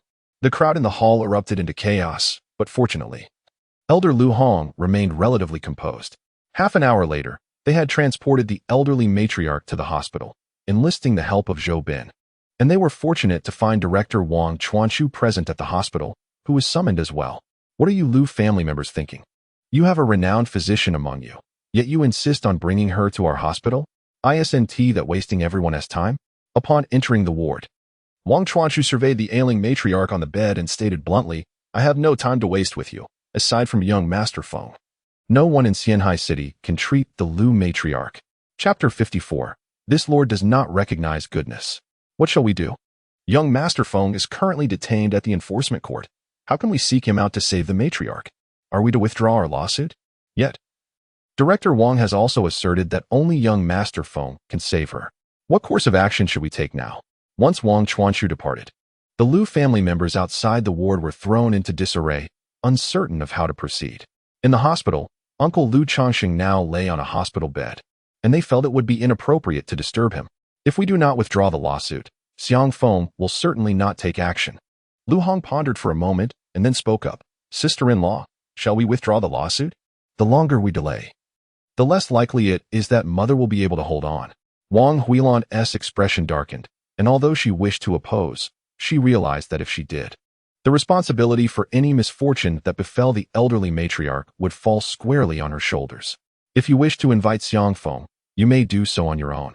As for myself, I shall not partake in that, Wang Huilan declared, resolutely standing her ground. Second brother, I will accompany you to invite Xiang Feng. Just as she finished speaking, a voice emerged, unmistakably that of Lu Changsheng, who had been pushed over in a wheelchair. Eldest brother, what brings you here? Darling, why have you come? Father, didn't you just undergo surgery? Upon Lu Changsheng's arrival, everyone gathered around him. Mother has fallen ill, and as her eldest son, how could I not come?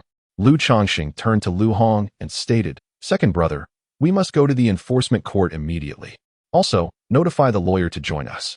The moment Xiang Feng agrees to save mother, we will withdraw the lawsuit at once. Understood. Lu Hong swiftly took out his phone to make a call. After more than half an hour, Lu Changsheng and Lu Hong arrived at the enforcement court, where Su Geng personally guided them to the lockup. Little phone, look quickly. Uncle and second uncle have arrived. In the prison room, Lu Ruyun was seated beside Xiang Feng, listening to him recount amusing tales from Qingyun Mountain. As she noticed Lu Changsheng and Lu Hong's arrival, she immediately tugged at Xiang Feng and said, You came so quickly? I haven't had enough time here yet. Xiang Feng glanced up. Xiang Feng, you maliciously injured me and rendered one of my arms useless. As long as the Lu family remains resolute, you shall serve a life sentence.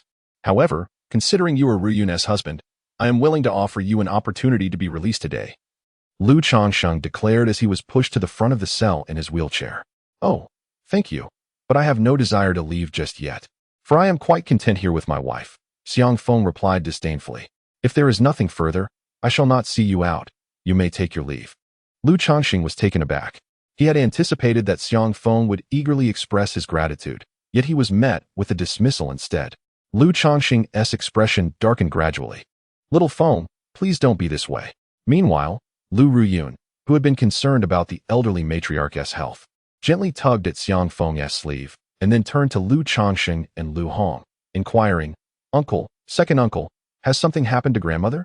Lu Changsheng responded, Indeed. Grandmother's health has encountered some issues. We were eager to seek Xiang Feng's assistance in treating her without waiting for Director Wang. Here's the deal. If Xiang Feng can cure grandmother and provide guarantees, he will immediately divorce you and never set foot in the Lu family again. I shall not pursue today's events any further. Lu Ruyun frowned, fully aware that Xiang Feng would never acquiesce to Lu Changsheng's conditions. Then you may wait for that old man Wang Chuanshu to treat her. I am curious to see whether he is capable of doing so. Indeed. Xiang Feng replied without a hint of courtesy, waving his hand dismissively, as if shooing away a fly. If there's nothing else, you may leave. Lu Changsheng retorted angrily. Xiang Feng, do not be so ungrateful. With a grin, Xiang Feng replied, Indeed, I am quite ungrateful. What will you do about it? Lu Changsheng felt a surge of frustration. Lu Hong interjected, Xiang Feng, what must you have in order to treat my mother? Why should I treat her? Xiang Feng countered. Are you still oblivious to the current situation? If you refuse to treat my mother, our Lu family will certainly pursue legal action against you. And you will spend the rest of your life in prison, Lu Hong asserted, provided I can be with my wife. I would not mind residing in this place for eternity, Xiang Feng stated earnestly. Lu Hong felt a wave of exasperation. This fellow was wholly impervious to threats. However, Lu Hong's temperament was slightly more placid than Lu Changsheng's. He softened his tone and continued, Xiang Feng, since you have married Ruyun, does that not make her grandmother your grandmother as well? Now that your grandmother is ill and you possess formidable medical skills, should you not attend to her? I will not go. Xiang Feng flatly rejected. Though I am married to Ruyun, that old woman does not acknowledge me as her grandson-in-law. So why should I recognize her as my grandmother? Humph. In this world, apart from my wife, no one is worthy of my servitude. Lu Hong was left feeling helpless. Xiang Feng was utterly resistant to both coaxing and coercion. He glanced at Lu Ruyun, signaling her with his eyes. Dear, please refrain from speaking.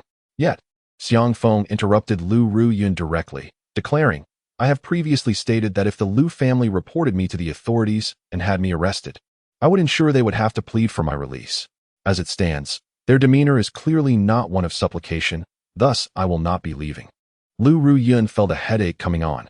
Her husband was usually amiable, but once angered, he was as immovable as a bull. At this moment, recalling how the Lu family had treated Xiang Feng, she felt a pang of sympathy. Earlier, she had implored him not to retaliate against the Lu family, and he had acquiesced. Yet, in the blink of an eye, the Lu family had reported him, leading to his arrest, even threatening him with a life sentence.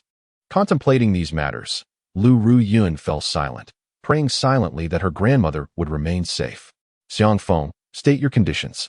After nearly half a minute of silence, Lu Changsheng broke the stillness, looking at Xiang Feng and asking, "What must we do for you to save my mother?" Xiang Feng replied coolly, "I have 3 conditions.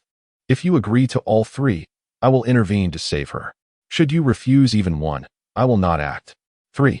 Lu Changsheng inhaled deeply, asking, "What are these conditions?" "First, expel your son Lu Tianlong from the Lu family and strip him of all his rights within the family," Xiang Feng said with a smile. "Impossible." Lu Changsheng instantly rejected the notion without a second thought. That was his only son, his flesh and blood. To cast him out of the Lu family? How could he possibly do that? Then there is nothing to discuss. Xiang Feng waved his hand dismissively. "If there is nothing to discuss, then let us part ways amicably. Farewell." Chapter 55. Wang Chuan's plea. Xiang Feng, do not go too far. Lu Changsheng glared at Xiang Feng, his expression as dark as coal. Torn between his mother and his son, he found himself incapable of making a choice. "Am I being excessive? Are you jesting with me?" Xiang Feng scoffed, stating, "Your son colluded with others to ensnare my wife, laying a trap for me. Then your Lu family reported me to the authorities, seeking to imprison me for life. And now you dare to claim that I am the one being unreasonable? Lu Changsheng, do you think I am easily bullied?" The incident involving Lu Ruyun may not be related to Tianlong. Lu Changsheng attempted to explain, though his voice lacked conviction. "Not related, is it? Oh. Then let us dismiss it as such." Xiang Feng grinned, "Yet I remain unsatisfied with him. Thus my first condition remains unchanged." "Xiang Feng." Lu Changsheng glared at him. "Su Yuan, please escort our guest out." Xiang Feng addressed Su Geng. "Mr. Lu, please." Su Geng stepped forward, gesturing politely. Lu Changsheng, however, would not leave so easily. Otherwise, the old lady would be left in dire straits. He would carry the burden of guilt for a lifetime. "Very well, I agree to your first condition." Lu Changsheng articulated each word deliberately. "Oh, I did not expect you to be such a filial son. Alas, you have raised a useless son." Xiang Feng was somewhat astonished. He had anticipated Lu Changsheng would leave immediately, or at least deliberate for a considerable time. "Proceed with your second condition." Lu Changsheng pronounced coldly. "My second condition is straightforward. You, your wife, and your daughter must apologize to my wife." Xiang Feng declared. "Xiao Feng, I do not require their apologies." Lu Ruyun interjected immediately. "Wife, it is not a matter of need, but rather I wish to make them aware that their relentless bullying will bear consequences." Xiang Feng asserted earnestly. "But will you agree?" Xiang Feng turned his gaze directly to Lu Changsheng. "Agreed." Lu Changsheng acquiesced readily this time. After all, if he could expel his own son from the Lu family, what was an apology? "The third condition, I demand that my wife be appointed as the CEO of Yunshan Group and granted half of the company's shares." Xiang Feng presented his final condition. This time, Lu Changsheng furrowed his brow once more. Lu Ruyun's expression also shifted noticeably, clearly taken aback by Xiang Feng's demand. While she felt a surge of emotion, it was swiftly overshadowed by a bitter smile. For she understood how much the Lu family valued their interests and would never relinquish shares, let alone half. Even Lu Hong tightened his brow at the proposal. "I can facilitate Lu Ruyun becoming the CEO of Yunshan Group, but I cannot concede half the shares. That decision lies with my mother." Lu Changsheng added, yet he remarked, "I believe my mother would rather perish than surrender half of the company as shares. Darling, let us abandon this condition." "I have no interest in the shares of Yunshan Group," Lu Ruyun chimed in, fully aware that persuading the old lady to part with shares would be more arduous than taking her life itself. "Let us proceed as you suggested. First, let my wife ascend to the presidency of the Yunshan Group. Matters of shares can be addressed later." Xiang Feng has made a concession. Shortly after, Su Geng ordered the release of the prison cell, and the lawsuit from the Lu family against Xiang Feng was abruptly concluded. Before long, Xiang Feng and Lu Ruyun arrived at the People's Hospital together. "Xiang Feng, why aren't you hurrying over to treat my mother?" Upon reaching the doorway of the hospital room, Wang Huilan raised her head and commanded Xiang Feng with an audacious demeanor. After Lu Changsheng's departure, she had called him. The words Lu Changsheng initially spoke to Xiang Feng were suggested by her. Thus, she believed that Xiang Feng had undoubtedly capitulated, otherwise, he would not have emerged from the prison cell. "Lu Ruyun, who permitted you to visit grandmother? You wretched creature, you lack the qualifications to see grandmother." Lu Feiyun spat venomously, pointing an accusing finger at Lu Ruyun. Even with Xiang Feng standing beside Lu Ruyun, she held no fear. She doubted that Xiang Feng, having just emerged from confinement, would dare to retaliate. However, Before she could finish her taunt, Xiang Feng delivered a sharp slap. The cloth wrapped around her swollen face fell away, revealing a grotesquely swollen visage, and she collapsed to the ground. The other side of her face, previously unblemished, also began to swell. Now it appears more symmetrical. Xiang Feng assessed Lu Feiyun and declared, "Should you dare to speak ill of my wife again, I shall ensure you search for your teeth across the floor." Xiang Feng, you still dare strike me? Do you truly wish to taste the confines of a cell? Lu Feiyun rose, her gaze directed at Xiang Feng, filled with malice. I would indeed relish a stay in prison, but alas, your father insists I remain free. Xiang Feng sighed. Father? Lu Feiyun looked at Lu Changsheng with a face full of grievance. Enough, be silent. Lu Changsheng admonished. Feiyun, do not stoop to the level of this country bumpkin. We shall deal with him later, Wang Huilan interjected as she approached. Addressing Xiang Feng in an imperious manner, Xiang Feng, you must swiftly go and treat my mother. I can attend to the elderly lady, but you must first distance yourself. For your mere presence irritates me. Xiang Feng replied. What did you say? Wang Huilan's eyes widened in disbelief. If you do not leave, I shall forcibly escort you out. Xiang Feng warned, raising his hand. Wang Huilan instinctively covered her face, letting out a cry, and fled in haste. Xiang Feng, please cease this commotion and attend to my mother's treatment, Lu Changxing said, furrowing his brow. My dear wife, let us enter. Xiang Feng took Lu Riyun's hand. Very well. Lu Riyun nodded obediently. At that moment, a flurry of hurried footsteps echoed through the corridor.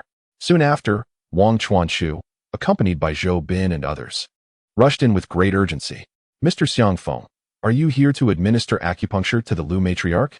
Wang Chuanchu approached Xiang Feng, panting heavily. Indeed. Xiang Feng affirmed with a nod. Might I request the honor of observing your technique?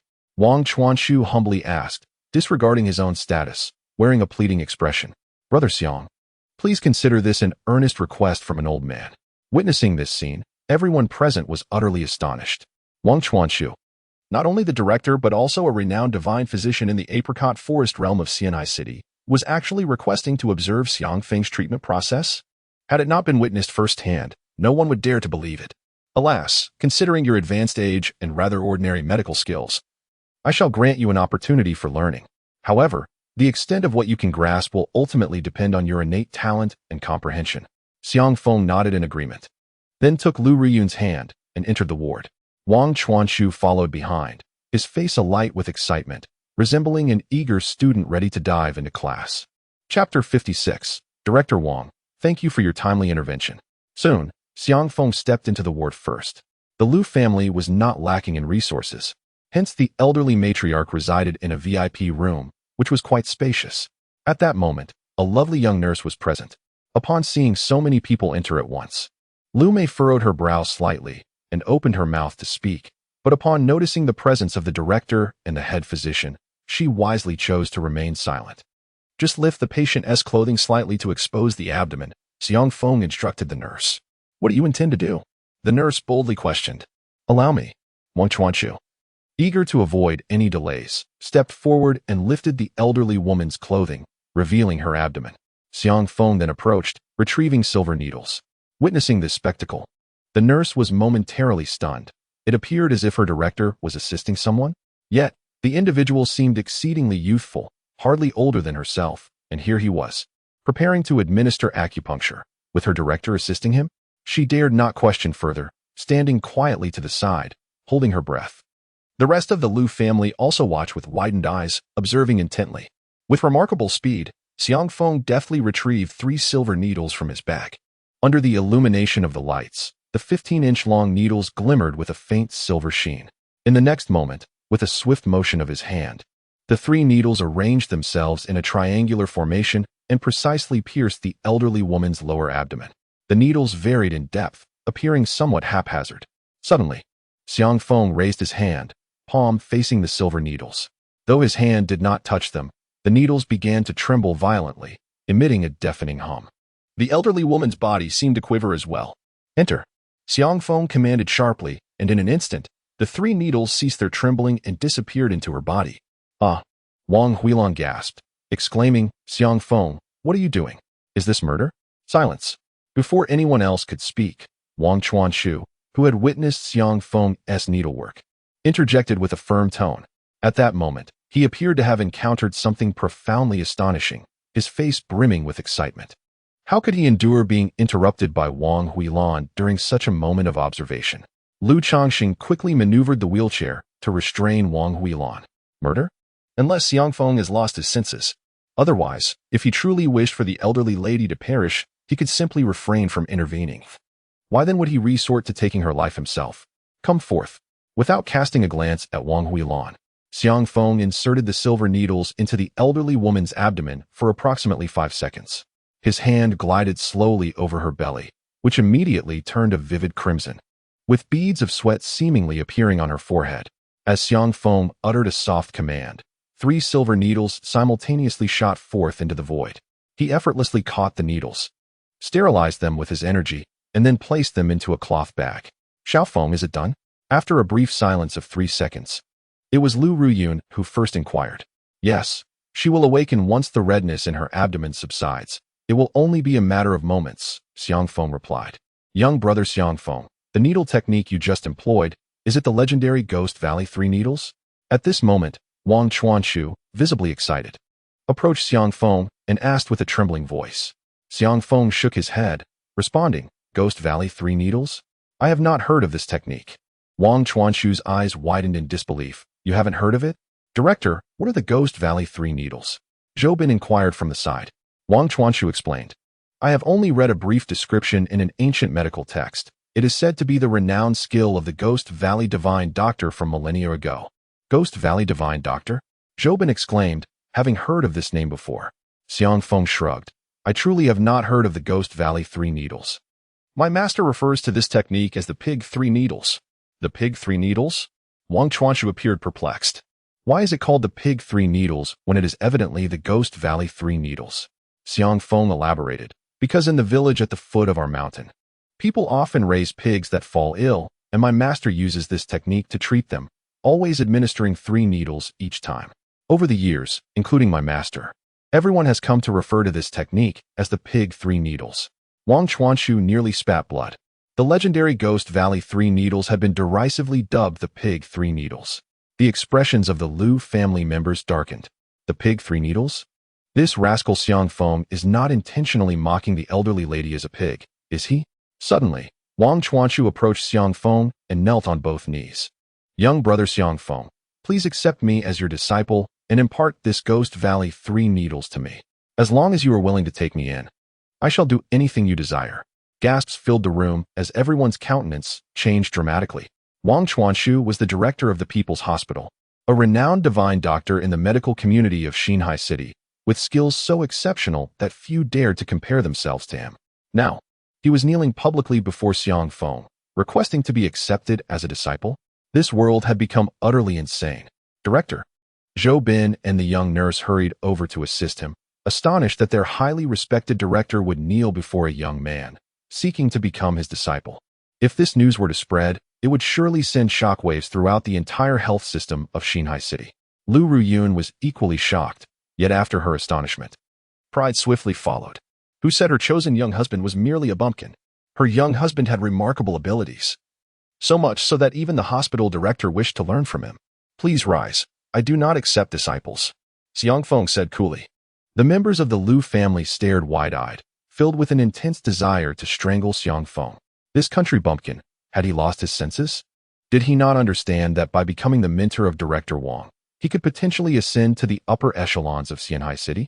Lu Riyun, witnessing Wang Chuan's advanced age as he knelt down, felt a pang of compassion and said, given that Director Wang has already humbled himself, perhaps you might reconsider? Wang Chuan cast a grateful glance at Lu Riyun.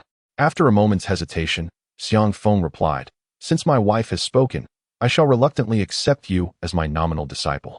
As for the pig's 3 acupuncture points, I will impart that knowledge to you, but only when I find the time, as I am quite busy, owing to my obligations to my wife.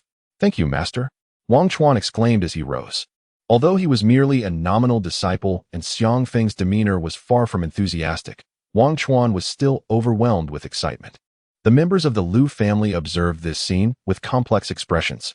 This country bumpkin, whom they had never regarded with respect, had now become the mentor of the director of the People's Hospital. They found it difficult to accept this sudden shift. Suddenly, the matriarch of the Liu family, lying in bed, let out a soft cough. She had awakened. "Mother, how are you feeling?" "Grandmother, you are finally awake." The Liu family members immediately gathered around her. "I'm fine. It feels as though I merely took a nap. Do not worry. That little bee Xiang Feng has not perished.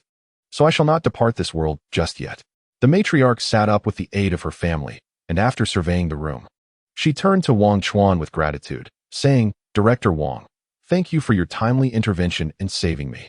I previously mentioned, dear matriarch, that I could not treat your ailment. It was entirely thanks to my master that you are well today." Wang Chuan, smiling, waved his hand dismissively in response to her gratitude. "Your master? Might I inquire where Director Wang's master is? I must express my deepest thanks." The matriarch was puzzled, as it was her first time hearing that Director Wang had a mentor. "Here he is." Wang Chuan stepped aside, revealing Xiang Feng, who had remained at a distance. The matriarch immediately stood, raising her hands in preparation to bow. But the moment she recognized Xiang Feng standing before her, her expression darkened. "Why is it you?" Xiang Feng smiled and said, "A bow of thanks? No need for such formalities. I cannot accept your grand gesture. However, I appreciate the sentiment. Preposterous.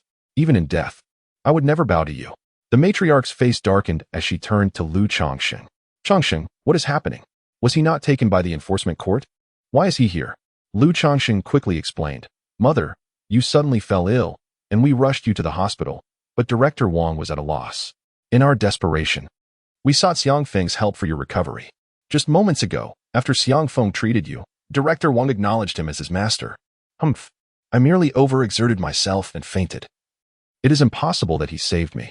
Even if he refrains from intervening, after a brief slumber, I ought to have awakened by now." Upon hearing Lu Changxing's words, the elderly lady's countenance grew increasingly grim, her tone becoming notably frigid. In any case, she would never concede that it was Xiang Feng who had restored her health. Xiang Feng shrugged, acknowledging her sentiment, remarking that indeed, she was excessively fatigued. Thus, during any future occurrences of this nature, the members of the Liu family should refrain from summoning him, allowing the elderly lady to rest peacefully. The phrase "rest peacefully" was pronounced with particular emphasis. The elderly lady grasped Xiang Feng's insinuation and retorted icily, "Do you truly believe that you are the one who healed me? I felt no discomfort whatsoever. Your mere chance encounter with a hapless situation has led to this misguided perception of your medical prowess. I advise you to refrain from flaunting your ineptitude, for your rudimentary skills will inevitably be exposed, and you would do well to avoid a most embarrassing predicament." Xiang Feng replied earnestly, "Thank you for your concern, dear lady. I assure you that I shall not encounter any hapless situations in the future." "What insolence have you uttered?" The elderly lady from the Liu family fumed, her chest heaving with indignation. "Mother, please, do not become agitated. Your health is paramount. Mother, do not stoop to Xiang Feng's level. Grandmother, please have a sip of water." The members of the Liu family hurriedly stepped forward to soothe her. Lu Ruyun, appearing helpless, gently tugged at Xiang Feng and whispered, "Xiao Feng, grandmother has just awakened and may not be in the best of health, so do not provoke her further. If anything were to happen to her, the Liu family would undoubtedly place the blame upon you, making our aspirations to be together all the more challenging." "That is a valid point. Thus, I shall refrain from engaging with her." Xiang Feng nodded in agreement. He then turned his attention to Lu Changxing, stating, "Uncle Lu, now that I have cured the elderly lady, is it not time for you to fulfill your promise? Regarding the first condition, you may announce Lu Tianlong's expulsion from the Liu family publicly, correct?" Lu Changxing's expression darkened. Indeed, the room soon erupted in chaos. "What? Am I mistaken? Is someone truly intending to expel my grandson from the Liu family?" The elderly lady squinted, inquiring, "Changxing, what is the meaning of this?" "Father, why must brother be cast out from the family? Tianlong is the only male descendant of our Liu family's third generation. How can he be expelled?" Other members of the Liu family echoed in protest. Lu Changxing's face bore a bitter expression. Nevertheless, he steeled himself to explain. "I sought Xiang Feng's assistance in treating mother, and he presented me with 3 conditions.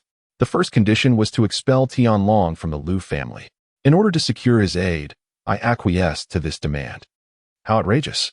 The moment he finished speaking, the elderly lady stood up, pointing an accusatory finger at him, exclaiming, "You unfilial son, I have but one grandson. And you would cast him out of the Liu family? Let me make it clear. Even if I were to expel you from the Liu family, My beloved grandson shall remain. Furthermore, the elderly lady's gaze shifted to Xiang Feng, her voice laced with iciness. Xiang Feng, your calculations are indeed astute. You wish to oust my cherished grandson to assist Lu Ruyun in claiming our family fortune, do you not? Let me assure you, such aspirations are utterly fanciful. Thus, it appears that you are unable to fulfill this first condition, correct? Xiang Feng, disinterested in the elderly lady's tirade, merely regarded Lu Changsheng. Xiang Feng. Lu Changsheng attempted to clarify. Xiang Feng raised his hand to interrupt him directly, saying, there is no need for explanations. Let us first discuss the second condition. Can you fulfill this second condition? I'm sorry, Ruyun. Lu Changsheng stepped forward to address Lu Ruyun. Uncle, there's no need. Lu Ruyun quickly waved her hand. Changsheng, what are you doing? Why are you apologizing to Lu Ruyun? The elderly lady questioned repeatedly, her face filled with confusion, as were Wang Huilan and others. Huilan, Feiyun, you must also apologize to Ruyun. Lu Changsheng insisted, directing his words at Wang Huilan and her daughter, Lu Feiyun. This is the second condition I promised Xiang Feng. He intervened to save my mother, and the three of us must apologize to Lu Ruyun.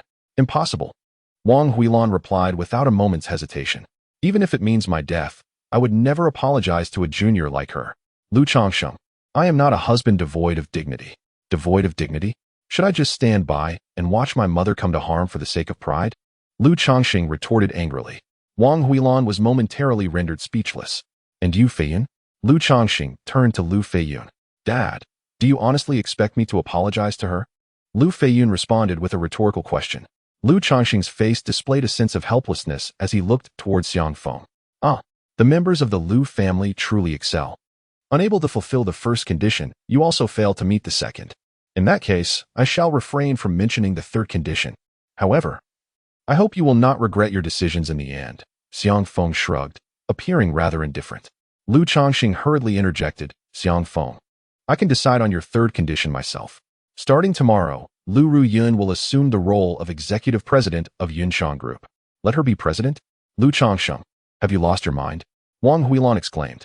Has this matter been agreed upon by the matriarch? The elderly lady's face darkened with anger. The other members of the Lu family exhibited a variety of expressions. Clearly, no one in the Lu family was pleased with the prospect of Lu Ruyun becoming the president of Yunshan Group. Chapter 58. The Mysterious Beauty in the Clinic Mother. Huilan, your opposition is futile. I have made my decision. If I cannot fulfill even one of the three conditions proposed by Xiang Feng, what sort of man would I be? Lu Changsheng declared with a firm tone this time. Well then, you all take your time discussing matters. My wife and I shall take our leave. Xiang Feng was disinterested in the quarrels of the Lu family, pulling Lu Ruyun out of the hospital room.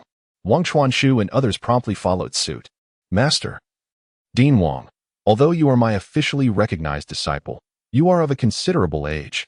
Please do not always refer to me as master. That is out of the question. Since I am your disciple, I must call you master. Wang Chuanshu's stance was resolute. Very well, as long as it pleases you. Xiang Feng was indifferent to the matter, adding, however, my wife and I have just recently wed, and I will certainly have no time to impart medical knowledge to you for the time being. I shall seek you out when I am free. Beside them, Lu Ruyun shot a glance at Xiang Feng and remarked, Dean Wang, as soon as Xiao Feng is available, I will inform you immediately. All right, thank you, Master Cough. Dean Wang, you may simply call me by my name. Lu Ruyun hurriedly interrupted Wang Chuanshu, unable to bear being addressed as master by someone of the elder generation. Xiang Feng. A few individuals were engaged in conversation in the corridor when Lu Changsheng emerged. Is there anything else? Xiang Feng inquired coolly. Xiang Feng, I wish to ask about my mother's health. Is she not fully healed yet? Lu Changsheng questioned with concern. Of course. I recall explaining after her last treatment that even with the use of advanced techniques, it would require 7 sessions for her to achieve full recovery. Currently, she has only undergone 2 sessions, Xiang Feng replied. Only 2 sessions. Lu Changsheng hesitated, struggling to find the words. Xiang Feng continued bluntly.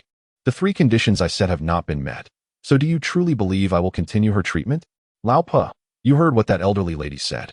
Lu Ruyun interjected, tugging at Xiang Feng's sleeve. Why should I grovel to her after such disrespect? Xiang Feng scoffed. But she is my grandmother. Lu Ruyun sighed in resignation.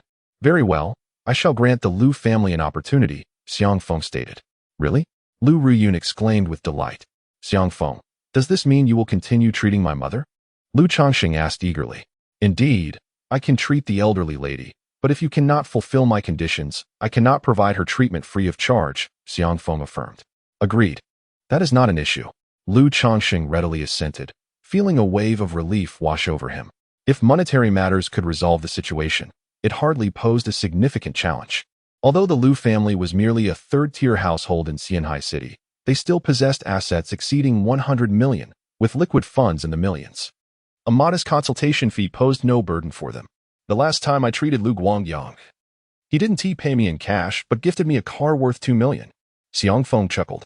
For your family, I shall offer a discount. One session will only cost you 1 million. 1 million? Just for a single session? Lu Changxing exclaimed in disbelief. At this moment, his composure shattered. The Lu family's total liquid assets barely reached a few million, and the elderly lady required 5 more sessions. That amounted to a staggering 5 million. The Lu family could not possibly afford such an expense. Lu Changxing attempted to negotiate, but Xiang Feng, unwilling to waste any further time, took Lu Riyun's hand and departed. As the Porsche Cayenne cruised down the road, Lu Riyun remarked, Xiang Feng, charging so much for treating my grandmother, the Lu family certainly cannot afford it. She managed the vehicle while wearing a wry smile. Though we have some liquid funds, we must reserve them for emergencies. Moreover, the company is burdened with over 10 million in external debts. I am uncertain if Uncle can recover them. If not, whether or not they can recover the debts is their concern. My fees will not be discounted by a single cent, Xiang Feng stated matter-of-factly. All right then. Lu Riyun understood that while her husband appeared amiable, his stubbornness often rivaled that of a bull, and she refrained from persuading him. Matters of money would be left for Uncle to address. So, where shall we go now? Shall we head straight home? First, make a trip to the Huishingtang. I rushed out today and completely forgot to lock the door. I hope no thieves come by, as we haven't had the chance to install the surveillance cameras yet. All right, I'll drive a bit faster. Don't worry, dear, the general quality of people nowadays is quite high, and thieves are a rarity. Approximately 20 minutes later, the Porsche arrived on the road outside Huishingtang. Darling, you should stay in the car. It's too hot outside. Just enjoy the air conditioning while I take a quick look inside. If everything is fine, I'll lock the door and return. Xiang Feng said. All right, I'll wait for you in the car. Lu Riyun nodded obediently. Only then did Xiang Feng exit the vehicle and make his way towards Huishingtang. After walking a few steps, he glanced at a red Ferrari parked several meters away. Sensing something unusual, his expression subtly shifted. He quickened his pace and soon entered the medical hall. Inside the reception area, there sat a young and beautiful woman, dressed in form-fitting jeans that accentuated her alluring curves. She paired it with a white shirt that boldly showcased her impressive figure. Her raven-black hair cascaded down, and her sparkling eyes, paired with lightly tinted lips resembling a blooming rose, radiated an irresistible charm that made one yearn for a taste of her allure. She was a woman whose beauty required little embellishment to captivate countless admirers. Are you out of your mind? Xiang Feng asked, having merely cast a glance her way. Why do you immediately resort to insults? Has my presence offended you in some way? Duan Jing lifted her head, her beautiful eyes icy as she coldly inquired. Though she hadn't deliberately dressed up today, seeing the name Huishingtang prompted her to apply a touch of lip gloss and light makeup. It was disheartening that this man, who should have been taken by her charm, instead chose to lash out. Had it not been for the fact that they were in Huishingtang, she would not have held back. In the past 3 years in Xianhai City, no one had dared to speak to her with such disrespect. Those who had the audacity to insult her had all met unfortunate ends. Is there something wrong with what I said? This is a medical hall. You came here. Didn't you? Because you're unwell? Xiang Feng remained unfazed by Duan Jing's imposing demeanor, expressing his impatience. If you are ill, let me examine you quickly. I can't waste time here. My wife is waiting for me. Your wife? Duan Jing was taken aback, instinctively glancing outside Huishingtang. However, since Lu Ruyun was inside the car, she couldn't see clearly. I'm perfectly fine, but I would like to have a chat with you. Would that be acceptable? Duan Jing smiled alluringly, adopting a flirtatious demeanor. Want to chat with me? Xiang Feng glanced at Duan Jing and laughed. Oh, I can see that you're not well at all. You, my dear, are quite sick. Chapter 59. Who do you look down upon? Duan Jing gritted her teeth, wishing she could directly eliminate this little brat. Yet, she ultimately restrained herself. Little brother, I do feel a bit unwell. However, it's more of an emotional discomfort. Why don't you help me with that? Duan Jing strode confidently toward the wind, even loosening a button at her collar, allowing her impressive figure to be revealed. As if it were on the verge of breaking free from the constraints of the fabric and fully entering Xiang Feng's line of sight. In her enchanting eyes, a profound self-assurance radiated. She had never doubted her allure. Even if she merely stood there nonchalantly, no man could resist her charm. Now, with her clothing unbuttoned, how could a young man possibly refuse her bold advances? She would never believe it. Suddenly, before Duan Jing could comprehend the situation, darkness enveloped her vision. A dull sound resonated at her neck, and she collapsed onto the ground. Stop hiding and come in to take her away. Brother Feng, I am locking the door. Xiang Feng called out to the shadowy corner behind him. In a swift moment, a figure clad in black emerged, assisting Duan Jing to her feet. The posture indicated she was clearly a woman. Once she awakens, tell her that if she dares to sneak into Brother Feng's clinic again, I shall break both her legs. Do you understand? Xiang Feng stated flatly. I will inform the eldest sister. The woman replied before attempting to depart. Wait. Xiang Feng quickly called her back. My wife is waiting outside. If she sees two women leaving my clinic, how shall I explain that? There's another exit. Please use the back door. Understood.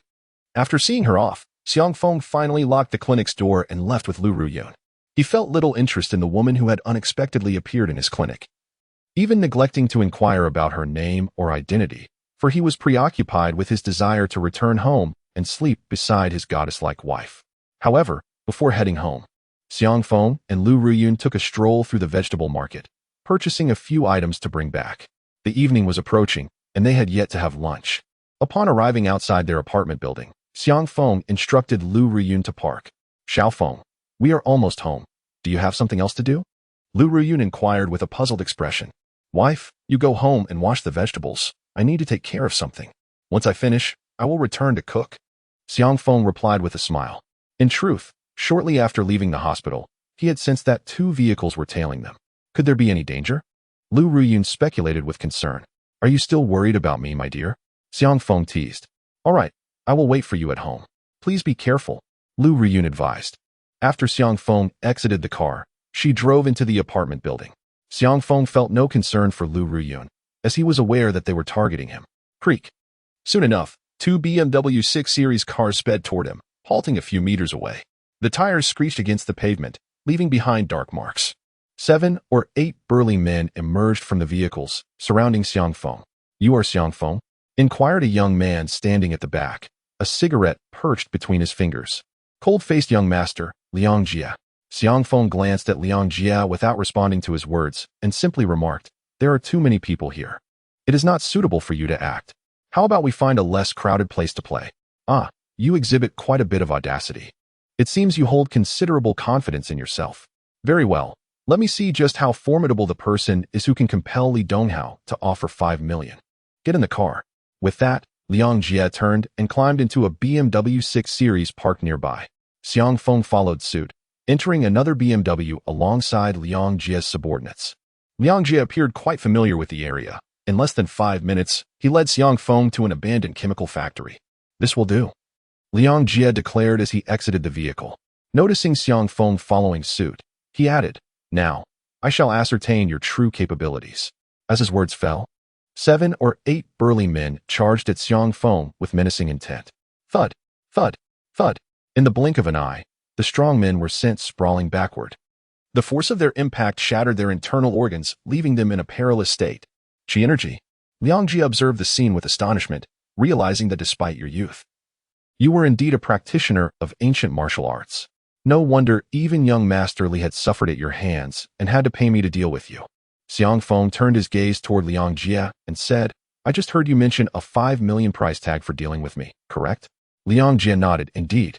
5 million is not a trifling sum, yet for me, it is hardly a substantial matter. Xiang Feng retorted, Am I merely worth 5 million? What does Li Donghao take me for? You must take me to see him. I want to ask him directly how the esteemed son of the richest man in Xianhai City can only muster 5 million. Surely, his father's title of wealth is a sham. Rest assured, I have promised young Master Li that I would spare your life. Thus, you shall have the opportunity to confront him directly. Liang Jia laughed heartily. Before his laughter had subsided, his body suddenly surged forward. Whoosh! Liang Jia moved like a cheetah. covering nearly 10 meters in just a few strides to appear before Xiang Feng, launching a powerful right punch aimed at his chest. This punch was delivered with all his might, its momentum fierce and swift as lightning. Liang Jie never underestimated his adversaries. Even if Xiang Feng appeared younger and seemingly less powerful, he exerted his full strength, even employing an element of surprise. Bang! Rather than evade, Xiang Feng met the punch head-on. Their fists collided with a crisp crack. Ah! Liang Jie immediately screamed in agony. The terrifying force not only shattered his entire right arm, but also struck his chest, causing him to spew blood and propel backward for 5 or 6 meters. Now, can you obediently take me to see Li Donghao? Xiang Feng clapped his hands, grinning at Liang Jie. Dark energy. You are a master of dark energy? Liang Jie struggled to rise, his face a mask of shock as he gazed at Xiang Feng. He had cultivated his energy 5 years ago, becoming a practitioner of bright energy. Over those 5 years, he had progressed from the initial stages to the latter stages of bright energy, just one step away from dark energy. Yet, he understood the vast chasm separating him from dark energy practitioners. With a single strike, Xiang Feng incapacitated his opponent, inflicting severe injury, clearly demonstrating his prowess in the realm of hidden energy. Xiang Feng cast a glance at him and shook his head, declaring, "Hidden energy? Who do you think you are underestimating? I, Brother Feng, am a martial sage, surpassing even the masters of transformation." Chapter 60, Li Xiao. Allow me to extend my sincerest apologies. Martial sage? Liang Jie had heard of this level, but was skeptical. Xiang Feng, I concede that you possess formidable strength. I underestimated you. So, what do you intend to do now? Liang Jie inquired coldly, his gaze fixed upon Xiang Feng. He felt no fear. As his father was one of the 4 overlords of the underground world in Xianhai City, known as Liang Adao, or the One-Eyed Wolf. Even if Xiang Feng were a practitioner of hidden energy, he would not pose a threat to his father. You intend to kill me. So how do you think I should respond? Xiang Feng stepped closer, inching towards Liang Jie. Instinctively, Liang Jie took 2 steps back, yet he remained unafraid. Xiang Feng, you may have heard of my name. I am Liang Jie, known as the cold-faced young master. My father is Liang Yidao of Xianhai City. Should you take my life, my father will undoubtedly seek vengeance, even against your entire family. Upon hearing this, Xiang Feng narrowed his eyes slightly. In that moment, a flicker of murderous intent ignited within him. Crack! With a decisive step forward, Xiang Feng delivered a kick that sent Liang Jie sprawling, his foot landing on Liang Jie's already injured right arm. The sound of bones splintering echoed ominously. Ah! Liang Jie emitted a howl akin to that of a slaughtered pig. Threatening me? Xiang Feng retorted coldly. Let me tell you, nothing irks me more than being threatened. I was wrong. Xiang Feng, I admit my mistake. Please spare my life. I assure you, I will never trouble you again. Liang Jie cried out in terror, kneeling on the ground without a shred of dignity. He felt the true weight of Xiang Feng's murderous intent. This madman was ready to kill him. Very well. I shall spare your pitiful life. Xiang Feng considered for a moment before releasing his foot. However, you must now take me to find Li Donghao. Find Li Donghao? Didn't I just say that in his eyes, I am worth only 5 million? That leaves me quite disgruntled, and I must have a word with him. Since that is the case, there is no need for us to seek him out. I will call him now, and he will arrive shortly. That works too. Hurry and make the call. Xiang Feng replied nonchalantly, as long as he could meet Li Donghao. Liang Jie promptly retrieved his phone and dialed Li Donghao, informing him that Xiang Feng had been captured. Upon hearing this news, Li Donghao assured him he would arrive in 15 minutes. In less than 15 minutes, Li Donghao's Maserati rolled into the grounds of the abandoned chemical plant. Liang Jie, where is Xiang Feng? Is it really just a matter of capturing him? Yet you are so severely injured? Li Donghao, accompanied by Lu Tianlong, stepped out of the car and immediately noticed Liang Jie seated on a stone, prompting him to frown in concern, sensing an ominous premonition. Li Xiao, do you have so little regard for me? What do you mean by just capturing Xiang Feng? Do you truly think so little of me, offering a mere 5 million for dealing with me? Am I truly worth so little? At that moment, a figure leaped down from a height of over 10 meters, landing steadily before Li Donghao and Lu Tianlong. The 2 individuals were taken aback. Xiang Feng, aren't you supposed to be captured by Liang Jie? Li Donghao's expression shifted slightly. Lu Tianlong's face also turned pale. Indeed, it is you who has conspired with Li Donghao to confront my wife and me, Xiang Feng said, ignoring Li Donghao and striding towards Lu Tianlong. If the Lu family had expelled you outright, I might not have been so furious. Since the Lu family chooses not to punish you, I must take matters into my own hands. Lu Tianlong retreated repeatedly, terror etched on his face. Xiang Feng, you cannot harm me. I am the sole grandson of my grandmother. If you injure me, you can forget about ever becoming a son-in-law of the Lu family. At these words, Xiang Feng could not help but furrow his brow. While many in the Lu family irked him, Lu Tianlong's statements held some validity. What do you suggest I do now? Xiang Feng inquired, gazing at Lu Tianlong. Hearing this, Lu Tianlong's heart leapt with joy. It seemed that for the sake of that wretched woman, Lu Riyun, Xiang Feng was willing to do anything. Xiang Feng, if you apologize to young Master Li right now and leave this place immediately, I can speak well of you to my grandmother. She might just agree to your becoming a son-in-law of the Lu family. Lu Tianlong glanced at Li Donghao, noting the apprehension on his face, and thought it best to send Xiang Feng away first. So you want me to apologize? Very well. Xiang Feng's gaze shifted to Li Donghao as he approached him. This country bumpkin, is he truly going to apologize? Li Donghao was somewhat astonished. In truth, he was in a state of panic. If even Liang Jie was no match for Xiang Feng, and given that Liang Jie had summoned him, he realized Xiang Feng might be targeting him. But now, Xiang Feng seemed poised to apologize to him, leaving him utterly bewildered. Young Master Li, I apologize in advance, Xiang Feng said with a smile, because I might just end up killing you. Slap. The moment the words left his mouth, Xiang Feng delivered a resounding slap to Li Donghao's face, sending him flying. Xiang Feng, have you lost your mind? Lu Tianlong exclaimed in shock. Oh right, I almost forgot. I need to deal with your issue first. Xiang Feng walked back towards Lu Tianlong. Xiang Feng, do you still wish to become a son-in-law of the Lu family? Lu Tianlong swallowed hard, feigning calmness. Of course, I want to be a son-in-law of the Lu family, but not yours. Do I need your consent? Xiang Feng rolled his eyes and then grinned. But rest assured, I won't kill you. Lu Tianlong nearly wet himself. Was this person even human, speaking of murder so casually? You are clearly a member of the Lu family, yet you act as a dog for Li Donghao. Sigh.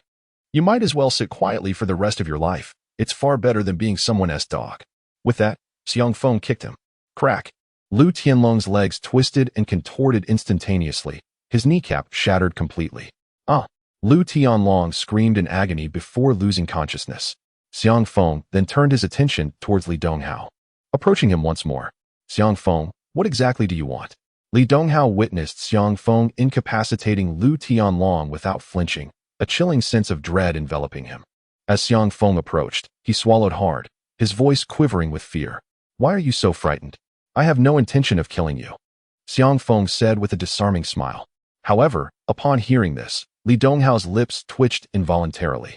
Just moments ago, Xiang Feng had uttered similar words to Lu Tianlong before rendering him crippled. First, answer me. Why do you consider me worth only 5 million in your eyes? Xiang Feng loomed over Li Donghao, who lay on the ground.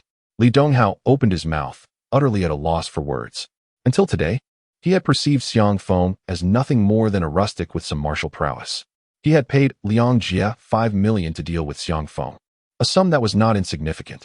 Yet, given the current circumstances where all of Liang Jie's subordinates had been defeated and Liang Jie himself was left crippled, it was evident that he had underestimated Xiang Feng.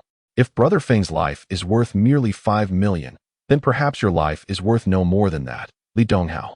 Xiang Feng continued. Li Donghao was momentarily taken aback, struggling to decipher Xiang Feng's intentions, but he quickly retorted, my life is far less valuable than yours.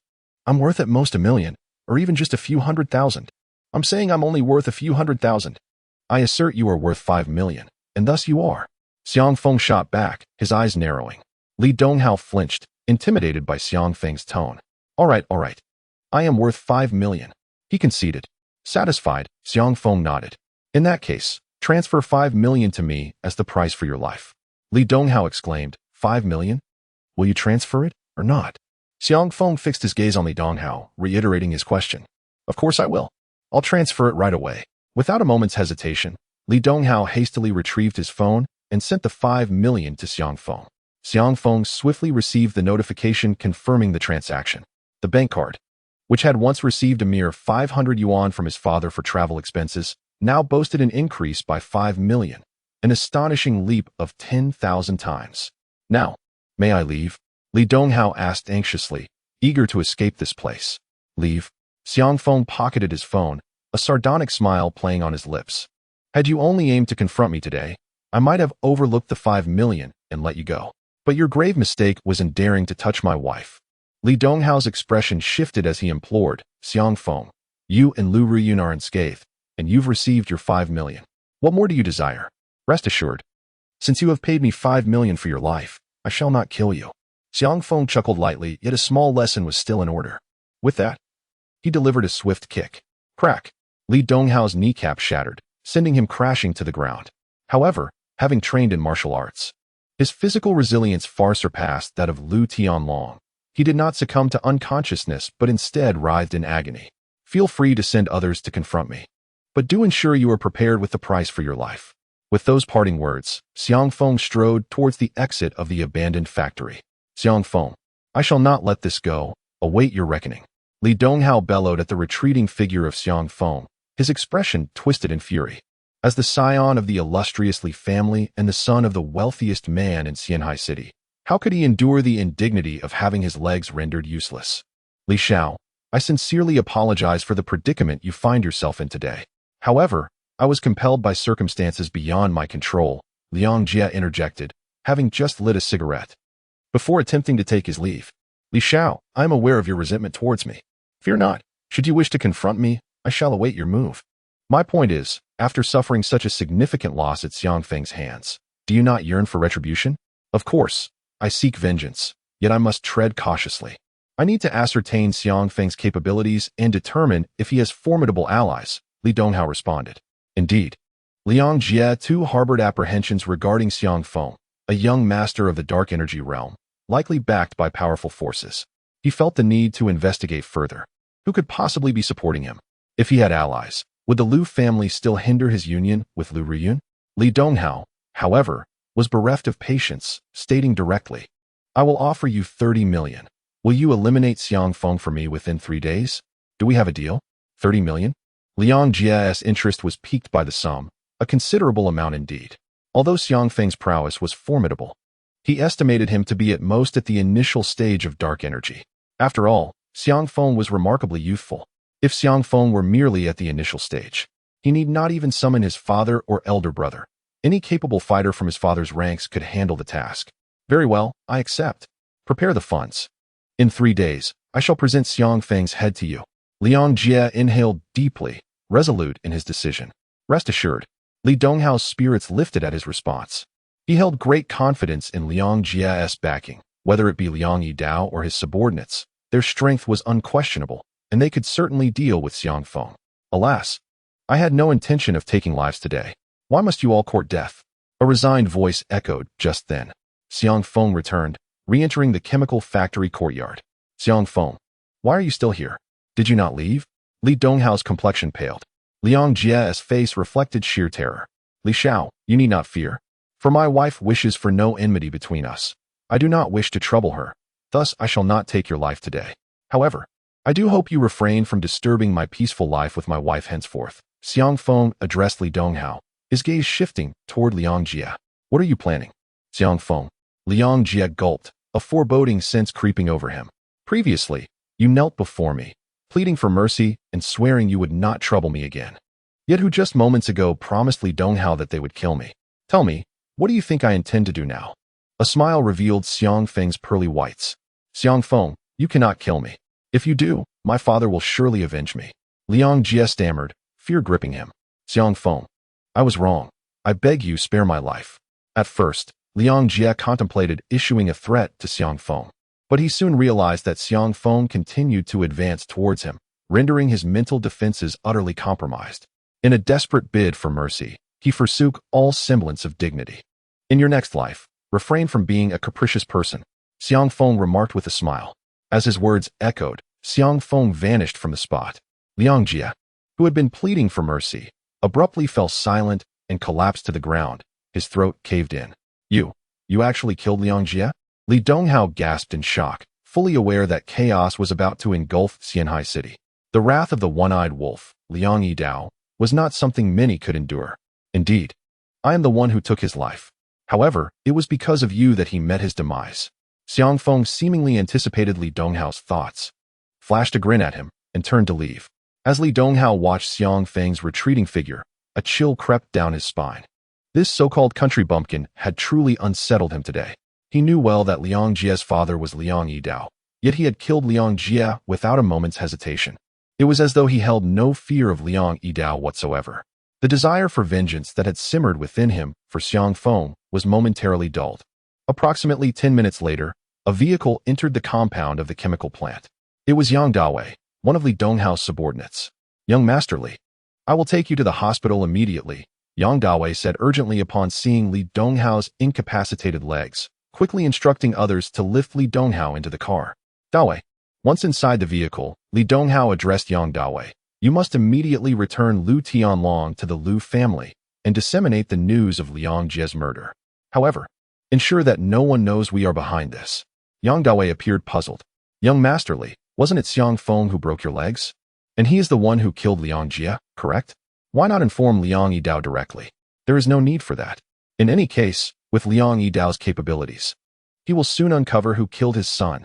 When he learns that Xiang Feng also shattered my legs, he will harbor less animosity towards me and focus all his efforts on Xiang Feng."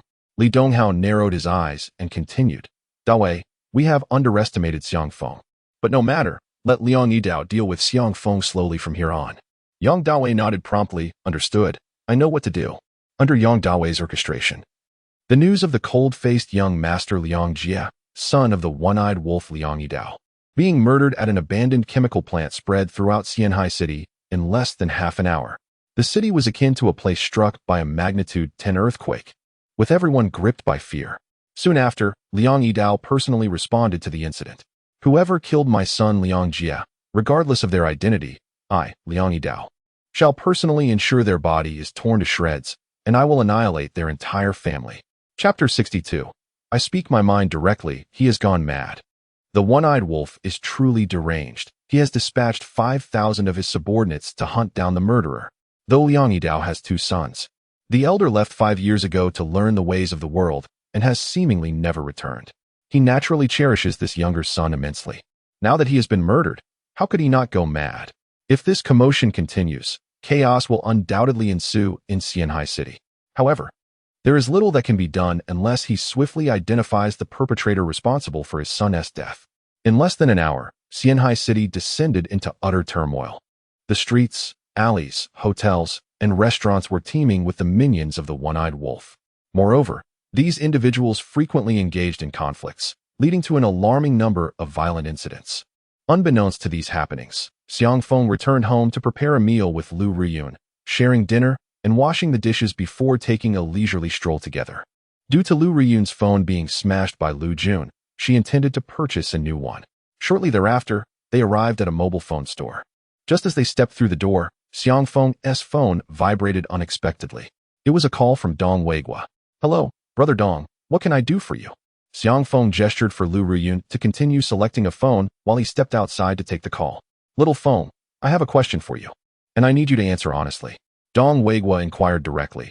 "Was it you who killed Liang Yidao's son, Liang Jie?" Xiang Feng touched his nose. "Brother Dong, why do you suspect me?"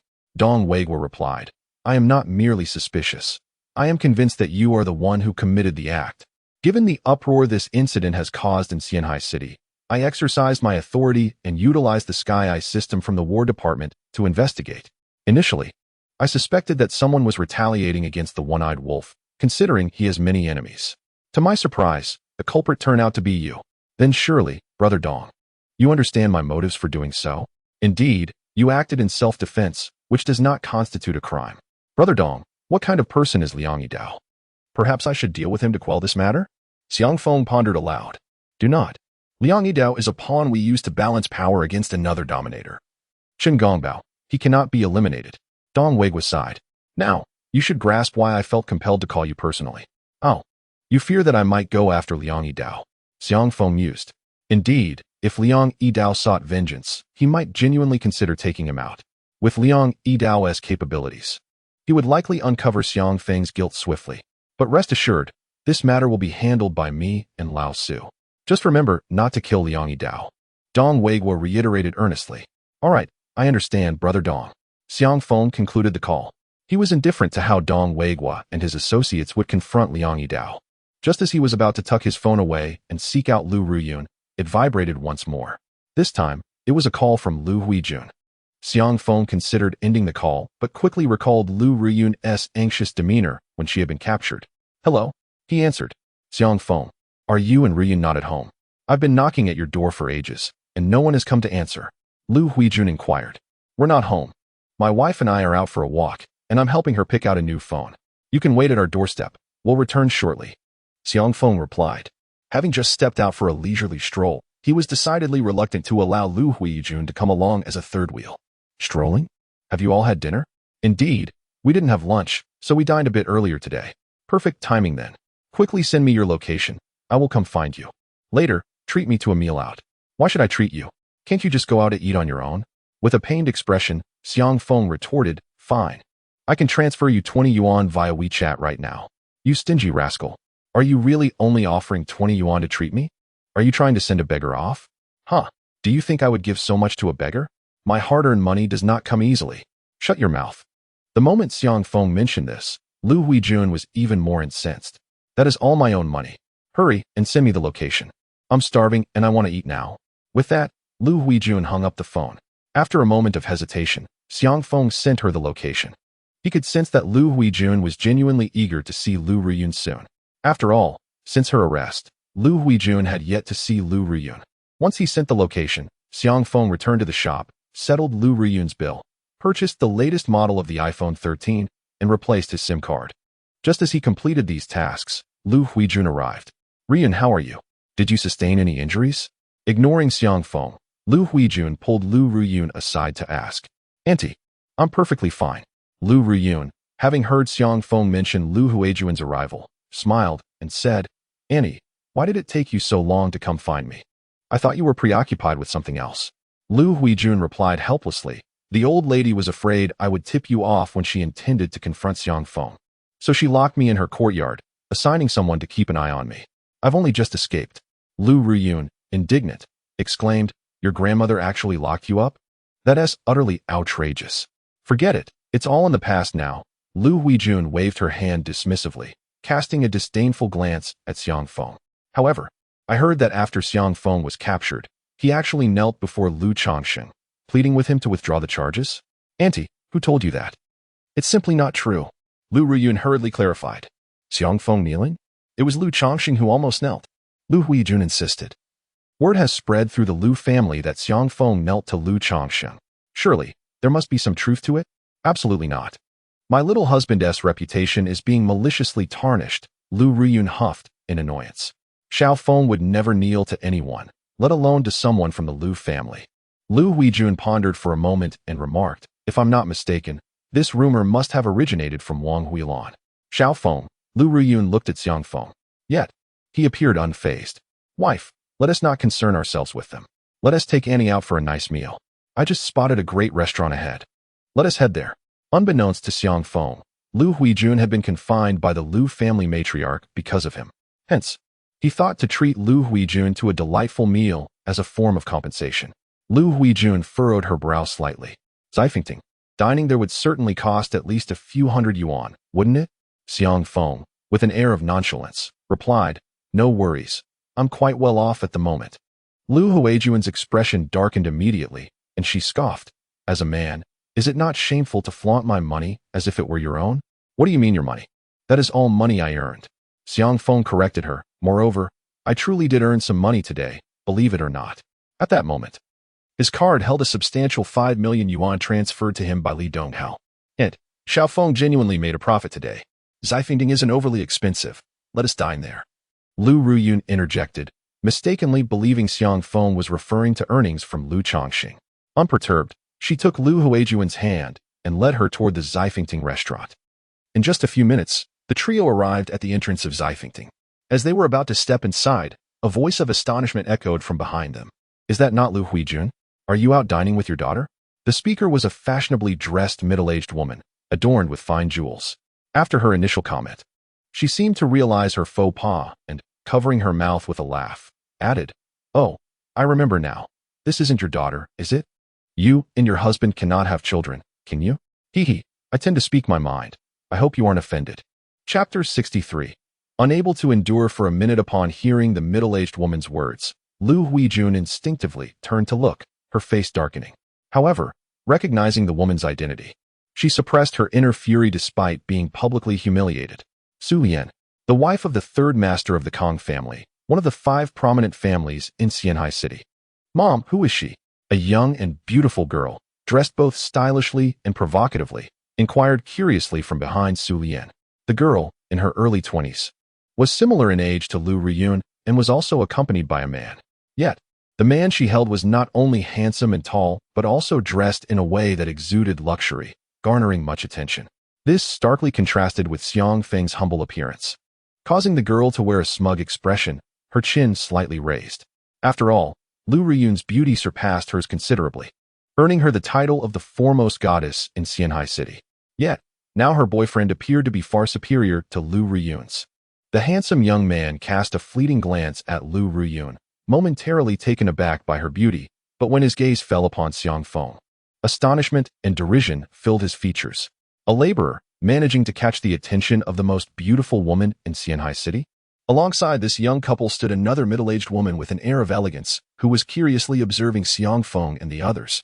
Vivi, Huangjia, allow me to introduce you, Su Lian said, pulling the middle-aged woman beside her closer. Huangjia, you must know of the Lu family in Xianhai City? After a brief moment of contemplation, Huang Danwan replied, the Lu family where Lu Zhan resides? It seems that their connection to your Kong family is anything but ordinary. Indeed, it is extraordinary. Lu Zhan was once a son-in-law of our Kong family. It was only later that she spread her wings and ventured forth to establish the Yunshan group, even concocting some inconsequential Lu family in the process, which is truly laughable. Su Lian scoffed. This Lu Huijun is merely the 3rd daughter of my husband's aunt. In her youth, she often visited our Kong family for leisure. Unfortunately, no one in our family paid her any mind, and eventually, she must have felt embarrassed as she ceased to come around. Su Lian, have you finished? If you have, I shall retire to my meal. Lu Huijun's face darkened as she spoke in a subdued tone. Su Lian, a lady of the Kong family, was technically her sister-in-law.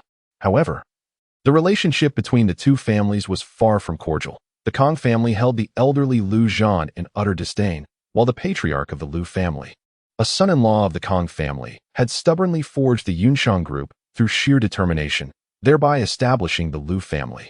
Although the Lu family was merely a minor clan in Xianhai City, they held their own. Do not rush. It is rare for us to meet. I heard many years ago that you and your husband cannot bear children. Is that true? How about this? I happen to know a rather skilled traditional Chinese medicine practitioner. Shall I take you both to see him? Su Lian feigned concern. Lu Huijun's expression darkened, as if she could weep. The other woman was not merely unveiling her scars, but ruthlessly tugging at them. It was exceedingly malicious. Yet, she dared not retort against Su Lian. For the Kong family was one of the 5 prominent families in Xianhai City, and not someone she could antagonize. Moreover, she did not wish to bring trouble to the Lu family due to her status as a married woman. If you know of any capable practitioners, you should first take your husband to see them. Xiang Feng interjected, your husband has his own issues. How can you dare criticize others' husbands? You insolent brat. What did you just say? My husband has issues? You are merely spewing nonsense. Su Lian exclaimed, her ire flaring as she pointed an accusatory finger at Xiang Feng. Which village do you hail from, daring to speak ill of my husband? Do you realize his standing? I shall tell you. To you, he is akin to a monarch. Xiang Feng chuckled insidiously. A monarch, you say? More like a eunuch. What did you just utter? Su Lian seethed, stamping her foot in anger. Rube, how dare you insult my father? You are courting death. The alluring woman, Kong Wei, interjected with a sharp tone, while the handsome man beside her glared coldly at Xiang Feng. Xiao Feng, do not act impulsively. They are from the Kong family, and we cannot afford their wrath. Lu Riyun hastily pulled Xiang Feng aside, her voice grave as she warned him. Lu Huijun, feeling somewhat anxious, discreetly gestured for Xiang Feng to remain silent. My dear, I do not wish to offend the Kong family, but if they come to provoke us, I shall not cower. In this world, I will only indulge my wife. Xiang Feng declared earnestly. However, my love, you need only watch. They have insulted my aunt today, and I will certainly seek to avenge her. Xiang Feng, enough. I do not require your vengeance. Lu Huijun immediately interjected. Vengeance? Even if you vent your frustrations now, once you offend the Kong family, the entire Lu family will find themselves in dire straits. While the Kong family may not possess wealth comparable to the Li family, who reign as the richest in Xianhai City, their connections and resources are by no means inferior. Should the Kong family wish to annihilate the Lu family, it would be a trivial matter. Oh, I misspoke. I am not here to defend you, but rather to uphold my wife's honor. After all, their humiliation of you undoubtedly disturbs her. Xiang Feng casually remarked to Lu Huijun before redirecting his gaze towards Su Lian and Kong Wei, questioning whether he had erred in his words. He only visits once a week, and his presence lasts less than a minute, hardly more than a eunuch, if not less. Lu Riyun and Lu Huijun were momentarily taken aback by Xiang Feng's words, exchanging bewildered glances with Su Lian. They held great faith in Xiang Feng's medical skills. Thus, they harbored no doubts regarding his statement. You speak nonsense. Su Lian bellowed. My husband and I share intimate moments daily, sometimes thrice a day. Do not slander him here. If you dare to utter another disparaging word about my father, I will ensure my boyfriend delivers a resounding slap to your face. Kong Wei interjected, pulling her boyfriend Su Kai forward with a cold warning. Huang Danwan glanced at Lu Riyun and remarked, You must be Lu Riyun of the Lu family, correct? Is he truly your boyfriend? If so, you should keep him in check. If he speaks out of turn again, my son may very well retaliate. Her son, of course, was Su Kai, who was currently glaring at Xiang Feng with evident hostility, poised for confrontation. Hello, Auntie, I am indeed Lu Riyun. Furthermore, Xiao Feng is not my boyfriend. He is my husband, Lu Riyun declared with a radiant smile, wrapping her arm around Xiang Feng's. I must apologize on his behalf. He can be quite thoughtless and speaks rather harshly. I hope you will overlook his indiscretions. Her gaze turned serious as she addressed Xiang Feng, saying, Xiao Feng, your aunt's husband is my uncle, and thus your elder. We must show proper respect. So, even if the individual can barely last a minute, it is best not to voice it. Besides, what if they manage to endure that long? Lu Huijun could not contain her laughter, bursting forth in amusement. Meanwhile, the expressions of Su Lian and the others grew increasingly somber. Chapter 64. Your boyfriend won't be defeated so easily. What did you say? Dare to repeat that. Su Lian glared at Lu Riyun, her eyes ablaze with fury. Could she remain calm when old wounds were laid bare? Ah, Sister Su, please do not be upset. This lad, Xiang Feng, simply revels in his medical knowledge and tends to speak without thought. Just dismiss his ramblings, Lu Huijun urged, suppressing her laughter. She wished to avoid antagonizing Su Lian too fiercely, considering her ties to the Kong family. Possessing medical knowledge? He appears to be in his early 20s. How could he possibly be skilled? Perhaps he learned some dubious tricks in a backwater village. Su Lian scoffed, her tone assertive. Regardless, he must apologize for slandering my husband. Otherwise, I shall not rest until he does.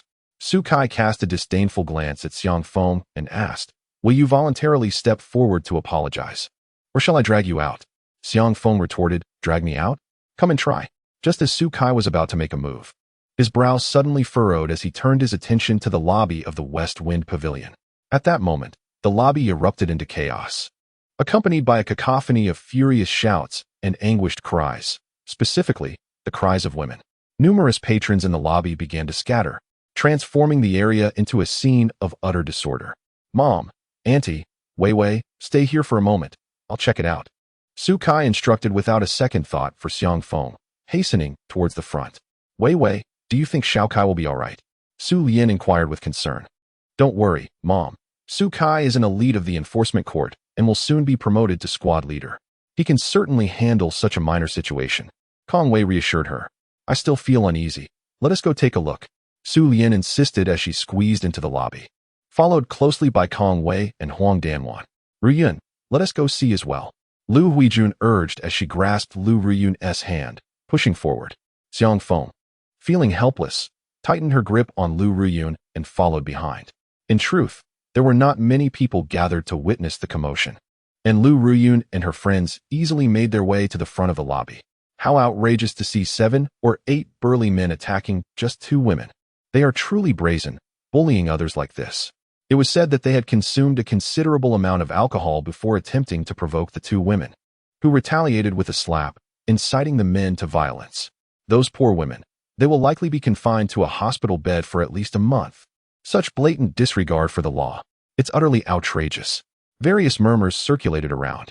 Upon hearing this, Xiang Feng turned to look, her brow furrowing. The 7 or 8 muscular men had the 2 women cornered, occasionally delivering kicks as the ground became strewn with debris. Their formidable physiques and numerous tattoos made it clear that no one dared intervene, not even the hotel staff. "Stop it!" A commanding voice rang out. A tall, handsome figure strode forward, pointing at the 8 burly men and declaring, "I am an enforcement officer from the Xianhai City Enforcement Court. You 8? Quickly put your hands on your heads and lie down. The enforcement officer has arrived? Well done. Apprehend these ruffians." The crowd around, witnessing the scene, expressed their approval. "Wow, this enforcement officer is quite handsome." Many patrons, particularly the younger women, were captivated by Su Kai's appearance. "Enforcement officer? Kid, are you here to amuse us?" sneered the leader, a middle-aged man with a black dragon tattoo on his chest. "Get lost." The single word "get lost" carried such authority that even Su Kai instinctively took a step back, eliciting murmurs of discontent from the crowd. His face flushed. Su Kai summoned his courage and stepped forward, boldly proclaiming, "I am an enforcement officer of the Xianhai City Court. I see you're just asking for a beating." Before he could finish, the man with the dragon tattoo swung a fist the size of a sandbag toward him. "Do you dare assault an officer?" Su Kai's complexion changed drastically, and he swiftly dodged. Fortunately, due to his diligent training in combat over the years, he managed to avoid any serious harm. In contrast, the man with the black dragon tattoo, having consumed copious amounts of alcohol, was somewhat disoriented. His sudden punch not only missed its target, but also caused him to lose his balance, nearly toppling to the ground. "How dare you evade my attack? Brothers, let's take him down together." The tattooed man, enraged, rallied his 7 companions to launch a collective assault on Su Kai. Despite Su Kai's proficiency in martial arts, he soon found himself at a disadvantage against these 8 formidable brutes. "Hey, are you even a man? Can't you see they are ganging up on my boyfriend? You have the audacity to stand by and watch.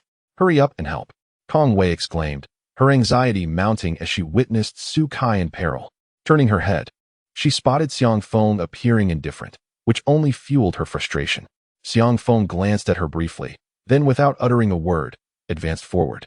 Is he really going to intervene? Lu Huijun, aware of Xiang Feng's exceptional skills, furrowed her brow with concern. "Aunt, don't worry about Xiao Feng. He will be fine," Lu Ruyun reassured her. "Rest assured. That country bumpkin looks like he just came from the village. Such individuals are usually quite resilient and won't be easily defeated. I will cover all his medical expenses and even provide him with 200 yuan for lost wages each day." Kong Wei suddenly spoke up, appearing quite generous. However, she soon found herself taken aback. "What on earth is that bumpkin doing?" "Lu Ruyun, isn't he supposed to assist my boyfriend?" Kong Wei pointed angrily at Xiang Feng, who, at that moment, showed no inclination to aid Su Kai, but was instead approaching the 2 young women who had been assaulted. Initially, these women had been encircled by the burly men, but now that they had shifted their focus to Su Kai, no one was attending to them. "I see." Lu Ruyun chuckled. Xiao Feng must have noticed that these 2 women are seriously injured and wishes to tend to them first. Tend to them? What is the point?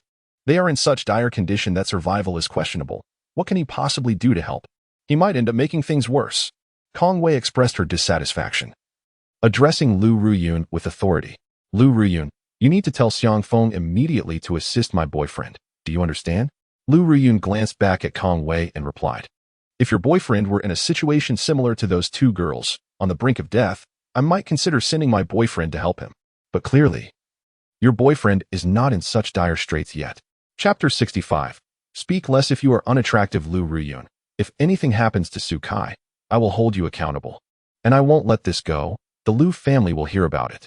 Kong Wei glared at Lu Ruyun. Lu Ruyun, however, responded lightly, "Rest assured, with my husband around, your boyfriend should be just fine." "You." Kong Wei gritted her teeth in anger. At this moment, Xiang Feng crouched on the ground, examining the injuries of the 2 young women. Such barbarity. How could they inflict such severe harm upon 2 girls? Moreover, one of them was suffering from intracranial hemorrhage, which posed a grave threat to her life. Xiang Feng placed his hands on the wrists of the 2 girls, channeling his energy into their bodies, quickly gaining a comprehensive understanding of their conditions. His brows furrowed in concern. The intracranial bleeding was exceedingly severe. This was an injury, not an ailment. The priority was to staunch the bleeding. With a serious expression, Xiang Feng produced silver needles, deftly inserting them into various acupoints on the two women. Fortunately, they were both unconscious, allowing him to proceed with his treatment without hindrance. Moments later, he withdrew the silver needle from one of the young women. Her injuries were minor, and with his energy now circulating through her, she was no longer in peril. Next, he turned his attention to the other girl suffering from the intracranial hemorrhage. To heal her within a short span of time, he would have to utilize the precious spiritual energy he had painstakingly gathered. A sigh escaped him. It was a hard-won resource, cultivated over a month through the refining and absorption of various spiritual herbs. The spiritual energy was a consumable, initially intended as a safeguard for life-threatening situations or as a trump card against formidable foes. Yet now, he had no choice but to expend it. Before long, a warm, gentle current surged into the young woman's body. Meanwhile, Xiang Feng appeared to be drained of vitality, his breath labored, and his complexion pale. Within his dantian, only a single strand of spiritual energy remained, linking to most of his vital essence, continuously fortifying his strength. The extraction of this energy was akin to removing the heart that generates blood for an ordinary person. Survival would be a mere stroke of luck. However, for Xiang Feng, this weakness would be temporary. In a day or two, his strength would be restored. The absence of the spiritual energy meant he had lost a crucial card, necessitating further effort and resources to gather it anew. Yet, he bore no regrets. "Please, don't hit me. I beg you to stop." Not long after, the young woman who had been revived by the spiritual energy gradually regained consciousness. However, as her awareness returned and she heard the surrounding shouts and the sounds of violence, she was once again engulfed by fear. "Do not be afraid. You are safe now." Xiang Feng, suppressing his weakness, spoke soothingly. As he finished speaking, he seemed to sense something amiss and lifted his gaze ahead. At that moment, Su Kai, engaged in combat with 8 burly men, was clearly running low on stamina, having endured several blows himself. Nevertheless, he had managed to take down 3 of the assailants. Just then, the tattooed man with a black dragon design produced a bottle, hurling it directly at Su Kai's head. "Watch out!" came the cries of alarm. The surrounding girls, gripped by fear, covered their eyes. "What?" Su Kai, turning just in time, saw the bottle hurtling toward him, an icy dread washing over him. This was the end for him. Bang! At that moment, a figure suddenly approached with remarkable speed, delivering a swift kick to the man adorned with a black dragon tattoo, sending him sprawling to the ground. It was none other than Xiang Feng. With a swift motion, he charged towards the remaining burly men, and within mere moments, he had incapacitated them all. This young man is truly formidable. He has taken them all down in an instant.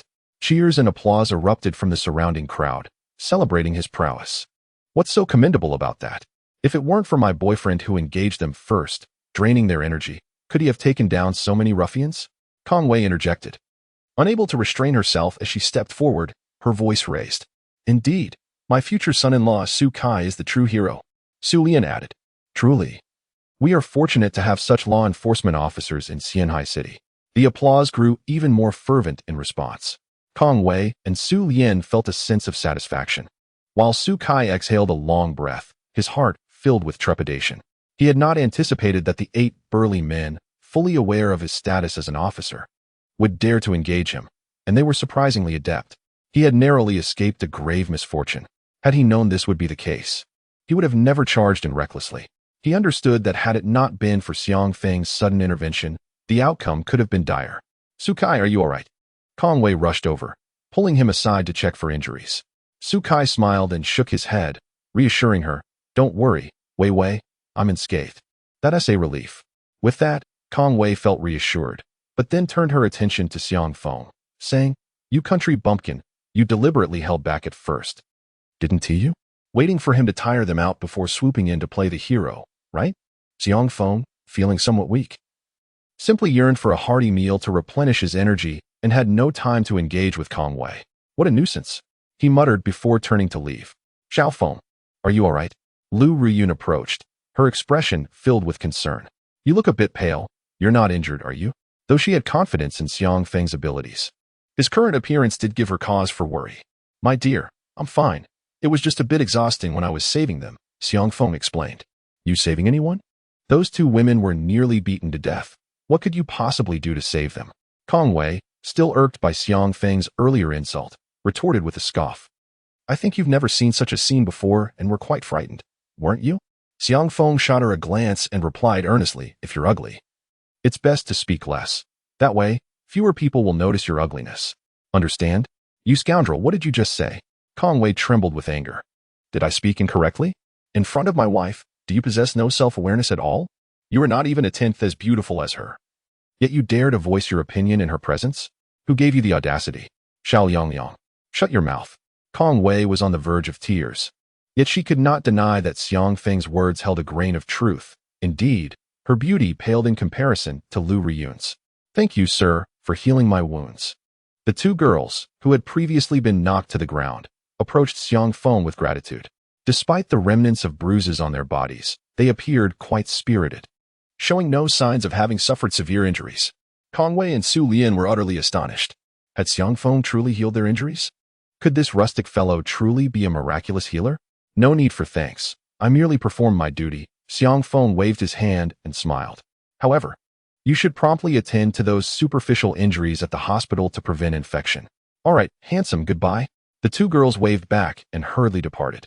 They were still shaken from being harassed and subsequently beaten by a group of burly men. Had it not been for Xiang Feng's timely intervention, they would have been eager to flee home immediately.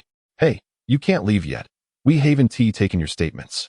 Su Kai shouted at the departing girls. But they were already far away, moving swiftly. Take statements? They were only thinking of rushing to the hospital for a thorough checkup. Due to an early report to the police, within 5 minutes, 3 to 4 police cars arrived, swiftly apprehending the 8 assailants. Captain Su, will you be following up on this case? By the way, do you need me to take you to the hospital for a checkup? The team leader approached Su Kai. Wang, just call me by my name. I haven't officially been promoted yet, Su Kai replied. What does that matter? It's just a matter of days. Captain Wang chuckled. Su Kai smiled and said, the entire incident was captured on surveillance, so you can take it from here. If you need my assistance, just reach out. Captain Wang noticed Kong Wei and the others besides Su Kai and decided not to linger, nodding. All right, you stay with your friends. I need to locate those 2 assaulted girls as soon as possible. Shortly after Captain Wang and his team departed, a middle-aged man approached, bowing slightly to Xiang Feng and Su Kai. Officer Su, thank you and your friend for your valiant assistance. I invite you both, along with your companions, to dine in the private room on the 2nd floor. Today, as expenses are on the house. Manager Zhong. Su Kai frowned, intending to inform the manager that he and Xiang Feng were not well acquainted. However, at that moment, Su Lian eagerly nodded. Manager Zhong must be eager to clean up the 1st floor. Let us hurry upstairs and not delay business for Xifengting. As she spoke, she led the way. Mom. Kong Wei could not help but exclaim. She was baffled by her mother's intentions. Did she truly wish to dine at the same table as Lu Riyun? What are you dawdling for? We are, in a sense, family. What is the harm in sharing a meal? Su Lian remarked, casting a glance at Lu Huijun. Surely, you do not wish to avoid sharing a table with me? I am amenable, Lu Huijun replied after a brief pause. Though she harbored a disdain for Su Lian, she was well aware of Su Lian's status as Mrs. Kong and could not afford to offend her. Then let us be swift, Su Lian declared, striding purposefully towards the 2nd floor. Huang Danwan, Kong Wei, and the others were somewhat perplexed by Su Lian's demeanor, yet they hastened to follow her. Lu Ruiyan, what do you think Su Lian is up to? Lu Huijun inquired, her curiosity piqued as she approached Lu Ruiyan. I am not entirely certain. Lu Ruiyun replied with a wry smile. Yet, as if struck by a thought, she directed her gaze towards Xiang Feng, pondering whether Su Lian believed Xiang Feng had not deceived her and thus wished for him to treat her husband. That is indeed a possibility, Lu Huijun mused, stifling a laugh. Could it be that Kong Jingxian had truly lost his vigor? As she spoke, her gaze unconsciously fell upon Xiang Feng. I have already stated it. There can be no mistake, Xiang Feng replied with a proud demeanor before ascending the stairs. However, after taking just a few steps, he stumbled slightly, nearly losing his balance. Xiao Feng, what is the matter?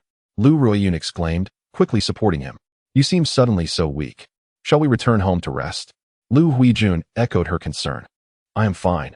I merely exerted myself a bit today. A good meal will suffice to rejuvenate me, Xiang Feng reassured them. Very well, I shall assist you upstairs, Lu Ruiyun said, promptly aiding him.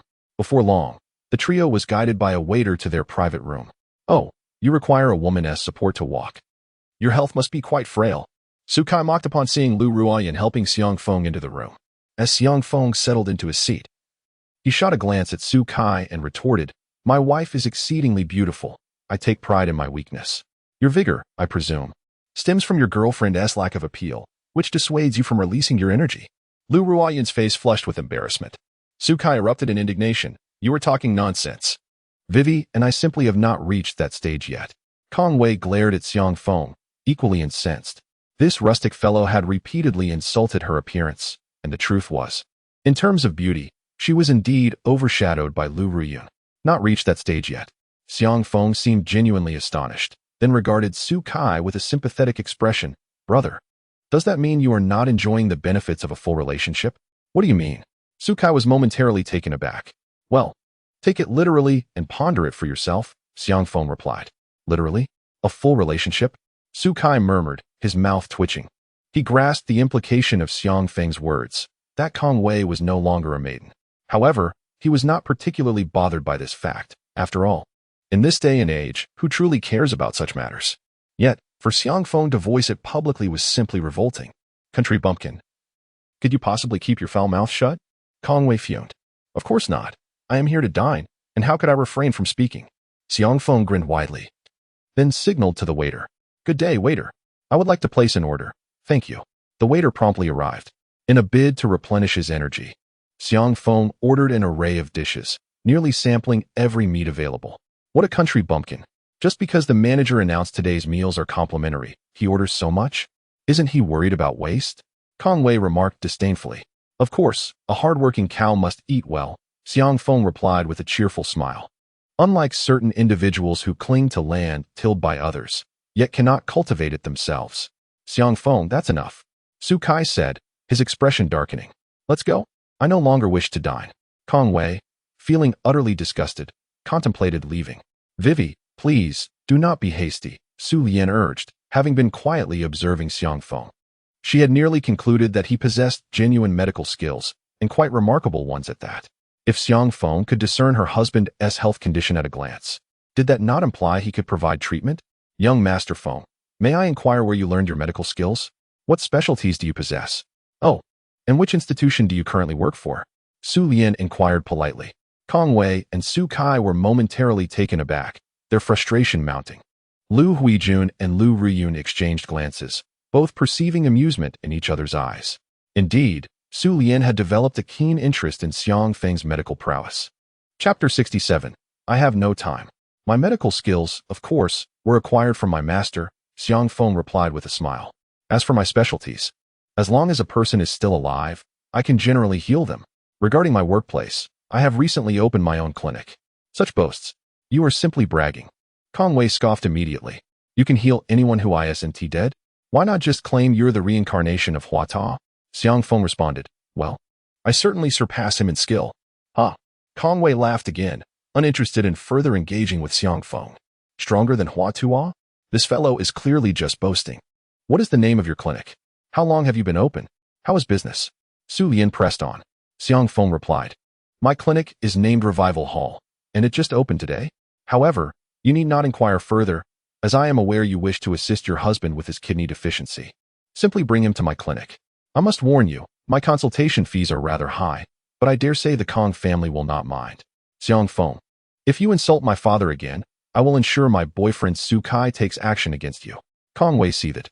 Her teeth clenched upon hearing Xiang Feng mention her father's condition.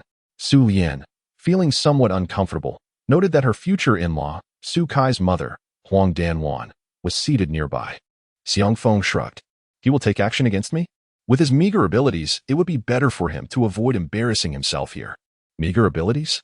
Regardless, I am certainly more capable than you. Had I not single-handedly detained those 8 ruffians, exhausting their strength, would you have had the opportunity to ambush and defeat them?" Su Kai stood up, pointing an accusatory finger at Xiang Feng, adopting a combative stance. "If you continue to spout nonsense, do not blame me for being unkind.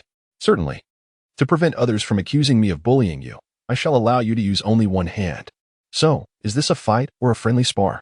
At that moment, the waiter pushed open the door and entered the private room, followed by 4 silhouettes. The speaker was none other than Su Geng, the esteemed president of the Court of Justice, accompanied by Vice President Wang Huanming, Lu Guangyang, and the restaurant's manager, Mr. Zhong. "Su Geng, my uncle?" Su Kai was taken aback and hurriedly stepped forward, nervously explaining, President Su, I was merely joking with a friend, though somewhat anxious. Su Kai felt more astonished than anything else. Could it be that the president had come to personally commend him for single-handedly dealing with those 8 burly men? Just a jest, Su Gung replied with a faint smile, choosing not to engage in any dispute with the young man. After all, he was aware that Su Kai's mother, girlfriend, and future mother-in-law were present in the room. Even if he chose not to show favor to Su Kai, he still had to maintain decorum for the Kong family. Mrs. Su, Mr. Huang. Su Gung greeted the two with a smile and a nod. Huang Danwan, though not as distinguished as Su Lian, was still the general manager of a company valued at over 100 million. Greetings, President Su, Mr. Liu. Huang Danwan and Su Lian quickly stood to pay their respects. Both Su Gung and Lu Guangyang were prominent figures in Xianhai City. Even Lu Huijun and Lu Ruyun hastily rose, appearing rather formal. Only Xiang Feng remained seated, indulging himself without regard for his surroundings. The attention of the group swiftly shifted towards him. Country bumpkin, are you reincarnated from a starving ghost? How can you be so impolite in front of President Su and Mr. Liu? If you wish to eat, do so at home and spare us the embarrassment. Kong Wei remarked with evident disdain. Su Kai added, Xiang Feng, why don't you just pack something and leave? Lu Huijun frowned, while Lu Ruyun wore a helpless expression, realizing that her little husband was being rather willful. However, she sensed that Xiang Feng appeared quite famished, feeling a pang of sympathy. Perhaps he had indeed overexerted himself today. Am I eating your food? President Su and Mr. Liu have yet to say a word. So why are you making such a fuss? Xiang Feng retorted, clutching a large drumstick and taking a bite, speaking with his mouth full. If you disturb me again while I eat, I might just toss you out. You, a rustic simpleton, dare to be so arrogant? Kong Wei pointed angrily at him. President Su, Mr. Liu, I sincerely apologize for this spectacle. Please do not take offense. He is merely a rude country bumpkin. Su Kai quickly offered an awkward smile to Su Gung and the others, having noticed their displeased expressions. Enough, both of you. Be silent. The speaker was Su Kai's uncle, Vice President Wang Huanming. Su Kai and Kong Wei were both taken aback. Su Gung then approached Xiang Feng with a smile, saying, Brother Xiang Feng, I would like to speak with you privately. How about dining in our private room? Su Kai and Kong Wei were momentarily taken aback, believing they had misheard. How could Su Gung, the foremost figure of the court, possibly invite a rustic like Xiang Feng to dine with him? This was simply inconceivable. Lu Huijun wore a similarly incredulous expression. However, Lu Ruyun, though somewhat surprised, felt a greater sense of pride. She was unaware of why her little husband wielded such influence, but she was certain it was due to some remarkable feat he had accomplished. I can't make it. Yet, under the watchful gazes of the crowd, Xiang Feng, biting into a chicken leg, unhesitatingly declined the invitation. His reason was succinct. I can't make it. Thud. Su Kai plopped down onto a chair, nearly toppling over.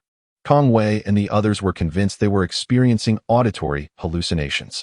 Countless prominent figures in Xianhai City had sought various means to dine with Su Gung. Now, with Su Gung extending an invitation, this fellow had the audacity to refuse so outrightly? Did he not realize that by merely aligning himself with Su Gung, he could soar to great heights? Cough, Brother Xiang, Director Su wishes to speak with you about something important. Moreover, I have matters to discuss with you as well. Could you possibly spare a moment? Lu Guangyang, noticing Su Gung's expression of helplessness, exchanged glances with him and promptly cleared his throat to extend an invitation. Su Kai and the others were once again rendered speechless by shock. Their perception of Xiang Feng shifted entirely. Was this individual truly just an ordinary rustic? A mere bumpkin who could elicit such eagerness from the director of the court and a culinary mogul in Xianhai City, seemingly fearful of being rebuffed? In that moment, Su Kai felt a chill run down his spine. He had offended Xiang Feng today. If Xiang Feng merely uttered a single disparaging word about him in front of Su Gung, it would suffice to have him ousted from the court system. Lu Huijun, in disbelief, incessantly pinched herself, questioning whether she was dreaming. That scoundrel she had looked down upon was now so formidable? I have already stated, I can't make it. Xiang Feng reiterated his refusal, still quite resolute. First, I am quite hungry. Second, I must accompany my wife. Therefore, could you kindly refrain from disturbing me any further? The disdain was almost palpable on his countenance. Chapter 68. Liang Yidao's two choices. Su Kai and the others were so astonished that they could scarcely utter a word. All they wished to ascertain was the true stature of this rustic. Su Gung and Lu Guangyang exchanged helpless glances, sharing a rueful smile. Unwilling to express their frustrations towards Xiang Feng. Xiang Feng was not only a close ally of Dong Weigua, but also the savior of the venerable Dong. His medical prowess and ancient martial arts skills were extraordinarily formidable, coupled with his rather eccentric personality. They not only dared not offend him, but also refrained from provoking his ire. Xiao Feng, please don't be this way. Lu Ruyun stepped forward and gently tugged at Xiang Feng, saying, Director Su and Chairman Lu are surely here to discuss something of significance. Perhaps you should oblige them with a visit. Alas, since my wife has requested it, I shall grant them the courtesy. Xiang Feng finally wiped his mouth and said, Wife, you and Annie should accompany me. Xiao Feng, my aunt and I will dine here. You should hasten to join Dean Su and the others. Lu Ruyun discerned that Su Gung had urgent matters to discuss with Xiang Feng, and her presence would surely be unwelcome. After she spoke, Su Gung cast a gaze upon her that was unmistakably filled with admiration. Very well, then, I shall converse with them first. Xiang Feng replied with a hint of resignation. Rising to make his way toward the private room, Su Gung and Lu Guangyang promptly followed suit. Wang Huanming also intended to join them, but Su Gung interjected, Old Wang, I am currently occupied. Please remain here to entertain Xiang Feng's wife and his aunt. Having given his directive, Su Gung hurried away. Wang Huanming could not help but smile wryly. Here he was, a distinguished vice dean, yet the dean had tasked him with attending to 2 women. Su Kai and the others found this particularly hard to accept, especially Su Lian and Kong Wei, as they held the Lu family in disdain. Wang Huanming was someone they considered their equal, yet now he was instructed to host 2 women from the Lu family. This situation left them feeling quite uncomfortable. Huanming, what on earth is going on? Why are Dean Su and Director Lu treating Xiang Feng with such courtesy? Huang Danwan, Wang Huanming's cousin, asked candidly, drawing the attention of everyone in the room, including Lu Huijun and Lu Riyun. Wang Huanming replied with a smile, To be honest, I am not entirely certain.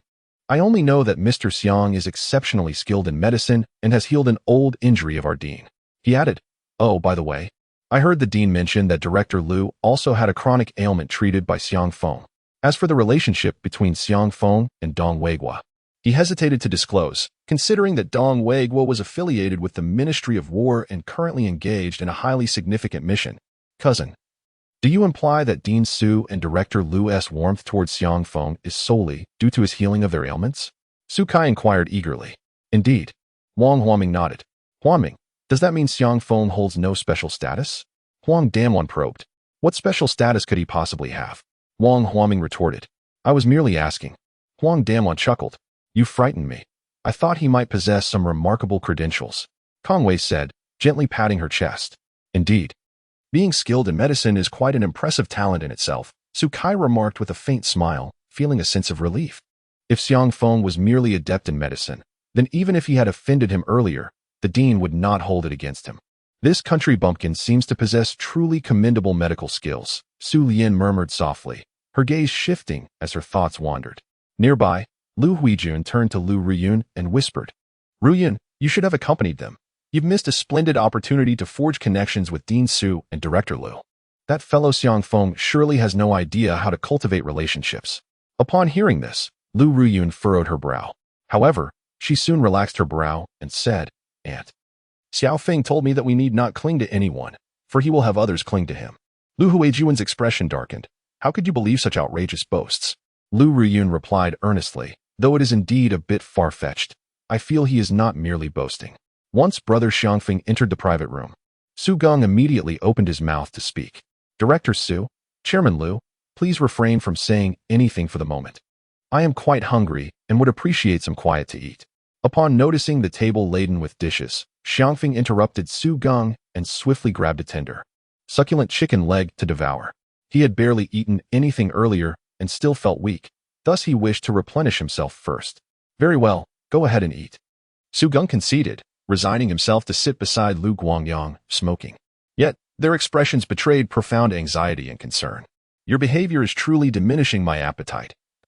Xiangfeng remarked after finishing the chicken leg, casting an annoyed glance at the 2 rough men. Now, what urgent matter brings you to me? Brother Xiangfeng, I sincerely apologize. But I indeed have an urgent matter to discuss. Su Gung extinguished his cigarette and spoke solemnly. The one-eyed wolf, Liang Yidao.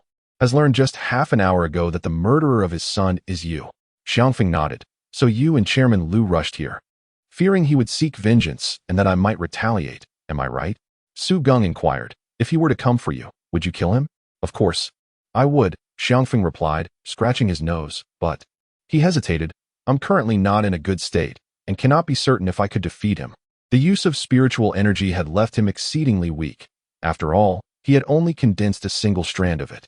At present, his internal strength was almost depleted. Less than 1% remaining. He estimated it would take at least a day or two to fully recover his vigor.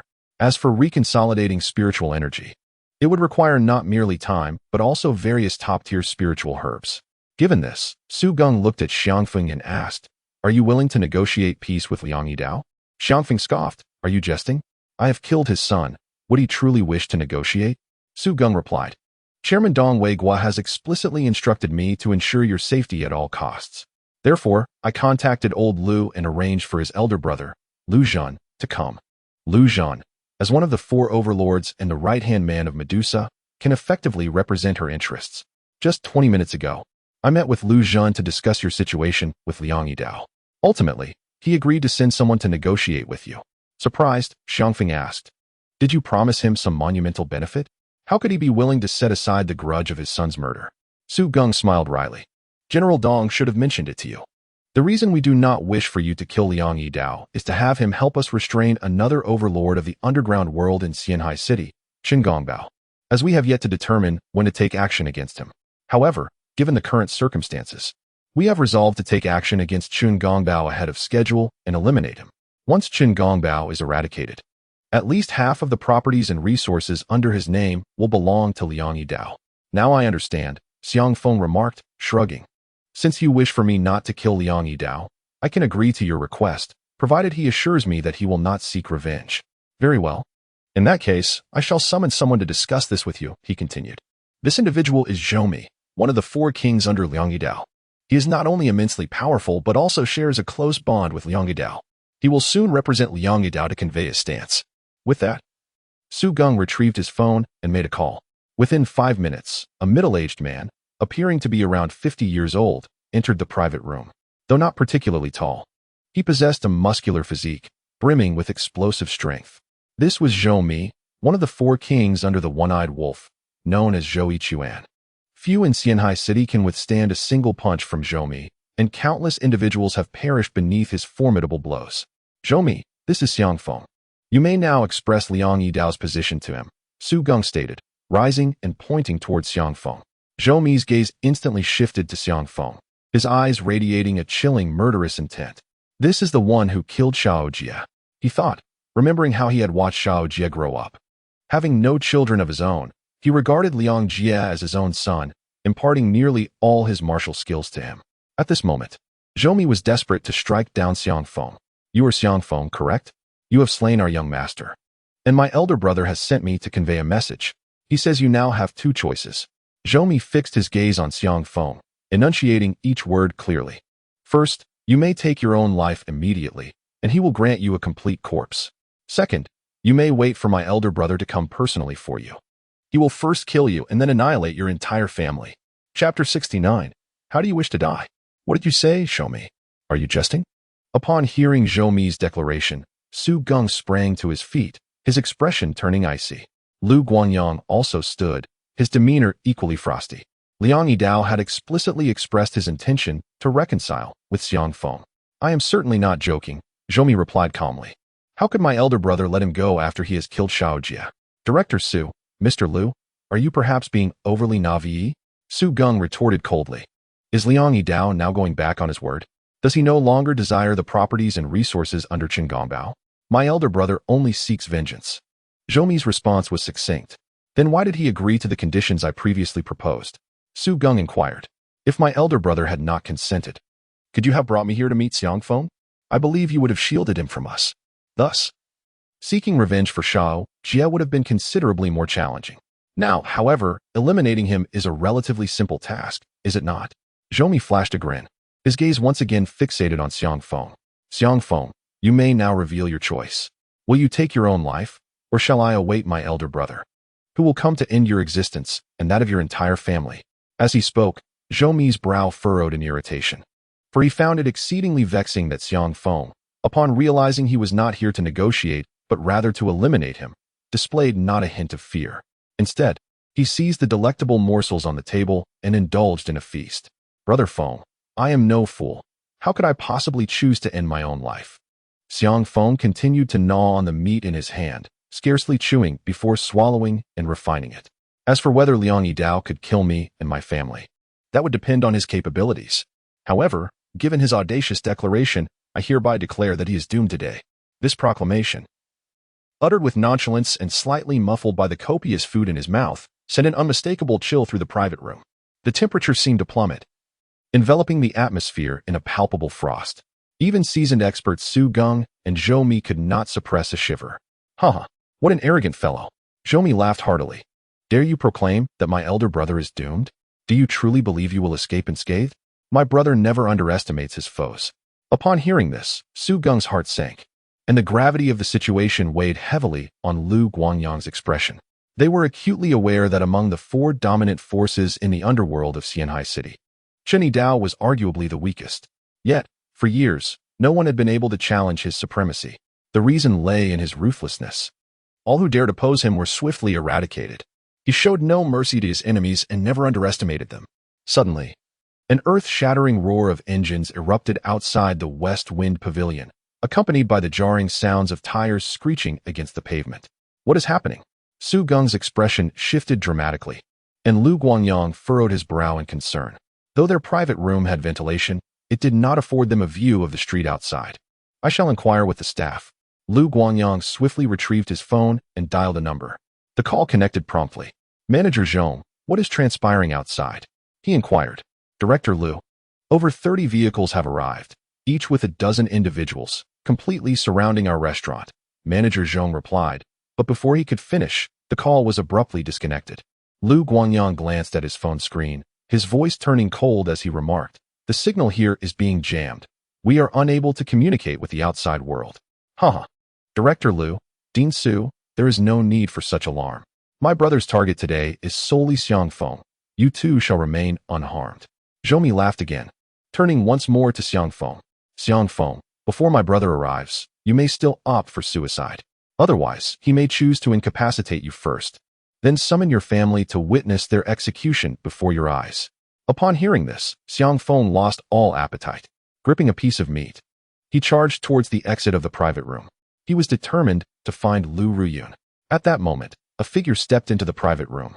This individual was tall and imposing, with a well-defined aura. His temples were prominently pronounced, and his shoulders were significantly broader than average, clearly indicating he was a martial artist of considerable skill.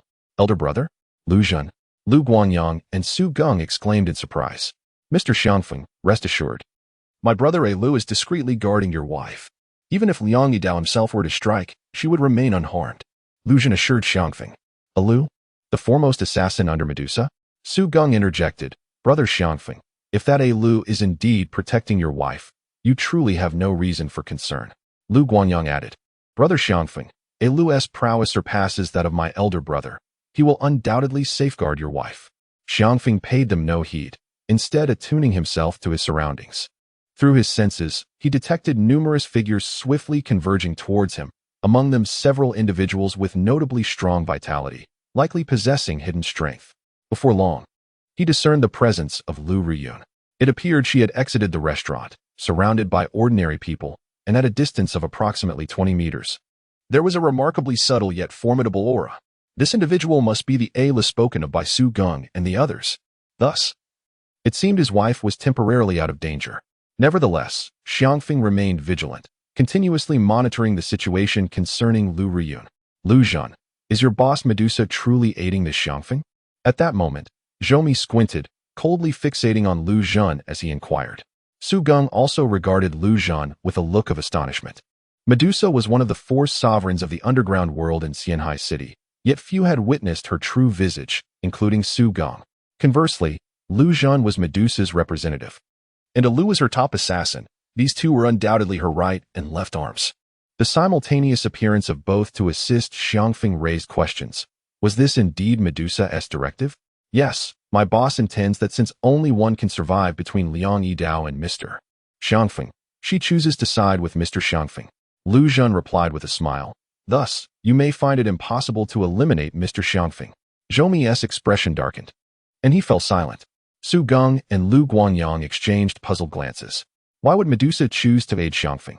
Even Xiangfeng himself was bewildered. Impossible to kill? In Xianhai City, there is no one Liang Yidao cannot eliminate. Just then, a chilling voice resonated from outside the private room. Subsequently, over 10 figures surged into the room simultaneously. Leading them was a robust, fierce-looking one-eyed man, wielding a knife in his right hand, the blade emanating an intimidating aura that deterred any approach. He was none other than Liang Yidao, one of the 4 sovereigns of the underground world in Xianhai City. Liang Yidao surveyed the room with his single eye before fixing his gaze upon Xiangfeng. So, you are Xiangfeng? Since you have slain my son, Liang Jia, I can unequivocally inform you that today, neither Su Geng nor Dong Weiguo can save you. Even Medusa will not be able to protect you. How do you wish to meet your demise? Chapter 70. The Thunderous Strike of Liang Yidao. The aura of lethal intent emanating from Liang Yidao was formidable. It seemed he was resolutely determined to avenge his son by targeting Xiangfeng. As they listened to Liang Yidao's words and felt the palpable ferocity of his murderous intent, Su Geng and the others were filled with trepidation, overshadowed by an even greater sense of anxiety. Xiangfeng, however, merely curled his lip in disdain. This Liang Yidao was far too ostentatious. Were it not for his current debilitating weakness, a mere fraction of his usual strength, he would have effortlessly struck down Liang Yidao with a single blow. In this world, the only individuals bold enough to flaunt bravado before him were those whose prowess surpassed his own, aged men of great strength. Yet, for now, Xiangfeng had no choice but to endure. He resolved to consume more food, harnessing the opportunity before the clash, as Liang Yidao was prone to lengthy monologues. He aimed to replenish his vitality and regain as much strength as possible. Mr. Liang Yidao, our leader has implored me to ask if, in light of her regard, you might reconsider your enmity with Mr. Xiangfeng. Lu Zhen stepped forward, approaching Liang Yidao with a light-hearted smile. He harbored no fear of Liang Yidao, for his backing came from Medusa and the entire Serpent organization.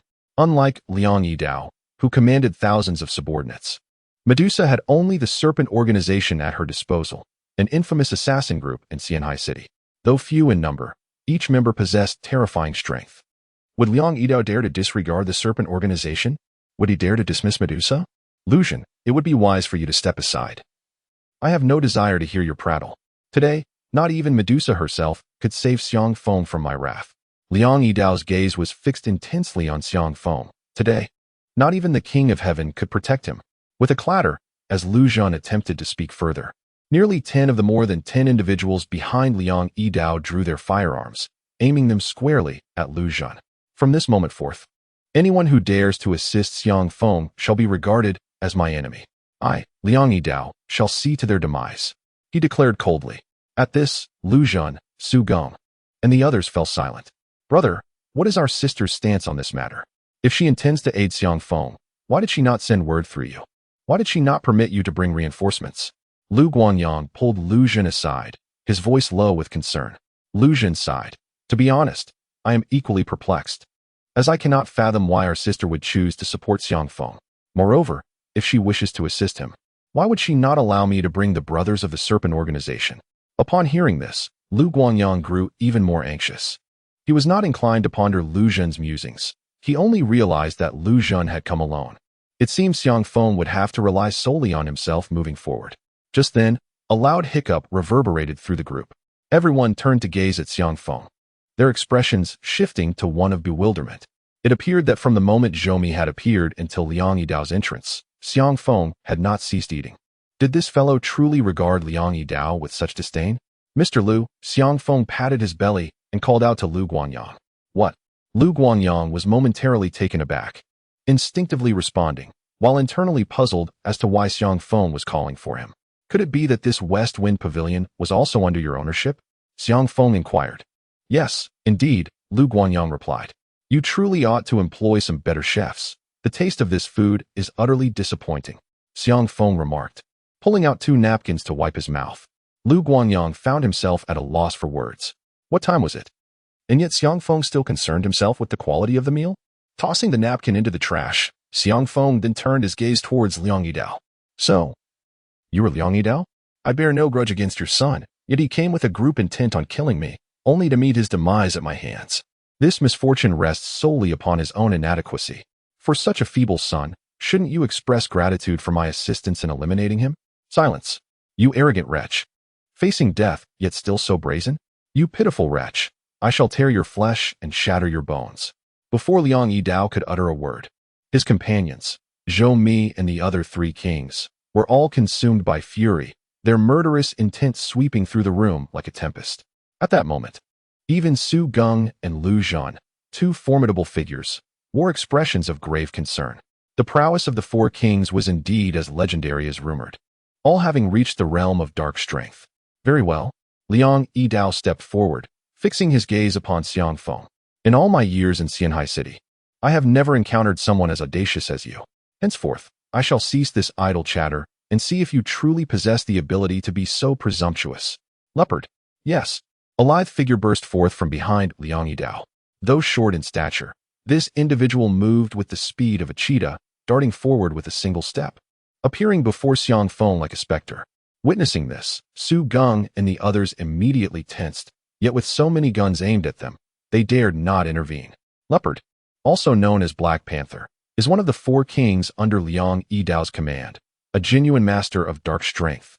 It is said that not only is he immensely powerful, but he is also exceedingly ruthless towards his enemies, striking with lethal intent that none can withstand. Thunderous, Xiang Feng called out sharply. Moments later, an inaudible roar erupted, akin to a muffled thunderclap. In the next instant, Xiang Feng charged towards Black Panther, akin to a tiger that has locked onto its prey, unleashing its full might in pursuit.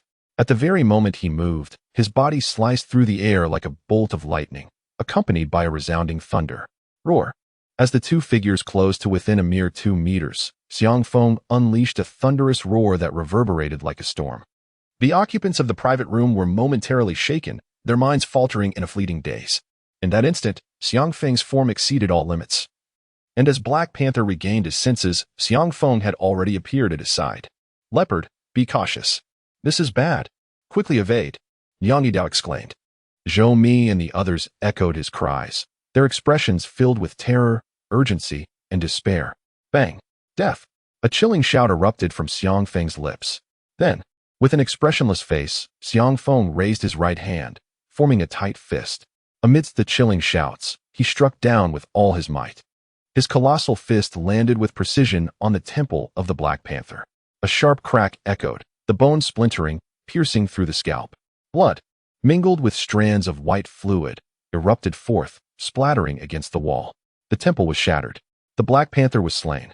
You just claimed that Dean Su could not protect me? That Brother Dong could not shield me? That Medusa could not save me? Turning away from his clenched fist, Xiang Feng fixed his gaze upon Liang Yidao. Yet when did I ever express a need for others to safeguard me? Chapter 71. Slaying Liang Yidao the Panther. The scoundrel actually killed the panther. I shall avenge him. Gazing at the lifeless Black Panther lying in a pool of blood, Zhou Mi and the others seethed with rage, their eyes ablaze. In that moment, numerous gun barrels almost simultaneously aimed at the center of Xiang Feng's forehead. At this juncture, should Liang Yidao give the command, these gunmen would immediately unleash a barrage, turning Xiang Feng into a mere sieve. Xiang Feng, I will surely rend you limb from limb today, Liang Yidao roared, his body trembling with fury. After the death of his son, his longtime brother, the Black Panther, had also perished before his eyes. He could no longer endure. Liang Yidao? The regulations in Xianhai City state that in battles among martial artists, firearms are prohibited within 1,000 meters if ordinary people are present. Su Geng, sensing the chilling intent radiating from Liang Yidao, hastily cautioned, if your men open fire, regardless of whether you kill Xiang Feng or not, the War Department will undoubtedly take you down. Put down your weapons. On hearing this, Liang Yidao raised his hand. The armed men immediately lowered their weapons. Yet they swiftly drew forth glistening blades, prepared to charge at any moment. Brother, allow me to finish him. Zhou Mi interjected. The panther was merely overconfident, allowing him to launch a surprise attack. I will keep a close watch. His previous move was ineffective against me. No, this youth is not to be underestimated. He possesses some peculiar abilities. If you confront him alone, you may find yourself at a disadvantage. Liang Yidao replied, turning to the two behind him. Qianqiu, old ghost. You shall join forces with a single punch to subdue Xiang Feng, regardless of the outcome. Qianqiu and old ghost were the other two among Liang Yidao's 4 kings, their prowess rivaling that of Zhou Mi. With a roar, they charged towards Xiang Feng like a spear. The three demonstrated an exceptional knack for cooperative combat. Their simultaneous strikes exuded an even more terrifying momentum, although their cultivation was merely at the initial stage of the hidden strength. Together they could intimidate even mid-stage martial artists into avoiding a direct confrontation. The renown of Liang Yidao's 4 kings was indeed well-deserved. Although Xiang Feng had swiftly dispatched the Black Panther, that seemed to have relied on some secret technique, he now appeared noticeably weakened. Xiang Feng, we are in serious trouble. Su Geng and the others, upon sensing the aura emanating from Zhou Mi and his companions, exchanged solemn glances at the seemingly fatigued Xiang Feng. Truly, the tiger had fallen to the plains. Xiang Feng felt immensely constrained, yet he dared not confront them head-on. In this moment, he could only evade and seek an opportunity to counterattack. Xiang Feng swiftly retreated, exiting the private room and stepping into the corridor. However, his retreat was matched by the rapid pursuit of Zhou Mi and his companions, who quickly closed in around him, launching a relentless assault. Fortunately, Xiang Feng's reflexes were sharp, and he still possessed some residual energy, enabling him to fend off their attacks, albeit barely. Yet, he found himself in a perilous situation, as if on the verge of collapse at any moment. Meanwhile, Su Geng and others, who had followed out to witness the unfolding drama, wore expressions of deep concern. They understood that Xiang Feng was unlikely to withstand the combined might of Zhou Mi and his allies, especially with Liang Yidao lurking nearby, poised to launch a surprise attack at any moment. Big sister, it seems that Xiang Feng is not a match for Zhou Mi and his companions. He appears to be at a disadvantage. Across from Zeifingting stood a travel hotel, where 2 young women stood by a window on the 2nd floor, gazing in the direction of Zeifingting. Had Xiang Feng been present, he would have recognized one of them as Duan Jing, the woman who had previously appeared at Huishengtang and attempted to seduce him. The other was a striking young woman, seemingly in her mid-20s, exuding an air of cold elegance. Tong Tong, do you think I was suddenly knocked out by him because I was caught completely off guard?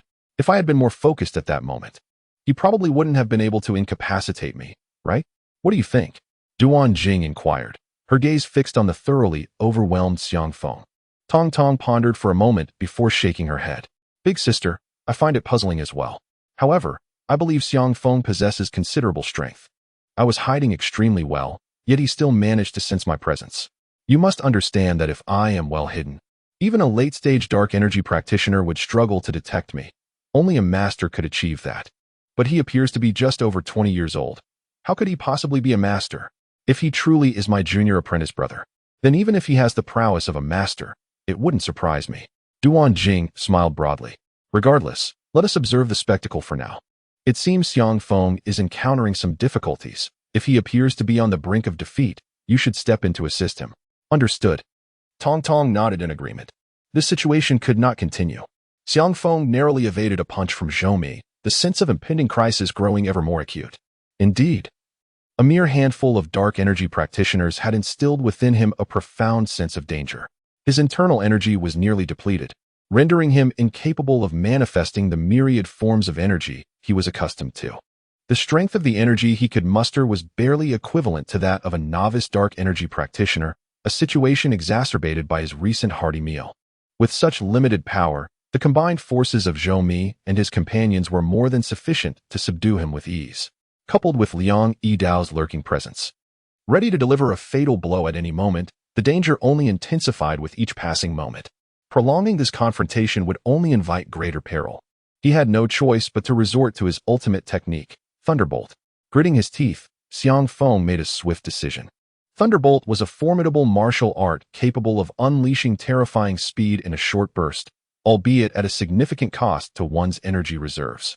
Yet, given the dire circumstances, failing to employ Thunderbolt would only lead to greater threats. With a whoosh, Xiang Feng's body surged forward, and the air around him crackled with the sound of distant thunder. Even Liang Yidao, a mid-level practitioner of the dark energy who had been observing from the sidelines, found himself momentarily unable to pinpoint Xiang Feng's elusive figure. Be careful, Liang Yidao shouted a warning. However, The speed that Xiang Feng unleashed, akin to a late-stage dark energy warrior, was nearly on par with that of a master of transformation. Even with his timely admonition, it proved to be of little consequence. Moreover, by the time he had issued his warning, Xiang Feng had already executed his technique, thunder movement. With a thunderous roar, Xiang Feng's form had inexplicably materialized beside Zhou Mi, striking with fists that unleashed ferocious blows to both sides. Zhou Mi and Qian Shou were utterly unprepared for Xiang Feng's sudden appearance. By the time they regained their senses, Xiang Feng's fists had mercilessly struck their foreheads. Bang! Crack! Blood splattered, staining the white walls. Panting heavily, Xiang Feng leaned against the wall, having expended considerable energy. The exertion of thunder movement twice in quick succession left him feeling weakened, his breath labored, and his complexion alarmingly pale. Yet, the only surviving member of the Four Kings, Lao Gui, appeared utterly paralyzed with fear, clutching a short knife, too intimidated to retaliate. Did Xiang Feng just employ that secret technique again? After using it once, he had already been left in a frail state. To attempt it once more would surely leave him at death's door. In his current condition, even an ordinary person could likely overpower him. Observing Xiang Feng's evident weakness, Su Geng and the others grew anxious. While Xiang Feng was faltering, Liang Yidao still possessed his full combat capabilities. Xiang Feng. A furious roar erupted from the front, as Liang Yidao, consumed by rage, declared, "You killed my son, and now you've taken the lives of 3 of my brothers. Today, I shall flay your skin and pull out your tendons, making you wish for death." Before his words had faded, a frenzied Liang Yidao lunged toward Xiang Feng, wielding his icy cold blade. Xiang Feng clutched his chest, retreating repeatedly, with Liang Yidao relentlessly pursuing him. In the blink of an eye, Xiang Feng found himself cornered at the end of the corridor, with no escape. "Wait!" Xiang Feng suddenly raised his left hand and called out, "Are you begging for mercy? I assure you, even if you kneel and bow today, it will be of no use." Liang Yidao hesitated for a brief moment before preparing to strike directly. At this moment, he was less than 5 meters away from Xiang Feng. In such proximity, he could clearly sense the chaotic and feeble state of Xiang Feng's internal energy and vitality. This was indeed the end of a once powerful bow. Liang Yidao could easily end him. "Do you not realize that your 2 brothers are not truly dead?" Xiang Feng regarded Liang Yidao with a look of incredulity. Not dead. Liang Yidao was momentarily taken aback. Almost simultaneously, 2 figures that had been lying on the ground suddenly rose to their feet behind Liang Yidao. Instinctively, he turned to look. The 2 who had stood up were, without a doubt, Zhou Mi and Qian Shou. However, their foreheads were shattered, their brains oozing out, showing no signs of life whatsoever. Now is the moment. Not far away.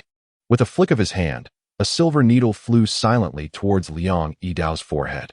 As for the ruse played by Zhou Mi and Qian Shou, it was merely a premeditated trick designed to create this very moment, allowing Liang Yidao to lower his guard. Alas, Liang Yidao finally sensed that something was amiss. Feeling a sense of foreboding creep into his heart, the slight relaxation he had just allowed was abruptly replaced by tension. Yet, it was still too late. An unprecedented sense of mortal peril surged within him. Whoosh! In the next instant, a barely audible sound of slicing air reached his ears. Faintly, a glimmer of silver seemed to dart past his vision. Immediately after, the silver light penetrated his brow. Within his mind, it felt as though a fiery silver explosion had erupted, engulfing him in excruciating pain. The world before him blurred into obscurity. Chapter 72. For the sake of money. Thud. Liang Yidao's body fell heavily to the ground. Aside from a tiny pinprick between his brows, his entire body bore no marks of injury. The sound of his collapse cast an absolute silence over the second floor of the restaurant. The one-eyed wolf, Liang Yidao, this figure, one of the 4 overlords of the underworld in Xianhai City, who had dominated the city for over 20 years, had met his end at the hands of an obscure young man in a single night. It was a conclusion that no one could have anticipated. Even Su Geng, Lu Zhan, and Lu Guangyang were momentarily dazed, struggling to comprehend the situation. Take revenge for the boss. Kill. Eliminate Xiang Feng. Suddenly, a roar erupted. In an instant, several of Liang Yidao's trusted subordinates drew their firearms, aiming them at Xiang Feng. Xiang Feng felt a chill run down his spine. Now seated on the ground, he found himself unable to lift even a finger. To be precise, it was not a matter of unwillingness, but rather an inability to move. This was dire. Su Geng and the others also changed their expressions drastically. If these men were to open fire, Xiang Feng would truly be in peril. Whoosh, whoosh, whoosh, thud, thud, thud. Just then, a sharp sound of slicing air rang out. Following this, those who had drawn weapons among Liang Yidao's subordinates were struck down, their brows pierced by flying daggers.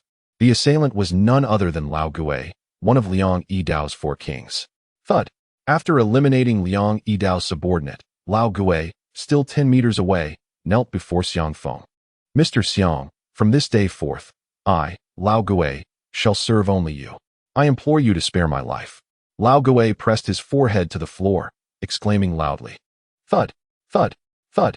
Behind Lao Gui, a number of Liang Yidao's former subordinates came to their senses and followed suit, kneeling respectfully and shouting, Mr. Xiang. Su Geng and the others stood in stunned silence. Was this Lao Gui truly so resolute? But soon, Su Geng recalled something.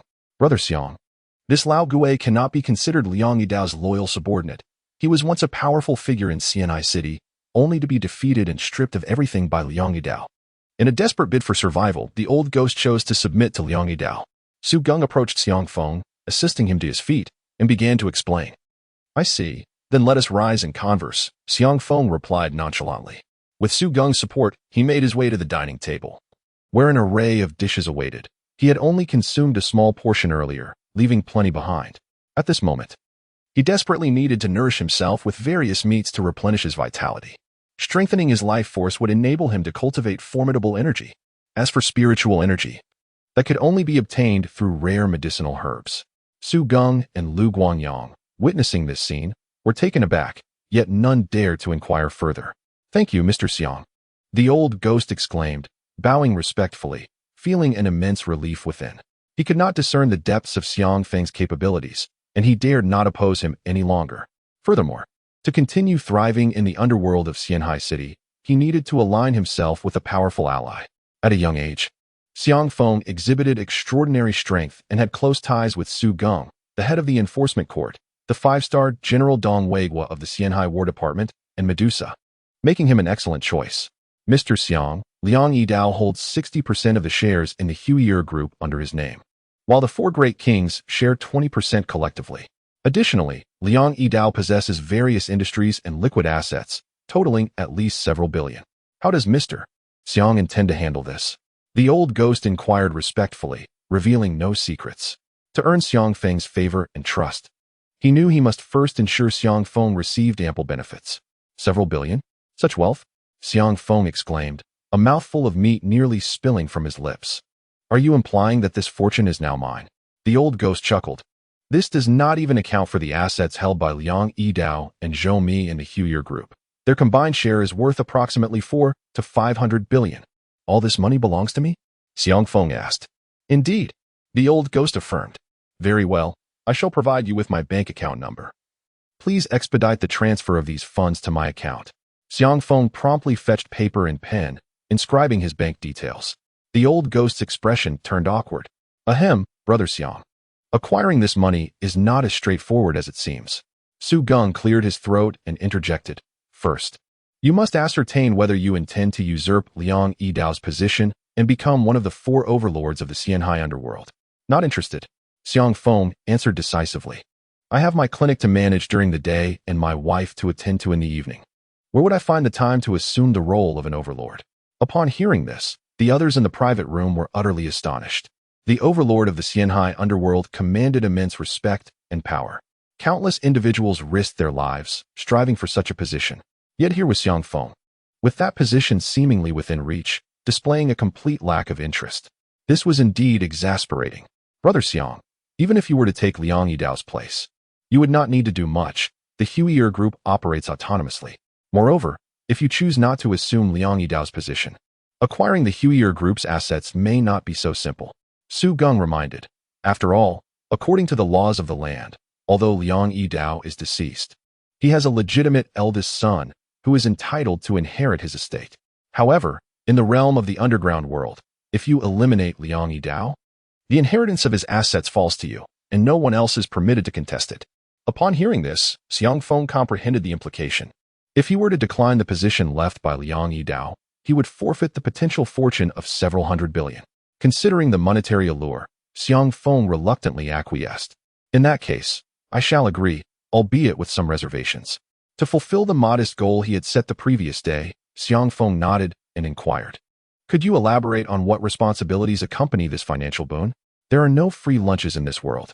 Several hundred billion is not a trivial sum. Thus, Xiang Feng understood that accepting this wealth would come with obligations. Indeed, upon assuming Liang Yidao's position, you will face two significant challenges, Su Geng elaborated. The first is Chen Gongbao. This individual is engaged in arms dealing and poses a considerable threat. Not only is he exceptionally powerful, but his connections are also shrouded in mystery and strength. Therefore, whether it be our enforcement court or the Xianhai War Department, neither can take direct action against him. Liang Yidao was tasked with monitoring him to prevent his arms from flooding into Xianhai City. Now that Liang Yidao has been slain by you, the responsibility falls to you to keep a watchful eye on him. This matter is not overly complicated. The old ghost will make arrangements, and our enforcement court will assist. You merely need to intervene should a large-scale conflict arise, and Chen Gongbao takes action. Xiang Feng swallowed a mouthful of pork leg and asked, what about the second matter? Liang Feng, Liang Yidao's eldest son, Su Geng replied, his tone growing notably more grave. 5 years ago, Liang Feng entered the service of one of the 10 major martial arts families in the provincial capital, Jinling, under the tutelage of Yu Jia. His master, Yu Lin, is a formidable grandmaster within the Yu family. Once he learns of the deaths of his father and brother, he will undoubtedly return seeking vengeance. His strength is unlikely to be inferior to that of Liang Yidao and may have even reached the later stages of the Dark Force realm. Therefore, I need you to assure me that if he comes seeking revenge, you can eliminate him. Chapter 73. Good dogs don't block the way, get out of the way thus. I need you to assure me that if he comes seeking revenge, you can eliminate him. Su Geng fixed his gaze on Xiang Feng, awaiting his response. Not only Su Geng but also Lu Guangyang, Lu Zhen, and the old ghost were tense, watching Xiang Feng intently. They had witnessed the battle between Xiang Feng and Liang Yidao's faction. Xiang Feng was indeed formidable. However, his cultivation appeared rather average, only at the initial stage of the Dark Force realm. Yet, it seemed he possessed some terrifying techniques, capable of defeating even mid-stage Dark Force practitioners. Give me 2 days, Xiang Feng said nonchalantly. 2 days from now, I will kill him as easily as one would slay a chicken. Su Geng's lips twitched slightly. Xiang Feng's words were undeniably bold, yet he couldn't shake the feeling that Xiang Feng was boasting. The expressions of Lu Guangyang and others appeared somewhat unnatural. Whether you believe it or not, seeing one's own words questioned did not anger Xiang Feng. After consuming 2 plates of meat, he regained some composure and promptly stood up. Xiang Feng, how is your health? Do you need me to take you to the hospital? Su Geng inquired with genuine concern. No need. I have already recovered somewhat. In 2 days, I will be fully restored. Xiang Feng replied.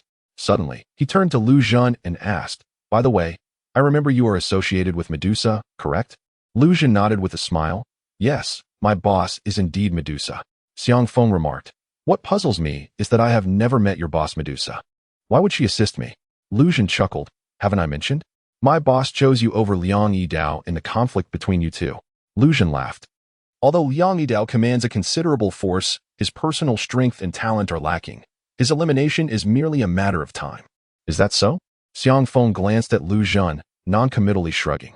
Though your argument seems plausible, I still believe you are deceiving me. Lu Zhen was momentarily taken aback and then forced a smile, unsure of how to respond to Xiang Feng, as he himself did not believe the reasoning his boss had provided. When will you manage to transfer Liang Yidao's funds to my card? Xiang Feng turned to Old Ghost. Articulating his primary concern, Old Ghost promptly replied, the money on his card can be transferred to yours within 2 days. However, liquidating some properties and antiques will require time, taking at least a month. As for the company assets, before he could finish, Su Geng interjected, Xiang Feng. The Huier Group has successfully transformed under Liang Yidao's leadership and is now a commendable internet enterprise, generating a net profit of at least 1 billion annually. You can certainly retain your shares and continue profiting. That seems quite reasonable. I suppose I'll address that when I run out of money. Xiang Feng nodded, then proceeded towards the door of the private room. Everyone, I must take my leave to find my wife.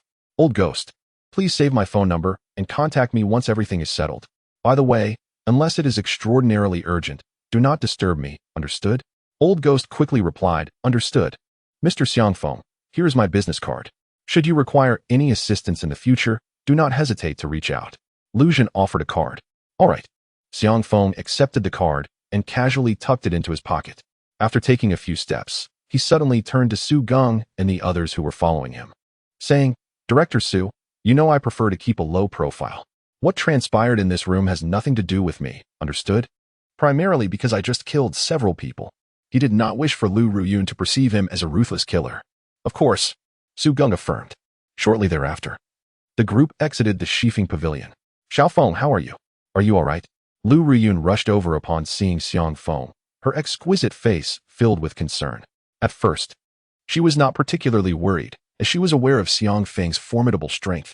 However, her concern began to grow when she learned that the individuals surrounding the restaurant included Liang Yidao, one of the 4 powerful figures in the underground world of Xianhai City, and that he had personally arrived. Was Liang Yidao here to confront Xiang Feng? Of course, I am fine. There were just 2 groups fighting inside, and Director Su and I were in the private room, too apprehensive to venture out until the commotion subsided, Xiang Feng said with a cheerful smile. Right, Director Su? Indeed. That's correct. Su Geng readily affirmed. Oh, as long as everything is well, have you concluded your discussions with Director Su and the others? If so, let us hasten home. Lu Ruyun urged, pulling Xiang Feng along. Yes, we have finished. Let us return home.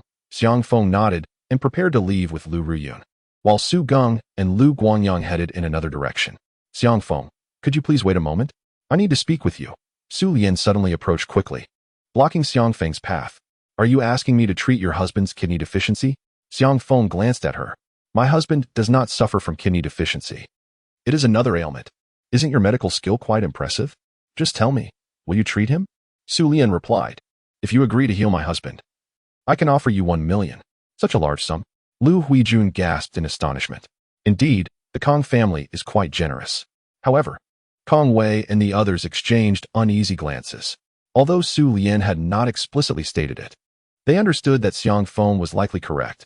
Kong Jingxian probably did suffer from kidney issues. While I am willing to consider treating your husband, there is a condition. You must apologize to my aunt. Xiang Feng said with a smile. Everyone was momentarily taken aback. Su Lian and her companion's expressions quickly darkened. Apologize to the Lu family? Absolutely not. Su Lian stated resolutely. Xiang Feng, are we not extending you enough courtesy? Do you think that because you treated Director Su and Chairman Lu, you have achieved something remarkable? To them, you are merely a physician with slightly better skills. Kong Wei remarked coldly. The Kong family's high status is not something to be trifled with. You have a rare opportunity today. It would be wise to grasp it. Su Kai added. Lu Huijun, standing beside Xiang Feng, urgently pulled her aside and whispered, Xiang Feng, I am truly grateful for your help. But could you please refrain from being so impulsive? The Kong family is not one we can afford to offend. Lu Ruyun is also somewhat concerned. The Lu family cannot afford to provoke the Kong family, but I, Xiang Feng, do not fear them. Xiang Feng grasped Lu Ruyun's hand, gazing at Su Lian. You have 2 options. Either apologize to my aunt, and I will treat your husband without charge, or get out of my way. Chapter 74. The Wrath of the Third Master of the Kong Family. With that declaration, the crowd fell into a brief silence. Lu Huijun was taken aback, while Lu Ruyun wore a bitter expression. You country bumpkin, how dare you insult us as dogs? Are you courting death?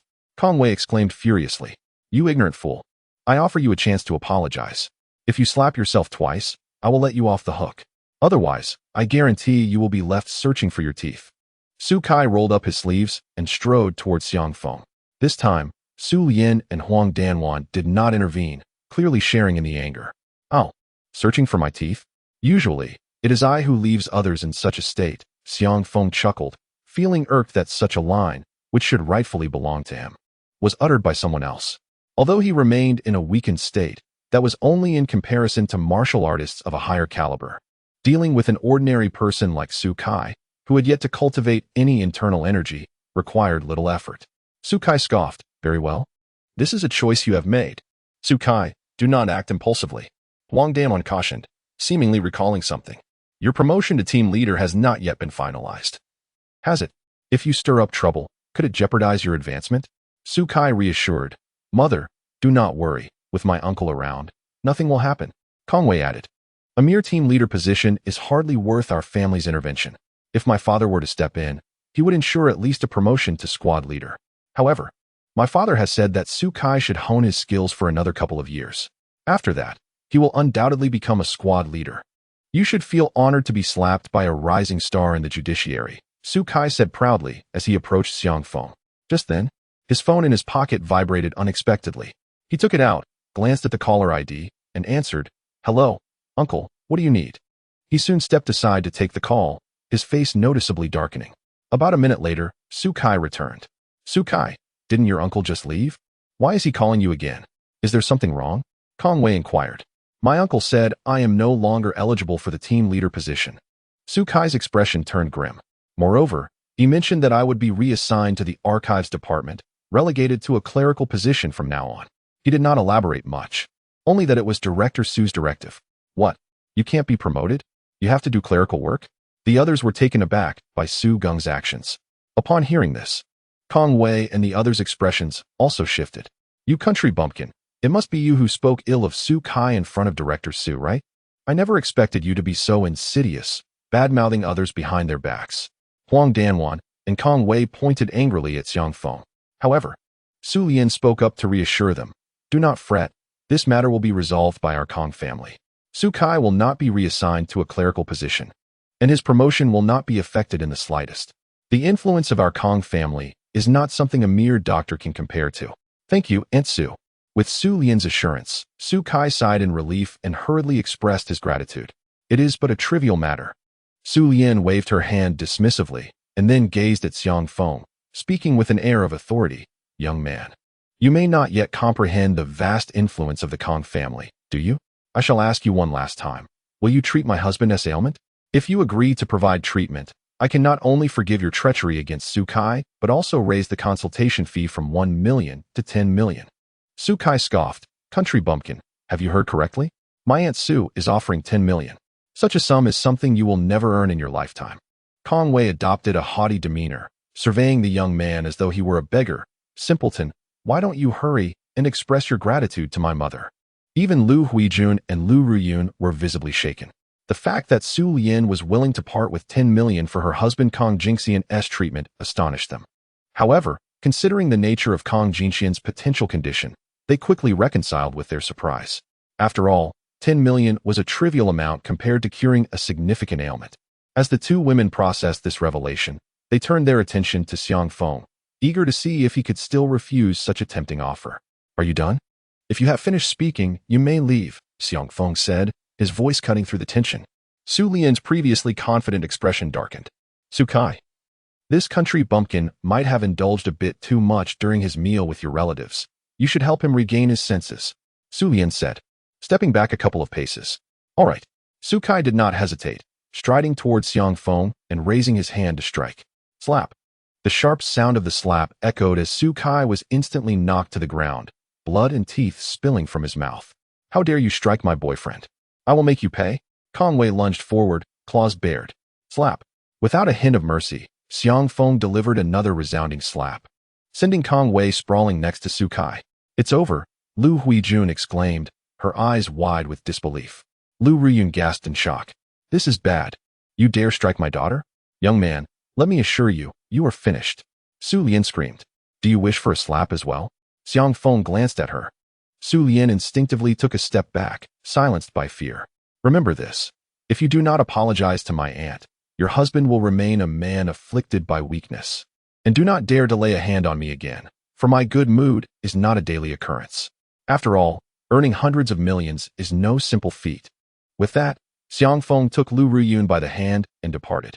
Lu Huijun hesitated for a moment, but ultimately refrained from offering any apologies to Su Lian, quickly following Xiang Feng. "Mother, this country bumpkin actually dared to slap me. I will make him pay, I swear." Kong Wei approached, covering her face. Her once charming features now appeared twisted with rage. She had never been struck in her life, let alone by someone she deemed a mere country bumpkin. "Fine. Rest assured, I shall promptly contact your father to assist you in this matter." Su Lian nodded and then took up her phone to call her husband, Kong Jingxian, known as the third master of the Kong family. "Hello, has the matter been settled?" A deep voice soon resonated from the other end of the line. "Not long ago, She had discussed the issue of seeking medical treatment from Xiang Feng with Kong Jingxian via WeChat. He had instructed her that he could offer up to 10 million for Xiang Feng's services. He declined. Su Lian expressed her resentment. Not only did he refuse, but he also demanded that I apologize to that inferior Lu Huijun and even struck your precious daughter. Darling, we must make sure that Wei Wei is avenged. There was a brief silence on the other end of the call. I will arrange for someone to approach him in the next few days. He shall not receive a single penny. He must cure the ailment afflicting me. In the end, I will ensure he kneels in apology to my daughter. I will break the hand with which he struck her. Chapter 75. Wife assists with bathing on a bustling street. Duan Jing, adorned with oversized sunglasses and dressed provocatively, sat in the passenger seat like a fashionable lady. Tong Tong was at the wheel. Sister Lu Zhan, accompanied by Lu Guangyang and the taciturn Le, who appeared to be in his early 20s, approached the car. Lu Guangyang gazed at Medusa with excitement. She was his idol. Sister Lu, you observed the entire battle up close. What do you think of Xiang Feng's strength? Medusa lowered the car window and inquired. Lu Zhan replied, Xiang Feng's cultivation does not seem particularly strong, but he possesses numerous lethal techniques. He can effortlessly eliminate early-stage dark energy martial artists, and with a little strategy, he could defeat those in the mid-stage. As for the late stage, it's hard to say, but I feel he should be able to cope. Medusa continued. So you mean he could handle Liang Yidao's eldest son, Liang Feng, correct? Even if he cannot kill Liang Feng, the latter would certainly not be an easy target. In truth, even if he could slay Liang Feng, his troubles would not end there. For now, he is being watched by the arms tycoon Chun Gongbao of Xianhai City, as well as the formidable Jinlong Chamber of Commerce, which surpasses the four dominators. A shiver ran down Lu Zhan's spine at the mention of the Jinlong Chamber of Commerce, the largest consortium in Xianhai City, housing numerous influential figures. The Huier Group is a member of this chamber, and Liang Yidao has many close associates within it. Now that Liang Yidao has been killed, the Jinlong Chamber of Commerce will undoubtedly target the shares of the Huier Group. Thus, for whatever reason, they will certainly take action against Xiang Feng. Sister, should we assist Xiang Feng? Lu Zhan inquired. No need. It remains uncertain whether this fellow is truly my junior disciple. Medusa shook her head. My junior disciple could not possibly be this weak. Lu Zhan was taken aback, and then promptly asked, then why doesn't his sister simply ask Xiang Feng directly? Medusa removed her sunglasses, revealing her captivating yet fierce gaze, and looked up at Lu Zhan. He hurriedly averted his eyes, unable to meet her gaze. Lu, you explain to Lu Zhan why I do not directly approach Xiang Feng. Medusa put her sunglasses back on, because it would be quite embarrassing. Lu replied, Lu Zhan, your intelligence is commendable, yet your emotional quotient leaves much to be desired. Perhaps this is the nature of men like you. With that, Medusa rolled up the car window. Virum. Tong Tong promptly pressed the accelerator, and the Ferrari sped away. Around 9 in the evening, Xiang Feng and his companions returned to the apartment. As for the incident involving slapping Kong Wei and Su Kai, Xiang Feng appeared unfazed. Although Lu Huijun and Lu Ruyun expressed their concerns, they were at a loss to comment further given Xiang Feng's nonchalant demeanor. After all, the Kong family had indeed been excessively domineering in the past, and it was clear that Xiang Feng was not one to easily bow down. Xiao Feng, why don't you rest on the sofa for a bit? I'll get you a glass of water and cut some fruit for you, Lu Ruyun suggested, noticing that Xiang Feng seemed somewhat weakened, struggling to walk. She quickly assisted him in sitting on the sofa. Thank you, my dear. I've expended too much energy today, Xiang Feng whispered to Lu Ruyun. I might not even have the strength to take a shower later. A faint blush crept onto Lu Ruyun's cheeks as she turned to look around. Fortunately, Lu Huijun had entered the room and went straight to tidy up and take a shower, allowing her to breathe a sigh of relief. Xiao Feng, why don't you endure it today and take a shower tomorrow instead? How can that be? I am quite particular about cleanliness. If I don't shower, I surely won't be able to sleep a wink tonight. Then what should we do? Lu Ruyun's face turned even redder. Xiang Feng merely grinned, saying nothing. Xiao Feng, my dear, my constitution is robust. I can manage one night without a shower. Tomorrow, once I've regained some strength, I will shower then. That's simply one do. Lu Ruyun insisted, you're already quite weak. If you stay up all night, your body won't withstand it. My dear, please don't fret. I'll manage. In a moment, I'll help you shower. You should rest while I prepare some fruit for you. All right. Watching the woman hurriedly retreat, Xiang Feng couldn't help but smile, anticipating the moment when his wife would assist him with his bath, resolved not to startle her. Before long, Lu Ruyun returned with a plate of fruit. Xiaofeng, I'll help you shower a bit later. I'll wait until Auntie is asleep in her room before I come to assist you. How does that sound? Xiangfeng looked up at Lu Ruyun and replied earnestly. My dear, if you feel shy, there is truly no need for you to assist me with my bath. You are my husband. My being is inevitably yours. What is the big deal about helping you with a shower? Hurry and eat your fruit. Auntie just called for me. I need to attend to her. As she spoke, Lu Ruyun's tone became much more natural, her shyness dissipating. While cutting the fruit earlier, she had contemplated a great deal. She and Xiangfeng were, after all, now a married couple in name. This man treated her with genuine kindness, willing to brave perilous situations and confront countless foes for her. He was like a deity of death, yet embodied her ideal Prince Charming. Assisting him with a bath was merely a small favor. Were she another woman, she might have long surrendered herself to him. Before long, Lu Ruyun returned to the living room. However, instead of heading towards the wind, they proceeded directly to the front door. Lu Huijun followed closely behind. Soon, Lu Huijun, carrying a small bag, stepped outside. Xiaofeng, I'm going to run some water for you now. Hurry and undress to take a shower in the bathroom. Auntie said she is going downstairs to buy something. She should be back in about 10 minutes, so let us be quick. While speaking, she had already prepared a towel and clean underwear for Xiangfeng and had entered the bathroom to adjust the water temperature. Only 10 minutes? Xiangfeng expressed some discontent. He wished to linger a bit longer with his goddess-like wife in the bathroom. With a soft sigh, he wasted no more time and swiftly stripped off his clothes before stepping into the bathroom. Ah! Lu Ruyun, who had turned around, let out a startled exclamation, her fair face turning crimson. She immediately turned away. Xiaofeng, could you please put on a pair of underwear? Otherwise, I want to be able to wash you properly. Huh? Must I wear underwear? Xiangfeng found himself in a dilemma, feeling that it would hinder a thorough wash. Just put it on quickly, please. Think about it. I'm on my period right now, and if you stay like that, it will be uncomfortable for you in the end. Xiangfeng replied earnestly. I'm not uncomfortable at all, my dear wife. My heart is utterly pure at this moment, devoid of any impure thoughts. That is still not acceptable. Hurry and get dressed. Lu Ruyun insisted. Sigh fine. Xiangfeng turned around leisurely, putting on his underwear while reflecting that after 20 years, this was the first time he had worn pants while showering. Lu Ruyun chose not to respond. There was simply no way to engage with that comment. Soon, Xiangfeng, now clad in underwear, weakly entered the bathroom. Lu Ruyun's demeanor became more natural, although her gaze remained shy and evasive, hesitant to observe the seemingly slender yet well-proportioned, muscular frame of the man. Xiaofeng, sit down and close your eyes. I will wash your hair, Lu Ruyun instructed, pointing to the four-legged stool she had brought in earlier. Wash my hair. Xiangfeng nodded, momentarily lost in thought, but promptly complied and sat down. Hearing Lu Ruyun's words ignited a sudden nostalgia for the past. In earlier days, when he practiced at night, the old man often descended from the mountain at midnight. When he inquired, the old man would simply say, I'm going down to wash my hair. Chapter 76. Don't worry, my dear, my hands will not stray. With a gentle splash, a stream of cool yet warm water cascaded over Xiangfeng, pulling him back to the present. The old fellow was probably down the mountain washing his hair too. How wonderful. To save time, Lu Ruyun washed his hair quickly. In less than 2 minutes, she had finished, lightly drying it with a towel. Ah! Just as she was about to continue, Lu Ruyun seemed to hear some noise, gasping softly. It was as if they were thieves in someone else's home. Anticipating the return of the owner. My dear, don't be anxious. It's your phone ringing, not Annie coming back. Xiangfeng, aware of Lu Ruyun's nervousness, reassured her.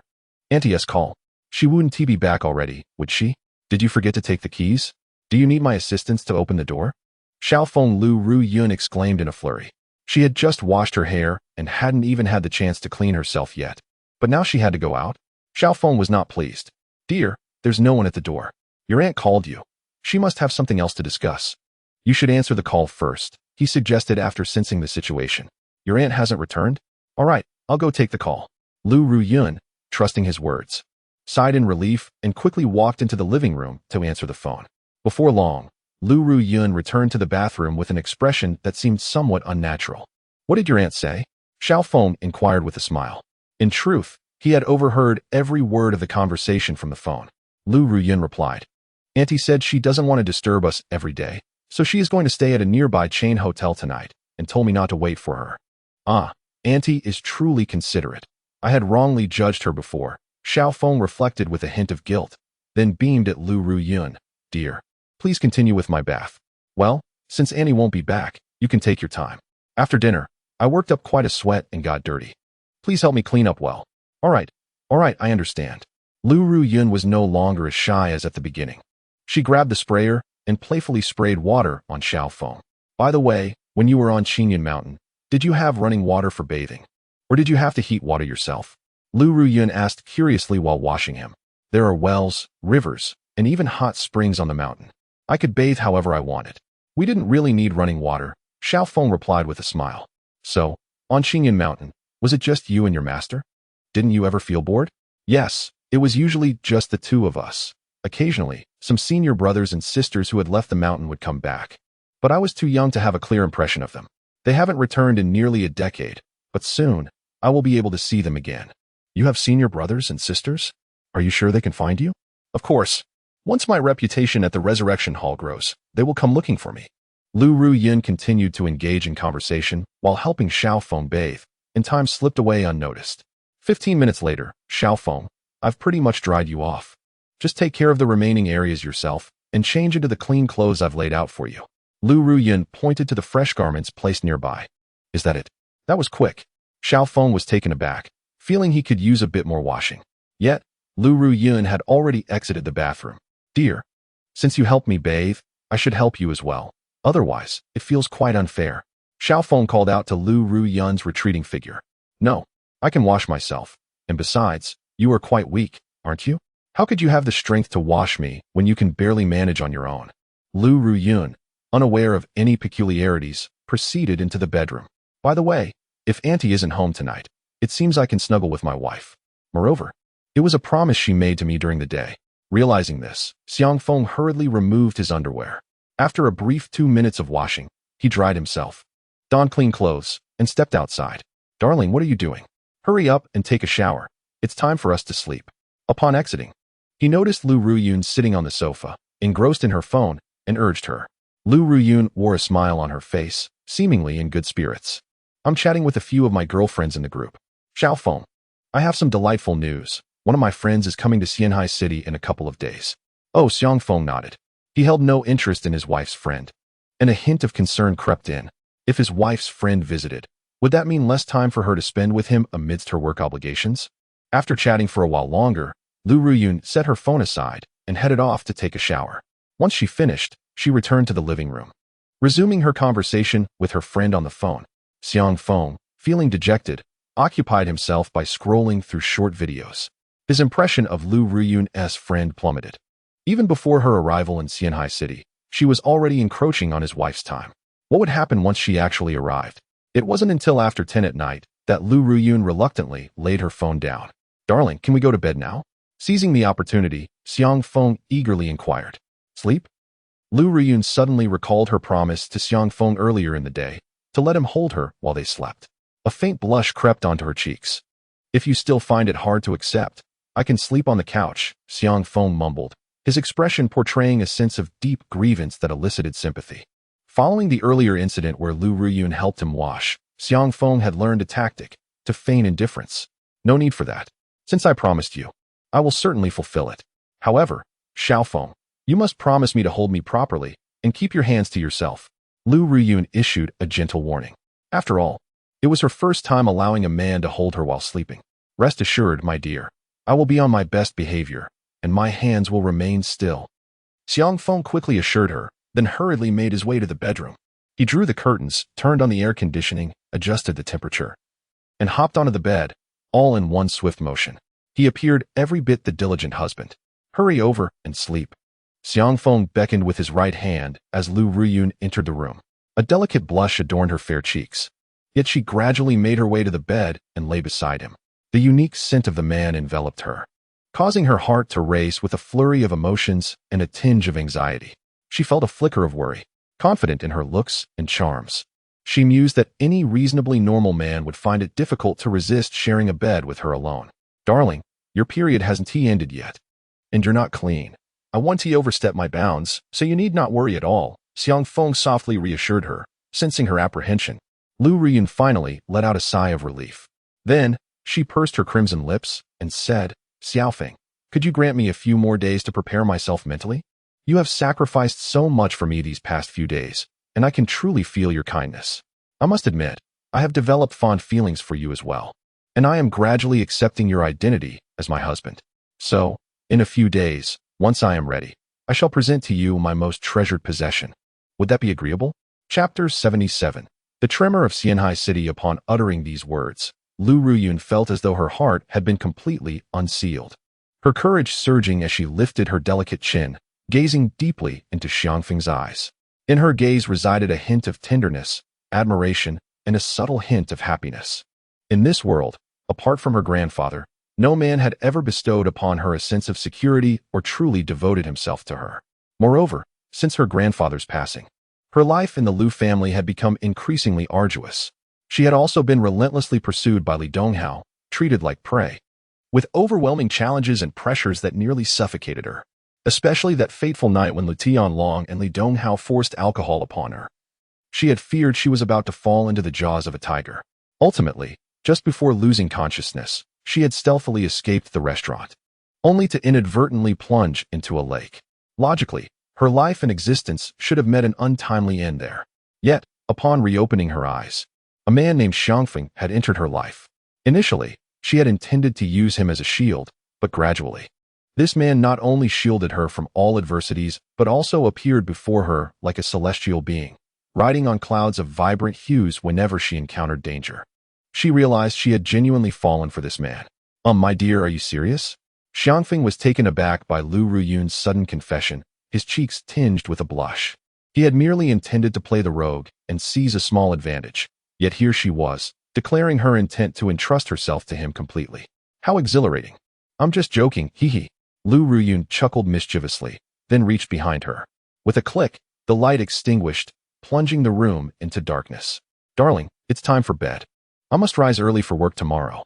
Nestled in Xiangfeng's embrace, Lu Ruyun inhaled the refreshing scent emanating from him, finding solace. Yet, Xiangfeng, attuned to her fragrance, felt utterly awake. Wife, you must answer me. Were your words genuine? He could no longer restrain his curiosity, pressing on. If so, I need to prepare in advance. All right. I wasn't jesting. Now, hurry and sleep. What does a big man like you have to prepare for? Lu Ruyun replied with playful irritation. Xiangfeng solemnly stated, My dear, I still owe you something. Huh, do you? Lu Ruyun was puzzled. What could you possibly owe me? Xiangfeng responded, Though we are married, we have yet to hold a wedding ceremony. My love, I wish to plan a grand celebration for you. On the day of our wedding, you may present me with your most cherished possession. Lu Ruyun was momentarily taken aback, her mouth agape, rendered speechless. The notion of a wedding. It was a thought that had crossed her mind, yet it had never lingered long enough for contemplation. Her expectations for marriage were modest. All she desired was a man who cared for her and whom she adored, to lead a life of simplicity and tranquility. That alone would suffice. However, given the Lu family's opposition to her union with Xiangfeng and Li Donghao's yearning for her, how could she dare to dream of a wedding? My dear, I do not require a grand wedding. All I ask is for you to hold me in your heart, to treat me well, and for us to enjoy health and safety together. That would bring me immense contentment, she whispered softly, illuminated by the faint light filtering through the window. Honey, why do you treat the Lu family with such kindness, yet harbor no aspirations for yourself? Xiangfeng, feeling a pang of sympathy for Lu Ruyun's lack of ambition, observed her with concern. Lu Ruyun fell silent, and Xiangfeng, relishing the rare moment of tranquility, gently caressed her back. Do you know? Since my earliest memories, the only individuals who have shown me kindness in this world are my grandfather and my aunt. My second uncle was tolerable too, though he would occasionally scold me. He had never laid a hand on me. After a prolonged silence, she continued. Although my grandmother and uncles never welcomed me, and I faced various forms of bullying from the Lu family during my childhood, I bear them no resentment. Xiangfeng was puzzled. Why not? Because they imparted to me the feeling of home. Lu Ruyun replied. Home. Indeed. She continued. I grew up in an orphanage. And while my memories of that time are faint, I can still vividly recall the profound loneliness and bewilderment I felt, as if I were not meant to exist in this world. It was only when my grandfather brought me to the Liu family that I began to experience warmth and gradually understood the meaning of life. Thus, regardless of how the Liu family may conspire against me, I cannot truly harbor hatred towards them. In fact, whenever possible, I strive to assist the Liu family. My dear, do you think I am particularly foolish? Indeed, foolish. Xiang Feng paused for 3 seconds before responding, his tone softening. Have you forgotten? You now possess not only the Liu family, but also me, your loving husband. In the future, we shall create a new home together, one that is truly yours. We will have a brood of children to make our family even larger. Liu Riyun laughed. Who wants to have a whole bunch of children? I would settle for just 2. Very well, 2 will suffice. 1 son who is as handsome as I, and 1 daughter who is as beautiful as you. Xiang Feng replied with a grin. After a moment, Xiang Feng's laughter subsided, and he spoke earnestly. Wife, I have made up my mind. We shall indeed have a wedding. Are we truly going to have a wedding? Grandmother and the others will undoubtedly find a way to intervene. Liu Riyun expressed with a hint of concern. Xiang Feng replied, My dear, for your sake, I can afford to be a tad lenient towards the Liu family. However, should they prove disobedient, I shall not hesitate to discipline them. Rest assured, I shall exercise restraint. Liu Riyun hesitated for a moment. All right, but you must promise me that while you discipline the Liu family, you will not endanger their lives. You need not worry. They are, in a sense, my kin now, and I would never resort to killing them, Xiang Feng assured, tightening his embrace around Liu Riyun. Now, my love, let us retire for the night. Good night. Good night. For Xiang Feng and Liu Riyun, that night was serene, warm, and blissful. Yet, for the myriad factions in Xianhai City, it was akin to a cataclysmic upheaval. One of the 4 dominators of the city's underworld, Liang Yidao, had been slain, and due to the stringent news blackout, many were unable to ascertain the identity of the murderer in a timely manner. Nevertheless, they all sensed that a shift was imminent in Xianhai City. Investigate. Within a day, I want to know who is responsible for Liang Yidao's death, commanded a middle-aged man at the Jinlong Chamber of Commerce, addressing a group of black-clad individuals. Understood. Over a dozen figures in black swiftly vanished. The middle-aged man squinted, gazing out into the pitch-black night. The Hill Group must not fall into the hands of outsiders. Liang Yidao has actually been murdered? Quickly ascertain the identity of the perpetrator. I want a comprehensive report on all circumstances as soon as possible.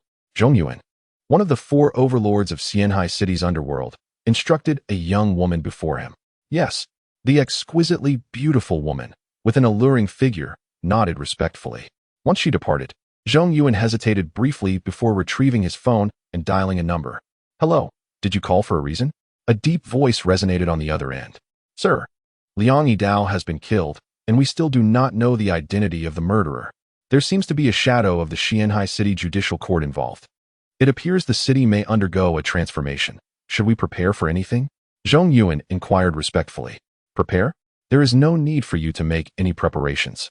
Simply continue to monitor Medusa closely. As for other matters, you need not concern yourself with them for now, came the calm reply.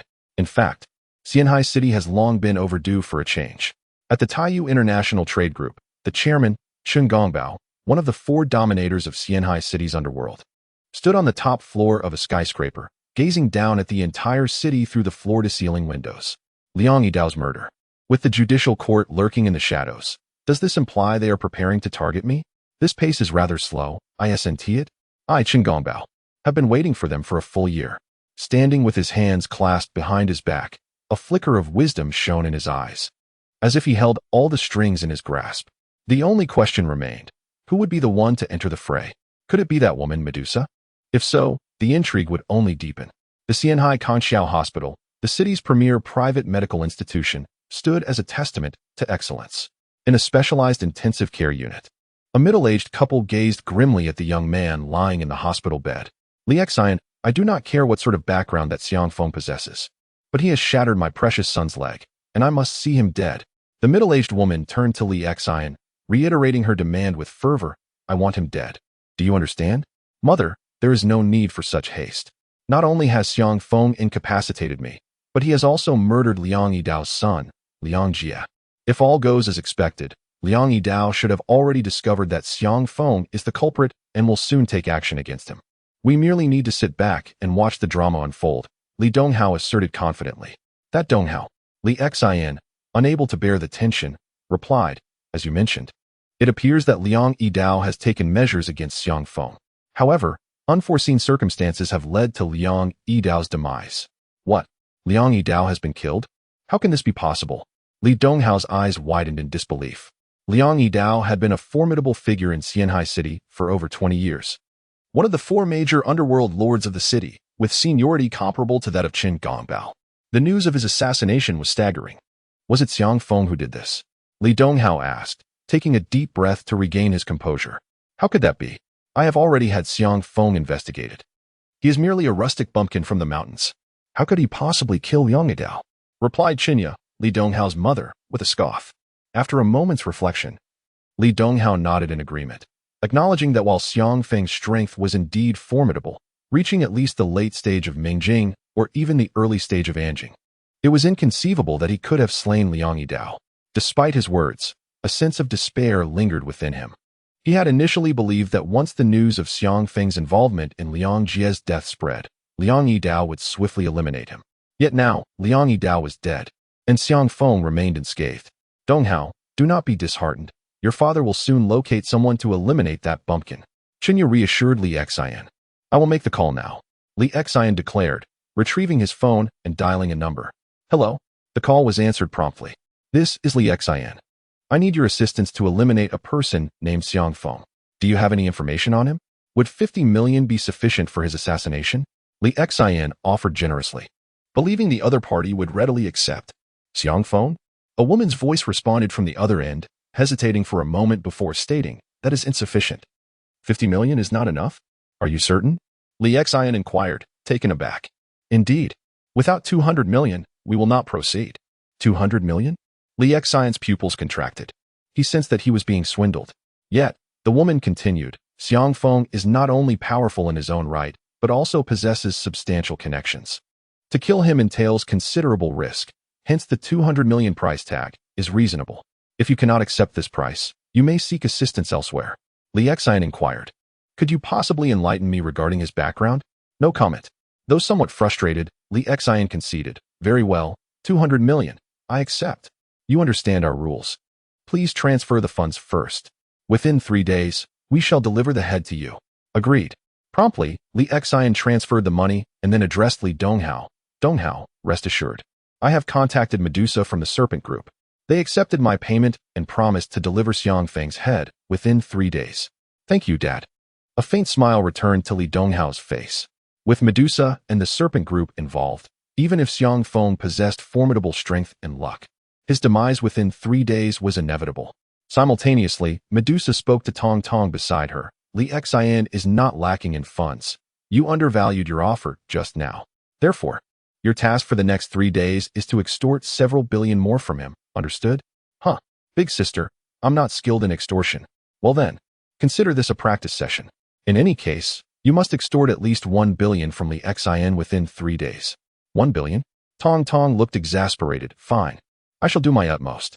By the way, you mentioned that you would deliver a head to Li Xian within 3 days? Whose head are you planning to send?" "Hee. I've already done my research. Li Xian has been keeping a woman and has an illegitimate child. His illegitimate son is a far worse character than Li Donghao. Yet Li Xian dotes on him even more. Thus, I plan to deliver the head of this illegitimate child. Regardless of whether it's Li Donghao or Chunya, they will surely be grateful to me. You've thought this through quite well. Let us proceed with your plan." Chapter 78. You might as well keep me. The following morning, Xiang Feng rose at around 5 to go to the market. To be precise, he was purchasing meat. He bought over 100 pounds of various meats. "Xiao Feng, why did you buy so much meat?" Lu Riyun, upon waking and seeing a mountain of meat on the floor, asked in shock. "Wife, I mentioned that I would be feeling a bit weak these days. Consuming this meat will help me recover more quickly, so I went to the market early to buy fresh food." Xiang Feng replied as he emerged with 2 bowls of fragrant noodles garnished with scallions and 2 poached eggs, whetting the appetite. "Today, aside from cooking, I will be eating. How about I prepare lunch and bring it to your company?" Despite the fact that the Huixing Hall had just opened yesterday, Xiang Feng decided to take a day off for himself. This morning, he had nearly 1 billion added to his bank account, courtesy of Lao Gui. With newfound wealth, he felt entitled to indulge. "No, that's not necessary. My uncle issued a notice this morning, appointing me as the company president. Moreover, I'll be swamped with various matters today, so please don't seek me out, Lu Ruyun said as she slurped her noodles. And what else? Wife, if you have any matters, please don't keep them from me, Xiang Feng urged. Well, in truth, my uncle not only appointed me as the president of the company, but he also designated my aunt as the vice president, Lu Ruyun said with a wry smile. Although my aunt held a position in the company previously, it was merely nominal. From the looks of it now, she might be targeting me. My dear, I apologize for the trouble I've caused you. Lu Tianlong has been rendered incapacitated by me, and that woman, Wang Huilan, dare not confront me directly. She will undoubtedly create various obstacles for you. Should I confront her to resolve this? Xiang Feng suggested. I do not hold you accountable. Furthermore, though I am unaware of the specific events that transpired, I have faith that you are in the right, Lu Ruyun replied.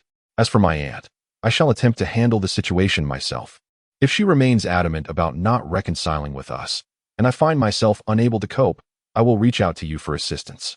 Xiang Feng pondered for a moment and said, My dear, please take care of yourself. Do not hesitate to contact me if anything arises. I will not allow you to suffer at the hands of the Lu family. If they dare to bully you, I shall retaliate tenfold. All right. I am aware of your fierce devotion as a husband. I shall be cautious. A radiant smile adorned Lu Ruyun's face as she quickly finished her noodles. After tidying up briefly, she grabbed her bag and headed out, saying, Darling, please rest well at home today. If I am not too busy tomorrow, I will spare half a day to accompany you. Xiang Feng replied with a smile. Sounds good. Let us move to Yunding Mountain tomorrow. Moving? Very well. Lu Ruyun nodded. Once Lu Ruyun departed, Xiang Feng wasted no time and entered the kitchen with 2 bags of meat. By the end of the day, he had consumed all the meat. Yet his internal energy had only recovered to less than half. His vigor had scarcely returned to 1/10. Of course, with a day or 2 of cultivation, he could restore half of his strength. Currently, his power could be likened to that of an early-stage transformation practitioner. With such strength in Xianai City, venturing outside should not be overly perilous, Xiang Feng thought, feeling a slight sense of security. He wished to avoid a repeat of yesterday's events. It had been too stifling. A handful of dark energy warriors had left him in such disarray. As evening approached, Xiang Feng tidied up the house and prepared dinner just as Lu Ruyun returned home. Though a smile graced Lu Ruyun's lovely face, Xiang Feng could still sense the weariness and suppressed anger in her beautiful, fatigued eyes. My dear, have you had a falling out with Wang Huilan? Xiang Feng served Lu Ruyun her meal and inquired with concern while sitting beside her. Lu Ruyun sighed. Wang Huilan is indeed causing me trouble, but it is not a significant issue. I should be able to manage. What kind of trick is she playing?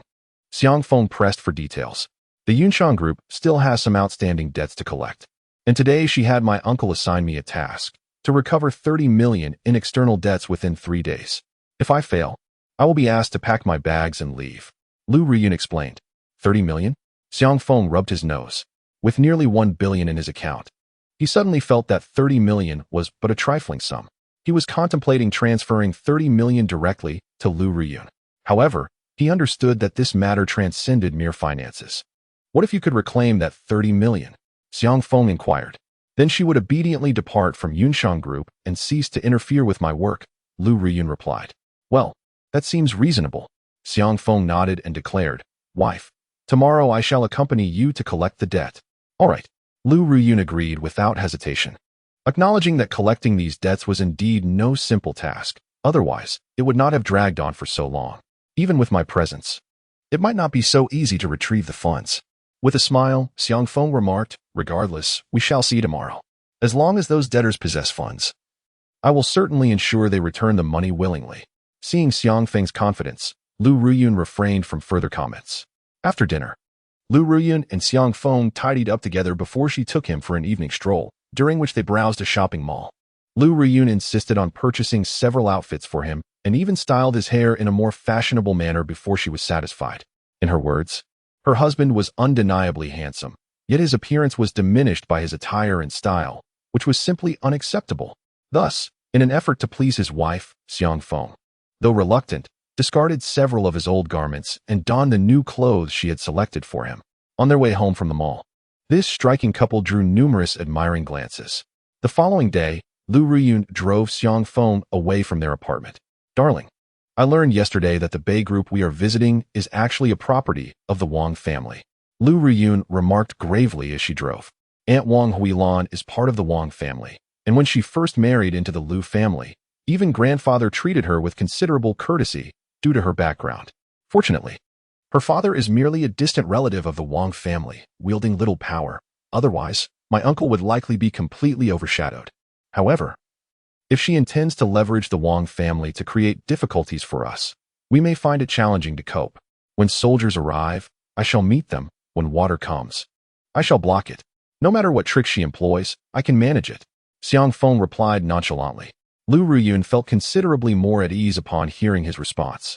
After about half an hour, they arrived at the Bei Group's premises. May I inquire whom you are seeking? Two security guards halted them as they approached the entrance. Hello, I am Lu Ruyun, the president of Yunshang Group.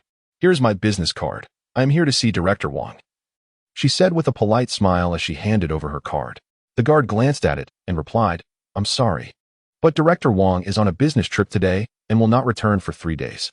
Please come back then. 3 days? Lu Ruyun frowned. The wager with Wang Huilan allowed only 3 days. If she had to wait that long, there would be no need for a return visit.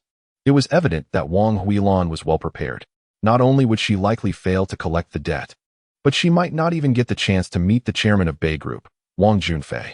Two security brothers, I have no desire to resort to violence with you. If you wish to avoid a confrontation, I suggest you obediently lead the way. At a glance, Xiang Feng discerned that the two were deceitful and immediately spoke up. Oh, you're quite audacious, aren't you? A mere pretty boy daring to speak to me like that? Shall we see whose fists are stronger? The more portly security guard was incensed by Xiang Feng's words. Indeed, you think that just because you possess a pretty face and are being pampered, you can act so arrogantly? With your physique, I could take you down with a single hand. The taller security guard directly addressed Lu Ruyun, saying, Beauty, you'd be better off keeping a man like me rather than this pretty boy. I could serve you far better and ensure your utmost satisfaction. Before he could finish his sentence, Xiang Feng's hand struck down with precision, clean and swift, without any hesitation. The taller guard, who stood a head above him, was sent crashing to the ground, unconscious before he could utter a sound. You dare to act against us here at Bei Group? The portly guard bellowed in fury. Boom.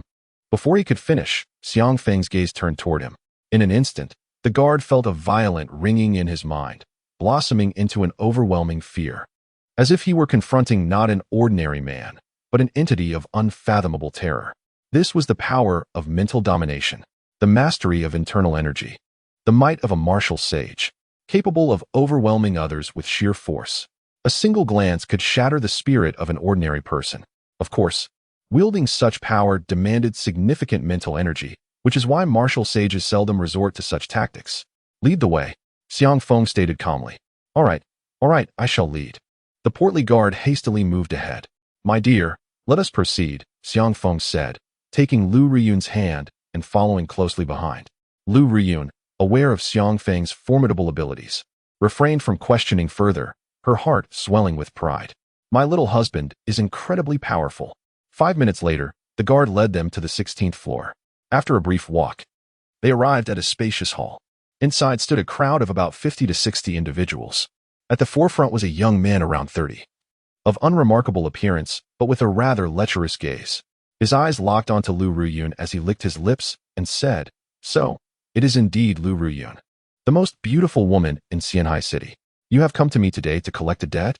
Lu Ruyun felt a wave of anxiety wash over her, as she sensed that Wang Junfei seemed thoroughly prepared, awaiting her arrival, or perhaps Xiang Feng's. Otherwise, why would he muster such a number of people against a seemingly frail woman? Mr. Wang, your esteemed company has owed our Yunshang Group a sum of 26 million over the past 2 years. Here is the promissory note, and I hope you can settle this debt today. With thoughts of Xiang Feng's strength bolstering her courage, Lu Ruyun produced a note and presented it. Haha, no problem. Just 26 million. I, Wang Junfei, can easily procure that. Wang Junfei laughed heartily and remarked, However, I have incurred this debt solely through my own capabilities. So why should I feel compelled to repay it? Lu Ruyun was momentarily taken aback, inhaling deeply to suppress her anger as she inquired. What must you do to be willing to repay the money? Must we resort to tearing apart our relationship and escalate matters to the enforcement court? Wang Junfei chuckled derisively. If it truly comes to that, do you think our Wang family would fear your meager Lu family? Lu Ruyun fell silent. Although the Wang family was not a top-tier clan, and could not compare to the likes of the Li family. They could easily overpower a family like the Lu's. Actually, Lu's own, if you are in need of funds, it is not impossible, Wang Junfei said with a sly smile, his gaze brazenly assessing Lu Ruyun. However, the condition is that you must accompany me for dinner tonight. I have heard that the goddess of Xianhai City rarely dines with other men. I wonder if I, Wang Junfei, will have the honor? I'm afraid you do not have that honor, Lu Ruyun swiftly retorted. Wang Junfei, taken aback, turned to Xiang Feng and said, "You've stirred up quite a commotion today, and your target is clearly me. Why all this unnecessary chatter? Have your subordinates move quickly. Let us not waste any more time." At this, Wang Junfei was genuinely surprised. Lu Ruyun's husband possessed quite a bit of audacity. Showing no fear amidst such a tense situation, he had intended to tease Lu Ruyun further in front of Xiang Feng. "Xiang Feng, wait a moment," Wang Junfei began. But Xiang Feng interrupted him, saying, "Call out those two hiding behind." Lu Ruyun looked puzzled, and Wang Junfei was momentarily taken aback. "Damn, let us go outside." Soon, a voice emerged from a nearby office, and Wang Huilan appeared, pushing the wheelchair-bound Lu Tianlong out. Both Lu Tianlong and Wang Huilan regarded Xiang Feng with eyes full of resentment. "Xiang Feng, who would have thought your luck would hold out? Last time, Li Xiao sent Liang Jie to deal with you, but due to Liang Jie's father provoking a formidable enemy, they suffered greatly, yet you still thrive. But today, your fortune will not shine so brightly." Lu Tianlong glared at Xiang Feng, his gaze as cold as steel. "You have rendered me unable to walk, forcing me into a wheelchair for the rest of my life. Today, I shall not only cripple your legs, but your arms as well, ensuring your suffering exceeds mine." "Enough, Lu Tianlong." Before Xiang Feng could speak, Lu Ruyun shouted in anger, "Does Xiao Feng intend to cripple you? Is it not because you, in your desperate attempt to curry favor with Li Donghao, inadvertently pushed me into danger that you crossed Xiao Feng's limits?"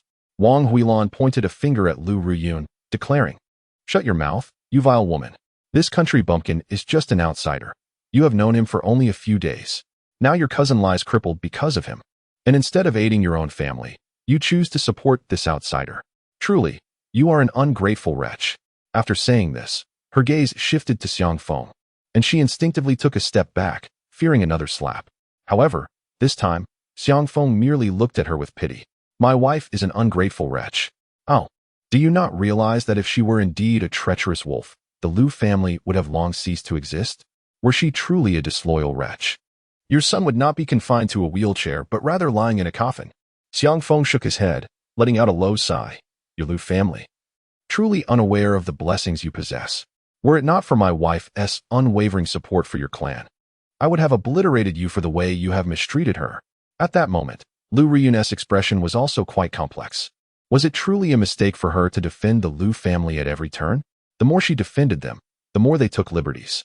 Initially, she believed that Wang Huilan's intent in sending her to collect debts was merely to make her suffer. Little did she anticipate that a trap had been laid, waiting for her to lead Xiang Feng into it. Did the Lu family truly require a profound lesson? Haha, destroy the Lu family? You, a mere bumpkin, dare to utter such words?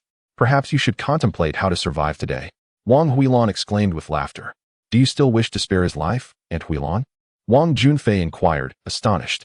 "I have brought my good brother to deal with him. You wouldn't want to merely have him observe the show, would you?" Beside Wang Junfei, a stern young man was engrossed in trimming his nails, seemingly indifferent to the unfolding events. Wang Huilan hesitated for a moment before addressing Xiang Feng. "Bumpkin, I now present you with two choices. First, you shall kneel before my son, apologize, and cripple yourself. I may then spare your worthless life. Second, you need not apologize, but I shall claim your life." Sighing, Xiang Feng shook his head. He then turned to Lu Ruyun, who understood his unspoken question. Biting her lip, she replied, "Darling, could we spare their lives?" Confident in Xiang Feng's abilities, she knew he would not be at a disadvantage, and that it would be Wang Huilan and Wang Junfei who would suffer. Her greatest fear was that in a fit of rage, her husband might kill both Wang Huilan and Lu Tianlong. Despite her growing disillusionment with the Lu family, she still wished to maintain some connection, for it was the place that had granted her a second chance at life. "Very well, I shall heed my wife's words and spare their lives." Xiang Feng responded with a smile, readily agreeing. However, sparing a single life was within his means. Were his wife to forbid him from acting against Wang Huilan and Lu Tianlong, That would indeed be frustrating. Haha, I did not expect you to be so arrogant. Let us see if you possess the capital for such arrogance. Wang Junfei laughed heartily upon hearing their exchange. He then turned to the stoic youth, Lu Tianquan, brother Tianquan. Only then did the stern young man cease his grooming, raising his long right hand and gesturing lightly. Make your move. Life or death is of no consequence. Kill. He roared. Immediately, more than 50 men surged forth behind him, wielding knives and clubs, charging towards Xiang Feng. These dozens of henchmen were formidable and not to be compared to mere street thugs. Truly, they were the elite of Qinggong Fort, any one of them. If placed within our Wang family, would serve as a core enforcer. Wang Junfei regarded them with envy. The formidable henchmen are truly impressive. Xiang Feng is doomed. But let us hope he doesn't get killed outright, for that would be rather anticlimactic. Wang Huilan and Lu Tianglong were also taken aback by the imposing presence of these henchmen. Their gazes towards Xiang Feng bore a hint of pity. However, soon their expressions transformed from shock to disbelief, for the dozens of elite henchmen charging at Xiang Feng were being sent flying one by one, crashing to the ground. Not a single one could touch the hem of Xiang Feng's garment. In less than 2 minutes, over 50 skilled fighters lay defeated. Your subordinates are utterly useless. Why not step in yourself and show me if you are just as inept? Xiang Feng remarked to Lu Tianquan. He could discern that Lu Tianquan possessed considerable strength, being a practitioner of ancient martial arts. Although Xiang Feng had only regained about 10% of his power, his abilities were already comparable to an early-stage master, rendering Lu Tianquan insignificant in his eyes. I concede that you possess some strength. I underestimated you earlier. Yet, no one of your age dares to act arrogantly before me. Lu Tianquan.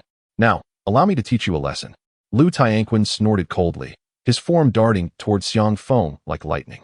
In an instant, Lu Tianquan stood before Xiang Feng, his fist infused with overwhelming energy, aimed directly at Xiang Feng's face. He did not hold back in the slightest.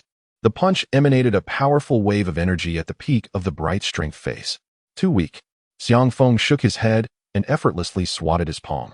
In an instant, the once imposing and seemingly invincible Lu Tianquan was knocked to the ground. Wang Junfei, Wang Huilan, and Lu Tianglong were left utterly dumbfounded. Chapter 80. The Lu family? I choose my husband. How is this possible? Can he truly defeat so many on his own? Is he even human? The trio stood in bewilderment, their bodies trembling violently, especially Wang Huilan and Lu Tianglong, as they realized Xiang Feng was approaching them. Xiang Feng, please don't do anything reckless. Wang Huilan swallowed hard, filled with trepidation. Suddenly, a faint yet urgent whoosh of wind reached Xiang Feng's ears from behind. He turned to see Lu Tianquan, whom he had just knocked down, rapidly making his way toward Lu Ruyun. He intended to capture Lu Ruyun as leverage against Xiang Feng. I never intended to kill you. Why do you insist on courting death? Xiang Feng sighed, shaking his head. He then kicked a steel rod lying at his feet. Whoosh! The steel rod shot forth like lightning, piercing Lu Tianquan's forehead. He had no chance to evade, nor did he even notice. Thud! Lu Tianquan's body fell once more, blood staining the ground. This time, he was truly dead. Dead? Lu Tianquan is actually dead? Wang Junfei gulped, his face stricken with terror, before turning to Xiang Feng and exclaiming, You dare to kill Lu Tianquan? Do you know that his father, Lu Chuang, is the leader of the 13 guardians under the Qinggong fortress? And Lu Tianquan is Lu Chuang's only son. If you kill Lu Tianquan now, Lu Chuang will undoubtedly take your life in vengeance. Your fate is sealed. Lu Chuang, the leader of the 13 guardians under the Qinggong fortress? Excellent. Truly splendid. Xiang Feng, in this city of Xianhai, there is no one who can save you. Simply await your demise. Wang Huilan and Lu Tianlong were filled with uncontainable excitement. Xiang Feng gazed at them as if they were imbeciles and remarked, The reason for his demise rests not solely on my shoulders. The three of you bear equal responsibility. Moreover, I could easily abscond with my wife. And then whom do you think Lu Chuang would seek to exact retribution upon for his son's death? Gasp! Wang Huilan and the others inhaled sharply, feeling a chill sweep over them, their hands and feet trembling. Should Xiang Feng flee, Lu Chuang would undoubtedly unleash his fury upon them. Even Wang Junfei was rendered speechless at this moment. Although Lu Chuang is merely a subordinate of the Qinggong fortress, if he were to go berserk, it would not only be the Lu family that suffers, the Wang family would also face dire consequences. My dear, if the danger is indeed profound, we should leave Xianhai City at once. At this moment, Lu Ruyun approached, her expression filled with concern. She was genuinely nervous. Having heard of the Qinggong fortress, Lu Ruyun, do you truly intend to abandon Xianhai City? You are still of the Lu surname. Do you not consider the implications for our Lu family? Wang Huilan and Lu Tianlong exclaimed in urgent unison. Oh, only now do you recall that I bear the Lu name? However, I regret to inform you that although I am Lu by name, I am about to acquire a new household registration. The head of the household? Xiang. Therefore, should I be forced to choose between my husband and the Lu family, my choice is unequivocally my husband. Should calamity befall the Lu family, I shall bow before my grandfather's grave and seek forgiveness. But I trust my grandfather would understand that it is not solely my fault. I have done my utmost. With that, she took Xiang Feng's hand and attempted to leave. Wait, my dear. Xiang Feng interjected. What more is there to wait for? We must hasten our departure from Xianhai City. If we delay further, it may become exceedingly difficult to escape. Lu Ruyun urged impatiently. The question of whether to leave Xianhai City can be deliberated later. But do not forget our purpose for coming here, Xiang Feng smiled. Then turned to Wang Junfei, saying, the debt of 26 million, will you transfer it voluntarily? Or shall I need to engage in further discussion? Under Xiang Feng's scrutiny, Wang Junfei swallowed hard. This was a man who dared to kill Lu Tianquan. I shall transfer the funds immediately. Wang Junfei hastily retrieved his phone and asked Lu Ruyun for her bank account details. As he prepared to make the transfer, Xiang Feng, with a smile, remarked, 26 million, delayed for 2 years, surely there must be some interest accrued? Wang Junfei gritted his teeth. Very well, I shall transfer 30 million. Is that all the interest you wish to offer? Are you treating me like a beggar? Xiang Feng's expression turned icy. Wang Junfei glared at Xiang Feng. How much do you desire? Interest fees, handling charges, and compensation for emotional distress. I do not require much more than that. Just round it off and transfer 100 million to my wife. Xiang Feng declared with an air of magnanimity. 100 million? Why not just rob a bank? Wang Junfei exclaimed in disbelief. As the chairman of Bei Group, Wang Junfei's enterprise was merely a small venture of the Wang family, worth only a few hundred million at best. How could he possibly procure 100 million? Rob? Huh. If I were to resort to such barbaric means, it wouldn't merely be 100 million at stake. Besides, I have never engaged in such uncivilized acts of violence and theft, Xiang Feng retorted impatiently. Hurry up and transfer the money. If my wife's account does not reflect an additional 100 million within 10 minutes, do not blame Brother Feng for being unkind. Wang Junfei felt a surge of anger but dared not speak further. He gritted his teeth, pulled out his phone, and called an elder from the Wang family to inform them of the situation. The Wang family acted swiftly, and soon the funds were transferred. The money promptly landed in Lu Ruyun's bank account. Darling, let us head home. Only then did Xiang Feng take Lu Ruyun's hand and lead her outside. After their departure, Wang Huilan turned to Wang Junfei and said, Junfei, I am truly sorry for the trouble I have caused you today. Wang Junfei's expression grew cold as he replied. My father is your cousin, and you are my elder. Therefore, there is no need for you to apologize to me. My father just informed me over the phone that he would come to speak with you. Furthermore, he will personally address the matter with Lu Chuang. Phew, that is a relief. Wang Huilan and Lu Tianlong finally relaxed. If Lu Chuang were to trouble them, they would be utterly helpless. Honey, are we not leaving Xianhai City? In the car, Lu Ruyun looked at Xiang Feng in surprise as he unexpectedly suggested she return to work. Of course, we are not leaving. I am still contemplating how to prepare for our wedding. How could we possibly depart? Xiang Feng replied with a smile. My dear, you just need to drop me off at Huishingtang, and then you can continue your duties as the beautiful CEO at your company. Leave the rest to your husband. Lu Ruyun remained somewhat unconvinced. But that Lu Chuang is from Qinggong Fort. Are you truly able to handle him? Xiang Feng patted his chest confidently. My love, rest assured. No one can match me in strength. As for other tactics, I have Dean Su and Brother Dong to assist me. I am not afraid of that Qinggong Fort. Very well, just be cautious. If things get too difficult, I would genuinely be willing to run away with you. Lu Ruyun reiterated her stance. I understand. Xiang Feng felt a sweet warmth in his heart. Although his wife usually leaned towards the Lu family when they faced a significant crisis, she ultimately chose to stand by his side. Half an hour later, Lu Ruyun dropped Xiang Feng off at Huishingtang, and she proceeded to work at Yunshang Group. Sitting at the cash register, Xiang Feng took out his phone and dialed a number. Mr. Xiang, do you require my assistance? A respectful voice soon echoed from the phone. It was none other than Old Ghost. Old Ghost, please convey a message to the Qinggong Fort. stating that Lu Tianquan has been slain by my hand. If they seek vengeance, I shall await them at the Resurrection Hall. Xiang Feng stated directly. Furthermore, let them not be in haste. They may slowly gather their forces. For I shall not flee. Chapter 81. The strike from Qinggong Fort to him, Mr. Xiang Feng, are you jesting? Old Ghost coughed, thinking he had misheard. Am I in need of jesting with you? Xiang Feng replied. Additionally, my wife is currently employed at Yinshan Group. You must personally lead a team to ensure her protection. Should any harm befall her, your life will be forfeit, understood? Though Xiang Feng's tone was casual, Old Ghost sensed a chilling intent to kill. He was certain that Xiang Feng was not making light of the situation. Understood. I shall attend to this matter immediately, Old Ghost replied respectfully. After hanging up, Xiang Feng made another call, this time to Su Geng. Hello, brother Xiang Feng. What seems to be the matter? Su Geng's voice came through swiftly. Director Su, I believe it is time for you to initiate the plan against Qinggong Fort, Xiang Feng declared. Su Geng was momentarily taken aback. Brother Xiang Feng, what do you mean by that?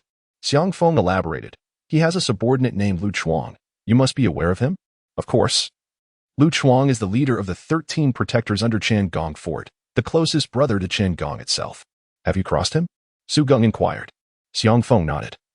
Lu Chuang's only son, Lu Tianquan, has just been killed by me. Su Geng fell silent for 3 seconds before letting out a bitter laugh.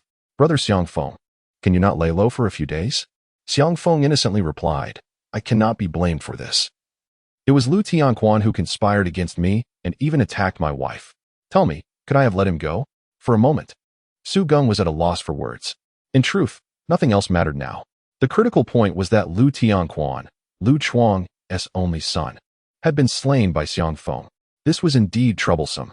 Brother Xiang Feng, even if I personally wish to expedite the plan, the situation in Xianhai City is not solely in my hands. Any action against Qinggong Fort must ultimately receive approval from the War Department. Su Geng said, somewhat helplessly. The War Department? Yes, the War Department of Xianhai City. Should I consult Brother Dong? Consulting him would bear little fruit. If old Dong were still in the War Department, he might have some influence. Su Geng said languidly, the current War Department in Xianhai City is essentially a one-man show under the Guan family. Unless Dong Weigua can advance 2 steps further to become a 7-star battle general, a master level. Oh, Xiang Feng replied nonchalantly. In that case, I shall handle it myself. I have already sent word to Qinggong Fort. I will await them at the Resurrection Hall. When they come seeking revenge, I shall deal with them personally. What? You are being far too impulsive, Su Geng urged, Brother Xiang Feng. Do you realize that the strength of Qinggong Fort and its warriors far surpasses that of Liang Yidao's side? You have played your trump card with a decisive strike against Liang Yi. Qinggong Bao, you are not equipped to handle this matter. Whether you can manage it or not is of no concern to me. The purpose of my call was merely to inform you, allowing you to brace yourself psychologically. Well then, now that you are aware of this situation, I shall hang up. With that, he abruptly ended the call with Xiang Feng and patiently awaited the unfolding events. This time, he had contemplated thoroughly. He was not one to court trouble, nor did he relish the various complications that sought him out. He merely desired a tranquil existence with Lu Riyun, tending to his business at Huishingtang, and swiftly elevating its reputation, eagerly anticipating visits from his senior colleagues. Yet, an array of chaotic troubles had actively sought him out, preventing him from living as a peaceful gentleman, which was utterly intolerable. Thus, he resolved to unleash a fierce retribution, ensuring that all of Xianhai City understood the folly of provoking him. In the Taiyu group, a resounding crash echoed as the office of Chairman Qinggong Bao was forcefully breached. Slamming against the wall, a remarkably imposing figure strode before Qinggong Bao, his visage marked with malevolence and his eyes betraying an undeniable thirst for vengeance. Lu Chuang, what troubles you? Queried Qinggong Bao, rising from his desk, perplexed. Brother, you instructed us not to provoke certain individuals lightly, yet I must kill him, without fail. Lu Chuang's eyes burned crimson, his voice hoarse, for he had just taken the life of Tianquan. The lifeless body was en route to this very location. Tianquan is dead? Qinggong Bao's expression shifted, his tone grave. Are you certain that it was this Xiang Feng who killed him? Without a doubt, Lu Chuang affirmed. The information was relayed to me by Lao Gui, a former subordinate of Liang Yi, who is now aligned with Xiang Feng. He mentioned that Xiang Feng is currently at his own Huishingtang clinic, awaiting our arrival for vengeance. Furthermore, Xiang Feng assured us that we need not rush. as he would not flee and would grant us ample time. With a resounding slap, Chen Gongbao struck down, shattering the priceless redwood desk into splinters.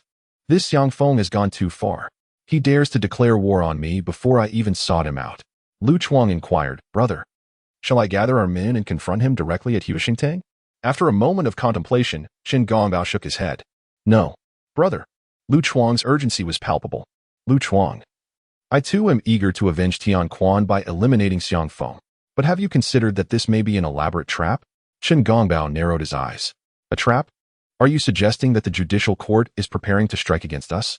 If Tian Quan's death is at their behest, then I shall ensure Su Gong pays the price as well. Lu Chuang's tone turned icy. It is too soon to ascertain, Chen Gongbao cautioned.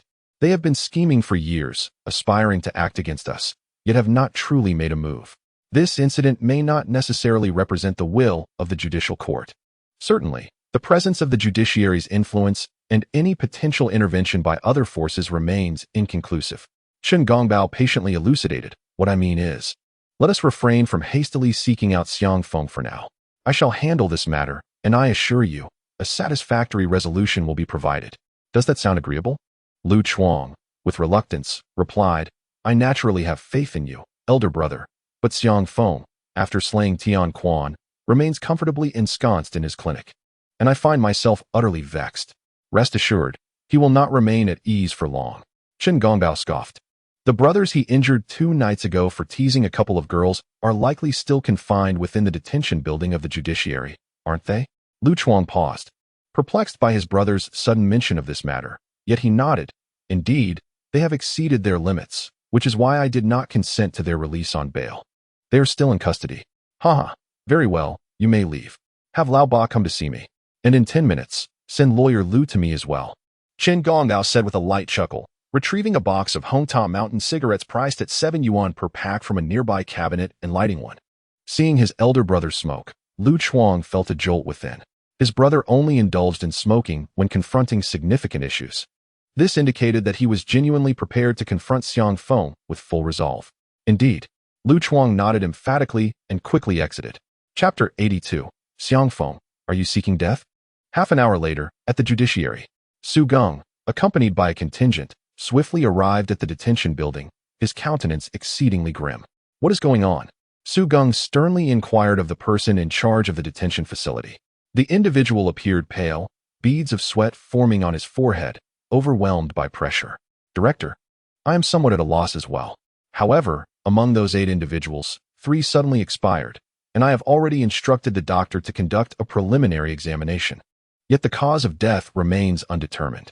To ascertain the cause, we may have to await an autopsy. Su Gong replied somberly.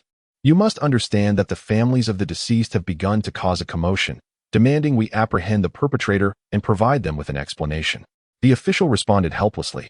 Director, I am equally powerless. The deaths of those 3 are indeed suspicious. Director, shall we proceed to apprehend the suspects?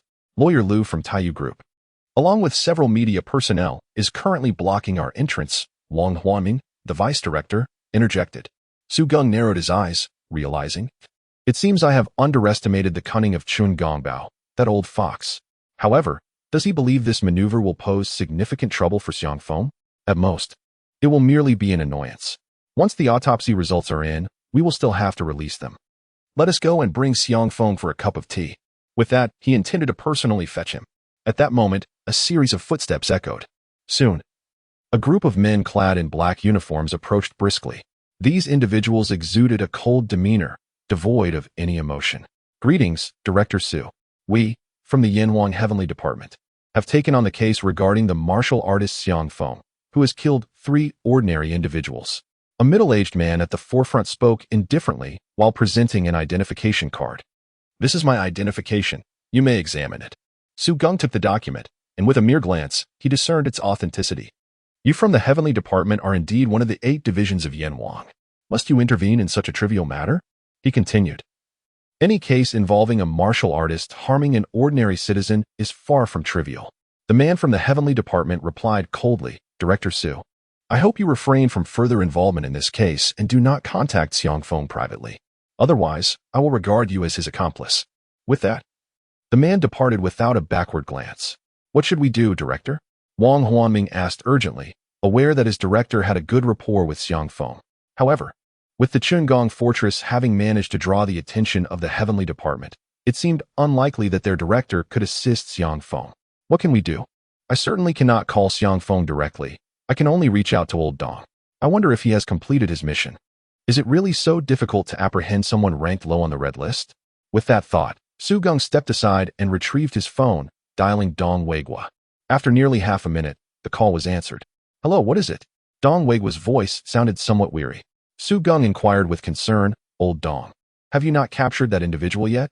Dong Weigua candidly replied, it has proven quite difficult to apprehend him. It's been 2 or 3 days. Hasn't the Guan family sent anyone to intervene? They certainly wish to send someone, but our Dong family has painstakingly secured this task and will not relinquish it easily. My second uncle has already dispatched someone, and they will arrive tonight. Su Gong remarked, is someone coming from the northern region? That should alleviate some concerns. Enough with the pleasantries. You called me at such a critical moment. Is there something urgent? Su Gong responded, indeed, there is trouble. Xiang Feng is in real jeopardy. He promptly relayed the situation. What? The Chungong fortress has actually managed to involve the Heavenly Department? That is indeed troublesome. Dong Weigua's tone turned grave. In that case, I will contact Xiang Feng immediately and advise him to leave Xianhai City for the time being. With that, he hung up the phone. Su Gong's expression grew somber. The fact that Dong Weigua suggested Xiang Feng vacate Xianhai City illustrated the gravity of the situation regarding the Heavenly Department. The 8 divisions of Yinhuang are wholly devoid of compassion. It remains a mystery how the Qinggong fortress managed to compel the Heavenly Department to act against Xiang Feng. Indeed, Xiang Feng's troubles were considerable. At that moment, Xiang Feng was blissfully unaware of the impending arrival of the Heavenly Department. Seated in the Huixing Hall, he was diligently practicing, striving to restore his energy. Suddenly, his phone vibrated in his pocket. Upon checking, he saw that the caller was Dong Weigua and promptly answered the call. Brother Dong, do you need to speak with me? Xiang Feng, have you heard of the 8 divisions of Yinhuang in our Yinhuang kingdom? No, Xiang Feng replied straightforwardly. Then allow me to succinctly explain. The 8 divisions of Yinhuang is a department established specifically to address issues concerning domestic martial artists. When local authorities and regional combat departments are unable to resolve matters involving martial artists, it falls upon the 8 divisions of Yinhuang to handle the situation. The power of the 8 parts of Yin and Huang is exceedingly formidable. No one dares to confront them. They even possess the authority to execute martial artists before seeking approval. Dong Weigua spoke gravely, and then the situation unfolded as Dong Weigua detailed the events, subsequently advising. Xiang Feng, for your safety, I recommend you find a way to hide immediately and consider fleeing Xianhai City. That is absolutely out of the question. I will not leave Xianhai City, Xiang Feng replied resolutely, his tone unwavering. Instantly, Dong Weigua felt a headache coming on. Then how about this? You can take refuge at my Dong family's residence to avoid the storm. I will return there immediately. No need, Brother Dong. I can handle this matter myself. I appreciate your kindness. With that, Xiang Feng hung up the phone. The Celestial Department. From Dong Weigua's words, it was evident that he was indeed in grave trouble. Escaping Xianhai City was not an option. Moreover, with the Celestial Department keeping an eye on him, how could he possibly elude them? Nevertheless, Xiang Feng remained unfazed. He retrieved a small pouch from his pocket. Inside, alongside a pack of silver needles, were 3 metal tokens, each about 2 inches in size, a silver wolf head token, a golden dragon token, and a crimson skull token. The old man had said to use the dragon token when encountering the highest official forces of the Yin and Huang kingdom. Yet, having only arrived in Xianhai City a few days ago, was it wise to employ the token he had been given to resolve his troubles? Wouldn't that be rather embarrassing if he were to let the old man know? Xiang Feng found himself in a quandary. Should he use the token? Suddenly, a series of footsteps echoed from outside the clinic. Xiang Feng concealed the tokens and turned his gaze towards the door. Bang! The slightly ajar door was forcefully kicked open. 5 men surged into the clinic. The leader, a middle-aged man, fixed his gaze on Xiang Feng and declared, "You are Xiang Feng? We are members of the Celestial Department of the 8 parts of Yin and Huang. I hereby officially inform you that you are wanted for the murder of 3 ordinary individuals at the West Wind Pavilion 2 days ago. Should you resist, we will not hesitate to eliminate you. You may apprehend me, but first, I request compensation for damages." Xiang Feng said calmly. What did you say? The middle-aged man, Zhong Yu, inquired with a hint of confusion. You broke the door to my clinic. You owe me compensation. Xiang Feng pointed to the wooden door lying on the ground. Zhong Yu's expression darkened. Such trivial matters were the least of his concerns. Take him away, he commanded with a wave of his hand. Whoosh. Two members of the Celestial Department advanced, wielding specially designed handcuffs, charging towards Xiang Feng. Both exuded a robust aura, indicating they had reached the initial stage of dark energy. At that moment, regardless of whether it was these two, Zhong Yu, or the other two men, their energies were firmly locked onto Xiang Feng. Should he dare to resist, they would attack without hesitation. Bang! Bang! As the two officers with the handcuffs approached Xiang Feng, their bodies were suddenly hurled backward, crashing against the wall. A small dent formed in the wall, with spiderweb-like cracks radiating from the impact. The door costs 3,000. Repairing the wall will be approximately 1,000. As a gesture of goodwill, I present you with a sum of 10,000. Xiang Feng gazed calmly at Zhong Yu and spoke with a hint of disdain. Do not presume that your affiliation with the Celestial Department grants you the liberty to evade your debts. I assure you that today, not only will you be unable to take me away, but you shall also remit every last cent of that money to me. At that moment, Zhong Yu was rendered speechless, and his two companions stood beside him, equally astonished. They were not only taken aback by Xiang Feng's prowess, but also by his audacious demeanor. The ease with which Xiang Feng had dispatched his two comrades was beyond their expectations. What shocked them further was Xiang Feng's brazen disregard for the Celestial Department. Xiang Feng, you are courting death. Zhong Yu replied coldly, a palpable air of murderous intent emanating from him, instantly enveloping Xiang Feng. Chapter 83. Senior sister, are you attempting to kill me? First, you lack the capability. Secondly, you lack the qualification. Xiang Feng's voice was icy, showing no fear of Zhong Yu. He had resolved to cease his low-profile existence, indifferent to any mockery from the elder. With a flick of his wrist, a dragon-shaped token materialized in his hand. He was unaware of the token's significance, yet he was certain it would prove invaluable. The case concerning me is now under the jurisdiction of the Dragon Division. You Celestial Department members should return whence you came. Just then, a voice resonated from outside the medical hall, followed by two figures swiftly entering. Clad in sunglasses and masks, dressed in black trench coats, their faces remained obscured. Judging by their builds, they appeared to be women. Dragon Division? Xiang Feng raised an eyebrow, intrigued by his unexpected appeal. First, representatives from the Celestial Department arrived, and now, the Dragon Division? However, upon sensing the aura of the speaker, his expression shifted subtly, and he fell silent, pocketing the dragon-shaped token to observe quietly. Are you affiliated with the Dragon Division? Zhong Yu inquired, furrowing his brow as he regarded the newcomers. Here are our credentials. Examine them for yourself. One of the women produced a document and tossed it to Zhong Yu. Upon receiving it, he took a glance and quickly discerned its authenticity. Indeed, they were members of the Dragon Division, and their ranks surpassed his own. In the realm of the 8 divisions, which fell under the military department, all members held military ranks. Zhong Yu was a 5-star general, commanding 4 4-star generals.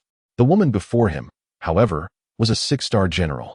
Moreover, within the hierarchy of the 8 divisions, the Dragon Division held a higher status than the Celestial Department. If they sought to claim this case, he had no choice but to yield, unless he called upon his superior. Very well. Zhong Yu turned to cast a lingering glance at Xiang Feng before pivoting to leave with his companions. Wait, Xiang Feng interjected, halting them. You think you can simply walk away after damaging my door and wall? Unless you transfer the 10,000 for repairs, I shall not permit your departure. Such was his nature. Once he set his mind on something, he would not waver. Even with a fortune of 10 billion in his account, he insisted on collecting that 10,000. Zhong Yu hesitated for a moment before instructing one of his companions, Shaoli, transfer him 10,000. Understood. Shortly thereafter, Xiang Feng received the promised sum of 10,000. Zhong Yu and his companions also departed. Xiang Feng, come with us, the woman from the Dragon Clan said to him. All right. Xiang Feng hesitated briefly but nodded in agreement. Soon, the trio exited the medical hall and boarded a Range Rover. The driver was another slender woman, while the one who had previously presented her credentials sat in the back seat alongside Xiang Feng. Once inside, she ignored him, removing her sunglasses and engrossing herself in her phone. Ahem, about the last time I knocked you out, I must apologize. Thank you for helping me today. Xiang Feng cleared his throat and spoke. Despite her large sunglasses and mask, he had recognized her presence the moment she entered the medical hall. She was the unfamiliar beauty who had sneaked in a few days prior. You recognize me? Duan Jing, revealing her stunning visage by removing her mask, stared at Xiang Feng with a hint of resentment. But first, you need to explain why you knocked me out before I finished speaking. Xiang Feng replied, firstly, you entered my medical hall without my permission, which displeased me. Secondly, my wife was waiting outside, and I didn't want her to wait long.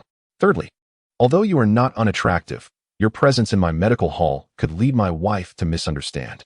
Lastly, I feared that spending too much time with you would leave your scent on me, which my wife might notice and misinterpret. Enough. Duan Jing's expression darkened as she interrupted him, not allowing him to continue. The incessant mention of his wife was becoming quite bothersome. I can overlook the incident where you knocked me out, but you must first answer me 2 questions. Why is your medical hall named Huixingtang? Xiang Feng replied. My master suggested that name. Your master? A glimmer of intrigue shone in Duan Jing's eyes as she pressed on. Where do you hail from? Qingyan Mountain, Xiang Feng responded. Indeed. Duan Jing smiled, then scrutinized him anew. Hello, junior brother. My name is Duan Jing, your senior sister. Wait, you're my senior sister? Xiang Feng's brow furrowed, skepticism evident on his face.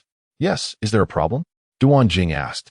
Xiang Feng said, while my master has mentioned that I possess greater strength than my senior brothers and sisters, your abilities seem rather lacking. How could you, as my senior sister, be so weak?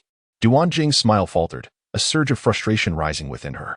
This junior brother dared to criticize her strength. Yet, she recalled that when he had knocked her out last time, she had not even had time to react. The disparity in their strengths was indeed significant.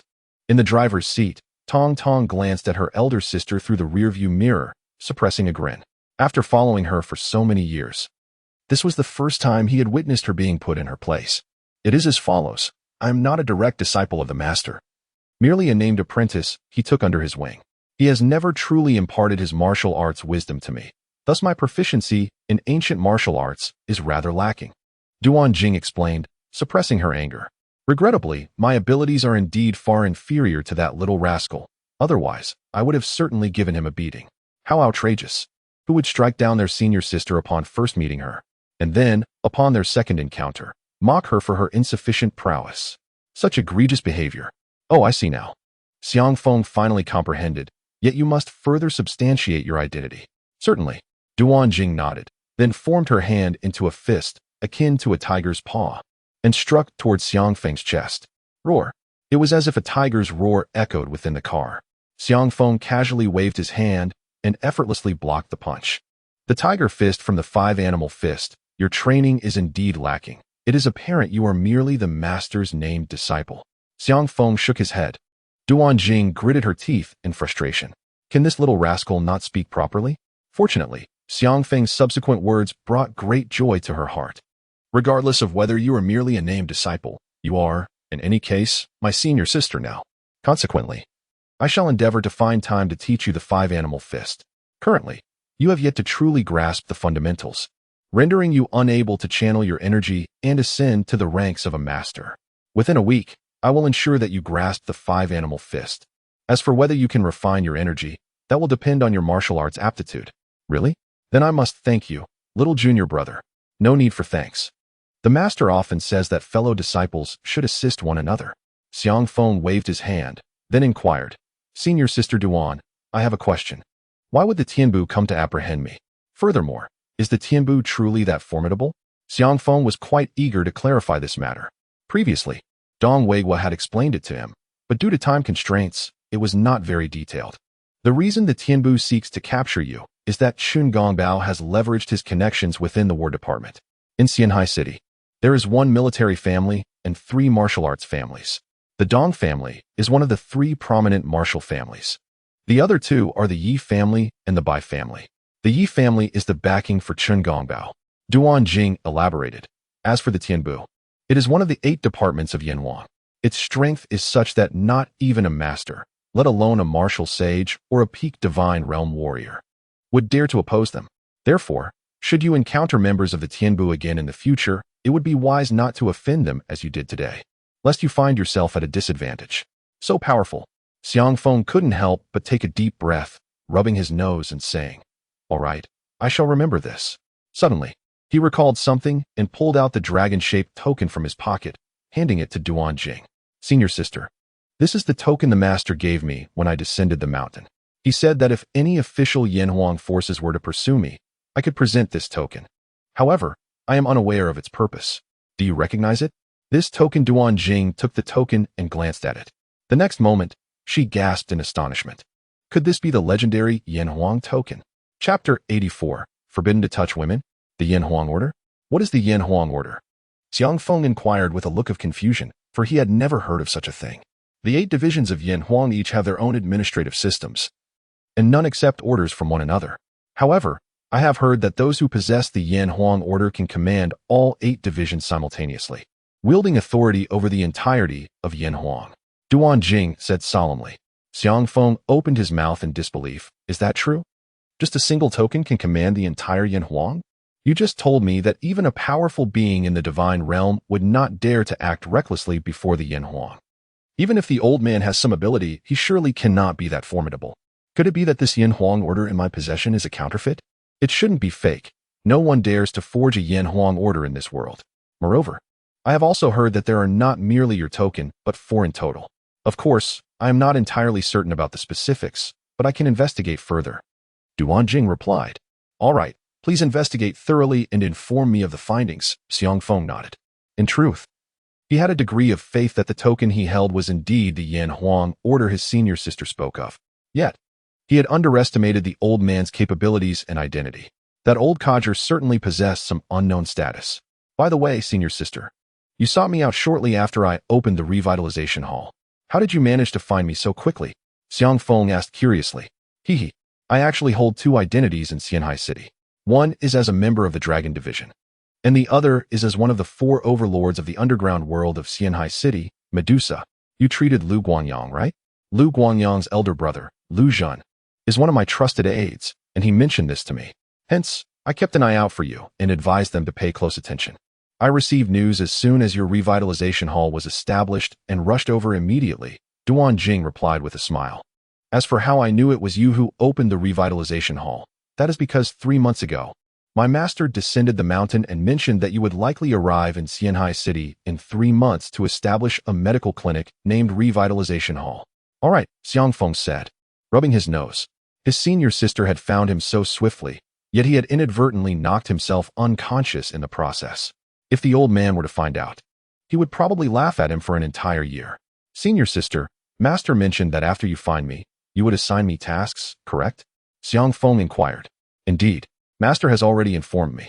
He has entrusted me with 2 matters to convey to you, Duan Jing said, looking at Xiang Feng with a strange expression. The first matter is that Master has decreed you are forbidden from touching women for the next 2 months. What? Xiang Feng exclaimed loudly. Is that old codger even speaking human language? Duan Jing blinked in surprise. Are you speaking so disrespectfully to Master, little junior brother? Did he mention what would happen if you were to touch a woman? Xiang Feng asked. He did not specify. Duan Jing shook her head. All right. Although the old man did not elaborate on the consequences of touching women, Xiang Feng still dared not defy his words. He tilted his head and gazed out of the window, a visage devoid of hope. Junior brother, it has only been 2 months. Can't you endure? Duan Jing remarked with a smile. After 2 months, I shall assist you in finding a bevy of beautiful women. How does that sound? Not interested. Xiang Feng waved his hand dismissively, still gazing out the window. What was the second matter that the old man mentioned?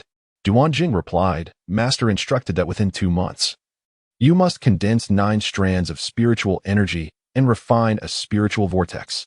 Condensing 9 strands of spiritual energy within 2 months? Surely, he overestimates my capabilities. Xiang Feng felt an urge to curse. Previously, he had expended vast resources and nearly a year to condense just 1 strand of spiritual energy. Now, that old man expects him to condense 8 more in such a brief span. How could that possibly be achieved? No wonder these 2 matters were not disclosed to him before descending the mountain. It must be that he feared he would not leave. Junior brother, have you truly condensed spiritual energy? Duan Jing inquired with curiosity, gazing intently at Xiang Feng. Condensing spiritual energy is the hallmark of a martial sage. Could it be that her youthful junior brother, appearing to be in his early 20s, has already attained such strength? There are hardly any martial sages in the entire Wuyue province.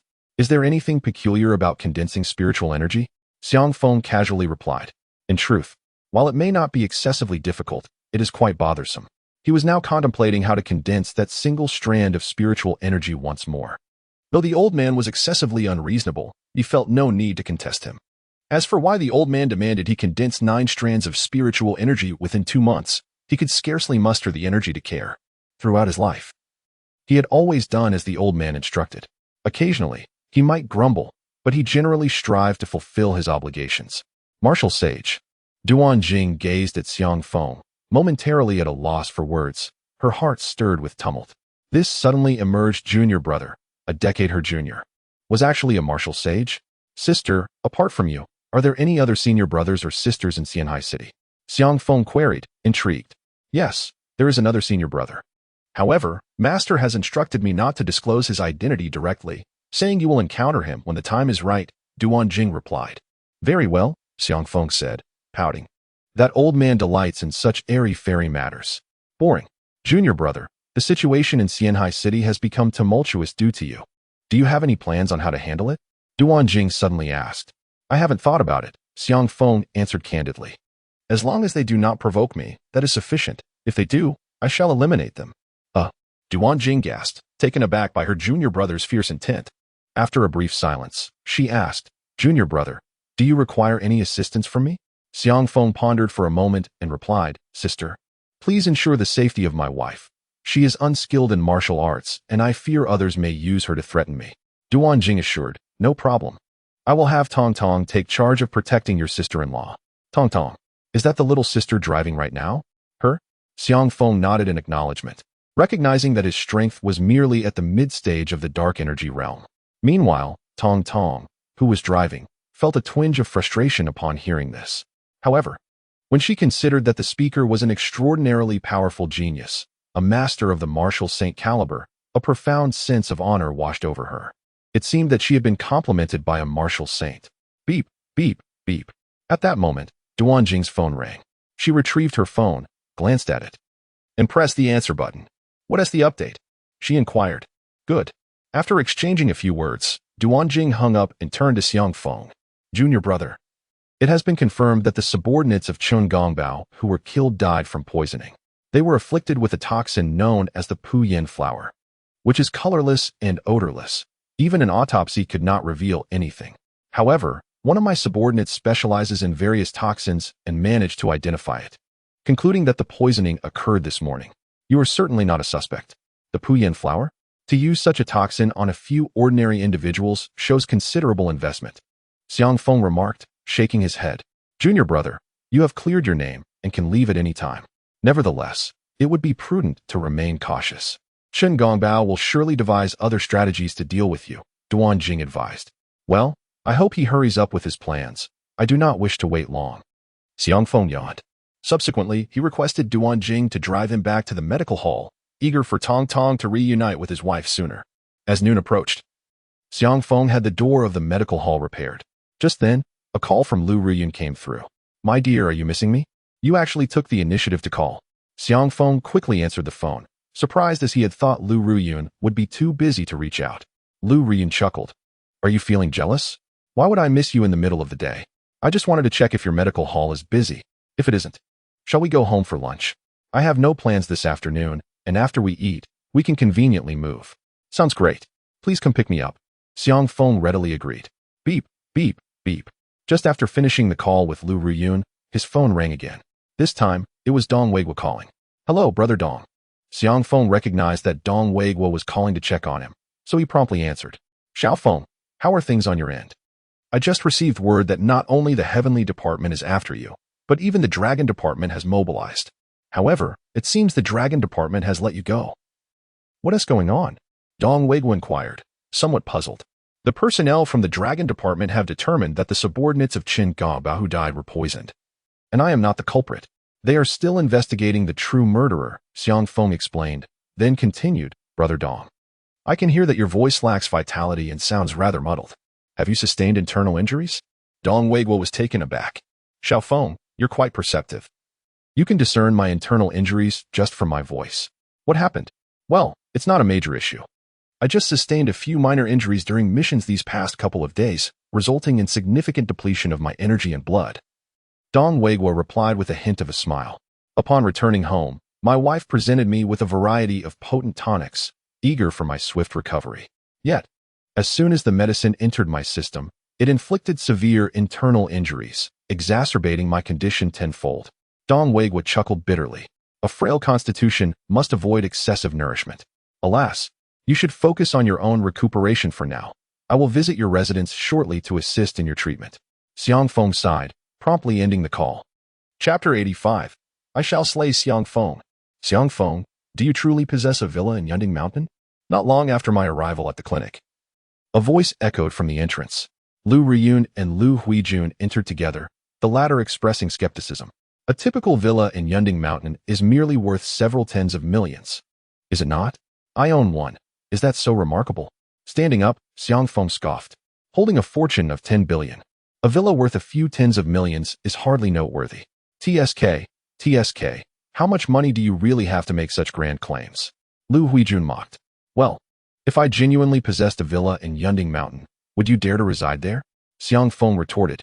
Your villa is merely my niece's. And do I require your permission to stay at my niece's home? Lu Huijun scoffed. Lu Ruyun chuckled and approached Xiang Feng, saying, Little Feng, let us return home for dinner. You need not cook today. Tong Tong has ordered dishes from Kixing Lu, which will be delivered shortly.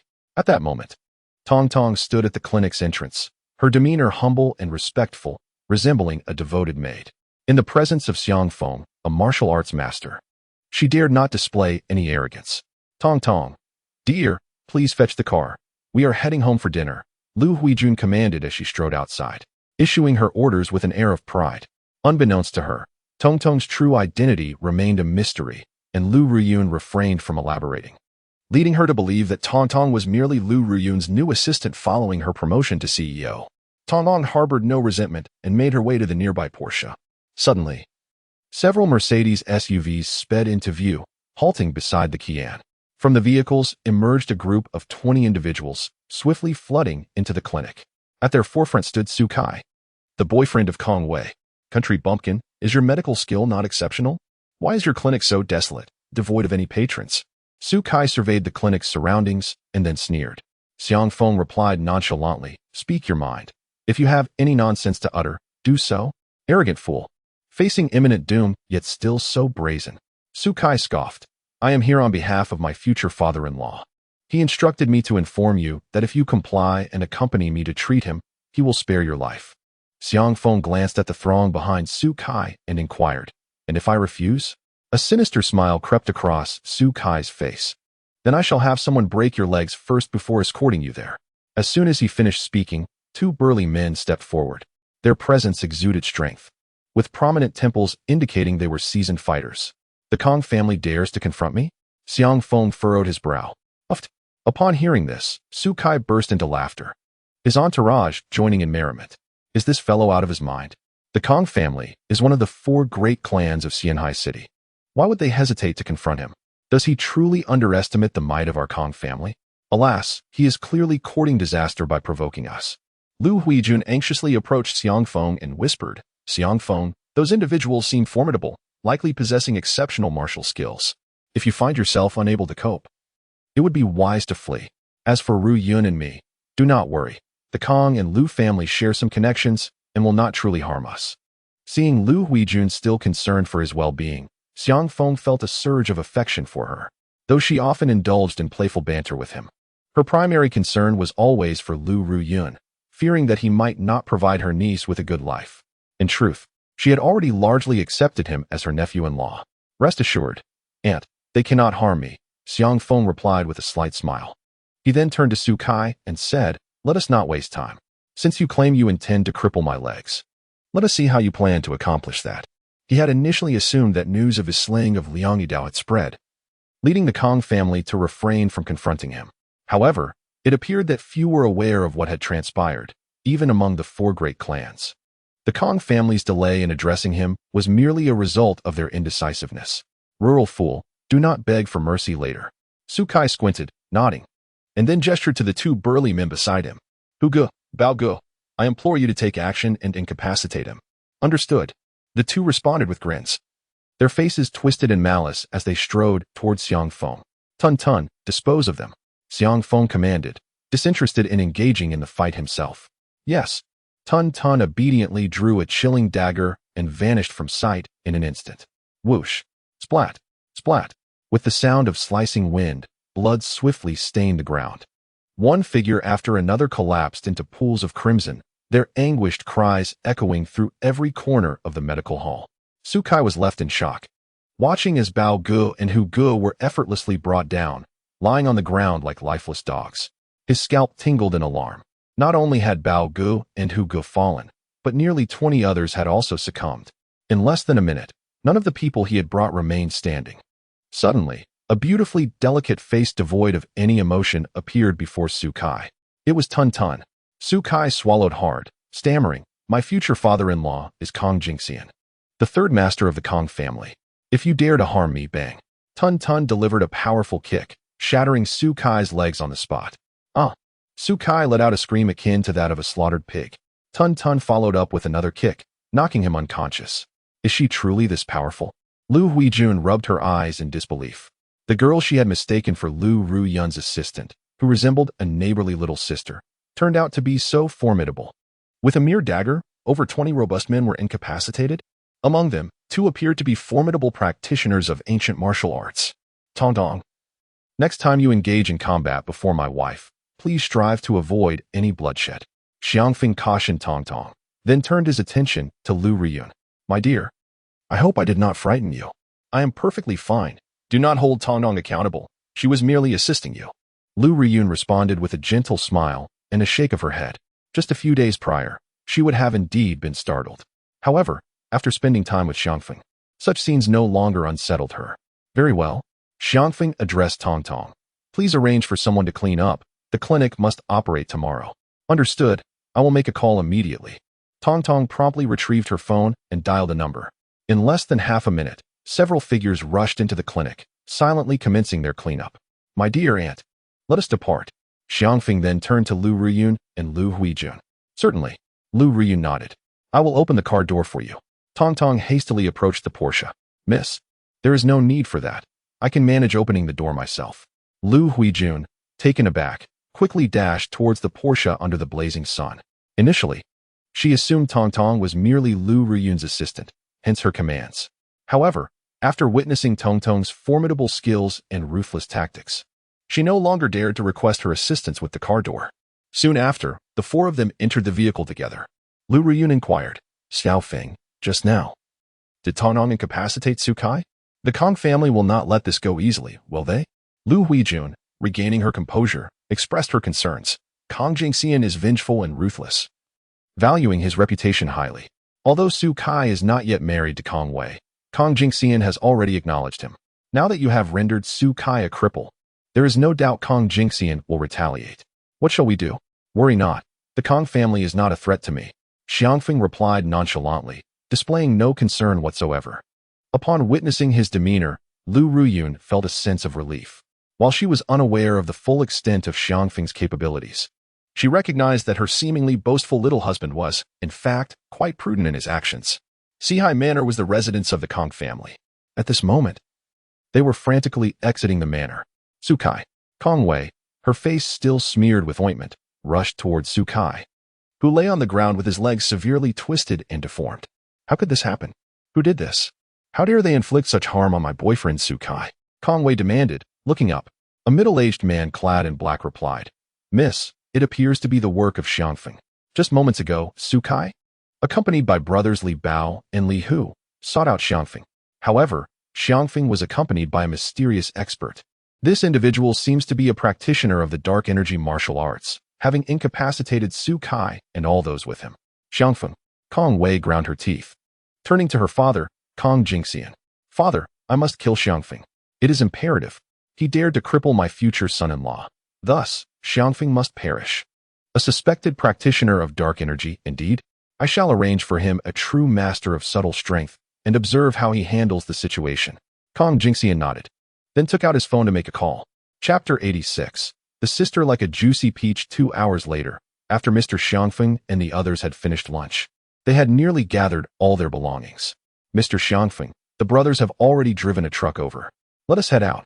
You may leave the room key for Yunding Mountain, and they will transport your items, Tong Tong remarked. That would be much appreciated. Xiangfeng tossed the room key to Tong Tong. "It is our honor to serve Mr. Xiangfeng."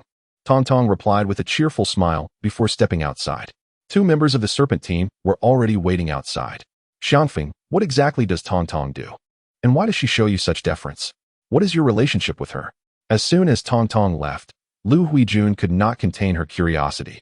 She was particularly intrigued by Tong Tong's identity as well as her connection to Xiangfeng. "If you wish to know, why not ask Tong Tong yourself?" Xiangfeng chuckled. "Haha." Lu Huijun let out a dry laugh and then turned to Lu Riyun. "Riyun, you ought to be cautious. Now that such a beautiful girl has appeared by his side, who seems even younger than you, he might very well be swayed. Men, after all, are seldom faithful. Hey, don't speak ill of me in front of my wife. While it may be true that few men are not fickle, I assure you, I am not one of them," Xiangfeng retorted with a snort. Feeling slighted by Lu Huijun's remarks, the fondness he had just begun to feel for Lu Huijun dissipated instantly. "Humph. You young ones have yet to see the true world. That girl named Tong Tong might lack a bit in grace due to her youth. She might not possess the charm to captivate you. But if an exceptionally beautiful woman with a stunning figure and undeniable poise were to appear, could you resist?" Lu Huijun scoffed, her confidence unwavering. "I dare say that if such a woman were to show up, Mr. Xiangfeng would surely be enchanted." Lu Riyun chuckled ruefully and, "Little Feng is not that kind of person, but that is only because such a woman has not yet appeared. Just wait and see if he doesn't fall under her spell." The sound of high heels clicking against the floor echoed through the apartment. Soon, a young woman stepped inside, immediately capturing the attention of everyone present. It was Medusa Duanjing. Unlike this morning, she now donned a violet long dress, beneath which her alluring legs were clad in sheer black stockings. The neckline of her dress plunged low, revealing a captivating expanse of fair skin and delicate curves. The tantalizing glimpse of her flawless skin at the stockings was enough to ignite any man's fervor, coupled with her immaculate beauty and an air of noble coldness. She stood as a dazzling star against the night sky, rendering it impossible for anyone to avert their gaze, except for Xiangfeng. With just a glance, he could not help but curl his lip in disdain. At such an advanced age, one still places great emphasis on outward appearances. It is no wonder that one's cultivation and strength are rather lacking.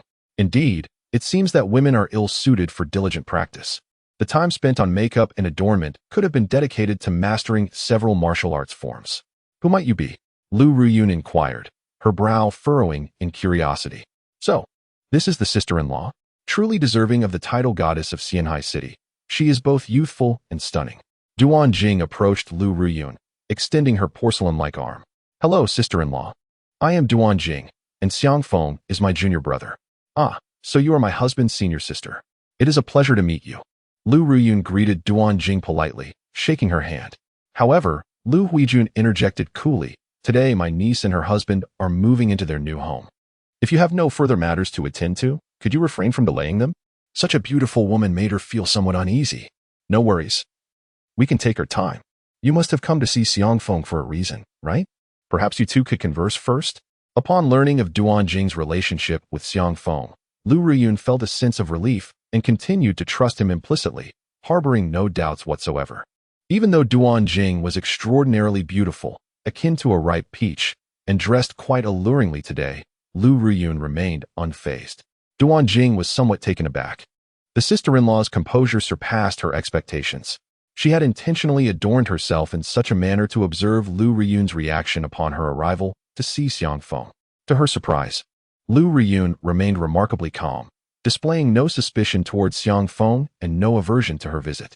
It was no wonder that this woman had captured the attention of her junior brother. She was indeed extraordinary.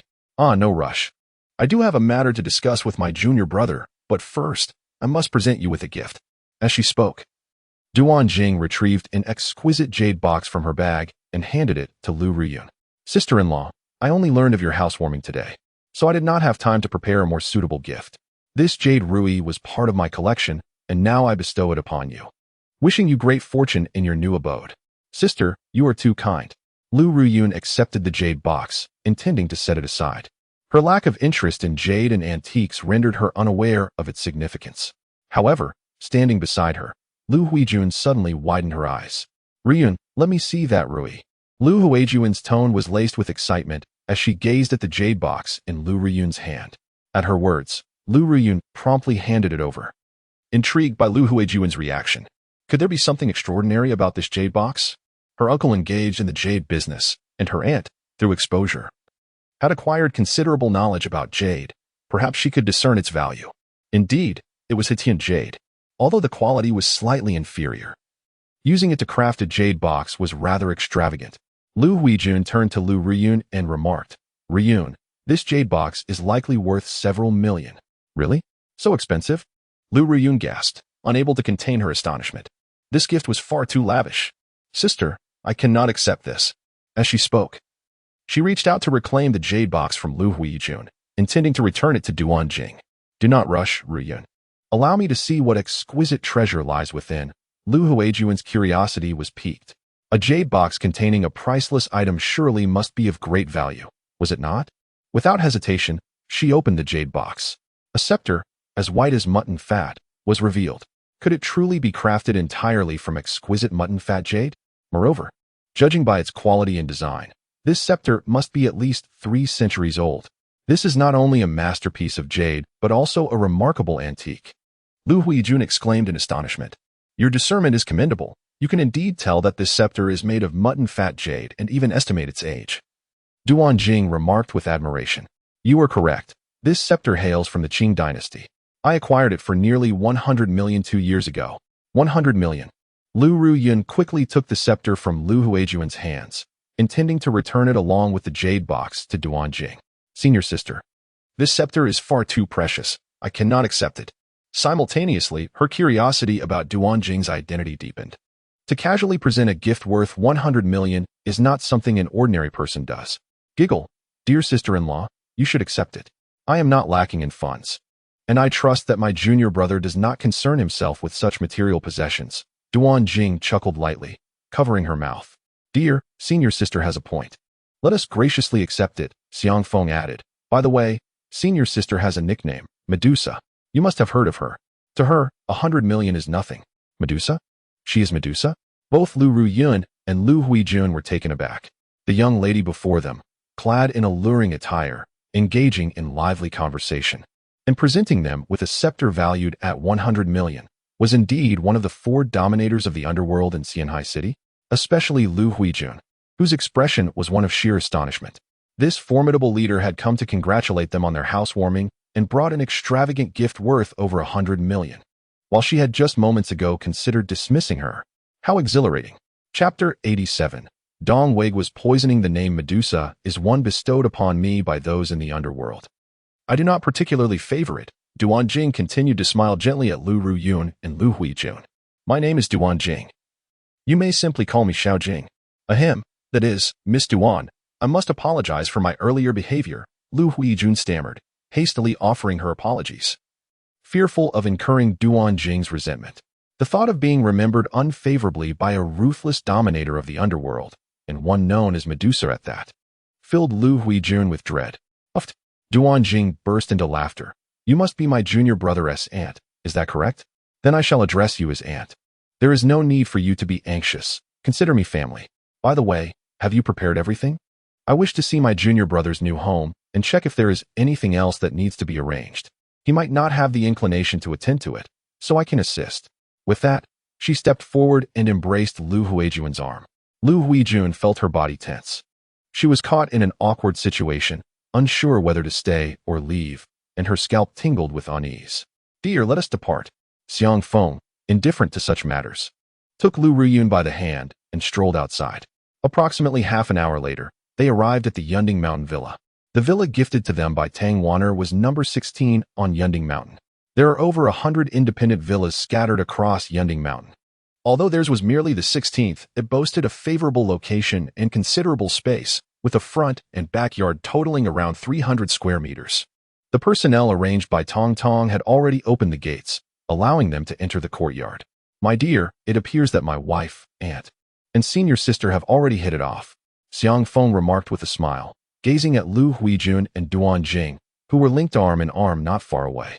Lu Ruyun, seemingly incredulous, responded, "I never expected the legendary Medusa to be so approachable." Xiang Feng chuckled. "What can I say? She is my senior sister, after all." "Indeed. Had she not been your senior sister, we would likely have had no interaction with her." Lu Ruyun nodded. Xiaofeng, if your senior sister is so formidable, your master must surely be extraordinary as well. At this, Xiangfeng couldn't help but ponder. He had never given much thought to his master's identity. Yet the 3 tokens casually bestowed upon him included the exceptionally remarkable Yanhuang token. This indicated that his master's status was anything but ordinary. I'm not quite sure what my master's identity is. He has spent nearly 20 years at Qinyan Mountain, Xiangfeng shrugged, disinterested in further contemplation. Next time I see him, I shall directly inquire about his true nature. At that moment, Lu Huijun and Duanjing approached. Lu Huijun, surveying the villa courtyard, remarked, Xiangfeng, is this villa truly a gift to you? Yes, Xiangfeng replied. What does my aunt think? Lu Huijun responded, it looks quite decent from the outside. The courtyard is expansive, and it has clearly been meticulously maintained these past few days. The exterior decoration is quite grand, indicating that both money and effort were invested. I wonder what it's like inside? With that, she pulled Duanjing along towards the villa's interior. Xiangfeng and Lu Ruyun followed suit. The villa, comprising 2 stories, featured traditional Chinese decor, adorned with various redwood furniture that exuded both elegance and sophistication. Indeed, the decoration is quite impressive, the hard furnishings aside. The soft furnishings alone must have cost over 2 million, Lu Ruyun noted after exploring both floors. My dear, are you not particularly fond of this house? Xiangfeng inquired, having noticed her earlier lack of enthusiasm while assessing the property. Not at all, I actually quite like it. Lu Ruyun quickly replied with a smile. Sister-in-law, this traditional Chinese style of decor generally appeals to those over 40. It's natural that you might not favor it, Duanjing interjected. I have a friend who previously purchased a villa in Yunding Mountain. I believe it was number 28. I'll speak to him about selling it to me. I can renovate it nicely and gift it to you as a wedding present. Sister, there's no need for such formality. I am already quite content living in this house. Lu Ruyun quickly gestured. At that moment, Tong Tong briskly entered, stating, Mr. Xiang, a few individuals are outside seeking your presence. One of them claims to be Dong Weigua. Shall I let them in? Is that Brother Dong and the others? Please, do invite them in. Xiangfeng responded hastily. Understood. Tong Tong nodded. Wife, I shall go greet Brother Dong, Xiangfeng declared, following closely behind. Lu Ruyun promptly trailed after him. Xiangfeng, my younger brother, have you moved in today? You didn't even notify me. I haven't prepared any gifts, Dong Weigua remarked, standing outside the courtyard gate, laden with various exquisite treasures. He was accompanied by Tang Wanner, Xiao Wu, and even the elder of the Dong family. Brother Dong, weren't you injured? Why have you come here? Xiangfeng inquired. I intended to tidy up and then visit your home, hence I didn't inform you, he replied, quickly reaching out to accept the gifts from Dong Weigua. Haha, my injury is nothing serious. A few days of rest will suffice, Dong Weigua chuckled, although his voice lacked strength. Let us converse inside. Xiangfeng ushered everyone into the house. Tong Tong attended to their needs, serving tea and refreshments, while Lu Huijun sat nearby, feeling somewhat out of place. She recognized Dong Guan's identity. These individuals were from the renowned Dong family, one of the 3 great martial clans in Xianhai City, and even included the family head.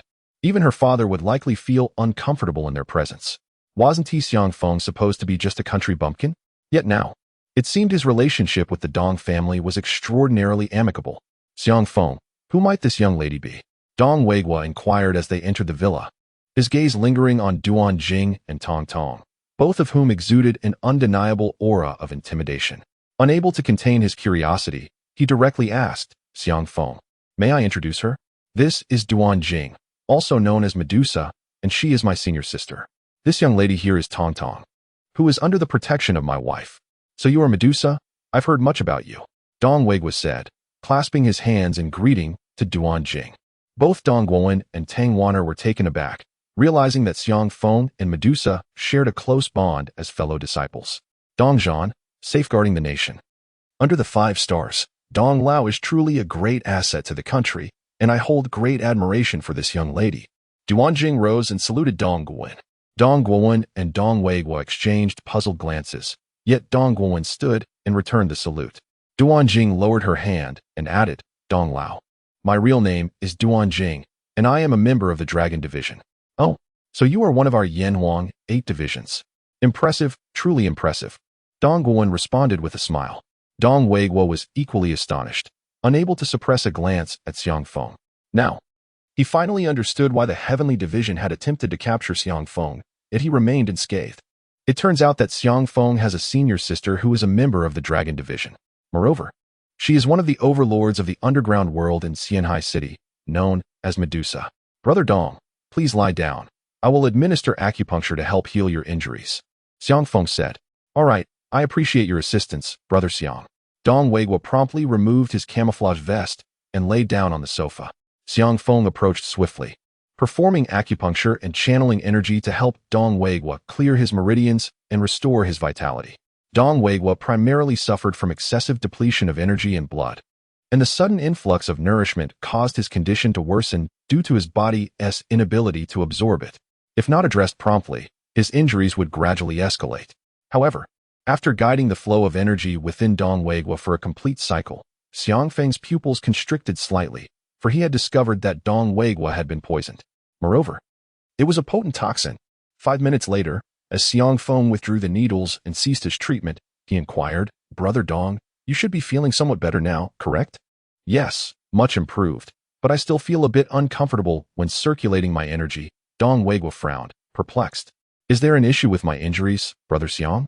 Dong Guo, having observed the change in Xiang Feng's expression, hurriedly asked. Xiang Feng did not conceal the truth, stating, Brother Dong, you have been poisoned by a substance known as Black Star. Poisoned? Black Star? What kind of toxin is this? Both Dong Weiguo and Dong Guo frowned, their expressions darkening. It was Lu Ruyun who gasped, could the Black Star toxin be the poison of the Five Poisons sect? Indeed, it is undeniably the Black Star toxin of the Five Poisons sect. Xiang Feng confirmed. Brother Dong, please tell me what you have been up to these past few days. How did you encounter members of the Five Poisons sect? Five Poisons sect? Could that individual, Fei Tian, be affiliated with them? Dong Weiguo asked, bewildered. He then explained, Brother Xiang, I have been leading troops to capture a person named Fei Tian near Mongshan these past few days. Fei Tian ranks 98th on the red list and possesses formidable strength. Despite his injuries, neither I nor old Su could subdue him. We only exacerbated his wounds. I had thought I could handle him alone afterward, but unexpectedly, I ended up poisoned by him instead. The red list? Xiang Feng inquired, puzzled. He recalled the old man mentioning the toxins of the Five Poisons sect, but he had never heard of this red list. Dong Weiguo elaborated. The red list is a bounty list established by our Yanhuang kingdom, categorizing fugitives based on their strength. Currently, there are over 130 individuals listed, with the weakest already possessing dark energy. This Fei Tian has reached the mid-stage of dark energy. And now, is Fei Tian still in Mongshan? Xiang Feng asked. Mongshan is a solitary peak in the western suburbs of Xianhai City. Yes, he is surrounded by us. Unless he makes a frontal escape, he cannot flee, Dong Weiguo replied with a wry smile. However, since I have not captured him after all these days, there has been pressure from above. Therefore, I sought assistance from my second uncle, who should arrive in Xianhai City today. I plan to head to Mongshan with him tomorrow night. Given the frequency of Fei Tian's attacks, he estimates that it will not be until the day after tomorrow that they can break through again. For now, let's set that aside. Tang Wanner urged with an anxious expression. Xiaofeng, please tell me, do you have a way to cure Wei Guo of that Black Star poison within him? As soon as she finished speaking, Dong Weiguo interjected, Wife, why are you so worried? With Brother Xiaofeng here, he will undoubtedly be able to cure it. There's no need for you to fret. I cannot guarantee a cure for the Black Star poison, Xiang Feng replied earnestly. Dong Weiguo's lips twitched. Is the poison truly that terrifying? Xiaofeng, you must come up with a solution. Tang Wanner and the others grew increasingly anxious. Rest assured, although I cannot directly dispel the poison within Dong Ji's body, I do have methods to counteract it. Xiang Feng pondered for a moment before continuing. The first method is to gather some medicinal herbs to concoct an antidote within 3 days. I will write down the names of the required herbs. You must do your utmost to find them.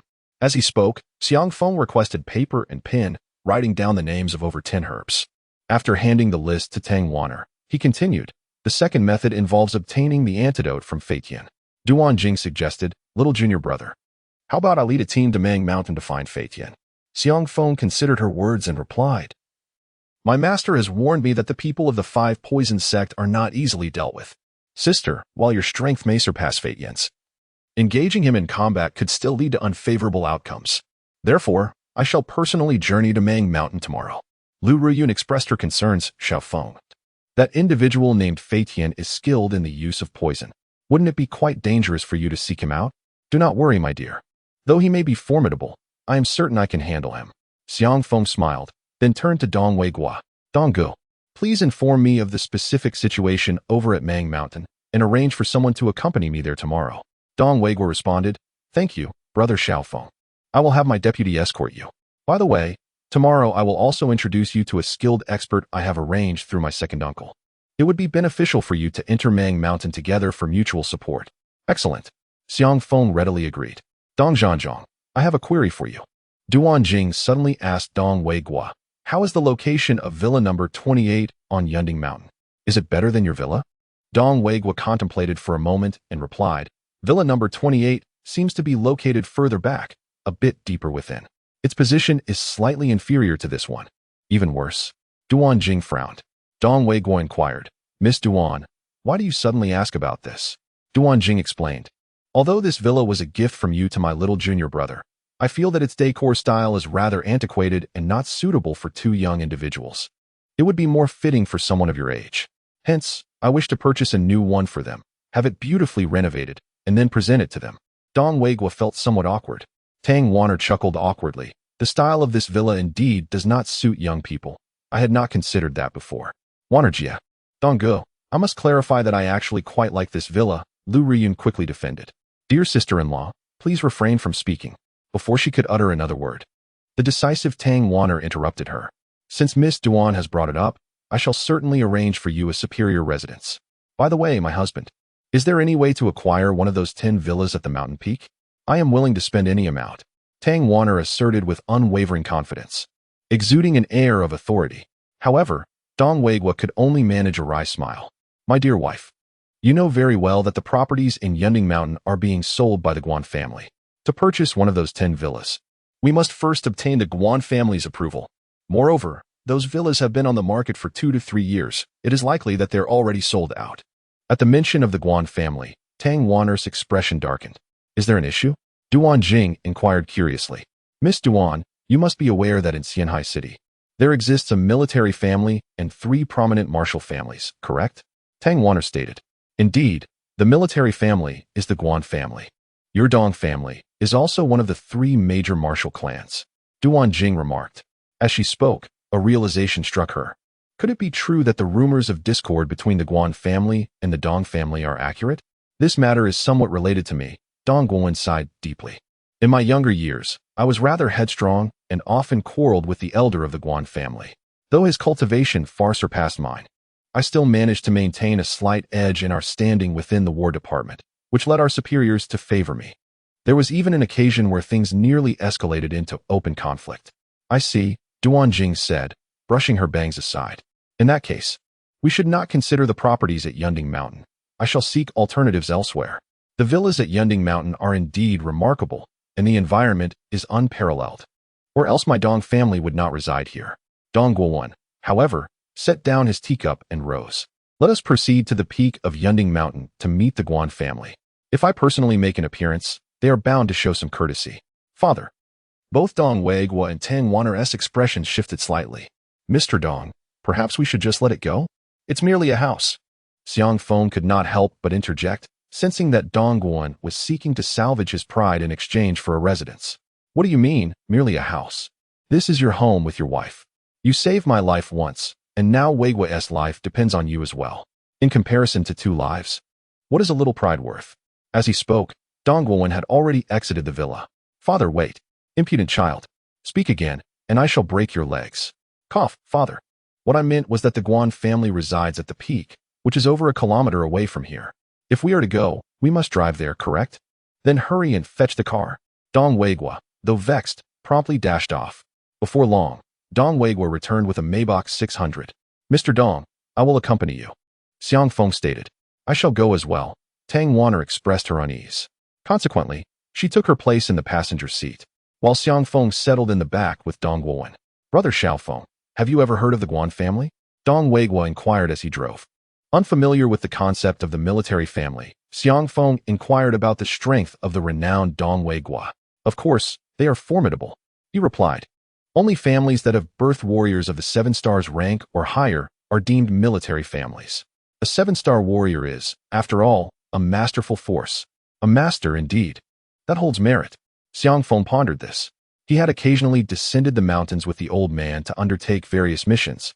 Thus, he had encountered some masterful warriors from the Yanhuang Kingdom's military department. The masters from the military department were significantly more powerful than their counterparts in the ancient martial arts world. After all, those warriors had emerged from the crucible of battle. Unfortunately, the member of the Guan family was merely a master and not a martial sage. Otherwise, once his strength was restored in a few days, he would have relished the opportunity to spar with him. As the group conversed in the vehicle, they ascended to the summit of Yunding Mountain. At an elevation of approximately 2,000 meters, the afternoon was shrouded in mist, with a cooler temperature and remarkably fresh air. Residing here long-term would greatly benefit one's health. At that moment, their vehicle passed by a villa adorned with traditional Chinese decor, partially obscured by several towering camphor trees. Brother Dong, how many villas are situated at the summit of Yunding Mountain? Xiang Feng curiously inquired while gazing out the window. Xiao Feng, the villa we just passed belongs to the mayor of Xianhai City. It was granted to him by the Guan family with the approval of the provincial governor. Dong Weiguo explained. As for the entirety of the Yunding Mountain summit, there are only 10 villas. However, I am aware that merely 4 of them are occupied. The owners of these 4 villas are the Guan family, the mayor of Xianhai City, one of the 3 prominent military families in Xianhai City, the Bai family, and a vice president of the Xianhai City Martial Artists Association. The Martial Artists Association? Xiang Feng queried. Indeed, there exists a Martial Artists Association in Xianhai City. The president's identity remains quite mysterious, but the 3 vice presidents are well-known figures in the ancient martial arts community, each possessing strength that has reached the later stages of the dark energy realm. Our military department, as well as the execution court, occasionally seeks their assistance when faced with challenging situations. Our relationship is generally amicable. Oh, Xiang Feng nodded in understanding. Here we are. Shortly after, the vehicle came to a halt outside a luxurious villa. The villa's decor exuded an ancient charm, with a courtyard crafted from blue bricks, surrounded by bamboo, and the ground covered in slate. At that moment, a middle-aged man was instructing a young woman in martial arts within the courtyard, while 2 armed guards stood at the entrance. Greetings, I am Dong Weiguo, here to discuss matters with General Guan. Please announce my arrival. Dong Weiguo approached and stated. The guards recognized him immediately, saluted, and hurried to notify the inner quarters. Xiang Feng and the others stood beside Dong Weiguo, observing the girl practicing her punches while patiently waiting. Isn't that the dragon fist that the old man taught me when I was 8? Xiang Feng mused, a flicker of recognition crossing his face. However, he quickly shook his head. The girl's execution of the dragon fist was far inferior to his own at that age, filled with numerous flaws. The old man seemed to have mentioned to me that he had created 3 simplified versions of the dragon fist, which he taught to the members of the Yanhuang Kingdom's martial division. I wonder which version this girl is practicing. As Xiang Feng gazed at her, a flicker of pity crossed his expression. Indeed, having a formidable master proves to be somewhat beneficial. At the very least, the martial arts she practices are predominantly authentic. Just then, the guard who had gone to report hurried back. General Dong, I apologize, the guard said, because Miss Guantong's cultivation has reached a critical point. She cannot afford any distractions and must have someone by her side at all times. The guard's face was filled with regret, therefore. I kindly ask General Dong to return for now and come again another day. What? He is instructing his daughter in her practice and refuses to see me? Dong Weiguo's expression darkened immediately. That scoundrel Guan Li was undoubtedly doing this on purpose, flaunting his authority, just as Dong Weiguo was about to voice his thoughts. Xiang Feng interjected, Brother Dong, let us depart to avoid disrupting her training. After all, with her martial arts being so lacking, any further disturbance might render it even worse. The 3rd update has been delivered, and it is a substantial chapter of 4,000 words. I humbly request a 5-star review from you, my brothers. Tomorrow, I shall continue with 3 updates. Chapter 89, Cherishing the Delicate Blossom? Xiang Feng's voice, though not loud, resonated clearly within the courtyard. In an instant, both the interior and exterior of the courtyard fell into an unexpected silence. Xiao Feng, my brother, Dong Weiguo wiped the fine sweat from his forehead, feeling somewhat anxious.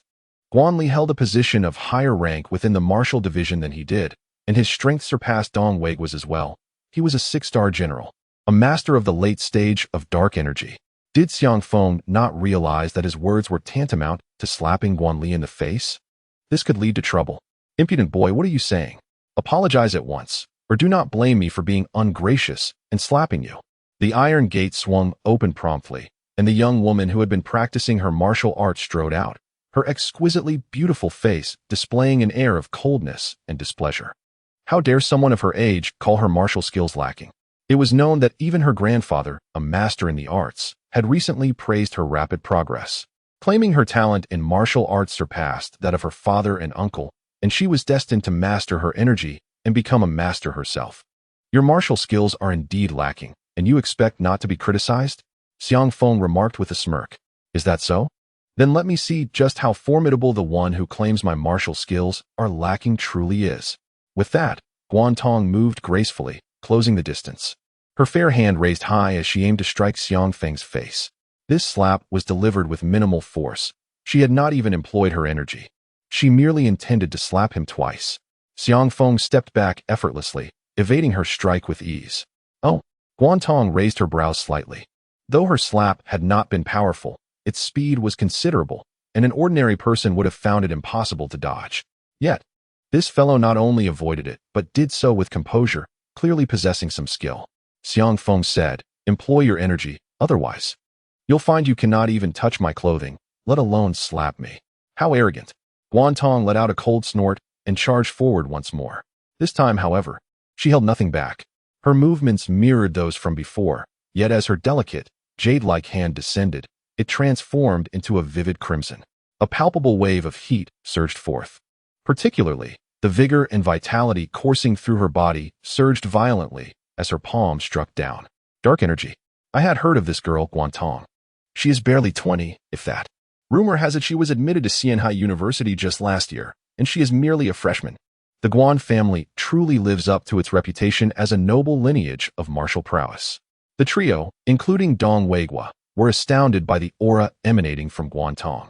A dark energy warrior at the tender age of 20 is indeed a rarity. Nonetheless, they felt no concern. Although Guantong was formidable, Xiang Feng was even stronger. Instead, they worried whether Guantong might suffer at Xiang Feng's hands. Yet, given Guantong's stunning beauty, with an angelic face and a devilish figure, surely Xiang Feng would show her some mercy? Bang! Under the watchful eyes of Dong Weigua and the others, Xiang Feng unleashed a punch that struck Guantong squarely in the abdomen. Her delicate form was sent flying, crashing to the ground in utter disarray. Dong Weigua's lips twitched involuntarily. Even Dong Guowen's wrinkled visage displayed signs of agitation. Tang Wanner stood there, utterly dumbfounded. It seemed that in Xiang Feng's eyes, aside from his sister-in-law, no other woman existed in the world. Enough. The enraged Guan Li, having witnessed his precious daughter being struck, could no longer contain himself. With a fierce shout, he charged towards Xiang Feng. Dong Weigua, are you truly going to lay hands on a junior? Dong Weigua, fearing for Xiang Feng's safety, quickly positioned himself in front of him. Get out of my way, Dong Weigua. Guan Li remained furious. He had but one beloved daughter. He usually spoke to her in hushed tones, let alone ever raising his voice. Yet today, his precious daughter had been sent flying by a single punch. How could he endure such an affront? Dad, I'm fine, came Guantong's somewhat dejected voice from behind. Tong Tong, are you all right? Upon hearing his daughter's voice, Guan Li hurried over, having completely forgotten to check on her amidst his anger. I'm okay. Although that punch sent me flying, for some reason, I don't feel any pain at all. As she spoke, Guantong cast a complex glance at Xiang Feng. This young man, appearing to be of similar age to her, seemed to possess strength far beyond her own. Not at all in pain? Guan Li's pupils constricted. He had genuinely believed that his daughter had sustained serious injuries from Xiang Feng's earlier blow, which was why he had been driven by rage to confront him. Yet now, his daughter was telling him she felt no pain whatsoever. Had that fellow's control over his strength reached such an astonishing degree? My previous punch was also a dragon fist. Compared to my dragon fist, what you executed was nothing short of trash. At that moment, Xiang Feng spoke nonchalantly once more. After uttering this, he stretched lazily and turned to leave. Dragon fist? He just performed the dragon fist? Upon hearing Xiang Feng's words, Guan Li could not help but recall the punch that Xiang Feng had delivered to Guantong. That punch lingered in his mind like a slideshow, gradually transforming his astonishment into awe and subsequently into exhilaration. Such a seemingly simple strike concealed an abundance of martial arts profundities. From the motions to the exertion and the essence of the punch, It seemed to surpass even his father's mastery of the dragon fist. Guan Li's breath quickened, and he was overwhelmed with excitement. At that moment, he observed Xiang Feng preparing to leave. "Wait, young brother," Guan Li called out, rushing forward to intercept Xiang Feng, clasping his fists in respect. "I, Guan, must apologize for my earlier negligence. I hope you can forgive me." Xiang Feng responded with a calm demeanor. "The one who was negligent is not me." Guan Li was momentarily taken aback, but quickly regained his composure, bowing respectfully to the Dong family. "Elder Dong, I acknowledge my mistake and sincerely hope you will not hold it against me." "Ah, let it go. I am not angry with you," Dong Guan sighed lightly. This only intensified Guan Li's feelings of guilt, and he hastily gestured towards the entrance. "Elder Dong, young brother, and esteemed General Dong, please, come inside." "Xiang Feng, my young friend, let us proceed," Dong Guan urged, leading Xiang Feng into the courtyard. "Tong Tong, please prepare some tea." Guan Li instructed Guan Tong, hurrying to follow.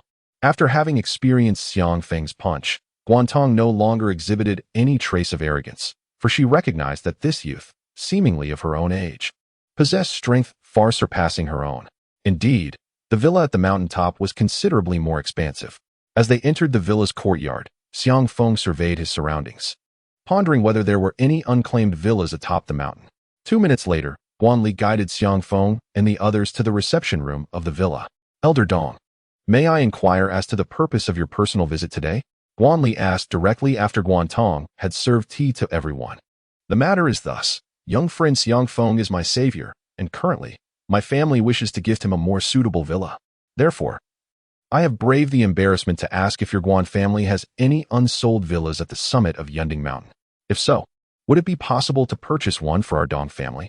Dong Guan stated plainly. Earlier, as they were seated, Dong Weigua had already provided Guan Li with a brief introduction to Xiang Feng. Upon hearing Dong Guan's words, Guan Li's heart surged with astonishment, and he regarded Xiang Feng anew. This young martial arts master, still in his youth, was indeed Dong Guan's savior? Furthermore, the depth of Xiang Feng's significance to Dong Guan was clearly beyond that of an ordinary benefactor. Otherwise, he would never have personally come to the Guan family.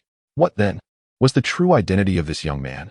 Beyond his martial prowess, what other exceptional qualities did he possess? Both Guan Li and Guan Tong regarded Xiang Feng with curious eyes. "Elder Dong, I sincerely apologize. Although the Yunding Mountain Villa area is managed by my Guan family, we unfortunately do not possess the authority to sell any of the 10 villas at the summit. To be precise, the villas atop the mountain are not available for public sale," Guan Li expressed apologetically. "Not for sale to the public?" Dong Guan furrowed his brow. "Actually, among the 10 villas at the summit, 3 are unclaimed.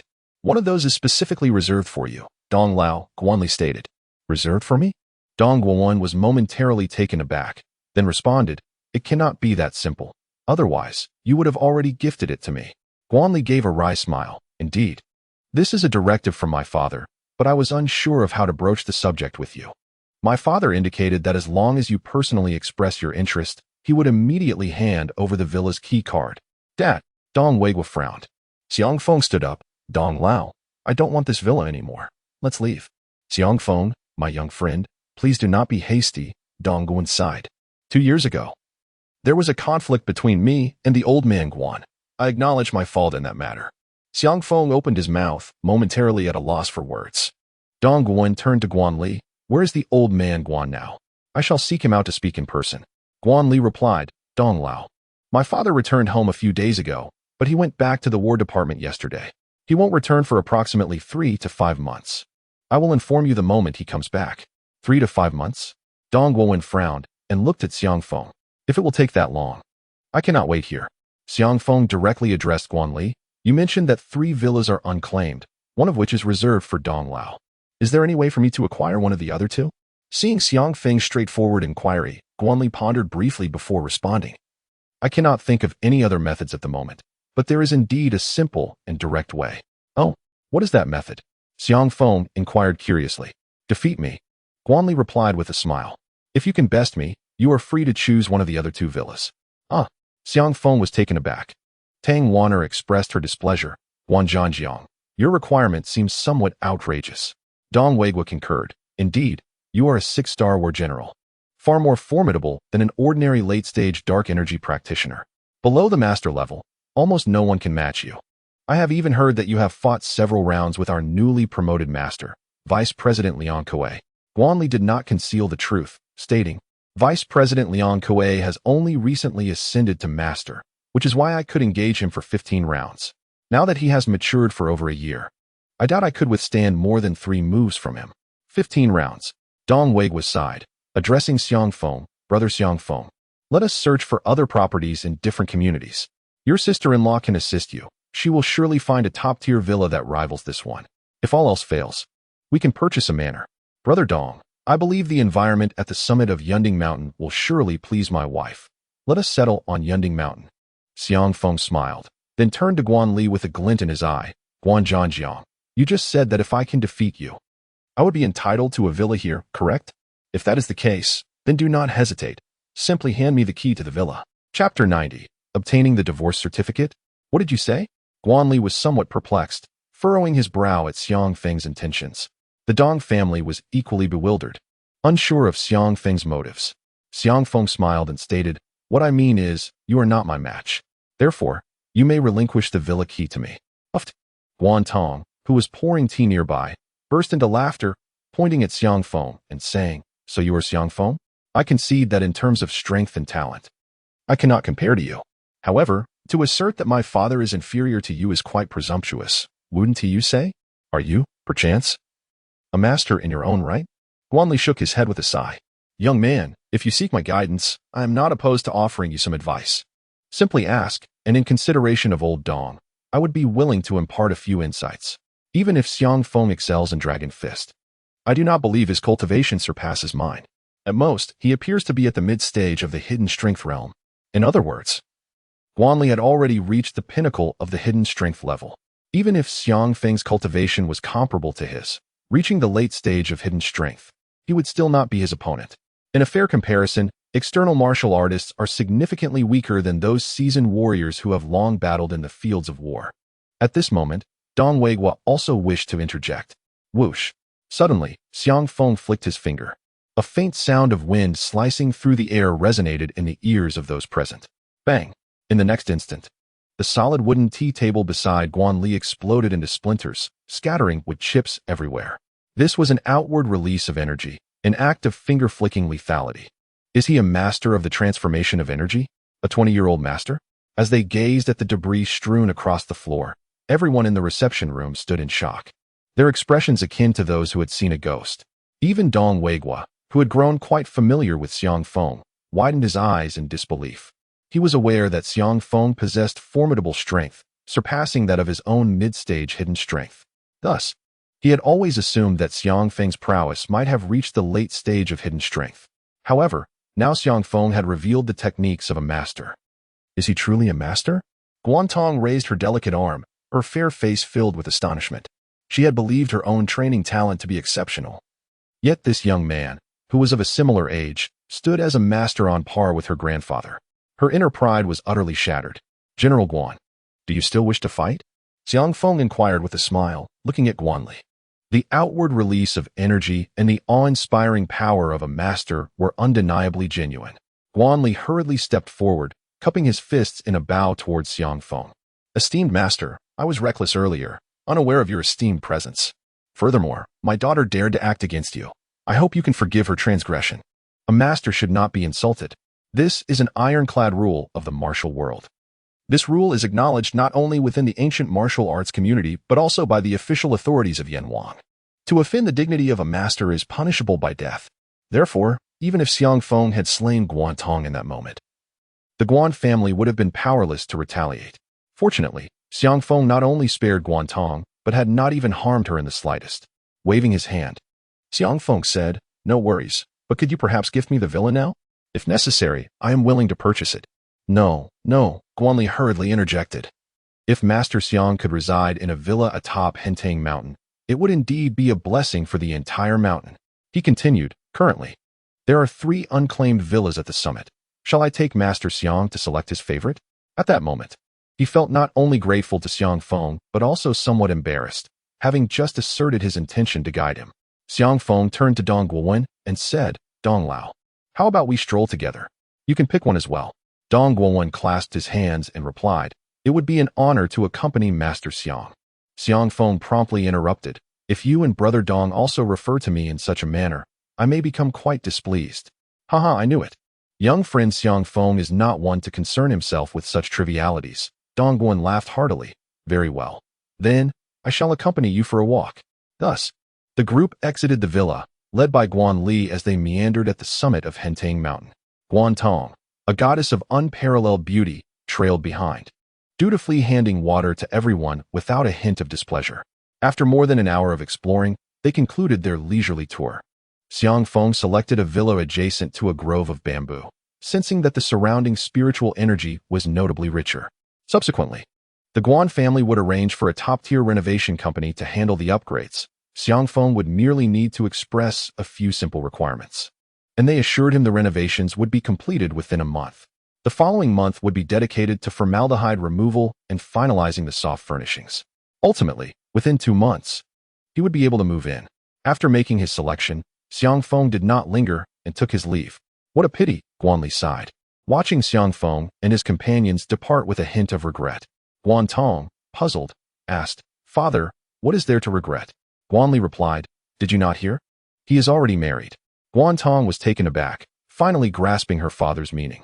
Instantly, a blush crept across her cheeks. Father, I admit his talent and strength are remarkable, but my feelings for him are merely admiration. There is no romantic inclination whatsoever. Thus, even if you were not married, the likelihood of anything between us is negligible, she said somewhat dejectedly. Regardless of the possibilities, you must find an opportunity to connect with him. Guan Li stated earnestly, he may possess profound knowledge of the dragon fist, perhaps even surpassing your grandfather. If you can cultivate a good relationship with him and learn the essence of the dragon fist, your prowess will undoubtedly ascend to new heights. Upon hearing this, Guan Tong fell silent for a moment before nodding. I will do my best. Consider how best to approach him, Guan Li advised, glancing once more at the direction Xiang Feng had taken before turning back toward the villa. I will arrange for someone to thoroughly investigate Xiang Feng. Additionally, I must hasten to call your grandfather. There is a martial artist around 20 years old in Xianhai City, and he will surely be intrigued. He may very well return for another visit. Upon returning to the Dong family's villa, Lu Riyun, Duan Jing, and Lu Huijun were engaged in lively conversation. Xiang Feng. How did it go? Lu Riyun eagerly approached as she noticed Xiang Feng and the others arriving. My dear, the house issue has been resolved, but we will have to wait 2 months before we can move in, Xiang Feng replied with a hint of exasperation. 2 months is no problem. After all, we are not in a hurry, Lu Riyun reassured him. I am in a hurry. I am eager to hold our wedding, Xiang Feng lamented. Oh, we have already obtained our marriage certificate. A delayed wedding is still a wedding, Lu Riyun laughed playfully. Brother Xiang Feng, in about 70 days, it will be Qixi Festival. You could plan your wedding for that day, Dong Wei was suggested, glancing at his phone's calendar. With your capabilities and your bride being the most beautiful woman in Xianhai City, your wedding must be nothing short of magnificent. This 70-day period is just enough for your sister-in-law to help with the preparations. Duan Jing chimed in. I want to help too. Otherwise, it will be too dull. Haha, very well. Dong Wei laughed heartily. Xiang Feng recalled the first task entrusted to him by the elder and looked at Lu Riyun, conceding. All right, since Brother Dong has already chosen the date, let us set it for Qixi Festival. Brother Xiang Feng, you all must stay at the Dong family home for dinner that evening, Dong Wei insisted. Brother Dong. Xiang Feng, and I need to step out for a moment, Lu Riyun interjected, linking her arm with Xiang Feng's. I have a close friend returning to Xianhai City today. Her flight is about to land. Oh, I see. Well then, perhaps you can come over for dinner another time. Dong Wei replied with a tinge of regret. Sounds good. Lu Riyun nodded and turned to Duan Jing and Lu Huijun, saying, Sister, Aunt, if you have no other plans, please stay here and have dinner with Brother Dong. Xiang Feng and I will take our leave. After a few parting words, Lu Riyun and Xiang Feng departed from the Yunding Mountain Villa. This time, Lu Riyun chose to drive herself instead of having Tong Tong take the wheel. Xiang Feng, the friend I am picking up is named Gui Yutong. She was my roommate in college. To be precise, most of my close friends now are my college roommates, Lu Riyun explained as she drove. Yutong joined the army during her sophomore year due to family circumstances. Over the past 4 years, I have only seen her twice. And what about your other friends? What are they up to? Xiang Feng casually inquired, his enthusiasm waning. Friends? What is the difference from being a third wheel? Lu Riyun replied. There were 6 of us in our dormitory. Apart from Yutong, 2 others are not in Xianhai City. So, you mean to say that 2 of your friends are in Xianhai City? Why haven't you seen them these days? Xiang Feng pressed. Well, they are indeed in Xianhai City, but they are quite busy. It's perfectly normal not to see them for 10 days or more when they are occupied. All right. Xiang Feng nodded. Lu Riyun drove swiftly, and approximately 20 minutes later, they arrived at the airport parking lot. They waited briefly in the pickup area when a woman approached them directly. The woman stood tall, at least 172 centimeters. Adorned in a military green fitted tank top paired with camouflage trousers, complemented by a pair of high-top leather boots. Her exposed skin radiated a healthy wheat-like hue. With her slender, alluring figure, stunningly exquisite features, and a commanding presence, she exuded an extraordinary charm that was hard to ignore. Even Xiang Feng found himself stealing glances. This was not merely due to her striking beauty, but rather because he discerned that his wife's friend was no ordinary individual. She was a mid-level martial artist. Her clean and sharp aura suggesting that she had undoubtedly taken lives, more than just 1 or 2. This aura bore a resemblance to that of a warrior from the battle division. As Xiang Feng scrutinized his wife's friend, he murmured to himself, Yutong. At that moment, Lu Riyun spotted Gui Yutong and hurriedly approached her, sharing an intimate embrace. Xiang Feng watched, a mix of envy and jealousy stirring within him. His wife had never embraced him with such fervor. He longed to experience her warmth. Riyun, is this your husband? After a brief embrace, Gui Yutong released Lu Riyun and turned her gaze towards Xiang Feng. Lu Riyun promptly introduced him. Yes, this is my husband, Xiang Feng. Little Feng, this is Yutong. My dear friend. By the way, I just remembered, she serves in the Northern Frontier. The Northern Frontier? Xiang Feng's eyes sparkled with interest as he extended his hand toward Gui Yutong. Hello. 3 years ago, upon entering the Master Realm, his elder had taken him to the Northern Frontier for a year, certainly not alongside ordinary soldiers, but rather to undertake perilous tasks that would hone his skills. Had it not been for that year of trials, he might not have condensed spiritual energy merely 3 years after breaking through to the master level. Riyun, your husband's character leaves much to be desired. Since I entered his line of sight, 43 seconds have passed, and he is fixated on me for at least 30 seconds, Gui Yutong remarked, not bothering to shake Xiang Feng's hand. Instead, she turned her head toward Lu Riyun and said, You've been married for just a few days. Your bond surely ice and tea deep. Shall I accompany you to obtain a divorce? Chapter 91. Truly pathetic. Upon hearing Gui Yutong's words, Lu Riyun opened her mouth, momentarily at a loss for words. What is wrong with you? Are you out of your mind? Xiang Feng retracted his hand. The flicker of goodwill he had felt toward Gui Yutong, due to her identity as a warrior from the Northern Frontier, evaporating entirely. Although Gui Yutong was beautiful, a friend of his wife, and hailing from the Northern Frontier, her words aimed at disrupting his marriage were intolerable. If you're mentally unwell, I might be able to help. If you're simply foolish, I'm afraid there is no hope for you. But I implore you to keep your distance from my wife. With that, Xiang Feng stepped forward, wrapping his arm around Lu Riyun's slender waist, casting a challenging glance at Gui Yutong. Indeed, Gui Yutong's expression hardened. Yutong, please don't be upset. Xiao Feng is just blunt in his manner of speaking. Don't take it to heart. Lu Riyun quickly intervened, grasping Gui Yutong's arm. As she turned back, her gaze towards Xiang Feng was filled with pleading, clearly hoping he would cease his banter with Gui Yutong. Individuals of poor character indeed struggle to communicate meaningfully. Gui Yutong shook her head, sparing Lu Riyun from any discomfort, and took her by the hand, leading her towards the parking lot. This woman is truly insufferable. Xiang Feng pondered for a moment, but ultimately followed behind, feeling exceedingly displeased. Meanwhile, Gui Yutong and Lu Riyun walked ahead, indifferent to whether Xiang Feng could hear her words. She remarked to Lu Riyun, Riyun, your husband's character is undeniably lacking. At the very least, I can assure you he is a lecher. A lecher? Lu Riyun paused, then responded, Yutong, if you were to say something else, I might struggle to refute it. But to claim he is lecherous is utterly impossible. She recounted how, after drunkenly falling into the water, Xiang Feng had rescued her, stripping her of her clothes, performing CPR, and administering artificial respiration, yet he did not act upon his desires. In fact, you lay before him, exposed, and he managed to restrain himself? It seems I have misjudged him. He is not a lecher, for he lacks even the qualifications to be one. What a pitiful man. Gui Yutong glanced back at Xiang Feng, quickly retracting her gaze, though a trace of sympathy and disdain flickered in her eyes. Xiang Feng halted. His gaze fixed on Guo Yutong's alluring silhouette, and he felt a surge of anger. For the first time in 20 years, his capabilities in that regard were questioned, by a woman, no less. To suggest that Feng Gu is not a man? Just wait. Feng Gu will undoubtedly prove to you that I am more of a man than any you have ever encountered. Before long, the trio entered the car. Xiang Feng sat alone in the back seat, closing his eyes in meditation, attempting to absorb the sparse spiritual energy in the air. After all, sitting idly was a waste of time.